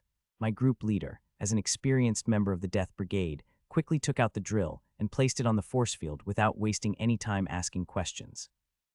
Ashlyn, go, I said just as the drill opened hole big enough for Ashlyn to pass through. This time when Ashlyn came out of me, she did not chirp. She swiftly entered the hole and sped toward the formation with the speed that could only be described as blurring. Usually I did not let Ashlyn out unless the whole force field is broken as this way. She would have complete mobility to escape, but now is not the time to think about that, as if I did not take a risk, then there is a big chance that we all will be buried here. Ashlyn moved at the blurring speed, and due to her small size and height, she is flying. Even the powerful grim monsters have failed to notice her. Will she be able to destroy the formation? Asked the group leader. I did not answer the group leader question, as before Ashlyn reached the teleportation gate, she had her attack ready and now she was above the gate. She already launched the attack toward the place where I wanted her to be. Her attack is an extremely small fireball size of the pinky nail. This is her most powerful attack without method energy. For it, she did not have to summon a giant fireball. She just concentrates on fire in her mouth. She did not usually use this move as a compare show move where she could summon hundreds of fireballs and attack at huge quantities. This attack is a single purpose. Barely any violet striped serpentman noticed a pinky nail size fireball coming toward the formation gate. Walk boom. Some had noticed and opened the mouth to give a warning, but at that time it had already become late as the teleportation gate exploded in the replacement explosion. The explosion was huge, so that it had not only wholly vaporized the violet stripped serpentmen that closely surrounded it, but its shockwave had destroyed the force field that was enveloping the camp of the grim monsters. Even we who had been outside of the force field had felt the shock and had to take a couple of steps back. The explosion had been huge that shocked the hell out of me, who already knew something like this happened when attacked on the energy storage of it. There are multiple spots on the teleportation gate where one could attack to disable directly. The leader always attacked the core, which also destroyed the teleportation gear, but on the minor scale and materials of the teleportation gate did not get damaged too much. But the spot I attacked it called the energy storage, it where all the energy crystals are stored, and when one attacked it with a powerful attack, it destroys the whole shit that not even a tiny part could be salvaged, which is regretful as each part of the teleportation gate offers the huge price. Team leader, said my group leader as he looked at me angrily, as a team leader was close to the teleportation. She is not that close, but close enough to get heavily injured or die if she is unlucky. She is fine, I said with a smile and moved toward camp with the group leader. The attack of mine is a plan of the team leader herself. Before we destroyed the second camp, the team leader had come to my room and especially asked about Ashlyn's abilities. She wanted to discuss the backup plan to destroy the teleportation gate in case she failed. I had told her about Ashland's abilities and what kind of damage they could bring, and we had discussed the backup plan to destroy the teleportation gate in case she failed. What we just did was part of her plan. She was getting attacked by the hundreds of grim monsters and was already on her last leg and would have died in 3 to 4 seconds if not for this explosion. According to our plan, if her condition became like earlier, I have to ask Ashland to destroy the teleportation gate at the maximum explosion. I had told what type of attack Ashland would launch, and when she had destroyed the teleportation gate. During such times, she had to activate her strongest defensive measures, which she did as just as we had entered ran toward the explosion site. I saw a team leader already standing up and notching her bow at the grim monster, who is also getting up not far from her. This explosion had worked in our favor. Not only did it instantly kill little more than 200 grim monsters instantly, but it had also injured 300 to 400 grim monsters in the various degrees that were on the present in the vicinity of the teleportation gate. Still, this mission remained dangerous, as there are still more than 1,000 grim monsters we have to kill to deal with. Kill, team leader shouted as she saw everyone coming toward the main battlefield.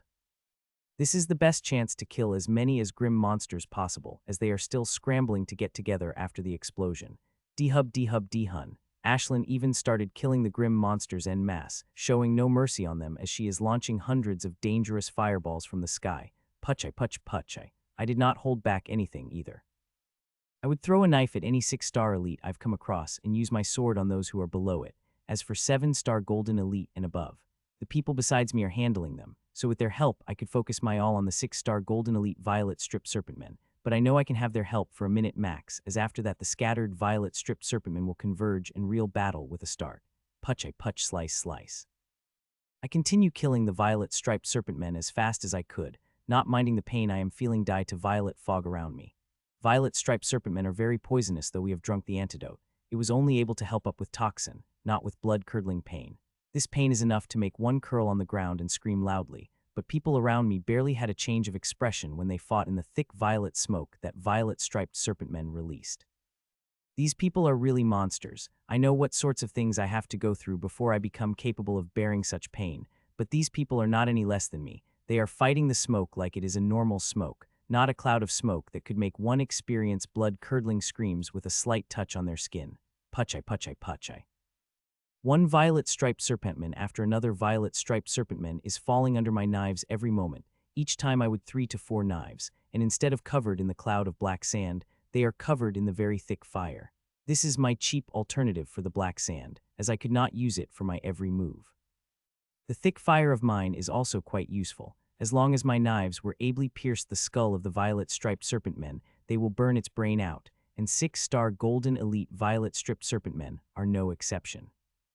The violet-striped serpentmen converged, and they burst out with a terrifying strength. They seemed to be really angry at the explosion and wanton killing. Their killing intent is so that I could literally taste it, and I have to say it has a very quite different flavor. I've never sensed so much hate in the killing intent before. This is also the most intense killing intent I've ever felt. I've felt killing intent in War Where Millions, but it is not this concentrated. The power of killing intent depends on who it was emitting it, and currently it is golden elites which are releasing the killing intent.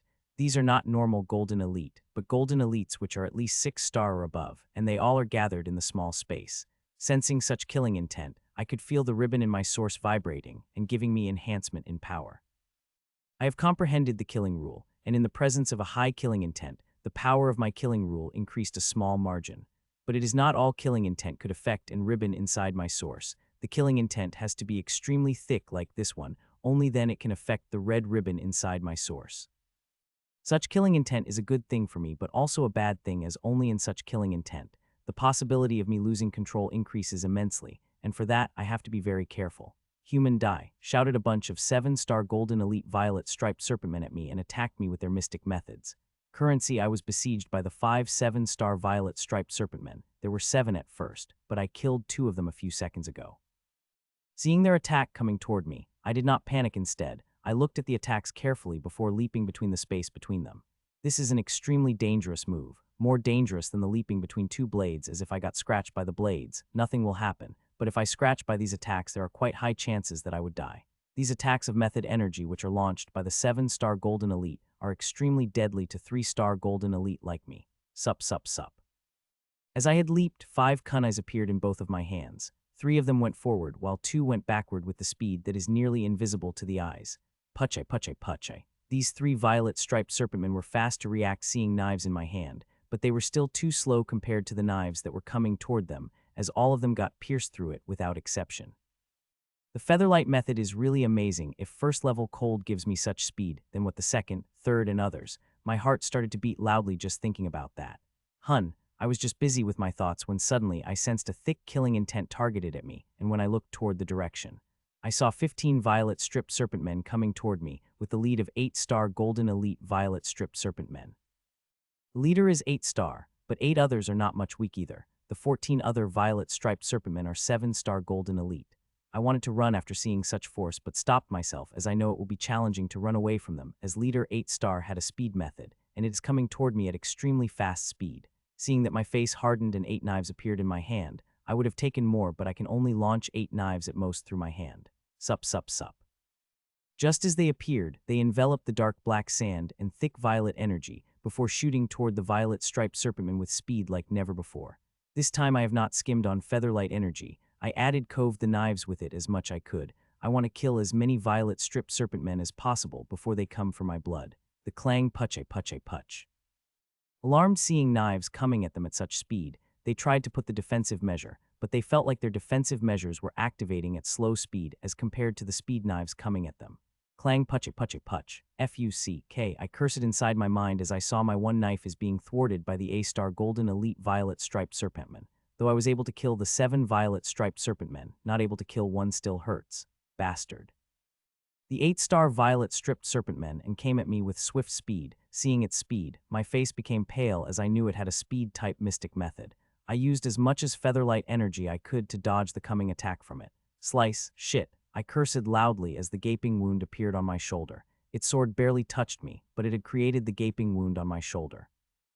It was the normal attack filled with its usual force and occult energy, but since the 8-star golden elite launched it, it had created the gaping wound, and that was just a starting as one attack hadn't finished. It launched another attack.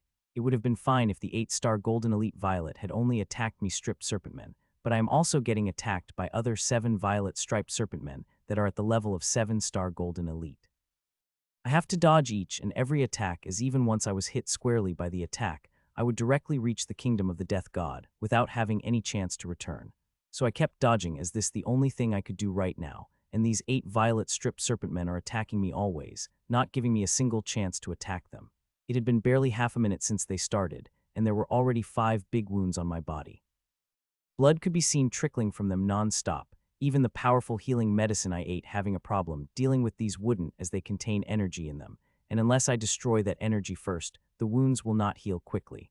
I am trying to heal these injuries, but I couldn't able to focus all of them since I have to dodge the tens of attacks every second at an unnatural angle.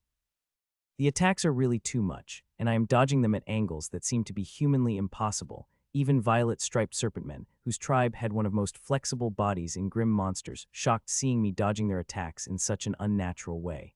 Ashlyn had asked me if she could help. With her help, I will be easily able to deal with these violet stripped serpentmen, but I decline as I have a plan.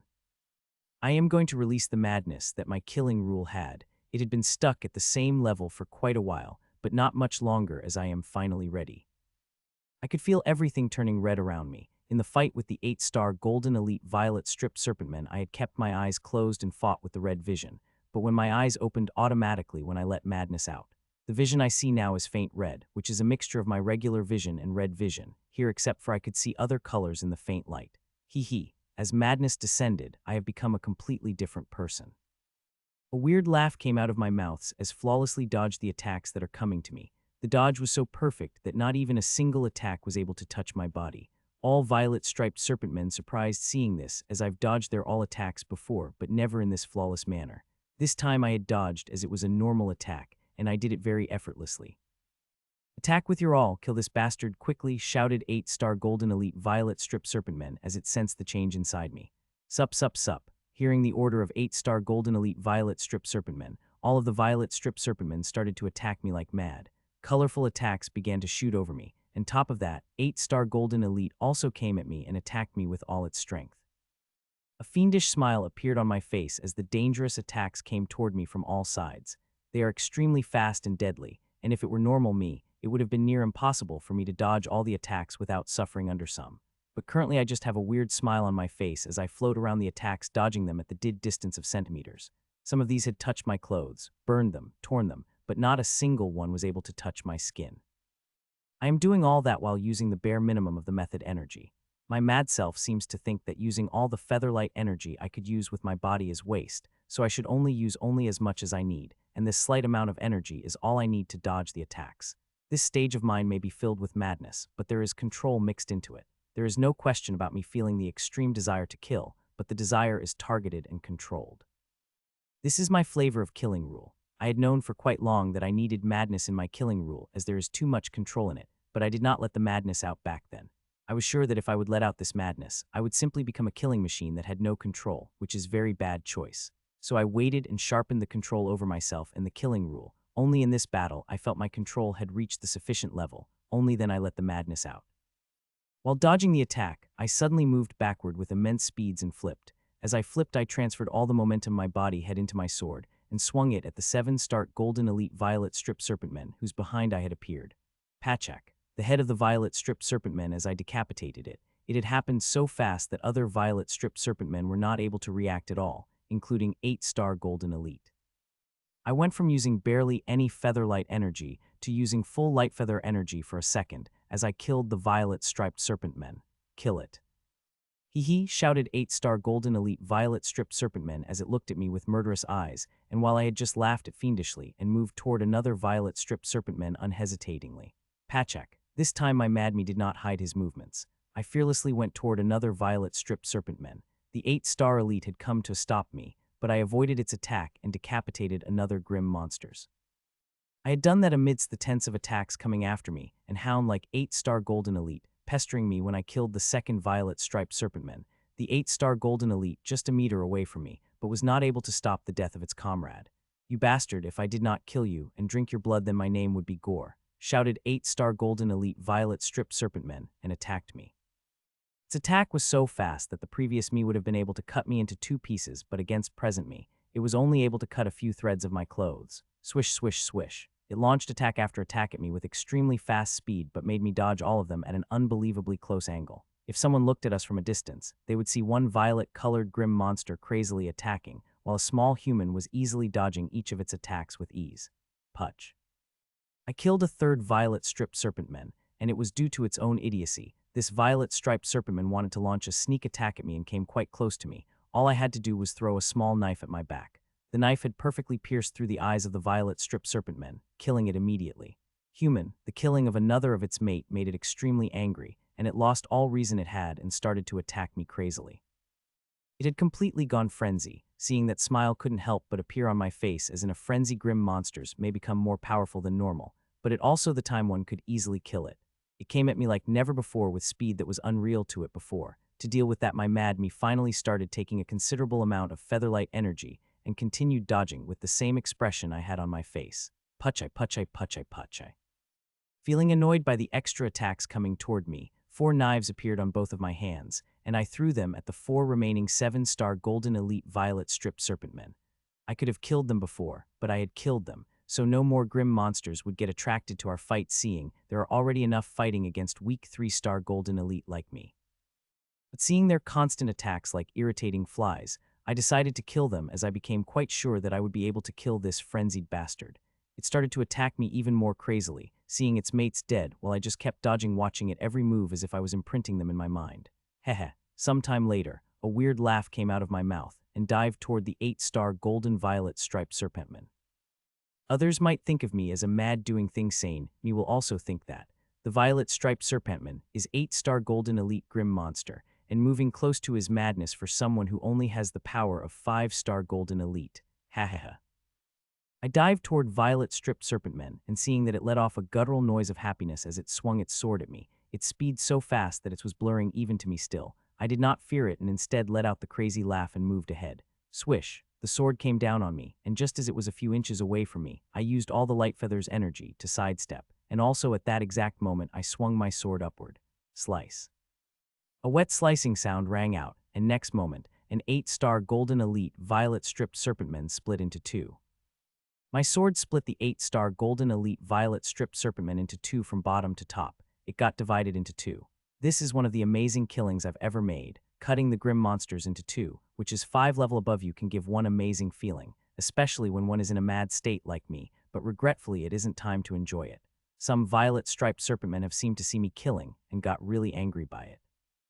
They are coming toward me with very thick killing intent, and all 4 of them are 8-star golden violet striped serpentmen, which even puts a pressure on my mad self. Sup. 2 method attacks came at me with extremely fast speed, with intent to kill me in a single attack. It was a good thing I had sensed their attacks just as it launched and already took the precaution, which aided me to comfortably dodge them. But it will be the last time I will dodge their attacks in a comfortable fashion as they come close to me. It will be extremely difficult to dodge their constant attacks, and this thought of it is making my mad self very excited. Seeing that I wanted to get out of the mad state immediately, but I did not, as I know once I got out of the mad state, there is a very high chance that I will go in a few seconds of being attacked. Only in a mad state did I have the chance to survive and kill these bastards who are coming for my blood. This human is very crafty. Don't give it any chance. Attack it with all of your power, said the violet-striped serpentman, who had its body covered in thick metallic-looking armor, which clearly is its defensive-type mystic method. There are 4 8-star Golden Elite Violet-striped serpentmen that came at me, and from what I had observed, 2 of them had the offensive-type mystic method, one had speed-type method, and the one who just spoke had the defensive-type mystic method. It is a very dangerous lineup where you have a tank to absorb the attacks, an agility type of controlling movements of the enemy, and 2 which have the powerful offensive ability. The only thing in my favor is that these 4 violet-stripped serpentmen never seem to have grouped together exclusively, so they don't have that much of the teamwork in them. This means I have to finish the battle as quickly as possible before they develop teamwork. If they did that, then it would be a very bad thing for me, and the only option I will have to run away. Hearing the order from the armored violet-stripped serpentmen, 2 8-star elite attacked me with their mystic method, and another violet-stripped serpentman speedily came right behind these attacks to finish me off. The weird smile on my face couldn't help but become brighter as I felt immense pressure building inside me. I laughed, which seemed irritating to my enemies, and dived toward the attacks. In such cases, others would think of creating as much as the distance between the enemies and self as possible, but I am diving toward the enemies as it is the only way I could get a chance at Speedy. Watch out, FUCK, I cursed myself as I heard that all of my offensive depended upon the surprise, and now that the Speedy knew I was coming at it, it will be better prepared. I could see wicked smirk forming on its lips as it saw me coming. And the worst thing is, I can't change my course of the attack as I am already leaping between 2 methods attacks. From there, moving an inch means death, and after I leaped out between 2 attacks, I would directly come across Speedy. If there had been any other violet-stripped serpentman than Speedy, I would have been able to deal with it, but it is Speedy that is speed similar to mine. It will be able to counter my every move. Seeing I barely have microseconds to think of a way to survive from Speedy's sword, I started to think. Tens of scenarios going into my mind at once, but I could not find that one which would help me survive from the Speedy's attack. Seeing there is no scenario to survive, even help from Ashlyn will come a moment late. The smile on my face becomes completely madding as I move my sword forward instead of keeping its defensive position. There is no use keeping the sword in the defensive position, as with the difference of strength between us, a direct clash between or sword will directly kill me, so I might as well take it with me to the underworld. Speedy seemed to notice my intention as well, and there was a conflict that appeared on its face before it became firm, and as its sword started to move toward me with greater speed than before, wanting to cut my head off. Both of our swords started to come toward each other at the near invisible speed, when suddenly everything around me began to slow down. My vision became even more clearing, and my hearing sharper. My sense of smell became more magnificent, and so is my sense of taste. I could now taste the killing intent around me with more clarity, which is also around the madness inside me at great intensity.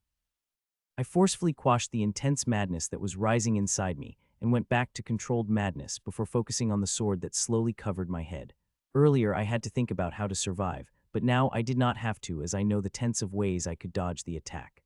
I took the large violet energy and concentrated it into my stomach and pushed my stomach out with force. Though my stomach had moved a centimeter, barely, it had created enough force to move me back a little, which was enough for me. Speedy's sword, which was about to pierce my head, now passing by the temple directly. There is barely any distance of a few millimeters between us. Hell, I could ever see a dark black sword monster very, very clearly as it is passing right in front of my eyes. Pucchi. It got alarmed to see me dodging the attack at such close range that it tried to move its sword, but it had become too late for it as my sword had already pierced through the heart, killing it immediately. At the same time, my sword was piercing through the heart of the speedy. Two knives appeared in my hand and sneakily went toward the two 8-star elite violet-striped serpentmen, who were shocked watching the death of their mate. Putch, putch, I. When they noticed the knives had already appeared in front of their faces and pierced through their eyes, killing them immediately.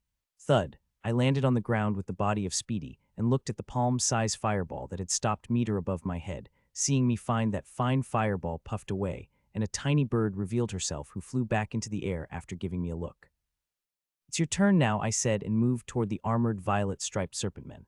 Look of horror appeared on the eyes of armored violet-striped serpentmen, and its armor became darker and its aura grew denser. It is using all of its strength to defend against me, especially now. I moved toward it, and a moment later, I reached right next to it and about to launch the attack as I avoided its sword, when suddenly an extreme threat of death arose in my heart. From 200 meters an attack is coming, and it is extremely deadly and fast. It is a single green energy needle launched by the powerful 9-star Golden Elite. Now that my killing rule advanced, I got the power to fight against the 8-star Golden Elite. If I used my all but 9-star Golden Elite, they are completely different league. 9-star is the last and most powerful stage of Golden Elite. Reaching this stage means one has reached the peak of Golden Elite. Going further than it will directly make you step away from Platinum.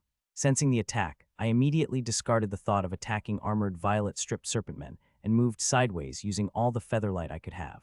Sup, this green needle flashed by my ear. There was barely any distance of the centimeter between the needle and my ears. The attack was launched from 200 meters, but I was still barely able to dodge it. This shows how powerful the 9-star Golden Elite powerhouses are. I heaved a sigh of relief, but soon saw the monster being surprised before getting angry and moved its weapons to launch another attack, and looking at its expressions. This attack would be more powerful than the previous. But just as it moved its hand to launch the attack, a small bloody hole appeared on its head, and it started to fall on the ground with the same angry expression it was attacking me. It had died before it could launch another attack. The team leader killed it in her single attack. After killing the monster, she gave me a single look before she started dealing with the violet-stripped serpentmen that had surrounded her. I wanted to smile back at her, but I could not. The second that had passed, which is enough time for the armored violet-striped serpentmen to launch the second attack. If I did not, then I would be decapitated by the grim monsters. Puchi. Seeing its attack coming, I arched my back instantly and threw my sword out at the same moment. Yes, I threw my 1000 kg sword out, and as I had expected due to the close distance and sped it had moved, it had pierced through the heart of the armored violet-striped serpentmen.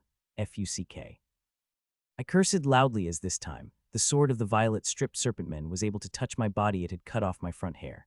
My hair had grown quite long, and I did not usually keep them long, but Rachel liked long, so I kept it. But now seeing the amount of the hair the sword of the grim monster had cut off, I will have to make my hair short whether I wanted it or not, as if I did not then I would continue looking as ridiculous as I am now. Looking at the battles around, I literally started shaking as I am having a hard time controlling myself joining any battle in the current state, but I controlled myself somehow and focused on refining method energy. Earlier attack with my totem artifact had cost me a considerable amount of featherlight energy. I want to refill at least that much energy before I join the battle, which I am barely stopping myself from doing. As I was refining the energy, I took a quick peek at my source and found that the ribbon had become considerably longer. My killing rule had reached the end of high level, and I just needed to take one more step, and my rule power would peak level of basic grade. A minute passed by, and no violet-striped serpentmen attacked me, all of them busy fighting humans that they wanted to kill badly, and my teammates like always fighting on the brink. A single mistake on their part, and they would lose their life. Currently, nobody has lost their lives to have lost their hand and ear, but they are still fighting. Ashlyn is also doing her part in harassing the grim monsters with her fireballs, which would even turn threatening to 8-star Golden Elite if they had landed on the right spot. 3 minutes over and I shot out from my spot. I wanted to stay longer and refine even more energy, but I could not as I wasn't able to control my mad self any longer, which just wanted to kill any grim monster who came across its eyes. I directly moved toward the burly Tom who is barely surviving. Not only the 6-8 Golden Elite besieges him, but there are 11 7-star elites. He was already heavily injured, and if it's not his immense experience in fighting such battles, he would not have been able to last long. Putch, putch, putch, putch, putch. I moved close to the burly Tom before 8 knives appeared in my hands, and I threw them toward the 8 7-star Golden Elites and all of their heads pierced by it without them having any chance of defending. These knives were not only covered in featherlight energy, which helps anything move soundlessly, but I also covered it with my newly advanced killing energy, which made it really difficult for others to sense them. Human, watch out. Burly Tom got surprised when he saw it was me, but soon shouted warning when 8-star Golden Elite Violet Striped Serpentman with Speed Method came at me. Puchi. I gave Burly Tom a mad smile before I moved toward the grim monster that was coming toward me, seeing that he was shocked, but there is nothing he could do as the several grim monsters also attacked him. My sword started to glow brightly as I moved toward the violet striped serpentman. It did not even take it a second, for it arrived before me and swung its sword at my full power. Seeing that mad smile on my face became brighter, but I did not behave unnaturally. I let the sword come close to me before I increased my speed and dodged the attack by the small margin and launched my own attack. Puchi. The violet striped serpentman got chest pierced before it had a chance to call back its sword for the defense. It had died with the look of unbelievability in its eyes.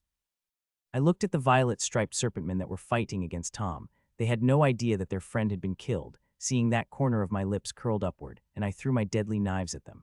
Puch, puch, puch. All knives pierced through the grim monsters, killing them instantly.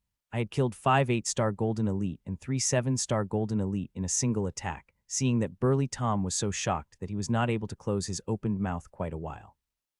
This battle was the longest we have ever fought. It took us nearly an hour to finish it, and except 1 or 2 other people and me, nearly all my teammates are grievously injured.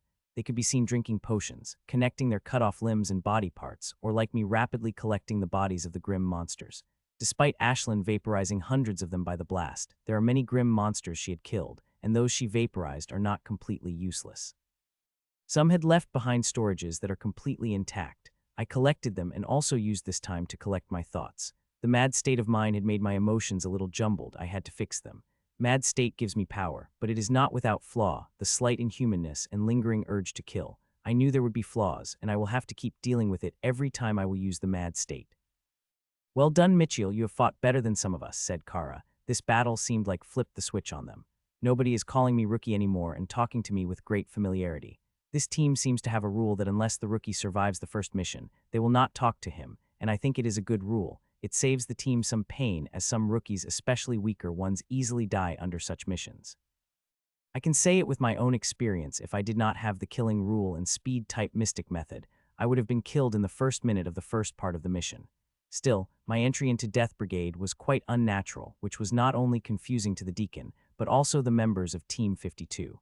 Death Brigade only takes 5-star Golden Elites and above.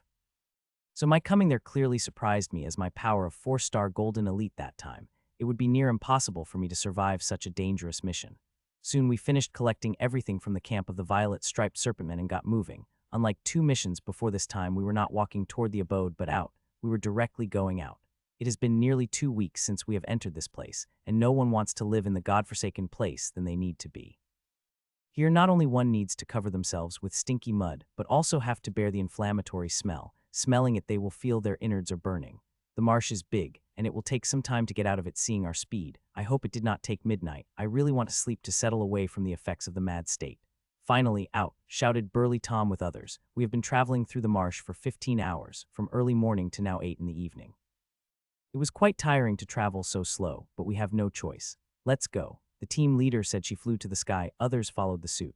It has been nearly 2 weeks since I last flew, and to be honest, I really missed it. The feeling of looking down on high and feeling of air across the face is just refreshing. Flying through the forest, we did not hold back on the speed. We shot through the sky without care for any grim monster attacking us, which is totally unlike we behaved in the marsh. In the marsh, we were extremely cautious due to it being a den of grim monsters with no human presence. But now we are outside, we don't have to worry about that, and currently no Golden Elite could threaten us. If they want of threatening us, then have to be at least 1,000, which is a simply impossible number of having on outside, unless they are going for the big battle. As for the Platinum attacking us, it will not do so, as human Platinum is hiding everywhere here, so rarely any Platinum grim monster would attack a big group like ours. Where are we going? This is not the route toward the Heim. I asked Burly Tom a few hours later when I noticed we are not following the route to the city. We are not returning to the city yet. We are going to the special place, answered Burly Tom. Where? I asked, feeling curious. You will know soon, he said mysteriously. Seeing his expression, I did not ask him again, as I know he will not tell me. I continued to fly with my team when an hour later, I noticed the globe, and a few minutes later then the small globe turned into town in a force field. Thud, thud, thud. Welcome to Death Town, said Burly Tom as we landed on the ground, Death Town, I asked, clearly confused by such a weird name. Yes, it is a town made by members of the Death Brigade, and only members of the Death Brigade could enter inside it. Burly Tom explained as he flashed his holowatch to the entrance, just like my teammates. Seeing them doing that, I also flashed my holowatch to the entrance and entered inside, and there I saw the bustling place. One side is a row of abodes while other side sprawling markets. There are thousands of people selling all sorts of stuff. This place gave me a feeling akin to black market, just a small one. Since most members of Death Brigade did not have access to the guild resources, they have created this, he said as he motioned toward the whole camp. Here you can sell anything to buy anything. The grim monsters we killed are the treasure trove, but most of the stuff present there is not needed to, but others might need it, and this place lets trade that in price way cheaper than the black market, Burly Tom explained. You should connect to the network of town and list the stuff you have and the stuff you need. There is quite a high chance that you will find what you need here, Tom said. I nodded, but soon a question arose in my heart. The city doesn't stop it, I asked. I can understand the black market. It is needed and has power behind it. But what about this little town? The higher-ups did not need to do much to close the town like this. We are members of the Death Brigade. Even if we are the worst trash in the whole cities, we are important assets which value only slightly less than elite core. They may not be able to provide us resources due to various rules, regulations, and the things we have done, but they have to provide us resources to grow, and this their way to get resources. He said, what he said is absolutely true. Even if we are the lowest dregs, we are valuable, and if they did not give us resources to grow, it would be like cutting a limb to them. To tell you the truth, there are many people sent by guild here and sell stuff on guild behalf in a secret, so here you can see what you can get in guild with a slightly high price and little weight, he said, which did not surprise me even a bit as it is perfectly aligned what he said earlier. Soon our team found the spot and started activating their abodes. This time instead of staying in the abode of the team leader's life past 2 weeks, we have activated our own abodes. The first thing I did after entering the abode is to eat, and after doing that, I stuffed the core inside my mouth and started to train and fell into sleep exhaustingly right after I finished. Choo-choo. I was woken by Ashlin's chirps when I opened my eyes and looked at the holowatch. I found it is late morning. No wonder Ashlyn is demanding food. I gave her a few snacks while I went to the freshen and shower. Due to not showering last night after training, all the sweat had dried up on my body, which is making me take a bath as soon as possible. I will cook okay, I said to Ashlyn. When I came out of the shower, Ashlyn just looked at me without saying anything. The meaning of her gaze is simple. She wants me to cook for her. In the past week, she has told me many times how tired she is of eating the packaged food. Not only her. I was tired from eating it, but there is nothing I could do. There is no time to cook in the abode with such death missions looming over our heads. Choo-choo. Ashlyn chirped brightly as she happily started to fly across the room while I started to take out the cooking ingredients.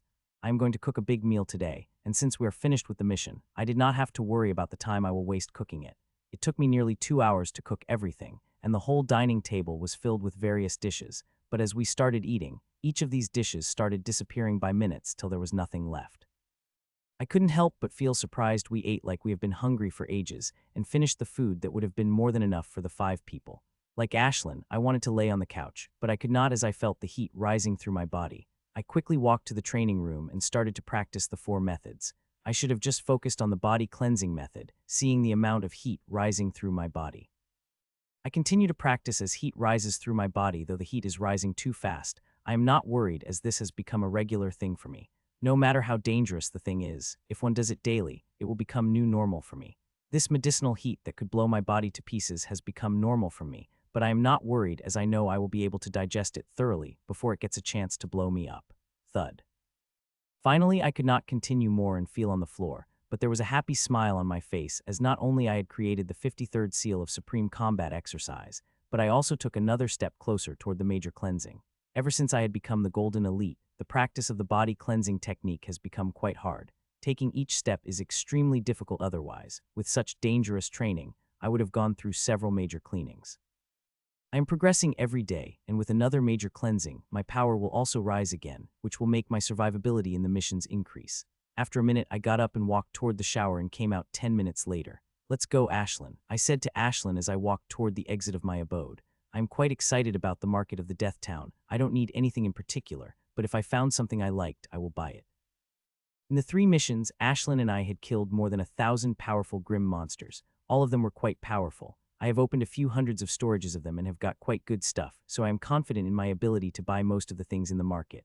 As I reached the market, I found it quite bigger than yesterday, almost double in size, filled with the thousands and thousands of shops. These shops have all kinds of stuff, and looking at them, my eyes started to shine as I noticed I need a lot of this stuff.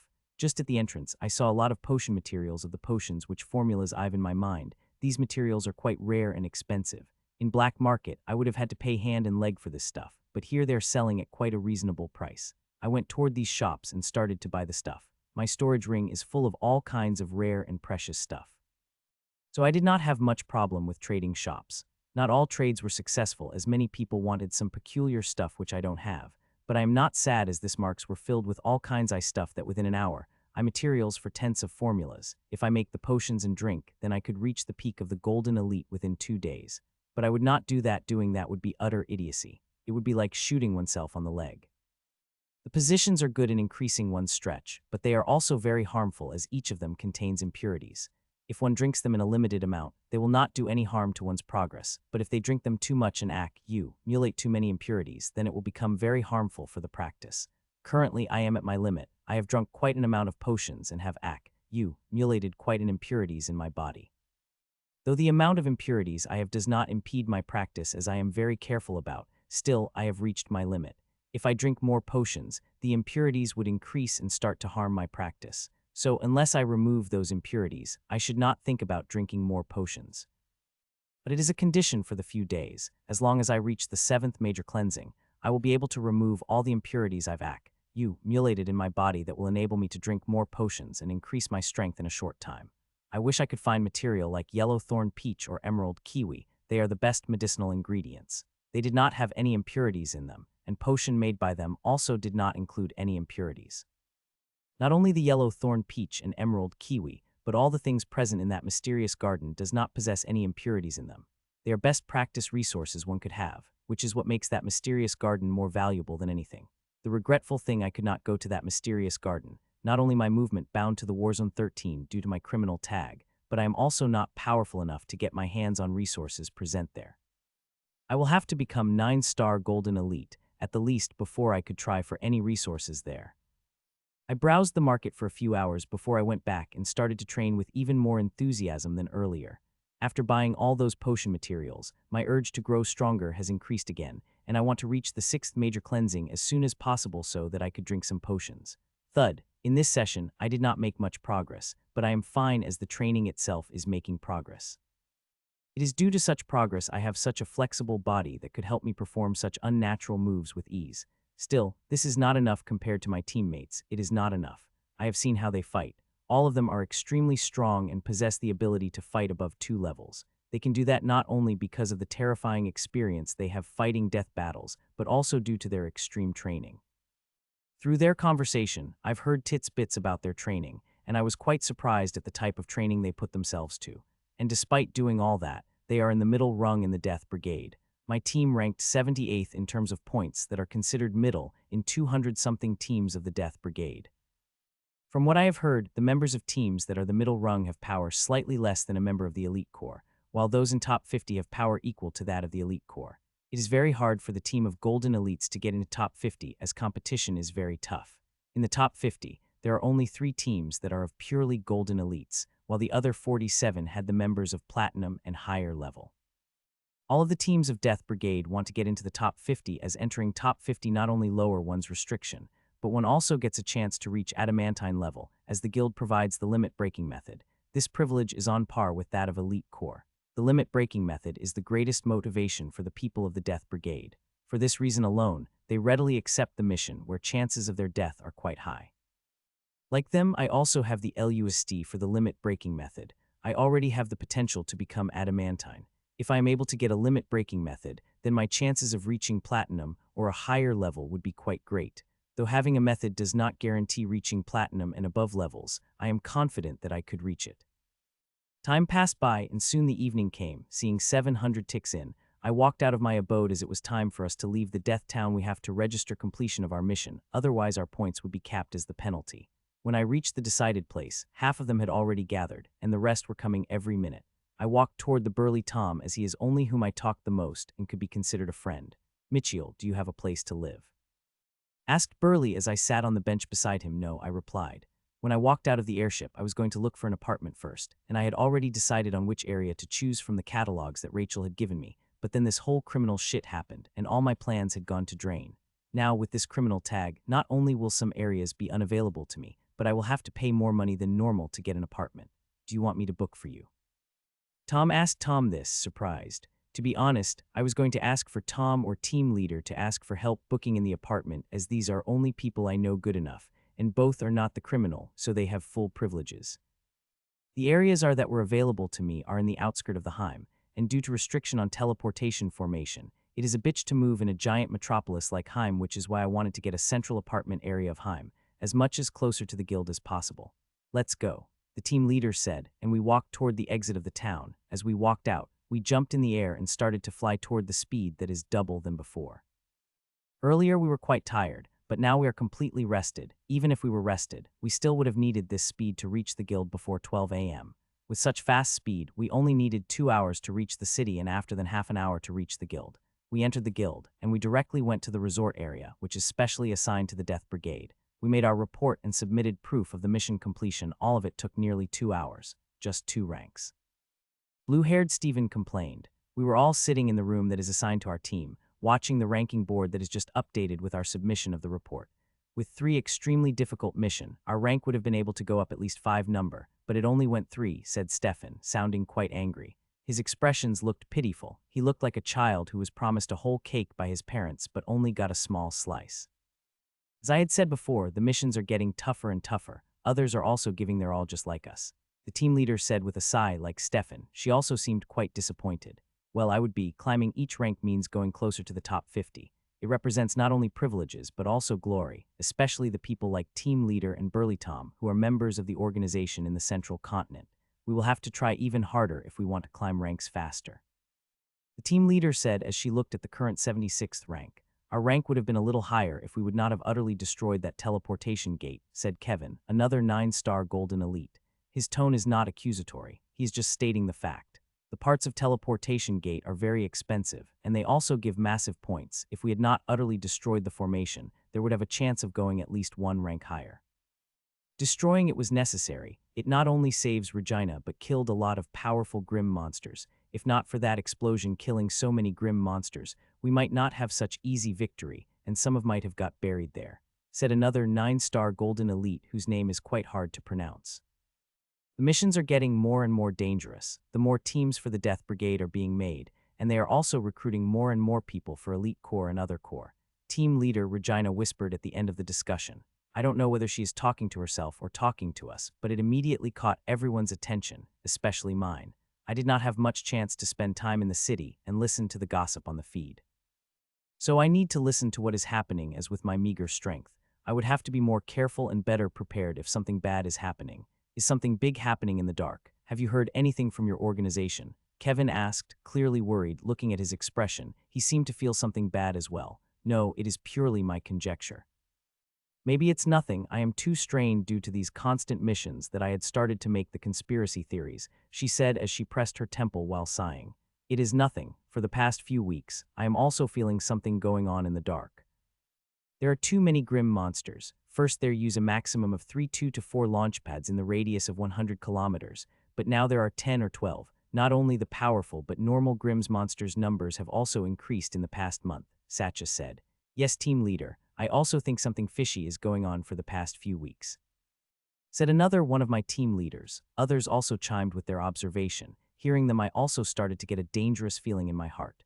Do you think a war may be starting? Charles asked, and suddenly everything quieted down and the expression of everyone had turned heavy. War is not a casual term that anyone could use normally. This word had big implications, and if not everyone's observation of things around them, they would have snapped at him angrily. There hadn't been any big war in the past century, said Kevin, which again made everyone silent. Nobody wants war. Even if grim monsters are our mortal enemies, the war with them is always costly. We should not worry about these things. Train yourself with the time you have. I have a feeling that the next mission will be soon, and it will be more dangerous than what we have encountered, the team leader said as she dismissed the meeting. One by one, everyone left the room, except for me, Charles, and Tom. We stayed behind as we had to look for a place for me to rent. Mitchell, do you have any preference on where you want to live? Tom asked. Yes, if possible. I want to get an apartment in these 3 areas, I said as I forwarded him a list of areas I would prefer to live. They are not many, most of them are near the guild. He projected them in the center of the table, and we started apartment hunting for me. There are many apartments available, and all of them cost an insane price to rent. When I looked at the rent of some apartments, my eyes had nearly popped out. I had researched the price, but they are on the lower end. The prices of the apartments are humongous, with each starting from 5 million. 5 million is just the starting price for the apartment I want. The prices may be huge, and it shocked me a little, but that is all. With me, Ashlyn, killing hundreds of golden elite during our mission, the price I could easily afford. Not only here, but I would also have afforded it back in Midzone too. After I adjusted my mind to the prices I am seeing, I started to look at the apartments carefully, wanting to find what I needed. There is no question that I would not be in the apartment for half a time, but when I do, I want it to be perfectly laced with state-of-the-art tech that Warzone had to offer. Especially for the training room and kitchen, I wanted them to be the best, and 45 minutes searching I found the apartment that suited my needs. It is just 1.5 kilometers distance from Guild, and cost me about 32 million monocrystal. It is an insane price even for those who live in Warzone. Golden elites could easily afford it, but Silver Elite will surely feel a pinch, and some weaker one would not even be able to afford the deposit. Tom and Charles had some business in Guild, so I said goodbye to them and walked toward my apartment. Yes, I walked. It is late, but the night is beautiful, so I decided to walk toward my apartment. The night is beautiful, so is the city. Despite being very late, the city is alive as it is early evening. People could see it everywhere. Some were walking the whole other, some were flying. I saw many couples on the road walking hand in hand. Seeing them, I couldn't help but remember the walks I had with Rachel. Those were wonderful moments and long for them very much. I wish Rachel with me now to enjoy such wonderful, but regretfully she is not. Not only is she with me, but I did not get any message or call from her, which is worrying me, but I could not do anything about it. In the past few days, I've asked my teammates about the organization that took Rachel and got quite intense reactions from them. That organization is one of the most powerful organizations in the whole world, part of 9 Supremes that ruled the world. I had expected them to be very powerful, but not this powerful, to be at the level of ruler of the whole world. So no matter how much I want to go to the place Rachel is, I could not. I am a realistic person and know that the current me is lesser than an ant in front of them. Even if they killed me openly, there will be nothing they could do. It is just like how the guild leader declined to rescind my criminal target despite having the power to do so. So if I want to meet Rachel, then I will have to be powerful enough. There is another way, which is to join 9 Supreme, but that is currently a pipe dream for me. Every member of the 9 Supreme is adamantine, even the lowest level member adamantine. The 9 Supremes have members lesser than any low-level organization, but each and every member of their organization have the power to break up the sky and split open the earth. I can join 9 Supreme. There are ways, but to do that I will have to become adamantine first. It was dawn when I reached in front of my apartment building, and coincidentally the name of the building is Dawn. It is a normal 100-story building. There is nothing special about it except for its spiral shape and water that fall from top. The building is absolutely enchanting to the standard of Outpost and Midzone, but here in Warzone, it is average. Many buildings around it are absolutely breathtaking. I looked at the building for a while, and before I went inside, my apartment was on the 57th floor. Soon I reached the 57 floors through the elevator. I could have flown up here as one could fly in on private property, but I decided to take an elevator to get a feeling of entering the new apartment. Click, I flashed my holowatch to the door, and it opened as I went in and greeted with Scandinavian interior of the apartment. This apartment is quite smaller than the previous one I had. It only had 2 rooms, kitchen and big training hall. I want it to be small as I don't want to live in an empty shell. It is a perfect apartment for a single person like me.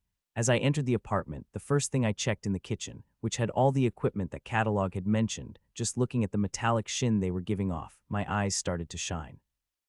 I am quite excited about seeing the kitchen. It is very modern and had the equipment that even my previous kitchen did not have. There is an appliance called an injector, which could help me add spices and fill in any part of the meat I want in perfect amounts without making any mistake.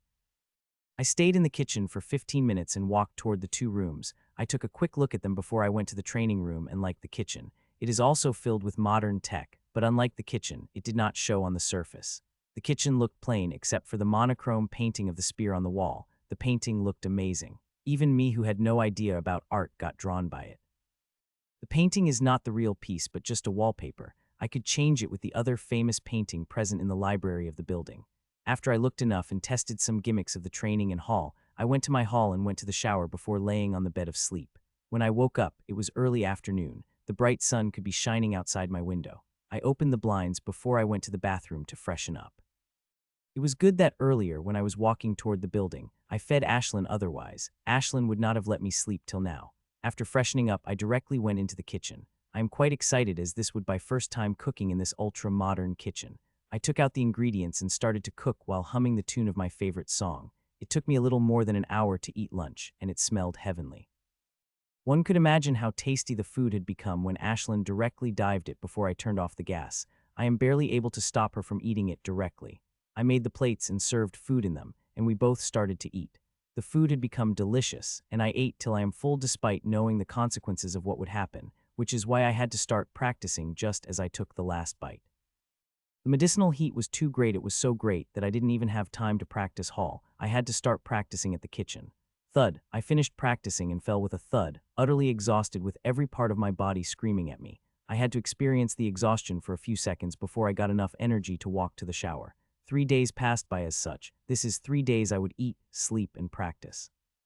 I would also go to the practice facility that Team Leader had rented for team practice. It is necessary that we practice our teamwork regularly to keep ourselves sharp. Team practice did not only help to deepen our teamwork, but it helped us keep motivated seeing the progress of others, which I think was the greatest benefit of the team practice. These 3 days, I threw myself in practice, but regretfully, I did not make much progress.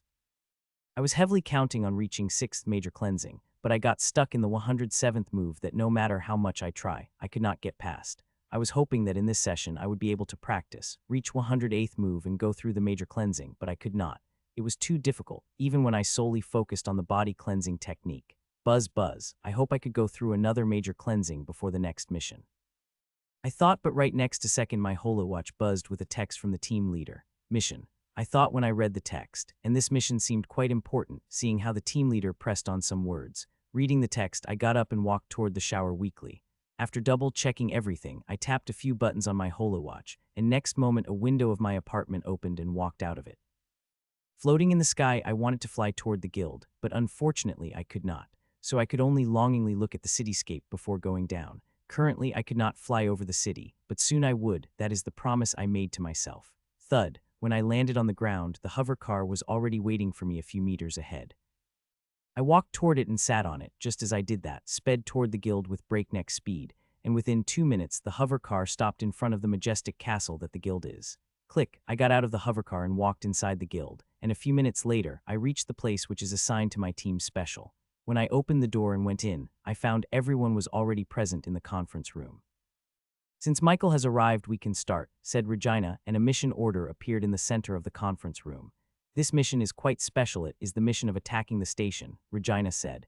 Everyone became quiet and started to read the mission order, which was in the center of the conference room. The stations are completely different from the launch pads. If launch pads are the small playground, then the stations are the stadiums.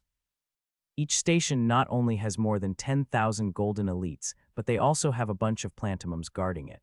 The document stated that there would be 14 teams attacking the station in the lead of 3 Elite Plus teams.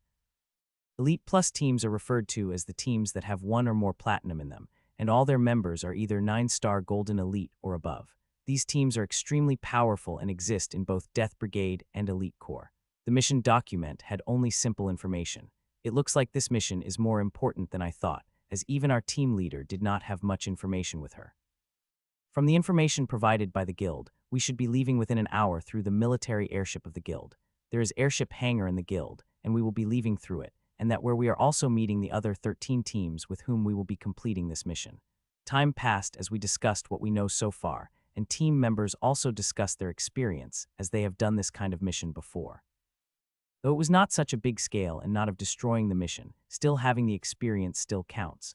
Let's go, Regina said when there was only 15 minutes remaining till the mission time. We are going to the port behind the guild. The guild had a personnel port and small armada of military SHIPs. The power of the guilds is immense, especially the S-Class guild, which rules over the guilds. They have state-of-the-art tech that comes directly from the central continent.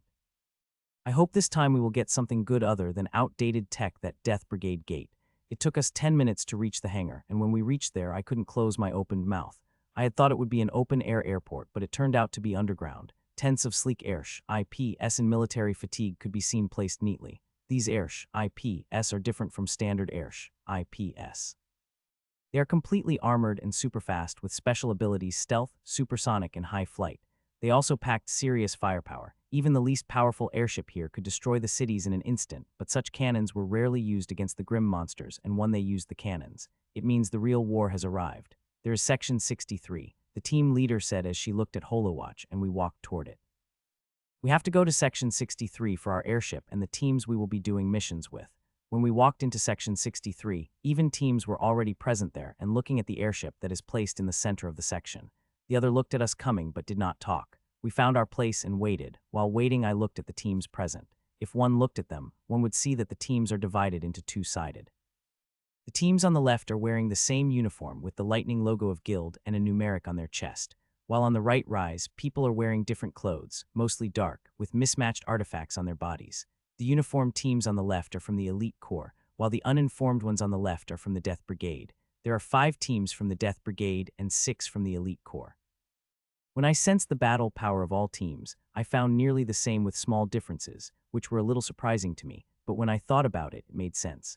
I had thought that elites would be powerful as they had the specialized training and resources from the guild, but looking at the battle power of the teams, it did not seem to be that case. It made sense when I think about it. We have similar battle power as them. We don't have resources and specialized training as them.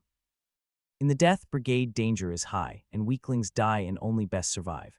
We waited for 10 minutes before another team came as it happened. It had brought the oppressive atmosphere, just looking at them enough to make one's heard scream danger, and they were dangerous. They are not emitting any aura, but one would feel killing intent around them, especially when they are together. This Elite Plus team from the Elite's Corps are so powerful that they will need even 5 minutes to wipe out us who are present here completely.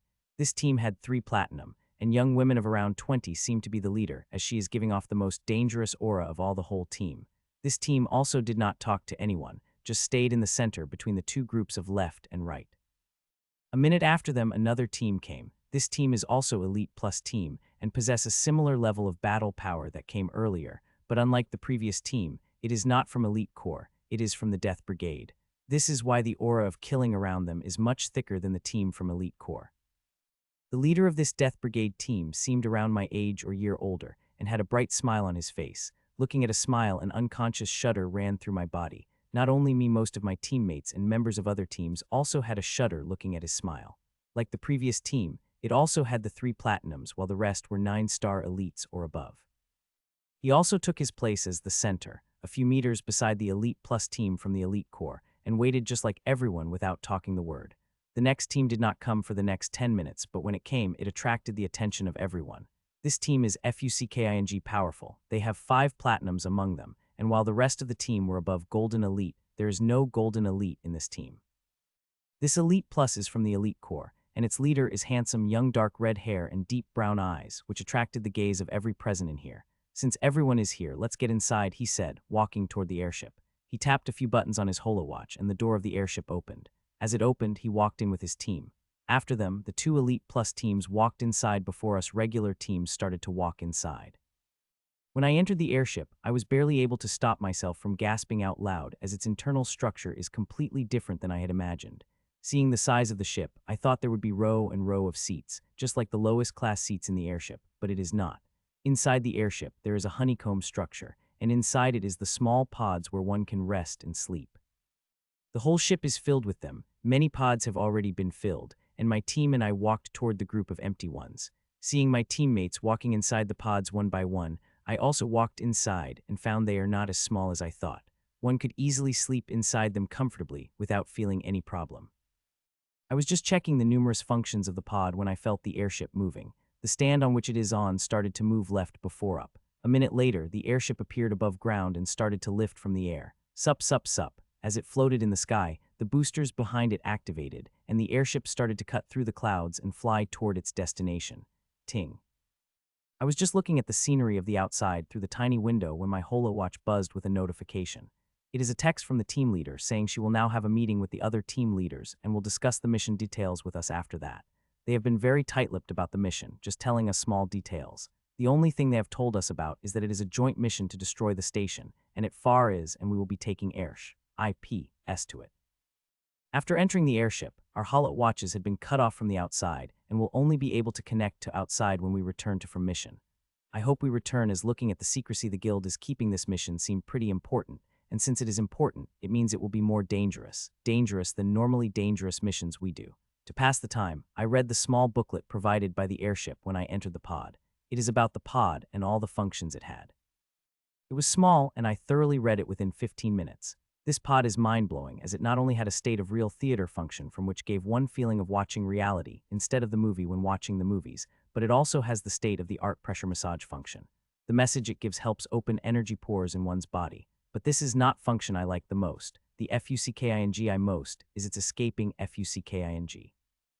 It is not a normal pod, but an escaping pod that could not get damaged even by the attack of the Lord Powerhouse. So even if an airship got to attack, one has chances of surviving with the help of these pods. I wish these pods had been a little bigger, so I could practice, but unfortunately they are not. They are big enough to sleep comfortably, not to train. Seeing the meeting of the team leader will take time. I took out the leftover of the morning and heated it in the pot before I ate with Ashlyn as dinner, who looked around the pod before going inside me. Typically Ashlyn stays outside, but she did not seem to like such a small enclosed space, which is why she went inside. Seeing there is nothing much to do, I take out some reading materials and start to read while doing that. I also started to practice the secret method with the help of a soul diamond at mild speed. Secret method is the method I practiced the most as it could be practiced anywhere, but despite that, I did not see the signs of it breaking through. Since it has only one circulation, it is very difficult to know when it will make a breakthrough. The only thing I could do is keep practicing. Tring tring. Team leaders meeting with the other leaders lasted for more than 2 hours. I was just reading and practicing when my holowatch buzzed with a team leaders conference invitation, which I accepted readily. As I had accepted the call, I saw a projection of my teammates starting popping around me one by one. It feels quite funny to have the conference in such a small space. In the meeting, I had been provided with the mission details, Regina said, hearing that everybody turned serious. This time the mission is to destroy the station of the Grim Monsters. We will be facing 20,000-30,000 golden elite Grim Monsters of Firehorn Hyenaman tribe, said Regina. Hearing that everybody stilled and drastic change occurred on the faces of everyone. The 14 teams had around 600 people, and 600 fighting against 30,000 Grim Monsters felt terrifying. Just the thought of it is terrifying. How many platinums are at the station? My thought process interrupted by Kevin. Hearing this question, my ears strained as the answer to this question could make things difficult or easy. Around 40 to 60, answered the team leader with the same serious voice. See, several people sucked the sharp breath, including me. This answer is too terrifying. We have only 11 platinum, and with them fighting 4 to 6 times their number is utterly terrifying. All of the platinums are elite and could easily handle 2-3 powerhouses of the same level, but the problem is the platinum we have is far less. If some Grim Monster's platinum enters the battlefield, then it will be an absolute massacre. No golden elite will be battled against no matter how great elite he is. Platinum is part of 3 limit breaking levels. The power difference between 2 is too great that those below platinum could not contend against the platinum. So loose platinum is far more dangerous than the thousands of golden elites, as it possesses the power to kill the thousands of golden elite. And the worst thing is the number of Grim Monsters is just as an estimate, though all the missions work on the estimate and many times the estimate turned out wrong, but we could handle it, but in this mission we could not. If there are 10,000 more Grim Monsters than the estimate, we will die. If there are 10 more platinums, we will die. This is a mission in which chances of our surviving seem less than 1/4. They are sending us the suicide mission, Charles said angrily, stealing the words from my mouth. Seeing the anger on her teammates' faces, the team leader sighed. It is not as bad as you guys think. The mission leader said that estimation is based on the foolproof intelligence and is likely to turn true, said the team leader. Everybody just looked at her getting busy in their own thoughts. Even if the estimation is true, what we are facing is terrifying. As I've said, it is not a child's play for 600 people to kill the 30,000 without the help of the platinums.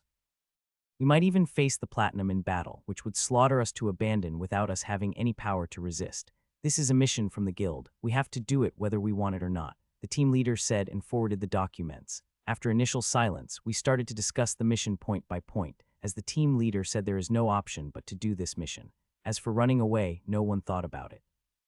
People would prefer to be dead than the deserter. Even the wretched criminal would think twice before doing that.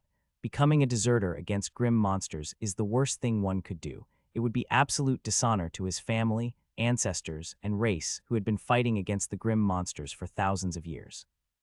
2 days passed in the blink, and now the airship is flying through the northern part of the continent. Sometimes, when the clouds don't obstruct my vision, I can see beautiful vast snowy fields down below. Our destination is Kyiv. It is a big mountain range on the north. We are going to destroy the station of the grim monsters that is deep into the mountain. From the map the team leader had shared, it looked like we will have to climb some mountains to reach our destination.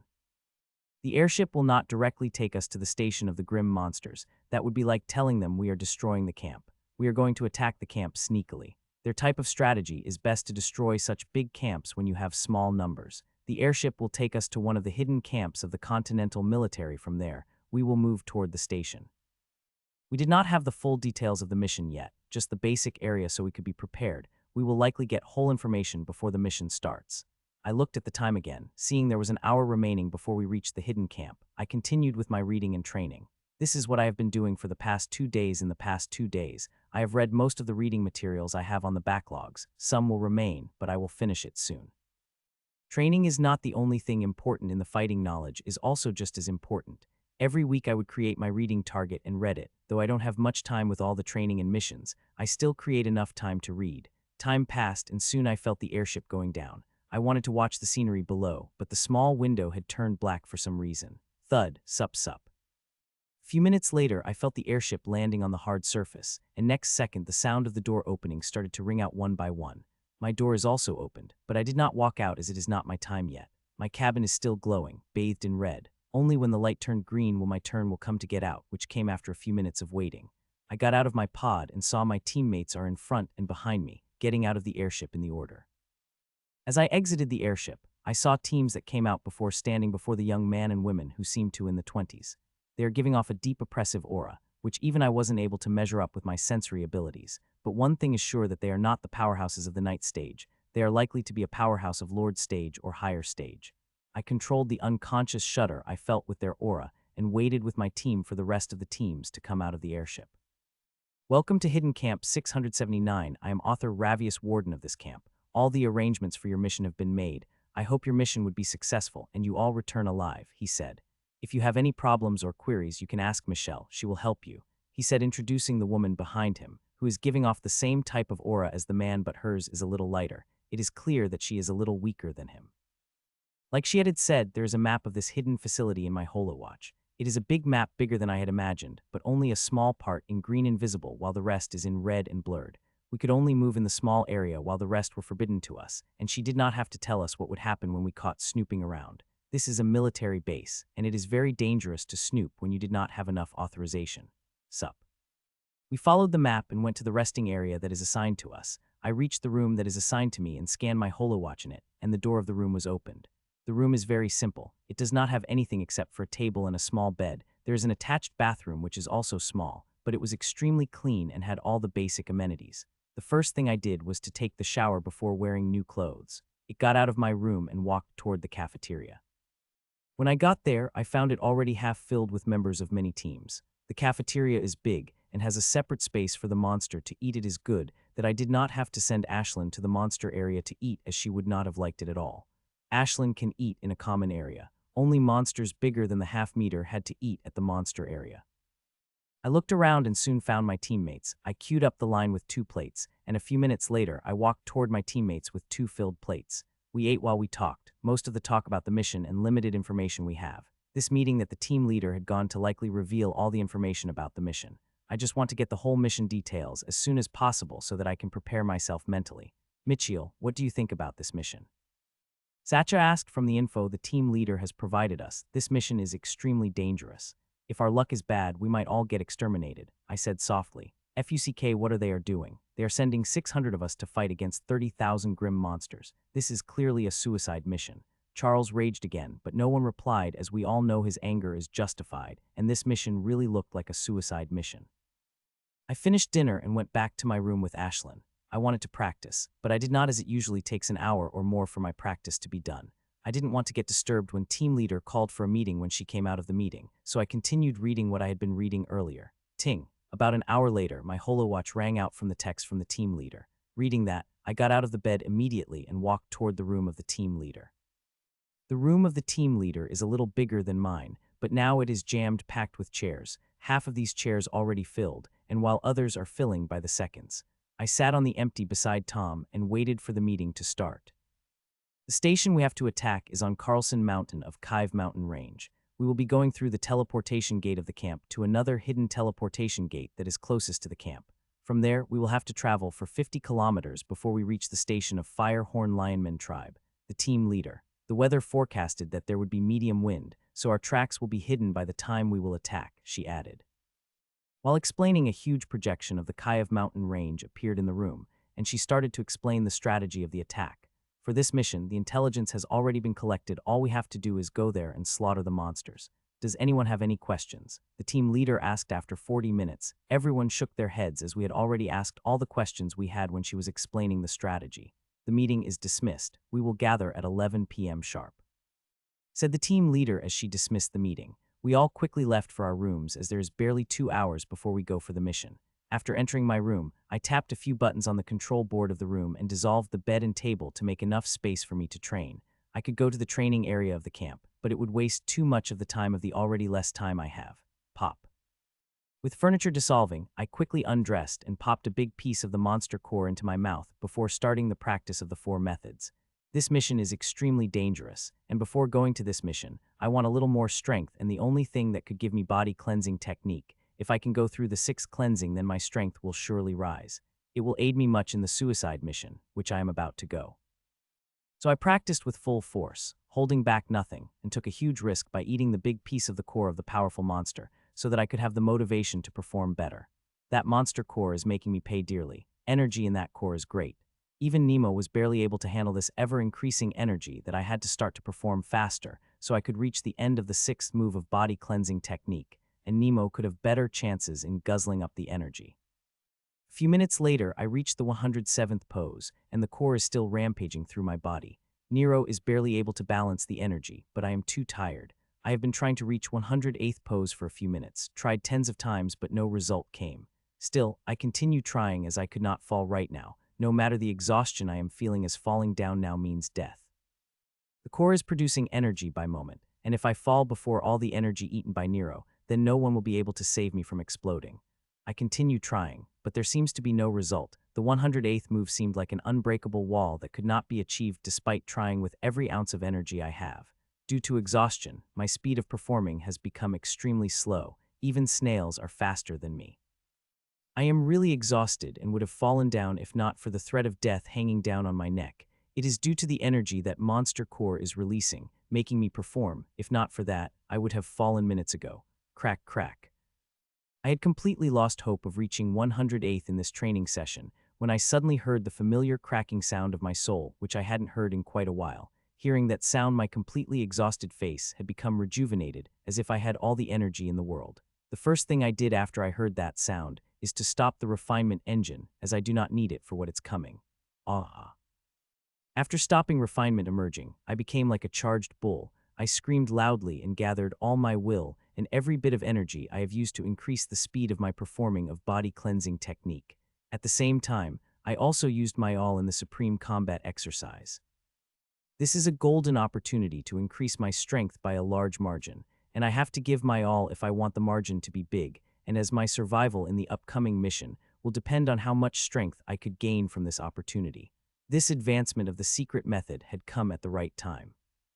I had not expected to make a breakthrough into the 4th level of the secret method, as I did not get an indication that I usually get, a complete surprise, a great surprise that I desperately needed. Crack, crack, crack, bang. The cracking sound got bigger and bigger, and it spread all over my soul when suddenly, a banding sound rang out, and I found myself in the conscious space again. In the conscious space, I leisurely looked around. The past 3 times when I came here, I was always in a hurry. I had tons of things to do, with most time taking with my swirling armor, but since my swirling armor had become useless, that gap of time had opened up. This time too, I have many things to do, as this is a unique space that is ideal for many experiments, but I still could afford a minute or two of looking around. I looked around for a few minutes before I started with my many experiments. These experiments are about the moves I want to try in combat. They could not be properly trained outside, but this space is perfect for them. There are also my sword moves which I want to furnish further, so that they could become even more lethal on the battlefield. My knife practice is going well, and this space will help it to become even better. This space is good for everything, as there is infinite space in it. I could experiment with whatever I want. The only thing I will need is imagination. As long as one has imagination, could do anything, like now imagining myself dodging tens of method attacks at frame-by-frame speed. Shake, shake. Time passed by as I tried one experiment after another when suddenly I felt the space shaking, feeling that I had stopped as my time in this space is over. It is time to return to the real world.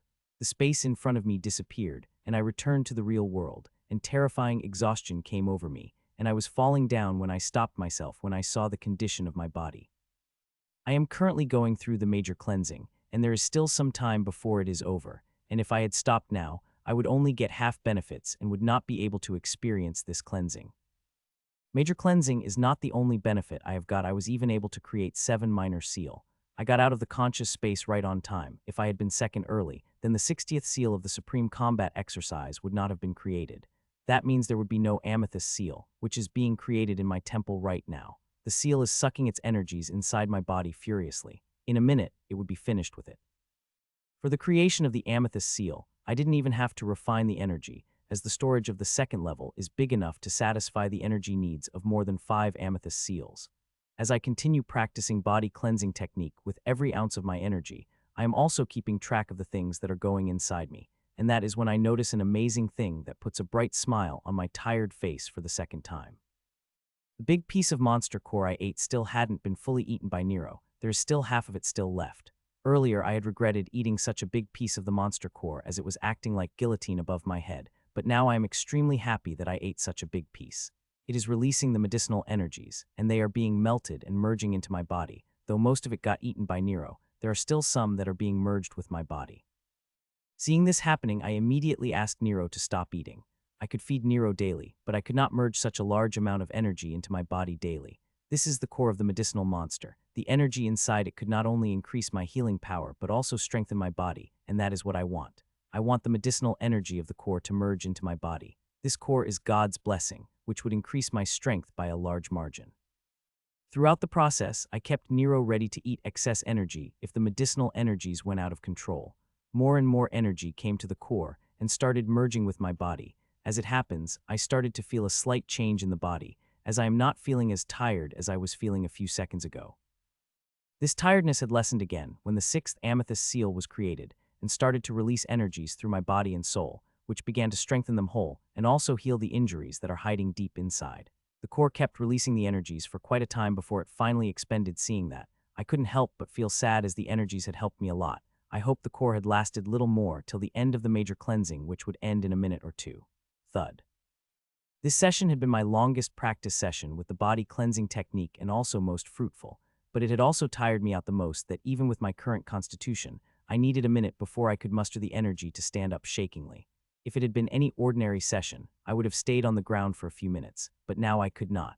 Every second on the floor is unbearable with the horrendous smell that is coming out of me constantly.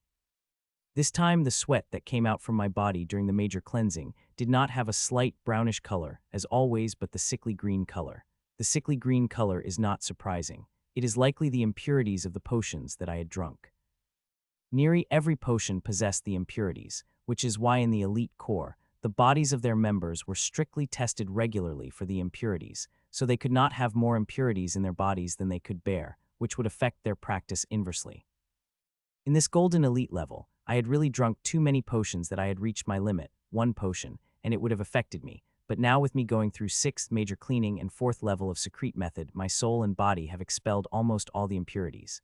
So now I could drink a few more potions, and love to drink some to increase my strength before going to the mission, but unfortunately I could not. I only have about 35 minutes, and in such time I could not create any potion. Even the quickest potion takes at least 50 minutes to craft, and I don't have that much time on me. I walked into the shower and walked out of it feeling completely refreshed and energetic. All the horrendous smell and tiredness I am feeling deep to my bones simply vanished. A few minutes later, I am completely ready and standing in the center of the room with my eyes closed.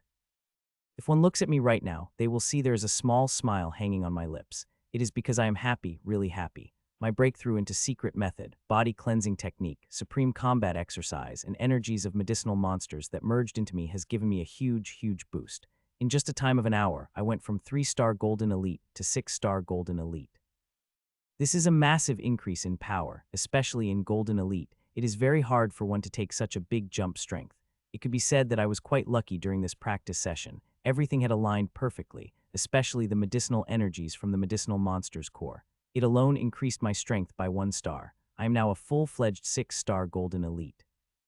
With the enhancement from my totem artifact, I could project the power of 8 elite and when the strength of 8 elite, and when I added the power that my 2 mystical methods give it to me, I have now become completely capable of going against the 9-star golden elite. I knew this day would come when I will have the power to go against the 9-star elite, but did not think it would this soon. With such strength, I have now entered the middle strata of my team. I am not one of the weakest members of my team anymore. I now have the strength similar to that of the experienced members of my team. I took out my sword and practiced with it a little to get used to my strength. I would have liked practice for more than 5 minutes to get used to my new strength, but looked like I will have to do that on the real battlefield.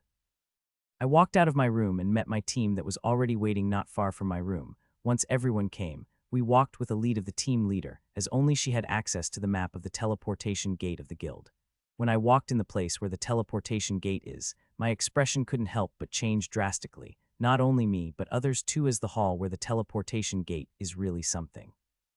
The hall where the teleportation gate is present is jam-packed with cannons. Everywhere one sees, they will find a dangerous-looking cannon aiming at them. Even the smallest cannon is giving me a feeling of extreme danger. Just looking at them, there is no in this hall is a match for these cannons. Even the smallest cannon possessed the power to vaporize once it. As we entered and looked at the cannons, we became exceptionally quiet. So quiet that we so much didn't dare to breathe out loudly. Our team took the small corner in the hall and waited for others to appear without making any sound or doing something that could agonize the one whose finger is on the cannon. One by one, the team entered the hall till the whole hall became packed with people, but despite the close proximity, no one dared to make the slightest sound. They just stood there waiting for the teleportation gate to activate. "Please enter the teleportation gate," said the man in mid-20s, who is responsible for the activating formation as he activated the teleportation gate. As the translucent layer appeared on the teleportation gate, the people started to enter one by one inside it without making a crowd around it. The first people who entered were obviously from the Elite Plus teams only after Elite Plus teams entered. Zub, a few minutes later my number came, and I too swiftly entered the teleportation gate. When I came to the other side, I found it exactly similar to the hall from where I began. If not for experiencing the strange feeling of the teleportation, I would have thought I am in the same hall. "Czar, please take elevators they will take outside," said the girl who is responsible for the teleportation gate. With her saying, the wall on the opposite side opened and revealed 5 big elevators, with each having the capacity to take the 50. Like last time, it was Elite Plus teams that took the elevators first before. My team was one of 2 last teams that took the elevator at last. The elevator's speed was quite fast, but it still took us a minute to get above, which tells me how deep in the underground this teleportation gate is. "Czar," the door of the elevator opened, and my team and I found ourselves in the big cave, and for the first time felt cold.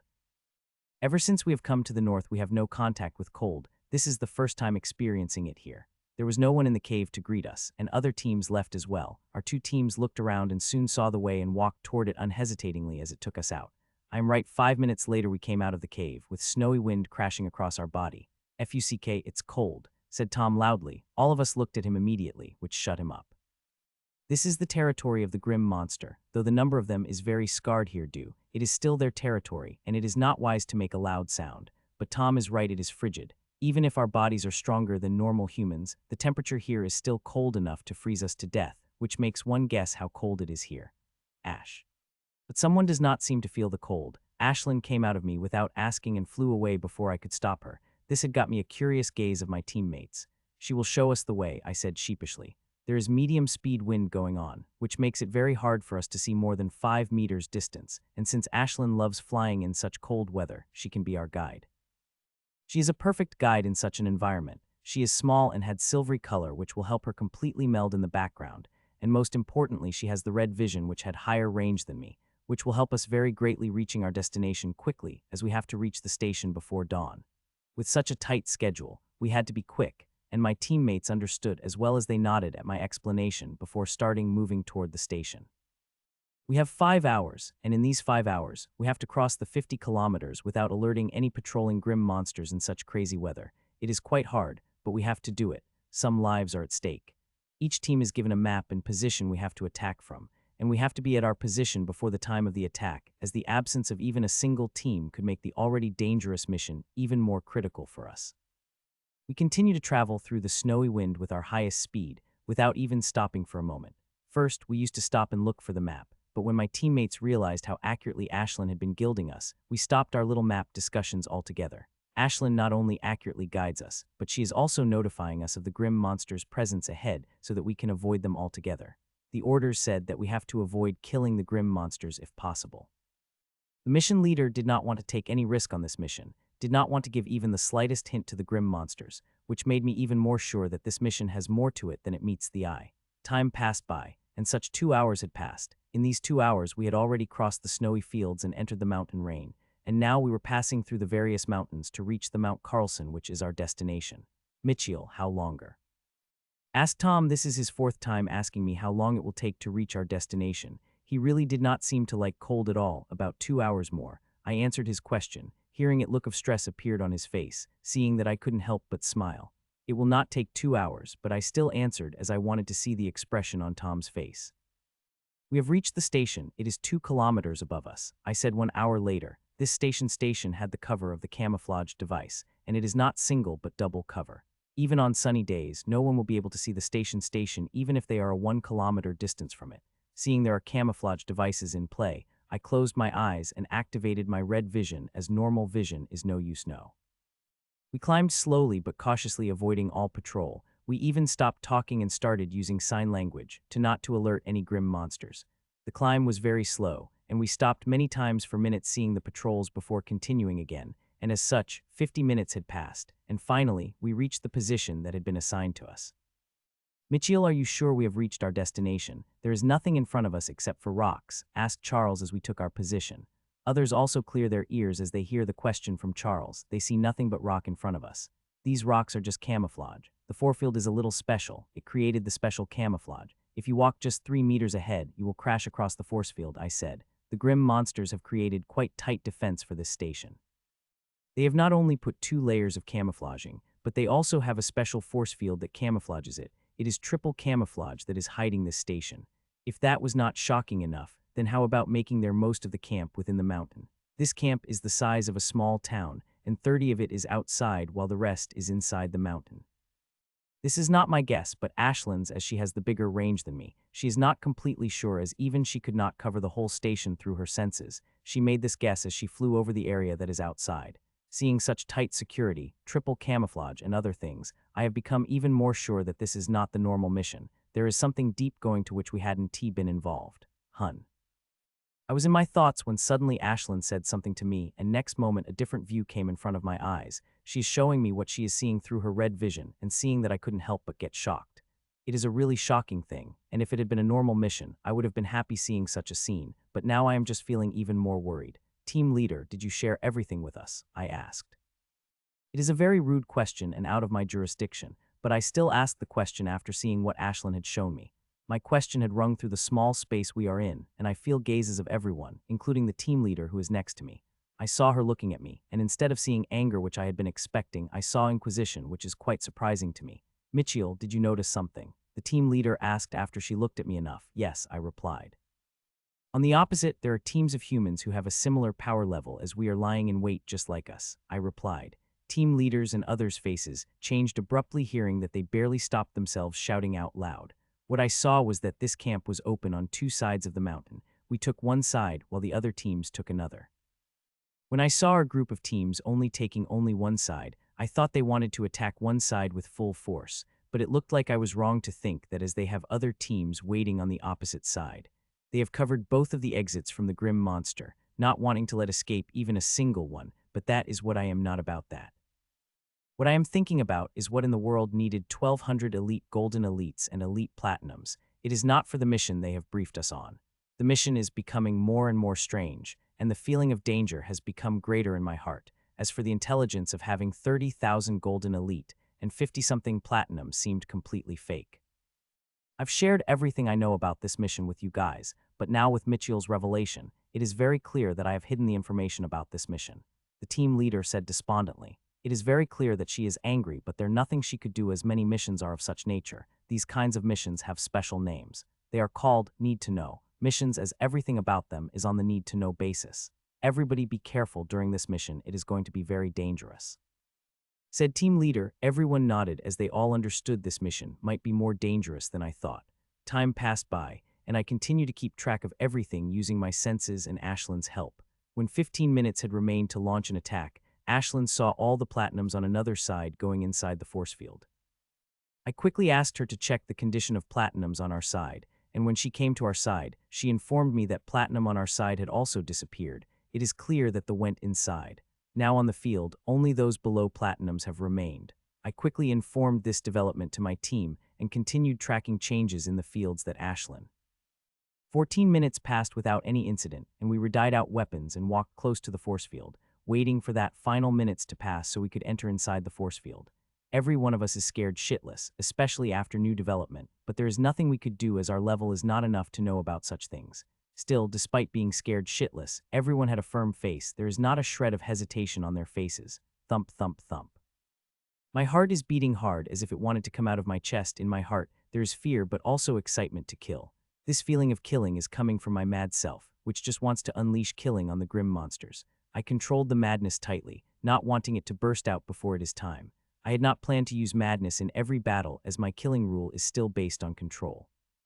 The madness is just a supplement, but this mission is hard, and there are quite high chances that I might have had to let madness out. It is time, the team leader said as she took out a finger-sized device. It is a drill, but the drill that is smaller than the normal drill we used during our missions. Looks like they have given the team leader some new gadgets for this mission. Boom. The team leader took out and about to place it on the same potion I had asked her to, when suddenly a booming sound rang out. It was so loud that we had to take steps back, which quite shocked all of us.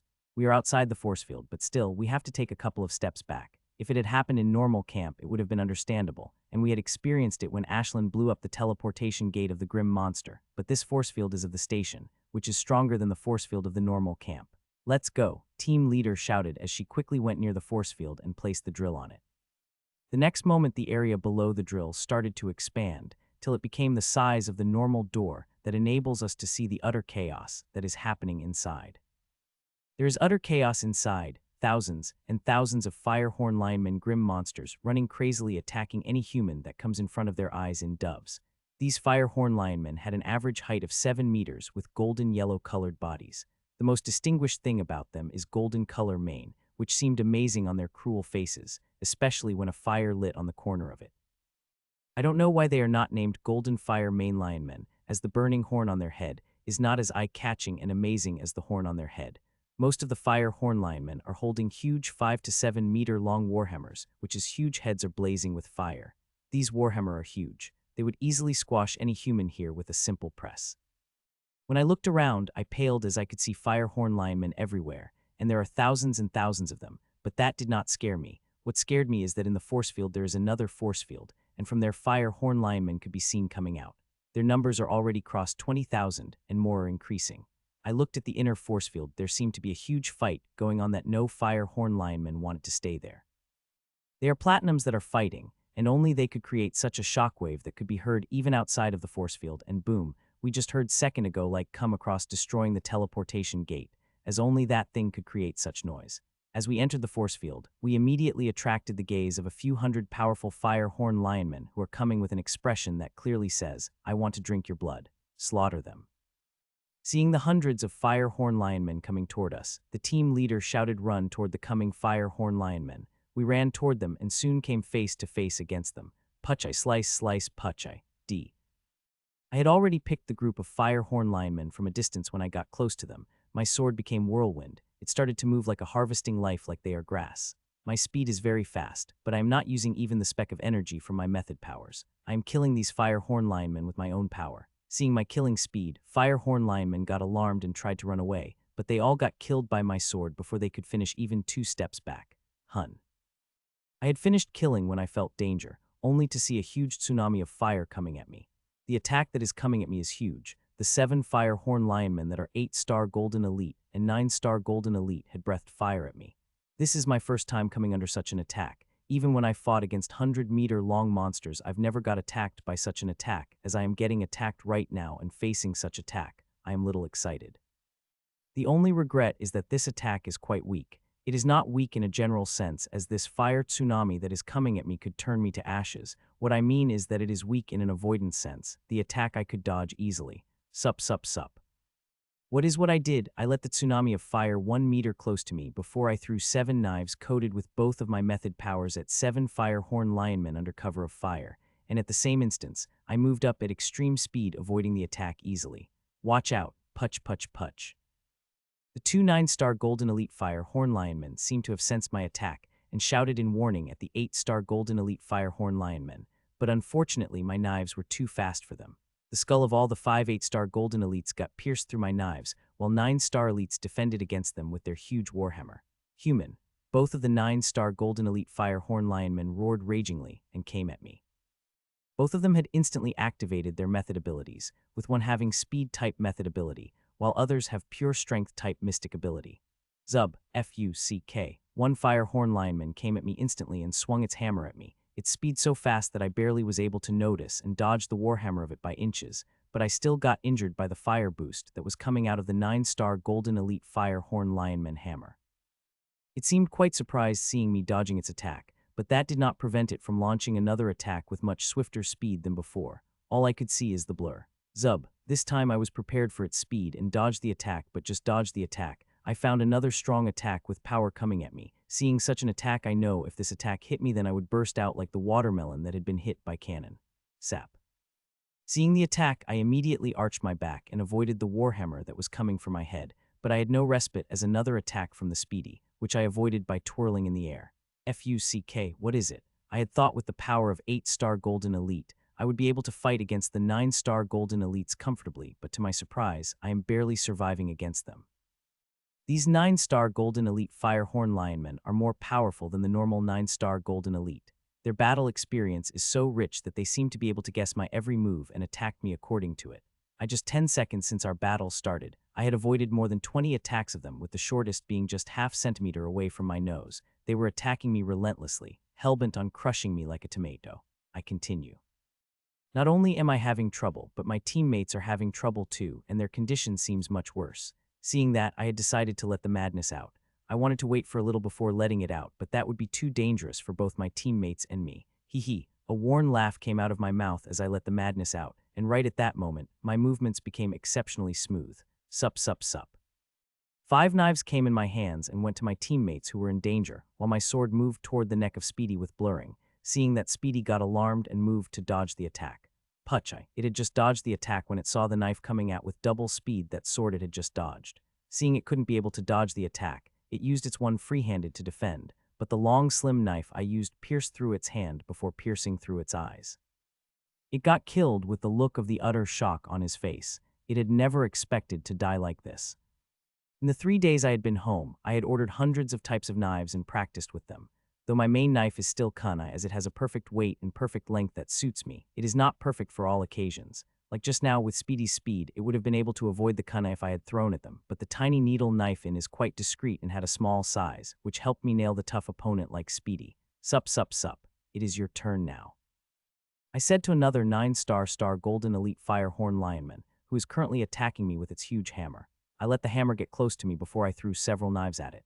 Seeing the knives coming at it at such fast speed, it got alarmed as it had seen how easily these knives had killed its friend, and which is why just as it saw knives coming at me, it had made the gigantic shield appear in front of it. The shield was really huge. It had completely covered its 7.5-meter body. This Firehorn Lionman is smart. I had thrown knives aimed at each part of its body, and since it did not have speed type skill, it is very difficult for it to dodge the attacks, so it directly takes the huge shield. But regretfully, it had made the mistake. It should have taken the chances with the knives, and with such a shield it completely blocked its vision, and I could deceive its senses with the help of the killing rule. Clang clang clang. So just as the shield appeared, I took a quite bit of featherlight energy and took a jump. As the knives collided against the shield, creating deafening metallic sound, I brought down the sword from above. Slice. My attack was so fast that it did not have to lift its warhammer to defend before it was cut into two by my sword. It is a perfectly clean cut, that not even a drop of liquid was able to fall off from the body as everything is cauterized. Thud thud. As the two halves of the body fell on the ground, I looked at my sword, which had its corners glowing red. Just now, when I cut the Firehorn Lionman too, I felt slight resistance. Since I activated the enchantment in my totem artifact, I have never felt any resistance when I am cutting through anything. Still, this time when my sword cut through the flesh of the 9-star Golden Elite Firehorn Lionman, my sword felt slight resistance.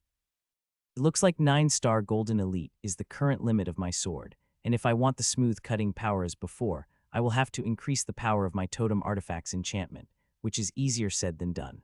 There are only two ways from which I could boost the power of enchantment. One is to upgrade my ability, and the other is upgrade my rule power. Both of the options seemed quite far for the current me. It had just been 2 seconds since I had killed them when I saw another group of fire hyenamen coming toward me speedily. The weird smile on my face got brighter seeing there are 6 fire hyenamen that are coming toward me, and all of them are 9-star golden elites. The 2 9-star golden elite I had killed were already quite difficult to kill, and now 6 others came on top of it.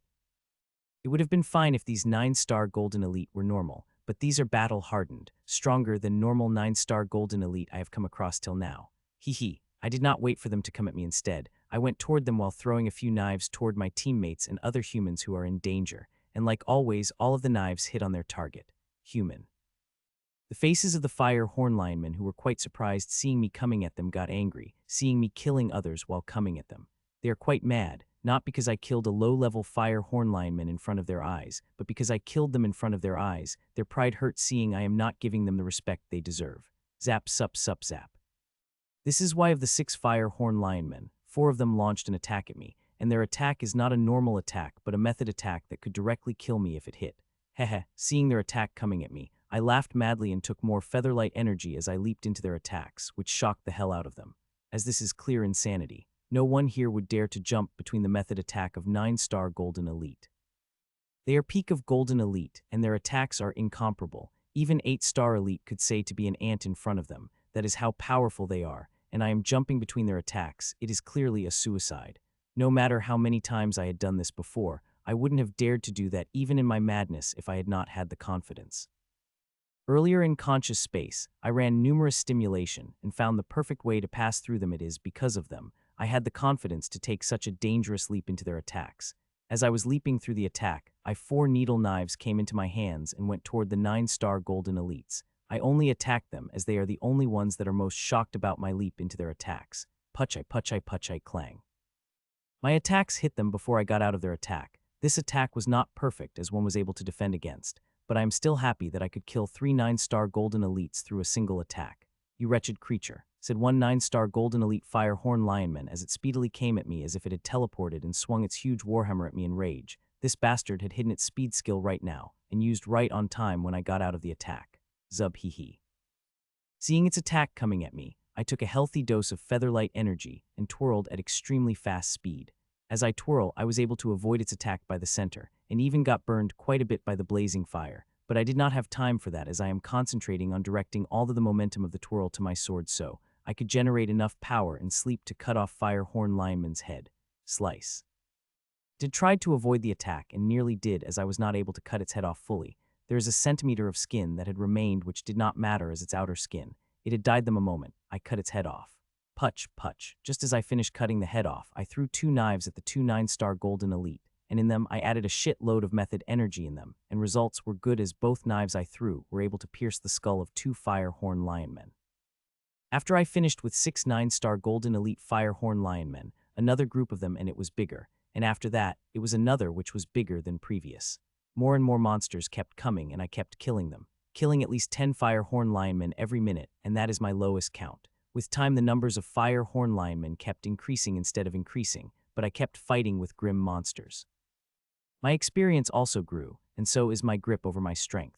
Due to sudden increase in power, I first had a little problem controlling it perfectly, but within 5 minutes of the constant fight of life and death, the fighting is going on every corner of the station, and each human is fighting against at least 20 fire hyenamen. Still, humans are doing very well. In these past 20 minutes, I had seen only one human get squished by the warhammer of the fire hyenamen. Seeing so many grim monsters, the fighting spirit inside the humans lighted brightly. Every human is fighting against grim monsters with everything they have, even using most shameful strategies. They did not seem to care about anything except for killing grim monsters. Though we are killing the fire hyenamen, pressure on us keeps increasing as more and more grim monsters keep coming from God knows where, and that is starting to pressure us even more. But there is nothing we could do about except for fight with every ounce of energy we have. I am doing the same. I have now been besieged by the group of 22 9-star golden elites, and they are launching attacks at me from every angle, not giving me ever sight a chance to attack. Despite getting besieged by such powerful grim monsters, there is mad weirdness on my face, which gets bigger with pressure I feel, and right now it is quite bright, so one could just imagine how much pressure I am feeling right now. My smile seemed to irritate the grim monsters quite a bit through. Not only fire horn lionmen, but other grim monsters I fought seemed to get irritated by this smile and attacked me with even more rage. Time passed, and in a few minutes I was successfully able to wipe off that 29-star golden elite, but a few seconds later, I got besieged by another group of fire horn lionmen, which is slightly bigger than the previous. I continue to fight it, and while fighting I will also catch a glimpse of the battlefield, though I could see them fight through my senses. My senses have a limited range. They could not show me everything like what is happening in the second dome. There is an intense fight of platinums going on there, but I could not see anything except for hearing thunderous sounds that are muffled by the force field. To be honest, I really want to see what is going on there. I feel like the real essence of the mission is that we are just here to deal with ants that are a little troublesome for platinums. Time passed by, and in just half an hour, we had killed more than 20,000 fire horn lionmen. Their bodies could be seen everywhere in the battlefield, but still, there are more alive bodies and the dead ones. By my estimate, this station should have around 60,000 to 70,000 fire horn lionmen, which is far more than a station should have. The station of the Grim Monster has a maximum of 50,000 Grim Monsters, so places should be counted as tiny garrison. Only garrison has more than 50,000 Grim Monsters in it. I had not expected the station we are fighting in is the garrison. Well, if we survived, then the points we would get completing this mission would be far more than I had imagined at first. I was dreaming about the points while killing the 9-star golden elites when I suddenly sensed a powerful aura rising and very close to me. It is quite powerful that it made me and the fire horn lionmen I am fighting to shudder a little. Platinum. I exclaimed in my mind, this aura could only be of platinum, and looking at the flavor of it, it is clear from the human. Sensing the aura of platinum, I quickly locked my senses on that person, but when I looked at the person who became, I am quite surprised as I am familiar with this person. Team leader. Yes, our team leader had made the breakthrough to the platinum amidst the battle. This such luck.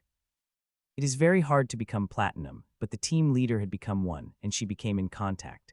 As her aura stabilized, her hands turned blurry and golden lines started to shoot front the team leader blow. The golden lines were so fast that I was barely able to catch the blurry silhouette of them. Putch, putch, putch.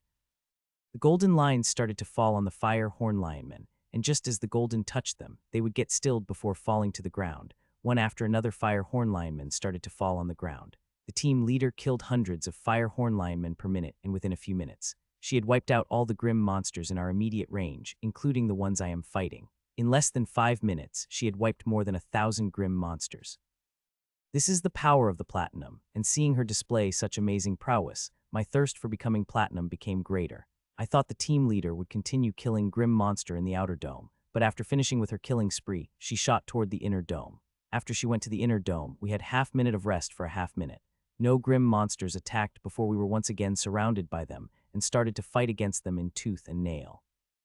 2 hours passed since the battle started, and we have killed more 70,000 grim monsters, but there is still a large number of grim monsters on the field. Seeing their numbers, everyone on the battlefield is sure that there is an activated teleportation gate in the inner dome. Unless it is destroyed, the grim monsters will keep coming, but we could not destroy it. The teleportation gate is in the inner dome, and platinum inside it could destroy it. I hope they do soon, as fighting immense number of grim monsters bearing down huge loads on us. If it continues for a few hours, then there wouldn't be any humans remaining alive to fight against these grim monsters.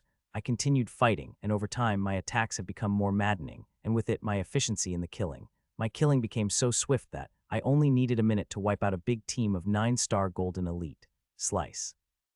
I cut off the neck of last fire horn lionmen of the group that I had been fighting and about to go search for another group of grim monster, when I suddenly saw something which made my eyes needle sharp, and even my madness inside me completely calmed for a moment before bursting over with even stronger emotions. Phantom, there some distance away where my senses could not cover, I saw a fire horn lionman using a phantom-type mystic method. There are many types of mystic methods, unfathomable types. Types could wrap the understanding of the one about the mystic method. The mystic method we use is the common type. Even the light feather, which use speed plus movement, is common in front of these phantom and other extremely rare types of mystic method. As I looked at the fire horn lionman using the phantom method, my heart started to burn with the fighting spirit. I took one look at my teammates, and seeing they are fine and will be able to handle themselves, I moved toward Phantom with a mad smile on my face. As I got closer to it, I saw 3 human 9-star golden elites fighting against it, and their condition did not seem well. They did not seem to even make a scratch on it despite it being on the same level as them. Roar. It roared loudly and attacked again with huge sharp claws, which one human tried to defend against using a huge shield, but blasted apart like a cannonball. The Phantom-type Mystic method let us have one cover of energy on their body. This cover provides all the enhancements of fence, defense, and speed at the highest degree. It is having all the basic Mystic method in one. The Phantom method that Fire Horn Lionman is using lets it have energy cover in the form of Phantom Lion. This Phantom Lion is 13 meters long with a very muscular body that has a fire line covering all over it. It made this Phantom Lion look very threatening and majestic at the same time. It had now taken the blurring leap toward the human which it had just flung. It had its very sharp claws out, and it was very clear on what it is trying to do using them. The other humans moved to intercept, but they are too slow. The speed of Phantom Lion is too fast that when they reach their friend, he will already be in pieces. Fuck off. I appeared in front of the Phantom Lion and swung my sword at the claws at it. This attack of mine is not normal. It not only had all my strength, but also have the cover of dark sand which I had done after so many days, as the enchantment of my sword is enough to cut through anything. But for this attack I have to do this. It is the most dangerous attack I've ever faced, and if I did not give my all, then I will pay a heavy price. Roar. Hearing my curse, its eyes turned bright red and roared angrily as it increased the power of its claws, wanting to slice me into the 1,000 pieces. Clang. Finally, its claws and my sword clashed, and I thought it would cut through it, but to my horror, I felt my sword clash with something metallic. Just as that happened, I saw a crafty smile appearing on the ferocious face of the Phantom Lion, but I did not have time to think about that. As right next moment, the humongous amount of force coming toward me, most of that force blocked by my sword, but still 1/4 of it came inside and wrecked my internal apart. Spur, spur, spur. Spurting sounds could be heard as my skiing split open, and blood came out like a fountain out of me. I have made the preparation, covering my body internally with rule powers and occult energy, but it seemed like it was not enough. Still feeling such assault on me, I did not move an inch. Instead, I let out a mad laugh as I bit down on the several healing medicines into my mouth. My body may be weak compared to it, but my healing power is quite good, especially after fusing with an immense amount of medicinal energy. Even if I had not eaten the healing medicine, I would have been able to heal from the injuries in a few minutes. Though my healing power is great, it still could not be compared to the grim monsters. Roar. It let out a huge roar and attacked again in fury. I also did not have backed down and attacked. Now that I had a better taste of its power, I could not better deal with it. Clang, clang, clang. It started to attack me in a fury, using every part of its body from head to spiky tail, everything, and despite its huge body is very agile, not giving me any chance to attack any weakness of it. While fighting it, I was able to make sure of one thing, and that is that it had added the weapons in its claws, head, and tails. I was able to see a glimpse of it many times when my sword cut through the energy level. If it was not for the metallic covers that are protecting the energy body, the enchantment of my sword would have been able to cut through it. I have a clear strategy in my mind, which is to find its weak spot and kill it using it. I have already found its weak spot, and now I had had to find the chance to attack those weak spots. But it is not easy. This Phantom Lion is very smart and crafty. It had been zealously guarding its weak spots ever since it had experienced the sharpness of my sword in our first clash.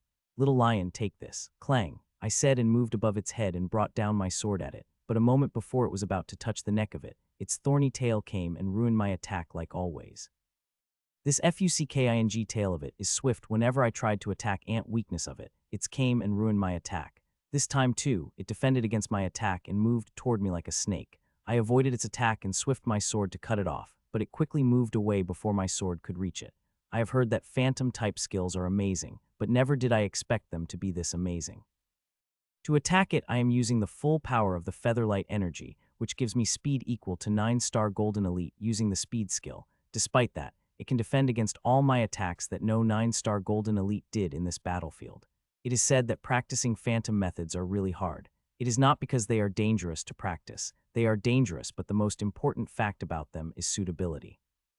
No one can practice these methods. Those who are suitable physique to the method can practice it, which is why these methods are very rarely seen, and also they are extremely rare. They could not be brought even from the black market. But those who can practice it get power that every basic mystic method is able to provide, like this Fire Horn Lionman who had become a C Croach. No matter how much I tried, I could not be able to kill it. But this is what makes it more interesting, as the sense of accomplishment I will feel after killing it would be amazing. Clang, clang, clang. It had been half an hour since I had been fighting against the Phantom Lion, but but till now, I had not been able to do much damage to it. Since I entered the war zone, this is the most time I had to spend on a single opponent.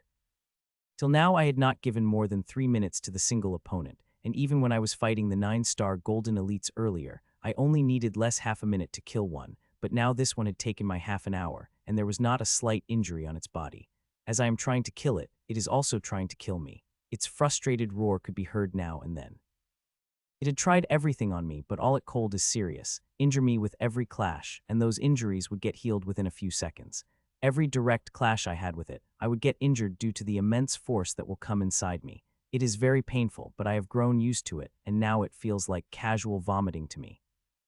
This Firehorn Hyenaman I am fighting is real elite. If I did not have the killing rule and amazing speed method, I would not have lasted in front of even for a minute. Even those 3 9-star Golden Elites would have lost their lives in a minute or two if they had continued. Probably, which is why they have left within a minute. I had started fighting with the Phantom Lion. Earlier I had thought with the killing rule, it would take me not more than 15 minutes to know about all of its weaknesses and then kill it, but it had been half an hour, and I knew all of its shortcomings, but I was not able to exploit it. Its moves are so fast that I didn't even try it, as if I have tried and failed then, it will know I know all of the normal weakness it is purposely showing and secret weakness which it was secretly hiding. I don't want to reveal that yet. I am planning to fight it for 15 minutes more and get a look at all of its weaknesses before I make my move and kill it in a single attack. Human, I've had enough. Grim Monster roared, this its first time speaking. All the other time it had only roared animalistically, but this thought lost in the back of my mind instantly as a feeling of intense threat had come over me. I instantly reacted, but I was too late as the claw of Phantom Lion came at me with the speed that was barely visible to eyes, the only thing I was able to do using my sword at the defense against its claws. Clang, our weapons clashed, and just as I did my body shook a little before it shot back like a cannonball with humongous pressure coming at me through my sword. Most of the force was absorbed by my sword, but there was still a large amount of it coming at me to wreck my body apart. Spur, spur, spur, I felt the homozygous force entering my body, and I found my skin spitting and spurts of blood coming out of it as I have no time as another of its claw attacks came at me. Clang, spur, spur, spur. Its huge claw again fell on my sword, and I again shot back like a cannonball with much greater speed than before, while blood started to splurt from every part of my body, and all I could do was prepare for its another attack. This Firehorn Hyenaman has hidden too deep. Like me, it had practiced 2 mystic methods instead of 1. One is the Phantom type mystic method, and another is a speed type, and this is what it is using to gain such immense speed. Clang, clang, clang. It kept launching one attack after another while all I am doing is to defend. It's not like I could not defend the attack, I could. I have to bear those earlier attacks due to surprise and thought of actively attacking, but soon threw away that thought as with speed it has now. It will easily dodge the attack. So I have to continue playing weak, till I become completely sure that I could kill it in a single attack. Only then I will release all my power to kill it within the single attack. I continue bearing its one attack after another, not minding the torturous pain I feel when the force of its attacks ravages my body. It is very painful, but I bear it as killing these grim monster will not only give me a sense of accomplishment, but it will also help humanity. This grim monster is very talented, not only its battle sense is top-notched, but it also bore the special constitution which had enabled it to use 2 mystic methods at once. I have to kill it before this pup before it becomes a wolf. Another half an hour has passed, and I continue to shoot through the air wholly bloodied. There is not a single part of me that is bloodied. Even my whole face is caked with blood due to popping of veins on my head and bleeding nose and eyes.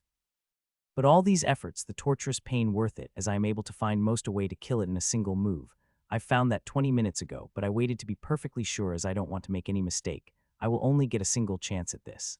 Seeing it is time, I calmed my mind and let its claw come closer to me, and as it did, I moved up with speed it had never imagined I would have. Since the starting of my battle with it, I have never used the full power of it. It got surprised, but its rich battle experience made it find another way to kill me quickly. It moved its mouth unnaturally with speed I've never seen before, and also its tail came at me with lightning speed. I was not the only which was holding back. It too was holding back, but I am not surprised by it a bit, as this what most experienced fighters also. They always hold back some of their power which they could use at the last moment too surprised, and kill their enemies. I calmly looked at the huge mouth and swift tail that was coming at me, and a small smile couldn't help but appear on my face. While planning the final move, I had decided on the 3 attacking spots: mouth, neck, and back. When I jumped, I was going for the neck, but seeing its mouth, I decided to attack its mouth. So I pour all the 8 petal worth of withering sand energy I have in the sword. I have also covered my sword with as much feather light energy I could before throwing my sword at its mouth. It got alarmed, seeing this, and immediately started to close its mouth while shrinking its neck back. Its reaction was fast, but my sword faster. It had completely gone through its mouth before it could close it completely. Cruuch. A crushing sound came out as the sword started to mess its energy body before piercing the fire horn lion man's chest, which is inside the energy body of the phantom lion. Others may not be able to see its main body in the phantom shell, but I could see it completely. This what gave the confidence to kill it in a single attack. Thud, I landed on the ground shakingly before stuffing every healing medicine I have in my mouth. Though I was able to kill the phantom lion, I had paid quite a price for it. The tail of it, I was not completely able to dodge it. It had grazed my waist, taking quite a big chunk of it. It will take quite a few seconds for it to completely heal it.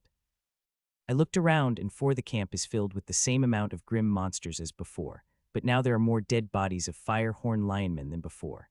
There are already near 100,000 grim monsters lying dead on the ground, while the human is still fighting with their all while losing some of their members, but what they have lost is way less. Humans could be said to be in full spirits. They have finally gotten used to the power of the fire horn lionmen and killing them by second, but this type of spirit would only last for 2 hours or 3 hours at most before they will start feeling tired. There are just too many of the fire horn lionmen grim monsters. The teleportation gate inside the hasn't closed yet, and that is why the influx of fire horn lionmen kept coming through them. It is because we are continually killing them we can maintain the number. If the killing had stopped for even 10 minutes, we would get overwhelmed by these fire horn lionmen that it will be our turn to die in doves. I looked at the inner dome which is inside the mountain while fighting the phantom lion. I got quite close to it, and now I could see what was happening inside. However, I am still quite distanced from seeing clearly, and their fighting speed is too fast for me to see properly. I could still make out forms from where I am. 20-something platinum elites that we humans have seemed to be fighting against 70 to 8 platinum fire horn lionmen. Each human seemed to be against at least 3 platinum fire horn lionmen. This is quite a large number, seeing how platinums are each of them is elites, as only elites can become platinum. It is very difficult for the normal person from human and grim monster to become platinum. This is why I was quite surprised when I saw humans handling grim monsters quite well. As for if they are able to kill one, I don't know, as there are just too many bodies even in the inner dome. I was just watching when I suddenly saw something which I could not believe my eyes. I saw 2 humans fighting against 1 human, and their fight is the most powerful fight that is going on there. Others quickly move away when they fight, and the dome literally shakes when the shockwave of the battle crashed on it. It is the most fantastic fight I've ever seen, but also a most confusing one, as humans are fighting against humans, which is very confusing, as in such a dangerous environment, how could a human fight against the human? While watching them fight, I even thought one of 2 parties that are fighting is grim monsters. There are many grim monsters that have a similar out-body structure as the humans, but I did not think that is likely the case, as this is station of the fire horn lionmen, and they would not let other grim monster of another tribe into their stations. In the grim race, tribalism is very strong, and every tribe prefers to fight their ways, which is why in the small camps in the station, we find grim monsters of the same tribe. Only in the garrison or above structure could grim monsters of other tribes could be found. It is very confusing, and I would have liked to watch more, but I saw several killing intentions locked on me, and when I looked toward them, I found quite a big group of 9-star golden elite fire horn lionmen coming toward me. Seeing them, my mood worsened, as I would have liked if they have come a few seconds later, as by that time, the injury on my weights would have been completely healed, and I would have been able to fight at my full capacity. But now that they are coming at me, I have no choice but to fight them whether I want it or not. Still, I should be happy that I got precious 12 seconds of rest in the battlefield that very few do. So I removed my sword from the slain fire horn lionman body and stored its core inside my storage before. I waited for the team of 9-star golden elites to come at me. The fighting started again. I fought with the group that came at me, and to be honest, the fight was no difficulty, as I thought to be in my injured state. I was able to finish off the whole team in 3 minutes. This is quite a fast speed for me, and it is due to me fighting a powerful opponent like Phantom Lion. Fighting it, I've got a great fighting experience that I am now having a slight easy time in fighting the 9-star Golden Elite. After finishing that group, I went toward where my team was fighting and started to fight there. The fights were tough, but we continued fighting, and as we fought, we continued killing more and more of them, but like always, they kept coming no matter how much we killed them. The combat was not smooth. 3 times I was attacked by the Fire Horn Linemen, who have power above 9-star Golden Elites. All 3 times I was barely able to dodge their attack. It was a good thing there was Steven who helped me, otherwise I would have died long ago. Not only me, but my teammates were also attacked by powerful Fire Horn Linemen. Many people helped when those above one's combat power attacked, be it they are from the same team or other teams, they helped. But sometimes help could not reach on time and people die. My teammate Martin died just like that. We were too late saving him. I should be not saying this, but I am happy that is Martin that died. He had a badist reputation in the team and always harassed his teammates. Tom had said that he had sent to the death brigade on charges of attempted rape. So while teammates were sad seeing his death, they were not grief-stricken like when our teammates that had died in the first mission I've done with my team. Such things continued happening as we continued to fight as grim monsters kept coming and coming. Choo-choo. As such, more than 1.5 hours passed when suddenly Ashlyn talked to me telepathically, telling me that she had spotted some platinum grim monster flying above the mountain, and some humans were chasing them. This had quite baffled me, but soon a happy expression came to my face, as fire horn hyenaman, running means we are winning. Crack, crack, crack, bang. I was talking to Ashlyn when suddenly, the familiar sound of the cracking rang out from the inner dome before it shattered in the impressive bang, and the next moment something happened that I will never be able to forget in my life. The Platinums stormed outside and started launching destructive attacks on the fire horn hyenaman that we have been fighting against. They killed hundreds of fire horn hyenaman by seconds. Their attacks are so powerful that I am sure if I went against them, I would be dead before I could even get the chance even to lift my weapon. Colorful attacks could be seen everywhere in the outdoors, and wherever these attacks land, destruction of grim monsters follows. This is the first time I saw the real destructiveness that Platinums brought on the battlefield. Compared to other Platinums, the performance of the team leader is quite lackluster, and that is understandable, as all the other Platinums on the battlefield are up to date with their abilities, but team leader had just become the Platinum, so did not have to practice the advanced level her method powers. When she practices the advanced level of her method powers, she will become strong as these Platinum elites that are bringing the destruction on the battlefield. For 11 Platinum elites, it took 7 minutes to wipe out more than 25,000 fire horn hyenamen that were present on the battlefield. It is just a shocking feat that if I am not able to see it with my own eyes, I would not have believed it such power could be brought out by the Platinum elites. I had to see Platinum elites fight before, but they were fighting against those of the same level, and in those fights their destructiveness could not be seen by those who have low level, but just now they had been performing slaughter, they had showcased their abilities just to make destruction. My heart started to beat faster and faster when I think about the power the Platinums have displayed, and my heart couldn't help but longed for such power. Such power is not everyone can get. One needs talent, resources, hard work, and most importantly, method. A limit-breaking method is most important. Without it, it is very hard for others to reach the level of Platinums. There are some other ways, like a Ruby Seal of Supreme Combat Exercise. It is said that Ruby Seal of Supreme Combat Exercise possesses the power to make 1 Platinum. It is just a rumor I have heard amongst my teammates. I don't know if it's true or not. But I know one thing, making 100 normal seals, 10 Amethyst Seal of Supreme Combat Exercise is no easy task. It may even be harder than one becoming Platinum through the limit-breaking method, as Supreme Combat Exercise gets harder and harder with each seal one makes. To go forward in the practice of the Supreme Combat Exercise, one needs immense willpower. This is only things one needs. When I talked to my parents 3 days ago, my father had said he was barely able to create the 7th Amethyst Seal, and going forward has become very difficult for him. He had been fanatically practicing the Supreme Combat Exercise for the past 2 years in these 2 years of practicing. He never said the word, very difficult, when practicing it, so one can guess how difficult it is to practice when he said this word.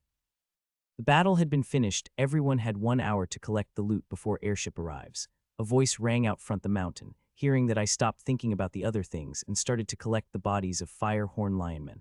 I've killed thousands of fire horn hyenamen, but 1 hour would be enough if I used my everything, including my speed method. I started to use my feather light method from the start. There are so many bodies that if I went on with my regular speed, an hour would not be enough for me to collect all the bodies. Collecting bodies is the favorite thing of people. Each body of grim monster is huge wealth. Not only is the body itself valuable, but weapons and storage are also valuable. The storage, especially, contain many things, and most of them are very valuable. If one is lucky, one could find the things they need and things they could never have imagined to be here.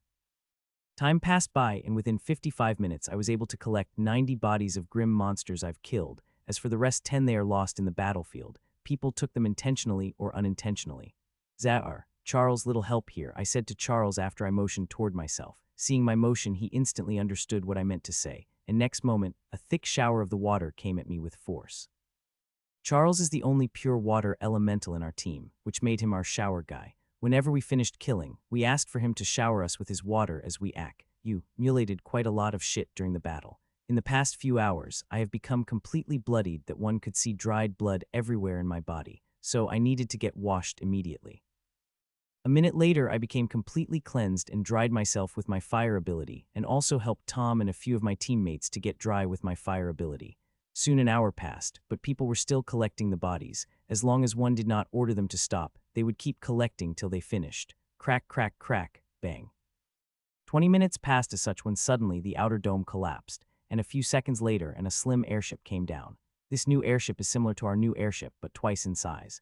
As people saw the airship, anyone who was still collecting the bodies stopped and moved toward their teams, just like I did, but this time our team leader was not present with her, so Stefan took her place as the leader. Thud, the airship landed on the ground with a thud as it did its door opened. My team and I were quite close to the airship, so I was able to see 20-something platinums, including our team leader moving toward the airship. For others, this may seem casual, this may seem normal, but to me, it is not, as I could clearly see these 20-something platinum elites are hiding people between them. They are taking 3 people, and these 3 people are heavily cuffed. I have never seen someone as heavily cuffed as these 3 people. They are cuffed from top to bottom. Not only their hands and feet are cuffed, but their mouths are also gagged, and they have a blindfold over their eyes, and seeing how careful these platinum elites are around these 3 people, it is very clear that they are very dangerous targets. Human-to-human fight I saw earlier seemed to be related to them. The next moment I shook my head and did not continue with my thoughts, as it involves high-level secrets, and it is not a good thing to delve too much in such secret matters. I went to the airship with my teammates, and before climbing into my assigned pod, after the airship had arrived, everything went quite smoothly. There was no chaos or second attack from nearby station of grim monsters, nothing. Everything just went normal like a regular mission, which is what is making me feel abnormal. And not to forget those 3 human captives, which I am forcing myself to not think about it, and such think better not overthought. I am already in deep shit in with my criminal tag, and if I mistakenly utter something that I saw and think, I would be in deeper shit, so it is better than I did not think about it. Laying in my pod, I sank my consciousness into my storage, and started to sort the things inside then. This is one of my favorite things to do, and one of the things that gives me joy, especially when I open the storage ring of the grim monsters that I had never opened before. This time, most of the grim monsters I've fought against were the 9-star Golden Elite. I've never opened the storage of the 9-star Golden Elites, and this is making me quite excited, especially when I think about how 9-star Golden Elites are the most powerful Golden Elites and what kind of things they will have in their storage. So without wasting any time, I opened my first storage, and my eyes started to shine, as I saw many rare and precious herbs I have never seen before but know they are precious from my knowledge. It not only has herbs and ores, but it also has many weapons and abodes and other things, including human bodies. I started to place the things on their respective shelves and human bodies in the morgue. I specifically activated a huge abode to store the human bodies. In that abode there are thousands of coffins that I had brought from the guild. Yes, the coffin is the only thing I could buy from the guild with my criminal status. The guild advises that human bodies we find would be placed in the coffin before they are handed to them, so it is obvious that they sell the coffin in loads, and since they cost nothing much, I buy to give the last dignity to the dead humans. I open one storage after another, and everything I've found I've placed them on their shelf. With the amount of the stuff I put in them, they kept filling by the second, and new shelves placed every minute. Though the spaces kept filling, my storage ring had quite a huge space. It will take a while for it to be filled. There is quite a huge space that is empty. Time passed by and I kept opening and sorting one storage ring after another. I had just opened a new ring and was about to place its stuff on their respective shelf when I suddenly stopped as I noticed something in the particular storage.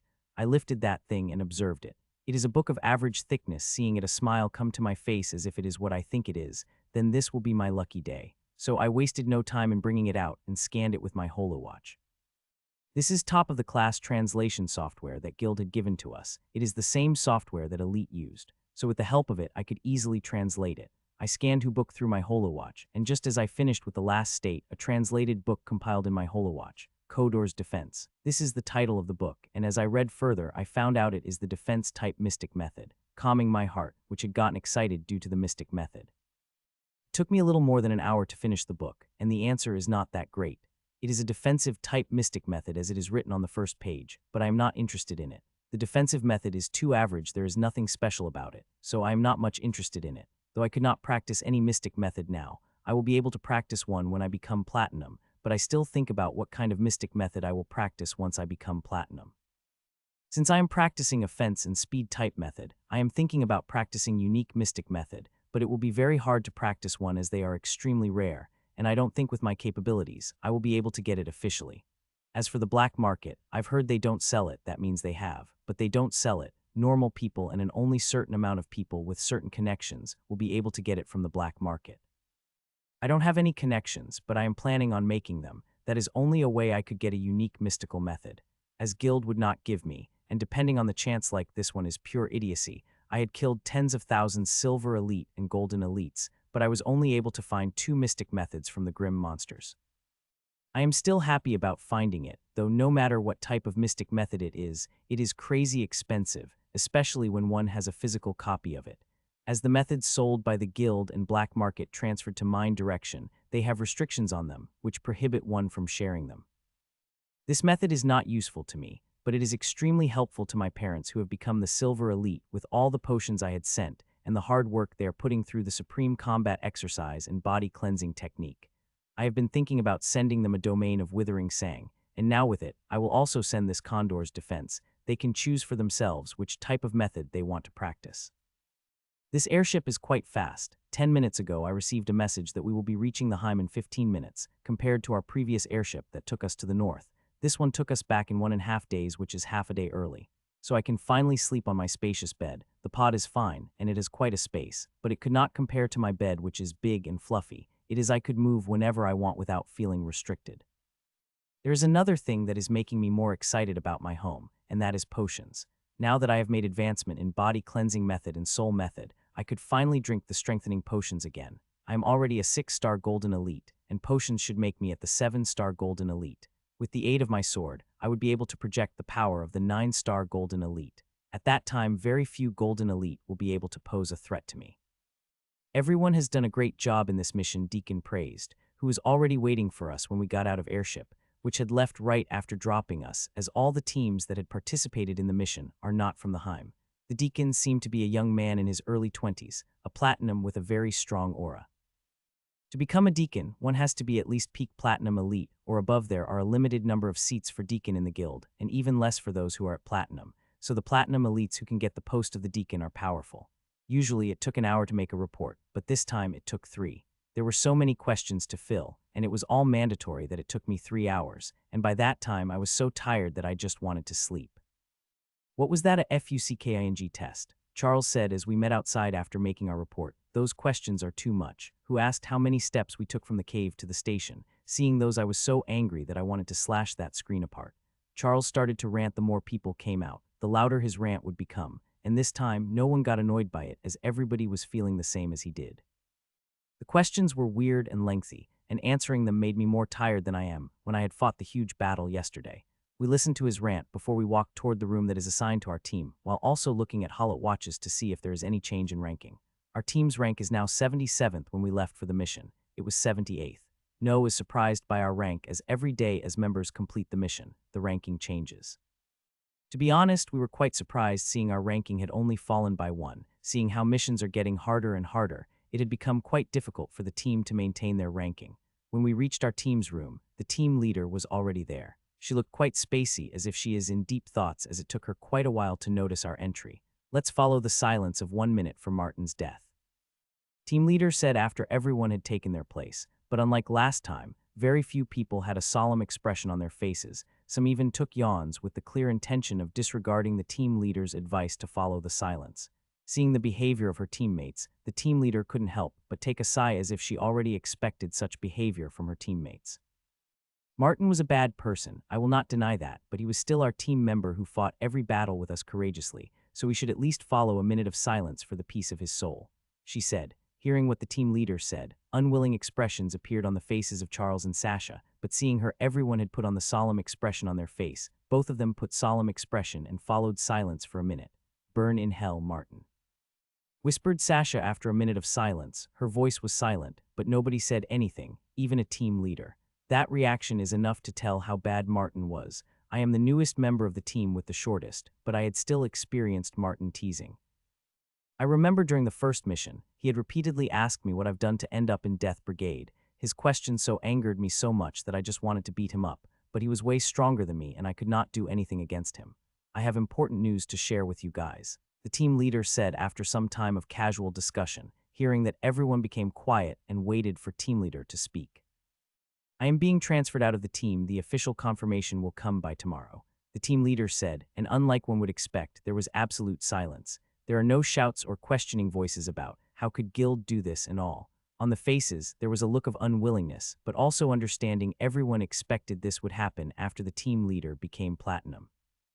"Our team is too weak to hold her. If our team had been in one of 3 teams in the top 50, or all the members of our teams would have been 9-star Golden Elite or above, there would have been quite a high chance she would be able to continue as our team leader. But with the current prowess of our team, we are not capable of keeping the adamantine.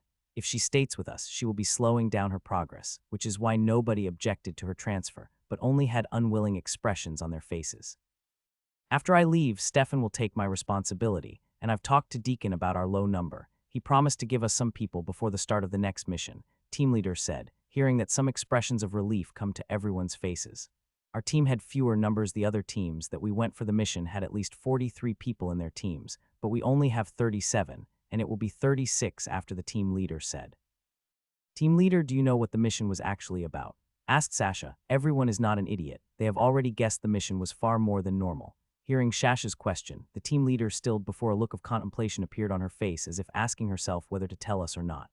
For a few minutes, the team leader stayed silent before she took a sight and looked at us. "I can't tell you much. The only thing I can tell you is the mission was about capturing traitors," she said.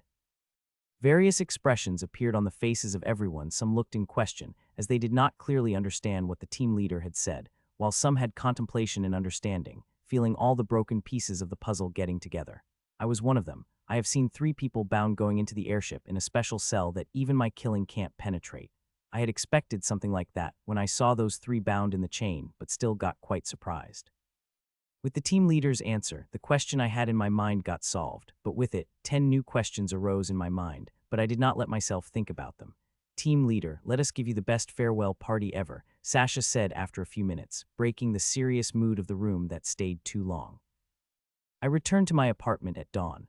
The party lasted for the whole night. It was very crazy and many secrets were revealed. I was able to know the various talents my teammates have aside from fighting. I am quite drunk when I returned. I had never drunk this much alcohol in my whole life as I did last night, but it was nothing compared to Sasha. She is quite a drinker. She drank double than anyone, but time to the left she was most sober among us. Technically, team leader was most sober, but she did not count as she was platinum. Her body could burn alcohol faster than anyone here due her strong physical body. There is one interesting thing that had happened. Ashlyn drank alcohol, and she was the only one who was able to drink half than Sasha. If not for me stopping her, I am sure she would have been able to beat Sasha in drinking.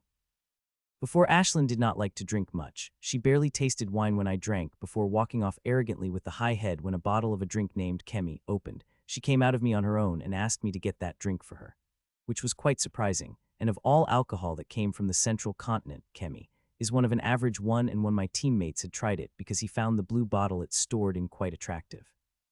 I've also tasted that drink, seeing Ashlyn liking it so much, but I did not like it much as all I felt was cold when drinking it. This wine lets one's body feel cold after drinking it, which is opposite of what normal drinks felt when they entered the stomach. I was not going to let her drink that much, but my teammates liked tipsy Ashlyn, who wouldn't like a cute chubby bird walking drunkenly on the bar counter. Even the bartender got enamored by her that he didn't charge us on what she had drunk. A minute after entering my apartment, I was on my bed sleeping. I didn't even have a shower, which I had desperately wanted to take. The sleep-in pod in the airship was not as satisfactory as the real bed, which is why I had slept through the whole morning and woke up directly in the afternoon. When I woke up, I did my usual routine, and 1.5 hours later, I was eating lunch with Ashlyn while gazing at the afternoon sky from my kitchen. After a few days of hecticness, it felt good to feel free without worrying about a strict schedule one has to follow during the mission. I finished lunch but did not get up from my chair, and like me, Ashlyn also started to stare at the afternoon sky, but unlike me, she stared directly at the sun. Even with the current power I have, I still can't stare at the bright for too long. If I did that, my head would start to feel hurt. We continued gazing and half an hour passed, and I moved my eyes away from the sky and started to walk toward the training hall as it is some time to train when I suddenly stopped as I felt some change in Ashlyn. When I looked at her, I found her staring at the sun with her clasping stomach down position, but this time she is wholly stilled like a statue, not even her tiny eyebrows are moving. I was about to call out to her, but I stopped and closed my open mouth as I felt this would be not wise things to do. Gasp, so I connected to her telepathically, trying to sense what was happening to her, and that is when I noticed what was happening to her, and I couldn't help but take a gasp in surprise, but this surprise hasp was also silent, as I had covered my mouth with my hand to stop myself from making a sound. She is comprehending the rule power, and now she is in deep comprehension when I just looked at her source. I found Sunfire Rule's comprehension is advancing at a slow but steady pace. It had been quite a while since the Sunfire Rule had broken through, and I have to say it had broken through at the right time. The totem artifact's sharpness is barely enough to cut through the 9-star golden elites. It would have been efficient to deal with those above the 9-star golden elites. With the Sunfire Rule's advancement, I will not have to worry about that, my totem artifacts. Enchantment will now become powerful enough that it will become capable of cutting those above 9-star golden elite as a hot knife cut through butter. I sat back on my chair and watched Ashlyn. I could go to the training hall and do what I have to do, but I know with Ashlyn advancing here, I will not be able to concentrate, so I sat back on my chair and tracked Ashlyn's progress through her source. This had happened too suddenly. I had thought it would take quite a while more before the Sunfire Rule advanced, and when it advanced, it would be on the battlefield as most of the rule powers advanced in the dangerous environment. But Ashlyn made her rule power advance by simply staring at the sun. If I knew to stare at the sun would help her make the progress, I would have asked her to do that long before. Choo-choo. 20 minutes later, a lively chirp rang out from Ashlyn, and right next moment she entered inside me. As she did, I saw my Sunfire Rule rapidly advancing, and in just a few minutes it had become equal to her. The Sunfire Rule, like Killing Rule, reached the end of the high stage of the basic grade. Now I just need to take one more step in those rules, and I would be able to reach the peak of the basic stage, which would be even more amazing. I feel the Sunfire Rule in me raging and couldn't help but get excited. Seeing the excitement in me bubbling crazily, I quickly went to the training hall and took out my artifact. I wanted to take it out in the kitchen, but I didn't as I did not want to destroy the future of my apartments in my excitement. I stared at my totem artifact for a while before I started to add the power of Sunfire and my ability inside my sword without any reservation or holding back. I want to know how much stronger my enchantment had become after the advancement of the Sunfire.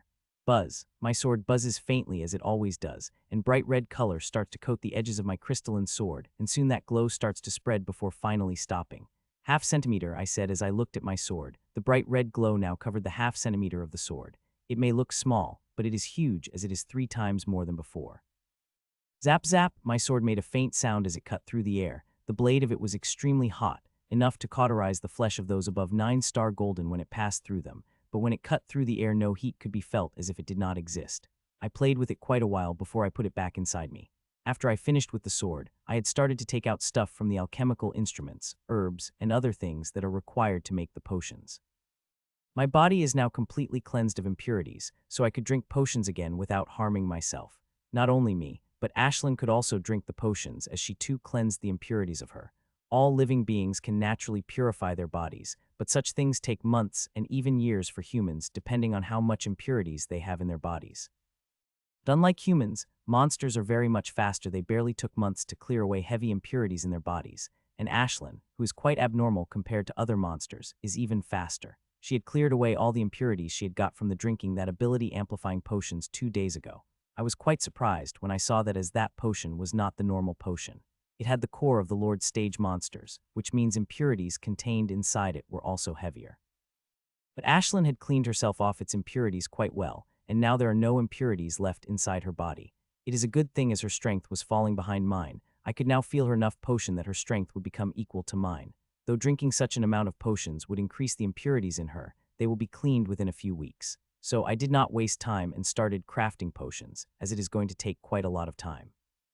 As I craft the potion, I remember my days when in Outpost and Midzone, how much I used to struggle for the potion materials. There is always a scarcity of materials. I used to work very hard to collect the potion materials, but compared to Outpost and Midzone, Warzone is brimming with resources. One did not have to try much hard to get potions and their formulas, though these formulas are not good as than one I have gained from the knowledge. They do the job just fine. I have to say the higher-ups are quite smart. They have intentionally created a scarcity of resources in Midzone and Outpost. If we had such resources available, we would have to run like dogs to get them without care for the price. The people who are present in Outpost and Midzone are like unpolished diamonds. If one provided all the resources they need, then these diamonds never able to get the shine they need. They would never work hard, and would try to increase their strength with the help of the potions without care for the consequences. This is the reason why the Adventurers Guild strictly controls the resources through various means in Outpost and Midzone. As for why they released so many resources in Warzone, those who were able to enter the Warzone were the powerhouses that had gone through a baptism of blood and fire. Through their level, they could see the big picture and use all the resources that provided wises. Though there are always some idiots who could not see the big picture or see the big picture but did not care, such people are present everywhere, and no one could do anything about them. 2.5 hours passed, and I finally finished crafting the potion. The potion is a dark brown color and quite thick. It looked like dark chocolate and smelled quite enticing too. I barely able to wait when it was cooling down, and when it cooled down, I served the potion in 2 potion bottle before chugging it down, and I have it is very bad, one of the foulest things I've ever tasted. I was barely able to bring down my throat without vomiting it. Unlike me, Ashlyn drank it without any problem and laid on her stomach with her eyes closed. I started to perform body cleansing exercise and secrete method to digest it perfectly and get maximum benefits from it. An hour later, I finished digesting the potion, and my power had increased, but this is just the starting. I am planning on drinking a lot more potions till I reach my limit. So after taking a rest and shower, I started making another potion, this one quite complicated, the most complicated potion I made, so I became careful from the start, but despite that, I failed. It was my first failure after I started to make the potion on my own after failing the first time. I went over my mistake and tried again, but I failed. That did not deter me from trying again. The ingredients of the potion are quite expensive, but I have loads of them, so I tried again and finally succeeded at the 5th time. It was midnight when I drank the potion. After digesting the potion, I showered and slept. The next day after eating lunch, I started making potions again as I've not reached my limit yet. I continued making and drinking potion for rest, and on the day and half of the night before, I reached my limit, and when I slept for the night, there was an unconscious smile on my tired face. The result of the potions was better than I had expected. I had taken another big jump in power. From 6-star Golden Elite, I have now become 8-star Golden Elite. With the power of my sword, I will have power above 9-star Golden Elite. This has made me very happy, but the thing that made me happier is with the power of 8-star Golden Elite, I can now again visit that mysterious garden again, but it will be difficult with the criminal tag I had. Still, I will try to find a way that Gadden holds the key to increasing my power again, especially now when I could not drink potions anymore, and advancing in the methods have become even more difficult as I had recently made a big breakthrough in them. 4 days have passed since the last mission. I am quite surprised that no other mission has come our way, which is why the 7-rank jump we have received in our ranking is slowly going down with the day. 4 days ago, after our big mission, our team's rank had climbed up to the 70th from 77th, but now it is 72nd. I had just received notification about it.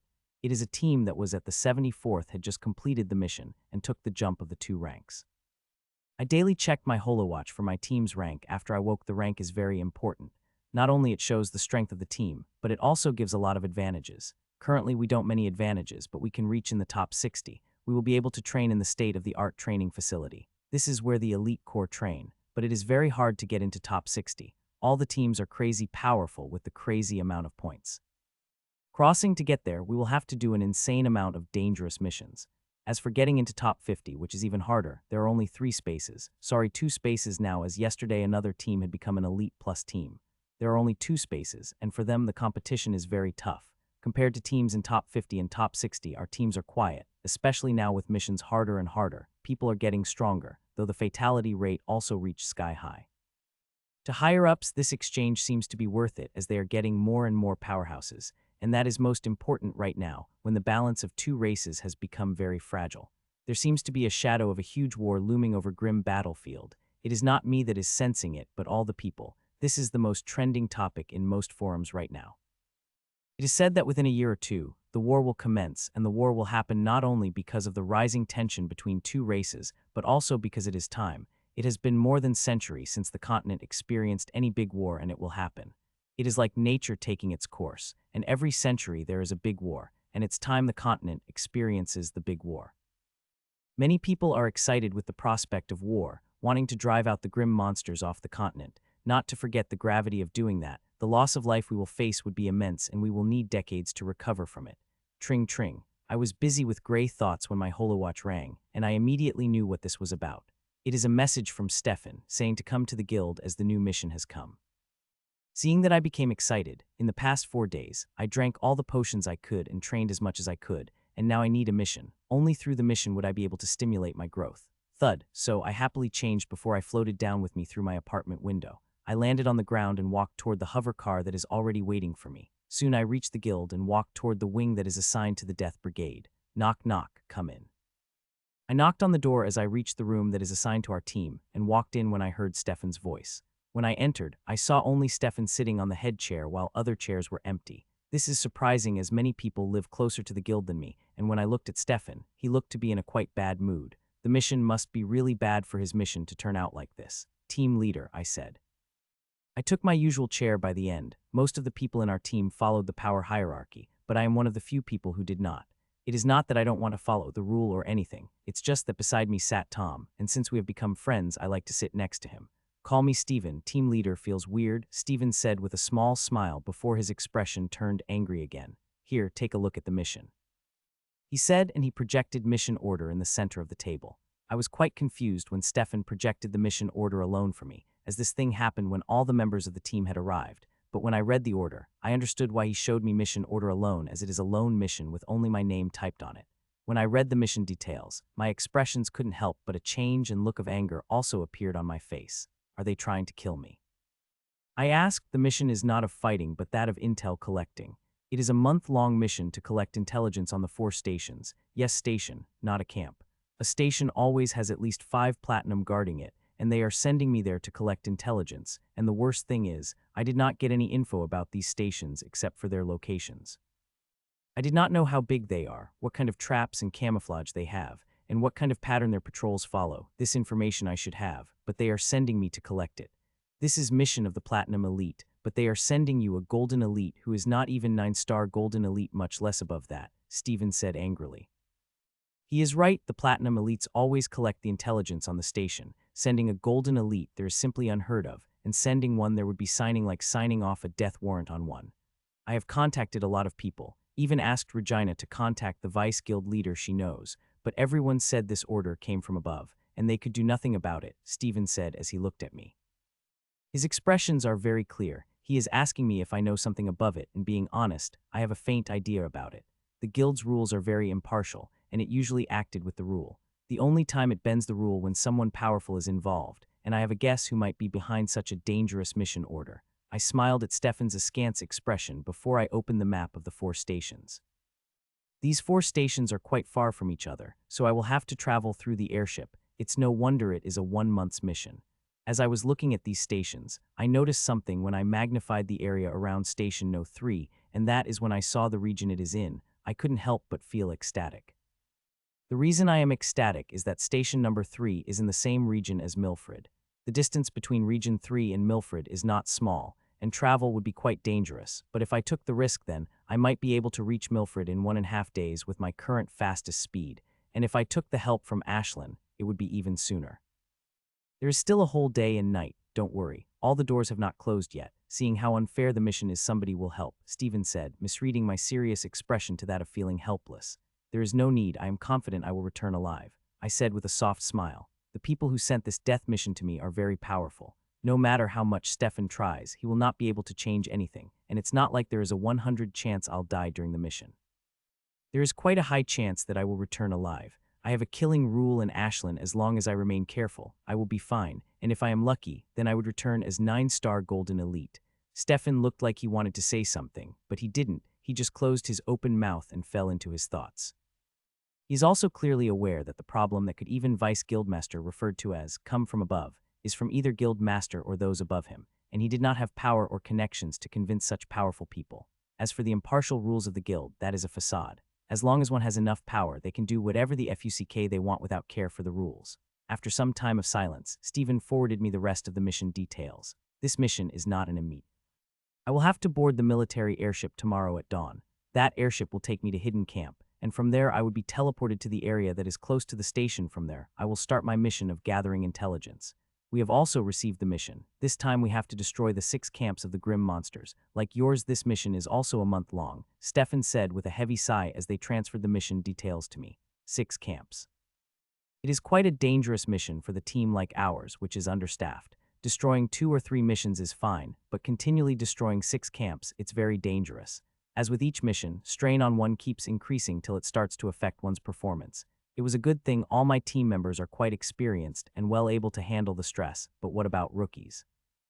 Our former team leader said that some rookies would be joining the team. The continued 6 missions would be a death warrant for them. No wonder Stefan looked stressed. Have we got the rookies? I asked Stephen. Hearing my question, Stephen became even more stressed. Yes, we got 6 rookies. They will be coming here any minute now, he said. There is no smile on his face as one would have after getting a new team member in the understaffed team. I was about to ask about them when the door of the room opened, and Charles and Tom walked inside the room. Look who I found waiting beside our door, our new rookies. Tom said loudly as he looked outside the door. Come rookies, make sure to enjoy the meeting as some of you or all of you might die on the Oming mission, Tom said as he invited rookies in. I couldn't help but shake my head seeing Tom's behavior when I entered the room. He had also teased me quite a bit, especially when we were discussing the mission, and to be honest, I was quite scared by it when he quipped about the difficulty of the mission in a gruesome way. I was just thinking about the gruesome mission when a familiar person from the past walked in. I was so surprised by seeing her that I wasn't able to talk for a minute. Ria entered the room with a slightly nervous expression. She is not weakling otherwise. She would not have been able to become the Golden Elite this early, but these people from the Death Brigade are terrifying. The 6 of them met outside the door and were waiting for the mentioned time before going in when they saw 2 seniors whose strength not only feel threatening, but the unconscious aura they emit feels even more threatening that we started to shake just looking at them. When I enter inside, I saw 2 more people inside, one sitting on the head chair while others on the near end of the long conference table. When I looked at the back of young man near the end of the table, I felt familiar before a confident face appeared in my mind, which perfectly matched the young man that is sitting on the chair. Mitchell. I blurted loudly just as I did. I found gazes of everyone locked on me, which made me even more uncomfortable than before, but seeing the smile on Mitchell's face, all that uncomfortableness vanished completely. I had thought Mitchell would talk to me, but he just performed a familiar sign with his hands, which we used when we traveled through the space realm together. The hand had a simple meaning, which is, we will talk later. Mitchell, do you know her? Tom asked as he sat beside me. Yes, she is a friend, I said while feeling quite surprised inside as the strength of Ria is not weak. She is 5-star Golden Elite. Though it is lesser than me, it is quite surprising how quickly she can become a Golden Elite. I was planning to leave in a few minutes, but seeing Ria, I decided to attend the meeting even if it is unrelated to me, as I want to talk with the old friend and reminisce some old memories before she went on her own death mission. The meeting lasted for nearly 1.5 hours before it was over, and everybody started to leave the room, including Ria and me. I did not expect to see you here, I said to Ria when we walked outside. All my teammates already went ahead, only Ria and I remained little behind. Me too, I had thought my progress was fast, but your speed is ever greater than mine, she said with a look of surprise. So her praise I could only smile, as I too thought my speed was quite great, and there would be very few who would get closer to my progress, but now here Ria, who is only 3 small levels behind me. Why do you join the Death Brigade? With your rate of progress, it would not be hard for you to go above the Golden Elite in a few months, I said. Like other rookies, her info is also projected in the center of the table for everyone to see. She had a clean record, which means she had entered the Death Brigade on her own. Not only her, of the 6 rookies that entered the team, but 5 of them also had a clean record. Only a single person is criminal and sent here forcefully. To be honest, I had tried for Elite Corps, but a slight performance mark cut me. I would have got selected in next month's assessment, but I did not want to wait for the whole month, so I joined the Death Brigade, she replied sheepishly. I couldn't help but shake my hands hearing it, feeling I would have probably done the same if I was in her place. Death Brigade is not like Elite Corps. We did not get the same resources as the Elite Corps, and our missions are also considerably harder, which make chances of dying greater, I said as I looked at her. Of all the rookies, she is weakest. She is just 5-star Golden Elite, unlike the other 4 rookies who are 6-star Golden Elite and 7-star Golden Elite. With her being only 5-star Golden Elite, chances of her surviving the mission seemed quite slim. But it is her choice, and it's not like she had a chance to back up now. She will have to do the mission or face serious consequences, which very few people are willing to face. All I can do is give her tips on how to survive during the chaotic fight. I hope she has some powerful mystic method or something which would help her survive this mission. Don't worry, I will not die, she said with confidence. I am surprised seeing her confidence. She likely has some trump card which is relying on to survive. Mitchell, why are all people acting cold toward us rookies? Except for one person, no one talked to us, she said and looked at me accusingly as, during the discussion, I too was silent. Ha ha ha. Hearing her question, I couldn't help but laugh, which again made her look at me angrily. They are not cold to you. It's tradition of the team. I have also gone through it. You just have to complete the first mission and everyone will become friendly to you, I said. This tradition had a deep meaning. The first mission is the hardest for the rookies, and it is also where they lose their lives the most. So the team members did not get friendly with rookies, so if they die, they will be able to save themselves some pain. Rookie, are you making us late for the mission? We had just come out of the guild when we heard the shout of Charles. When I looked toward him, I saw him and Tom waiting with other rookies beside a big hovercar. Stay safe, I said to Rhea as she walked toward Charles. Soon she reached and sat in the car with Rest. Seeing the car speeding up, I sighed and hoped when I met her next time she would be alive. As the car disappeared from my view, I walked toward my apartment with Ashlyn on my shoulder. I have to leave for the mission tomorrow, and there is no preparation to be made except for detailedly studying info about 4 stations. It could be said that I have a lot of free time in my hands, which is why it took me 2 hours to reach my apartment instead of half an hour.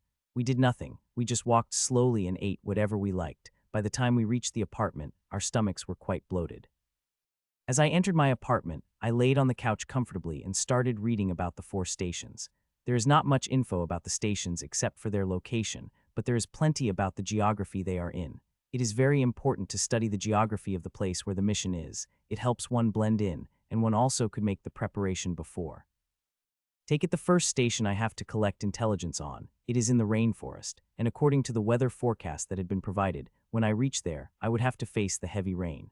For me, heavy rain is good and bad. It helps me hide better and also will help me hide my tracks, but due to it, I will be easily discovered by grim monsters at closest distance, and Ashlyn will have difficulties flying in such weather. Time passed as I continued, and soon evening had come. I stopped reading and started with my regular evening chores, cooking, eating, and training. By the time I finished with them, 3.5 hours had already been passed. I again read for 2 hours before closing the book as I had to wake up early tomorrow. When I woke up the next morning, I quickly ate and trained before leaving for the guild. When I reached the guild, the first thing I did was to collect the toys that I will need for the mission before walking toward the airport. Soon I reached Section 1, which is one of section that is above ground and waited for airship to arrive. The airship is coming from Warzone 9 and picked me and others for their missions and sent us to the different hidden camps. Soon the airship had arrived, but it did not land. It stayed floating in the sky, and we had to fly toward it. I flew toward the airship with Rest and passed through the big door that had already been waiting for us. This ship is just like the one we went for our mission to exterminate the mission, both externally and internally. Ting. As I entered the ship, I got a message from the ship about the pod that I had been assigned, which is quite far back from the airship. When I moved through the pods, I found most of them were already occupied. I don't know why, but I expected it to be unoccupied, but it is mostly occupied. On my way back, I had less than 10 pods unoccupied in this honeycomb-like pod interior. A minute after I entered my pod, the airship shot up in the sky while I watched the city down, till airship flew over the city before I started reading mission material. It took me 2.5 days to reach the hidden camp number 564. It has the same style as the previous hidden camp I had been, and if not for me knowing it is a different camp, I would not have been able to identify they are different. So will you be going now and after taking rest? Asked Clara. This pretty blonde girl who asked me the question is Clara. She is my guide to hidden camp. She was already waiting for me when I exited the airship, and for the past hour we have been discussing the topography around the station. Now would be great. I've taken all the rest I could in the airship. I replied, okay, then let me take you to the teleportation gate, she said. With her, I soon reached the hall where the teleportation gate is. I had thought since this hidden camp is the same as the previous hidden camp, the teleportation hall will be in the same place, but I was wrong. It is in a completely different place. It is not surprising as that camps that look the same are a little different. Keeping all the camps similar would be total idiocy. It will be like telling infiltrating enemies where everything is. Entering the teleportation hall, I felt that same deep shudder, which I felt last time. Who wouldn't? There are FUCKING cannons everywhere. They could easily vaporize anyone in an instant, a slight mistake from the weapon handler, and I would turn into invisible particles before I even knew it. Best of luck. Few seconds later the handler activated the teleportation gate and I walked toward it, and just as I was about to take a step inside it, I heard Clara's voice saying best of luck, hearing that I waved my hand before I stepped into the formation.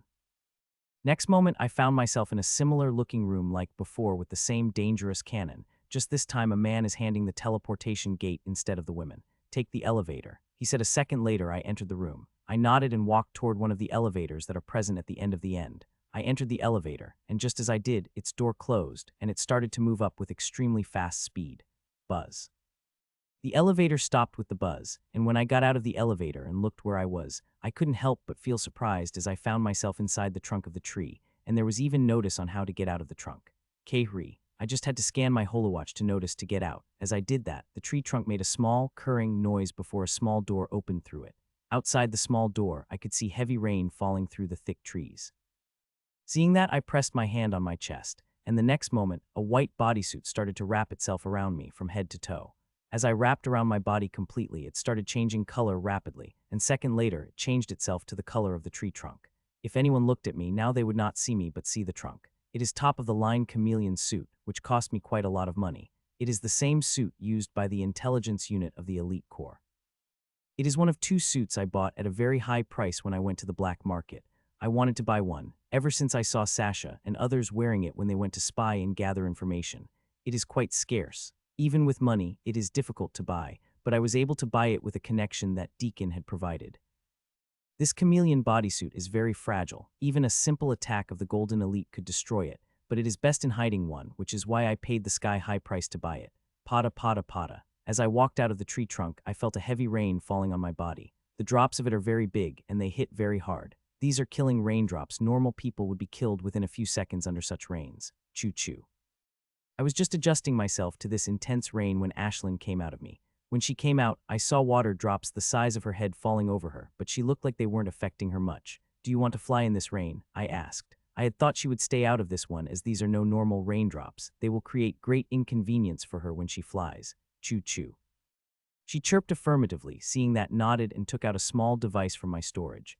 You will have to carry it when you fly, I said to her and attached small things onto her neck using a tiny collar.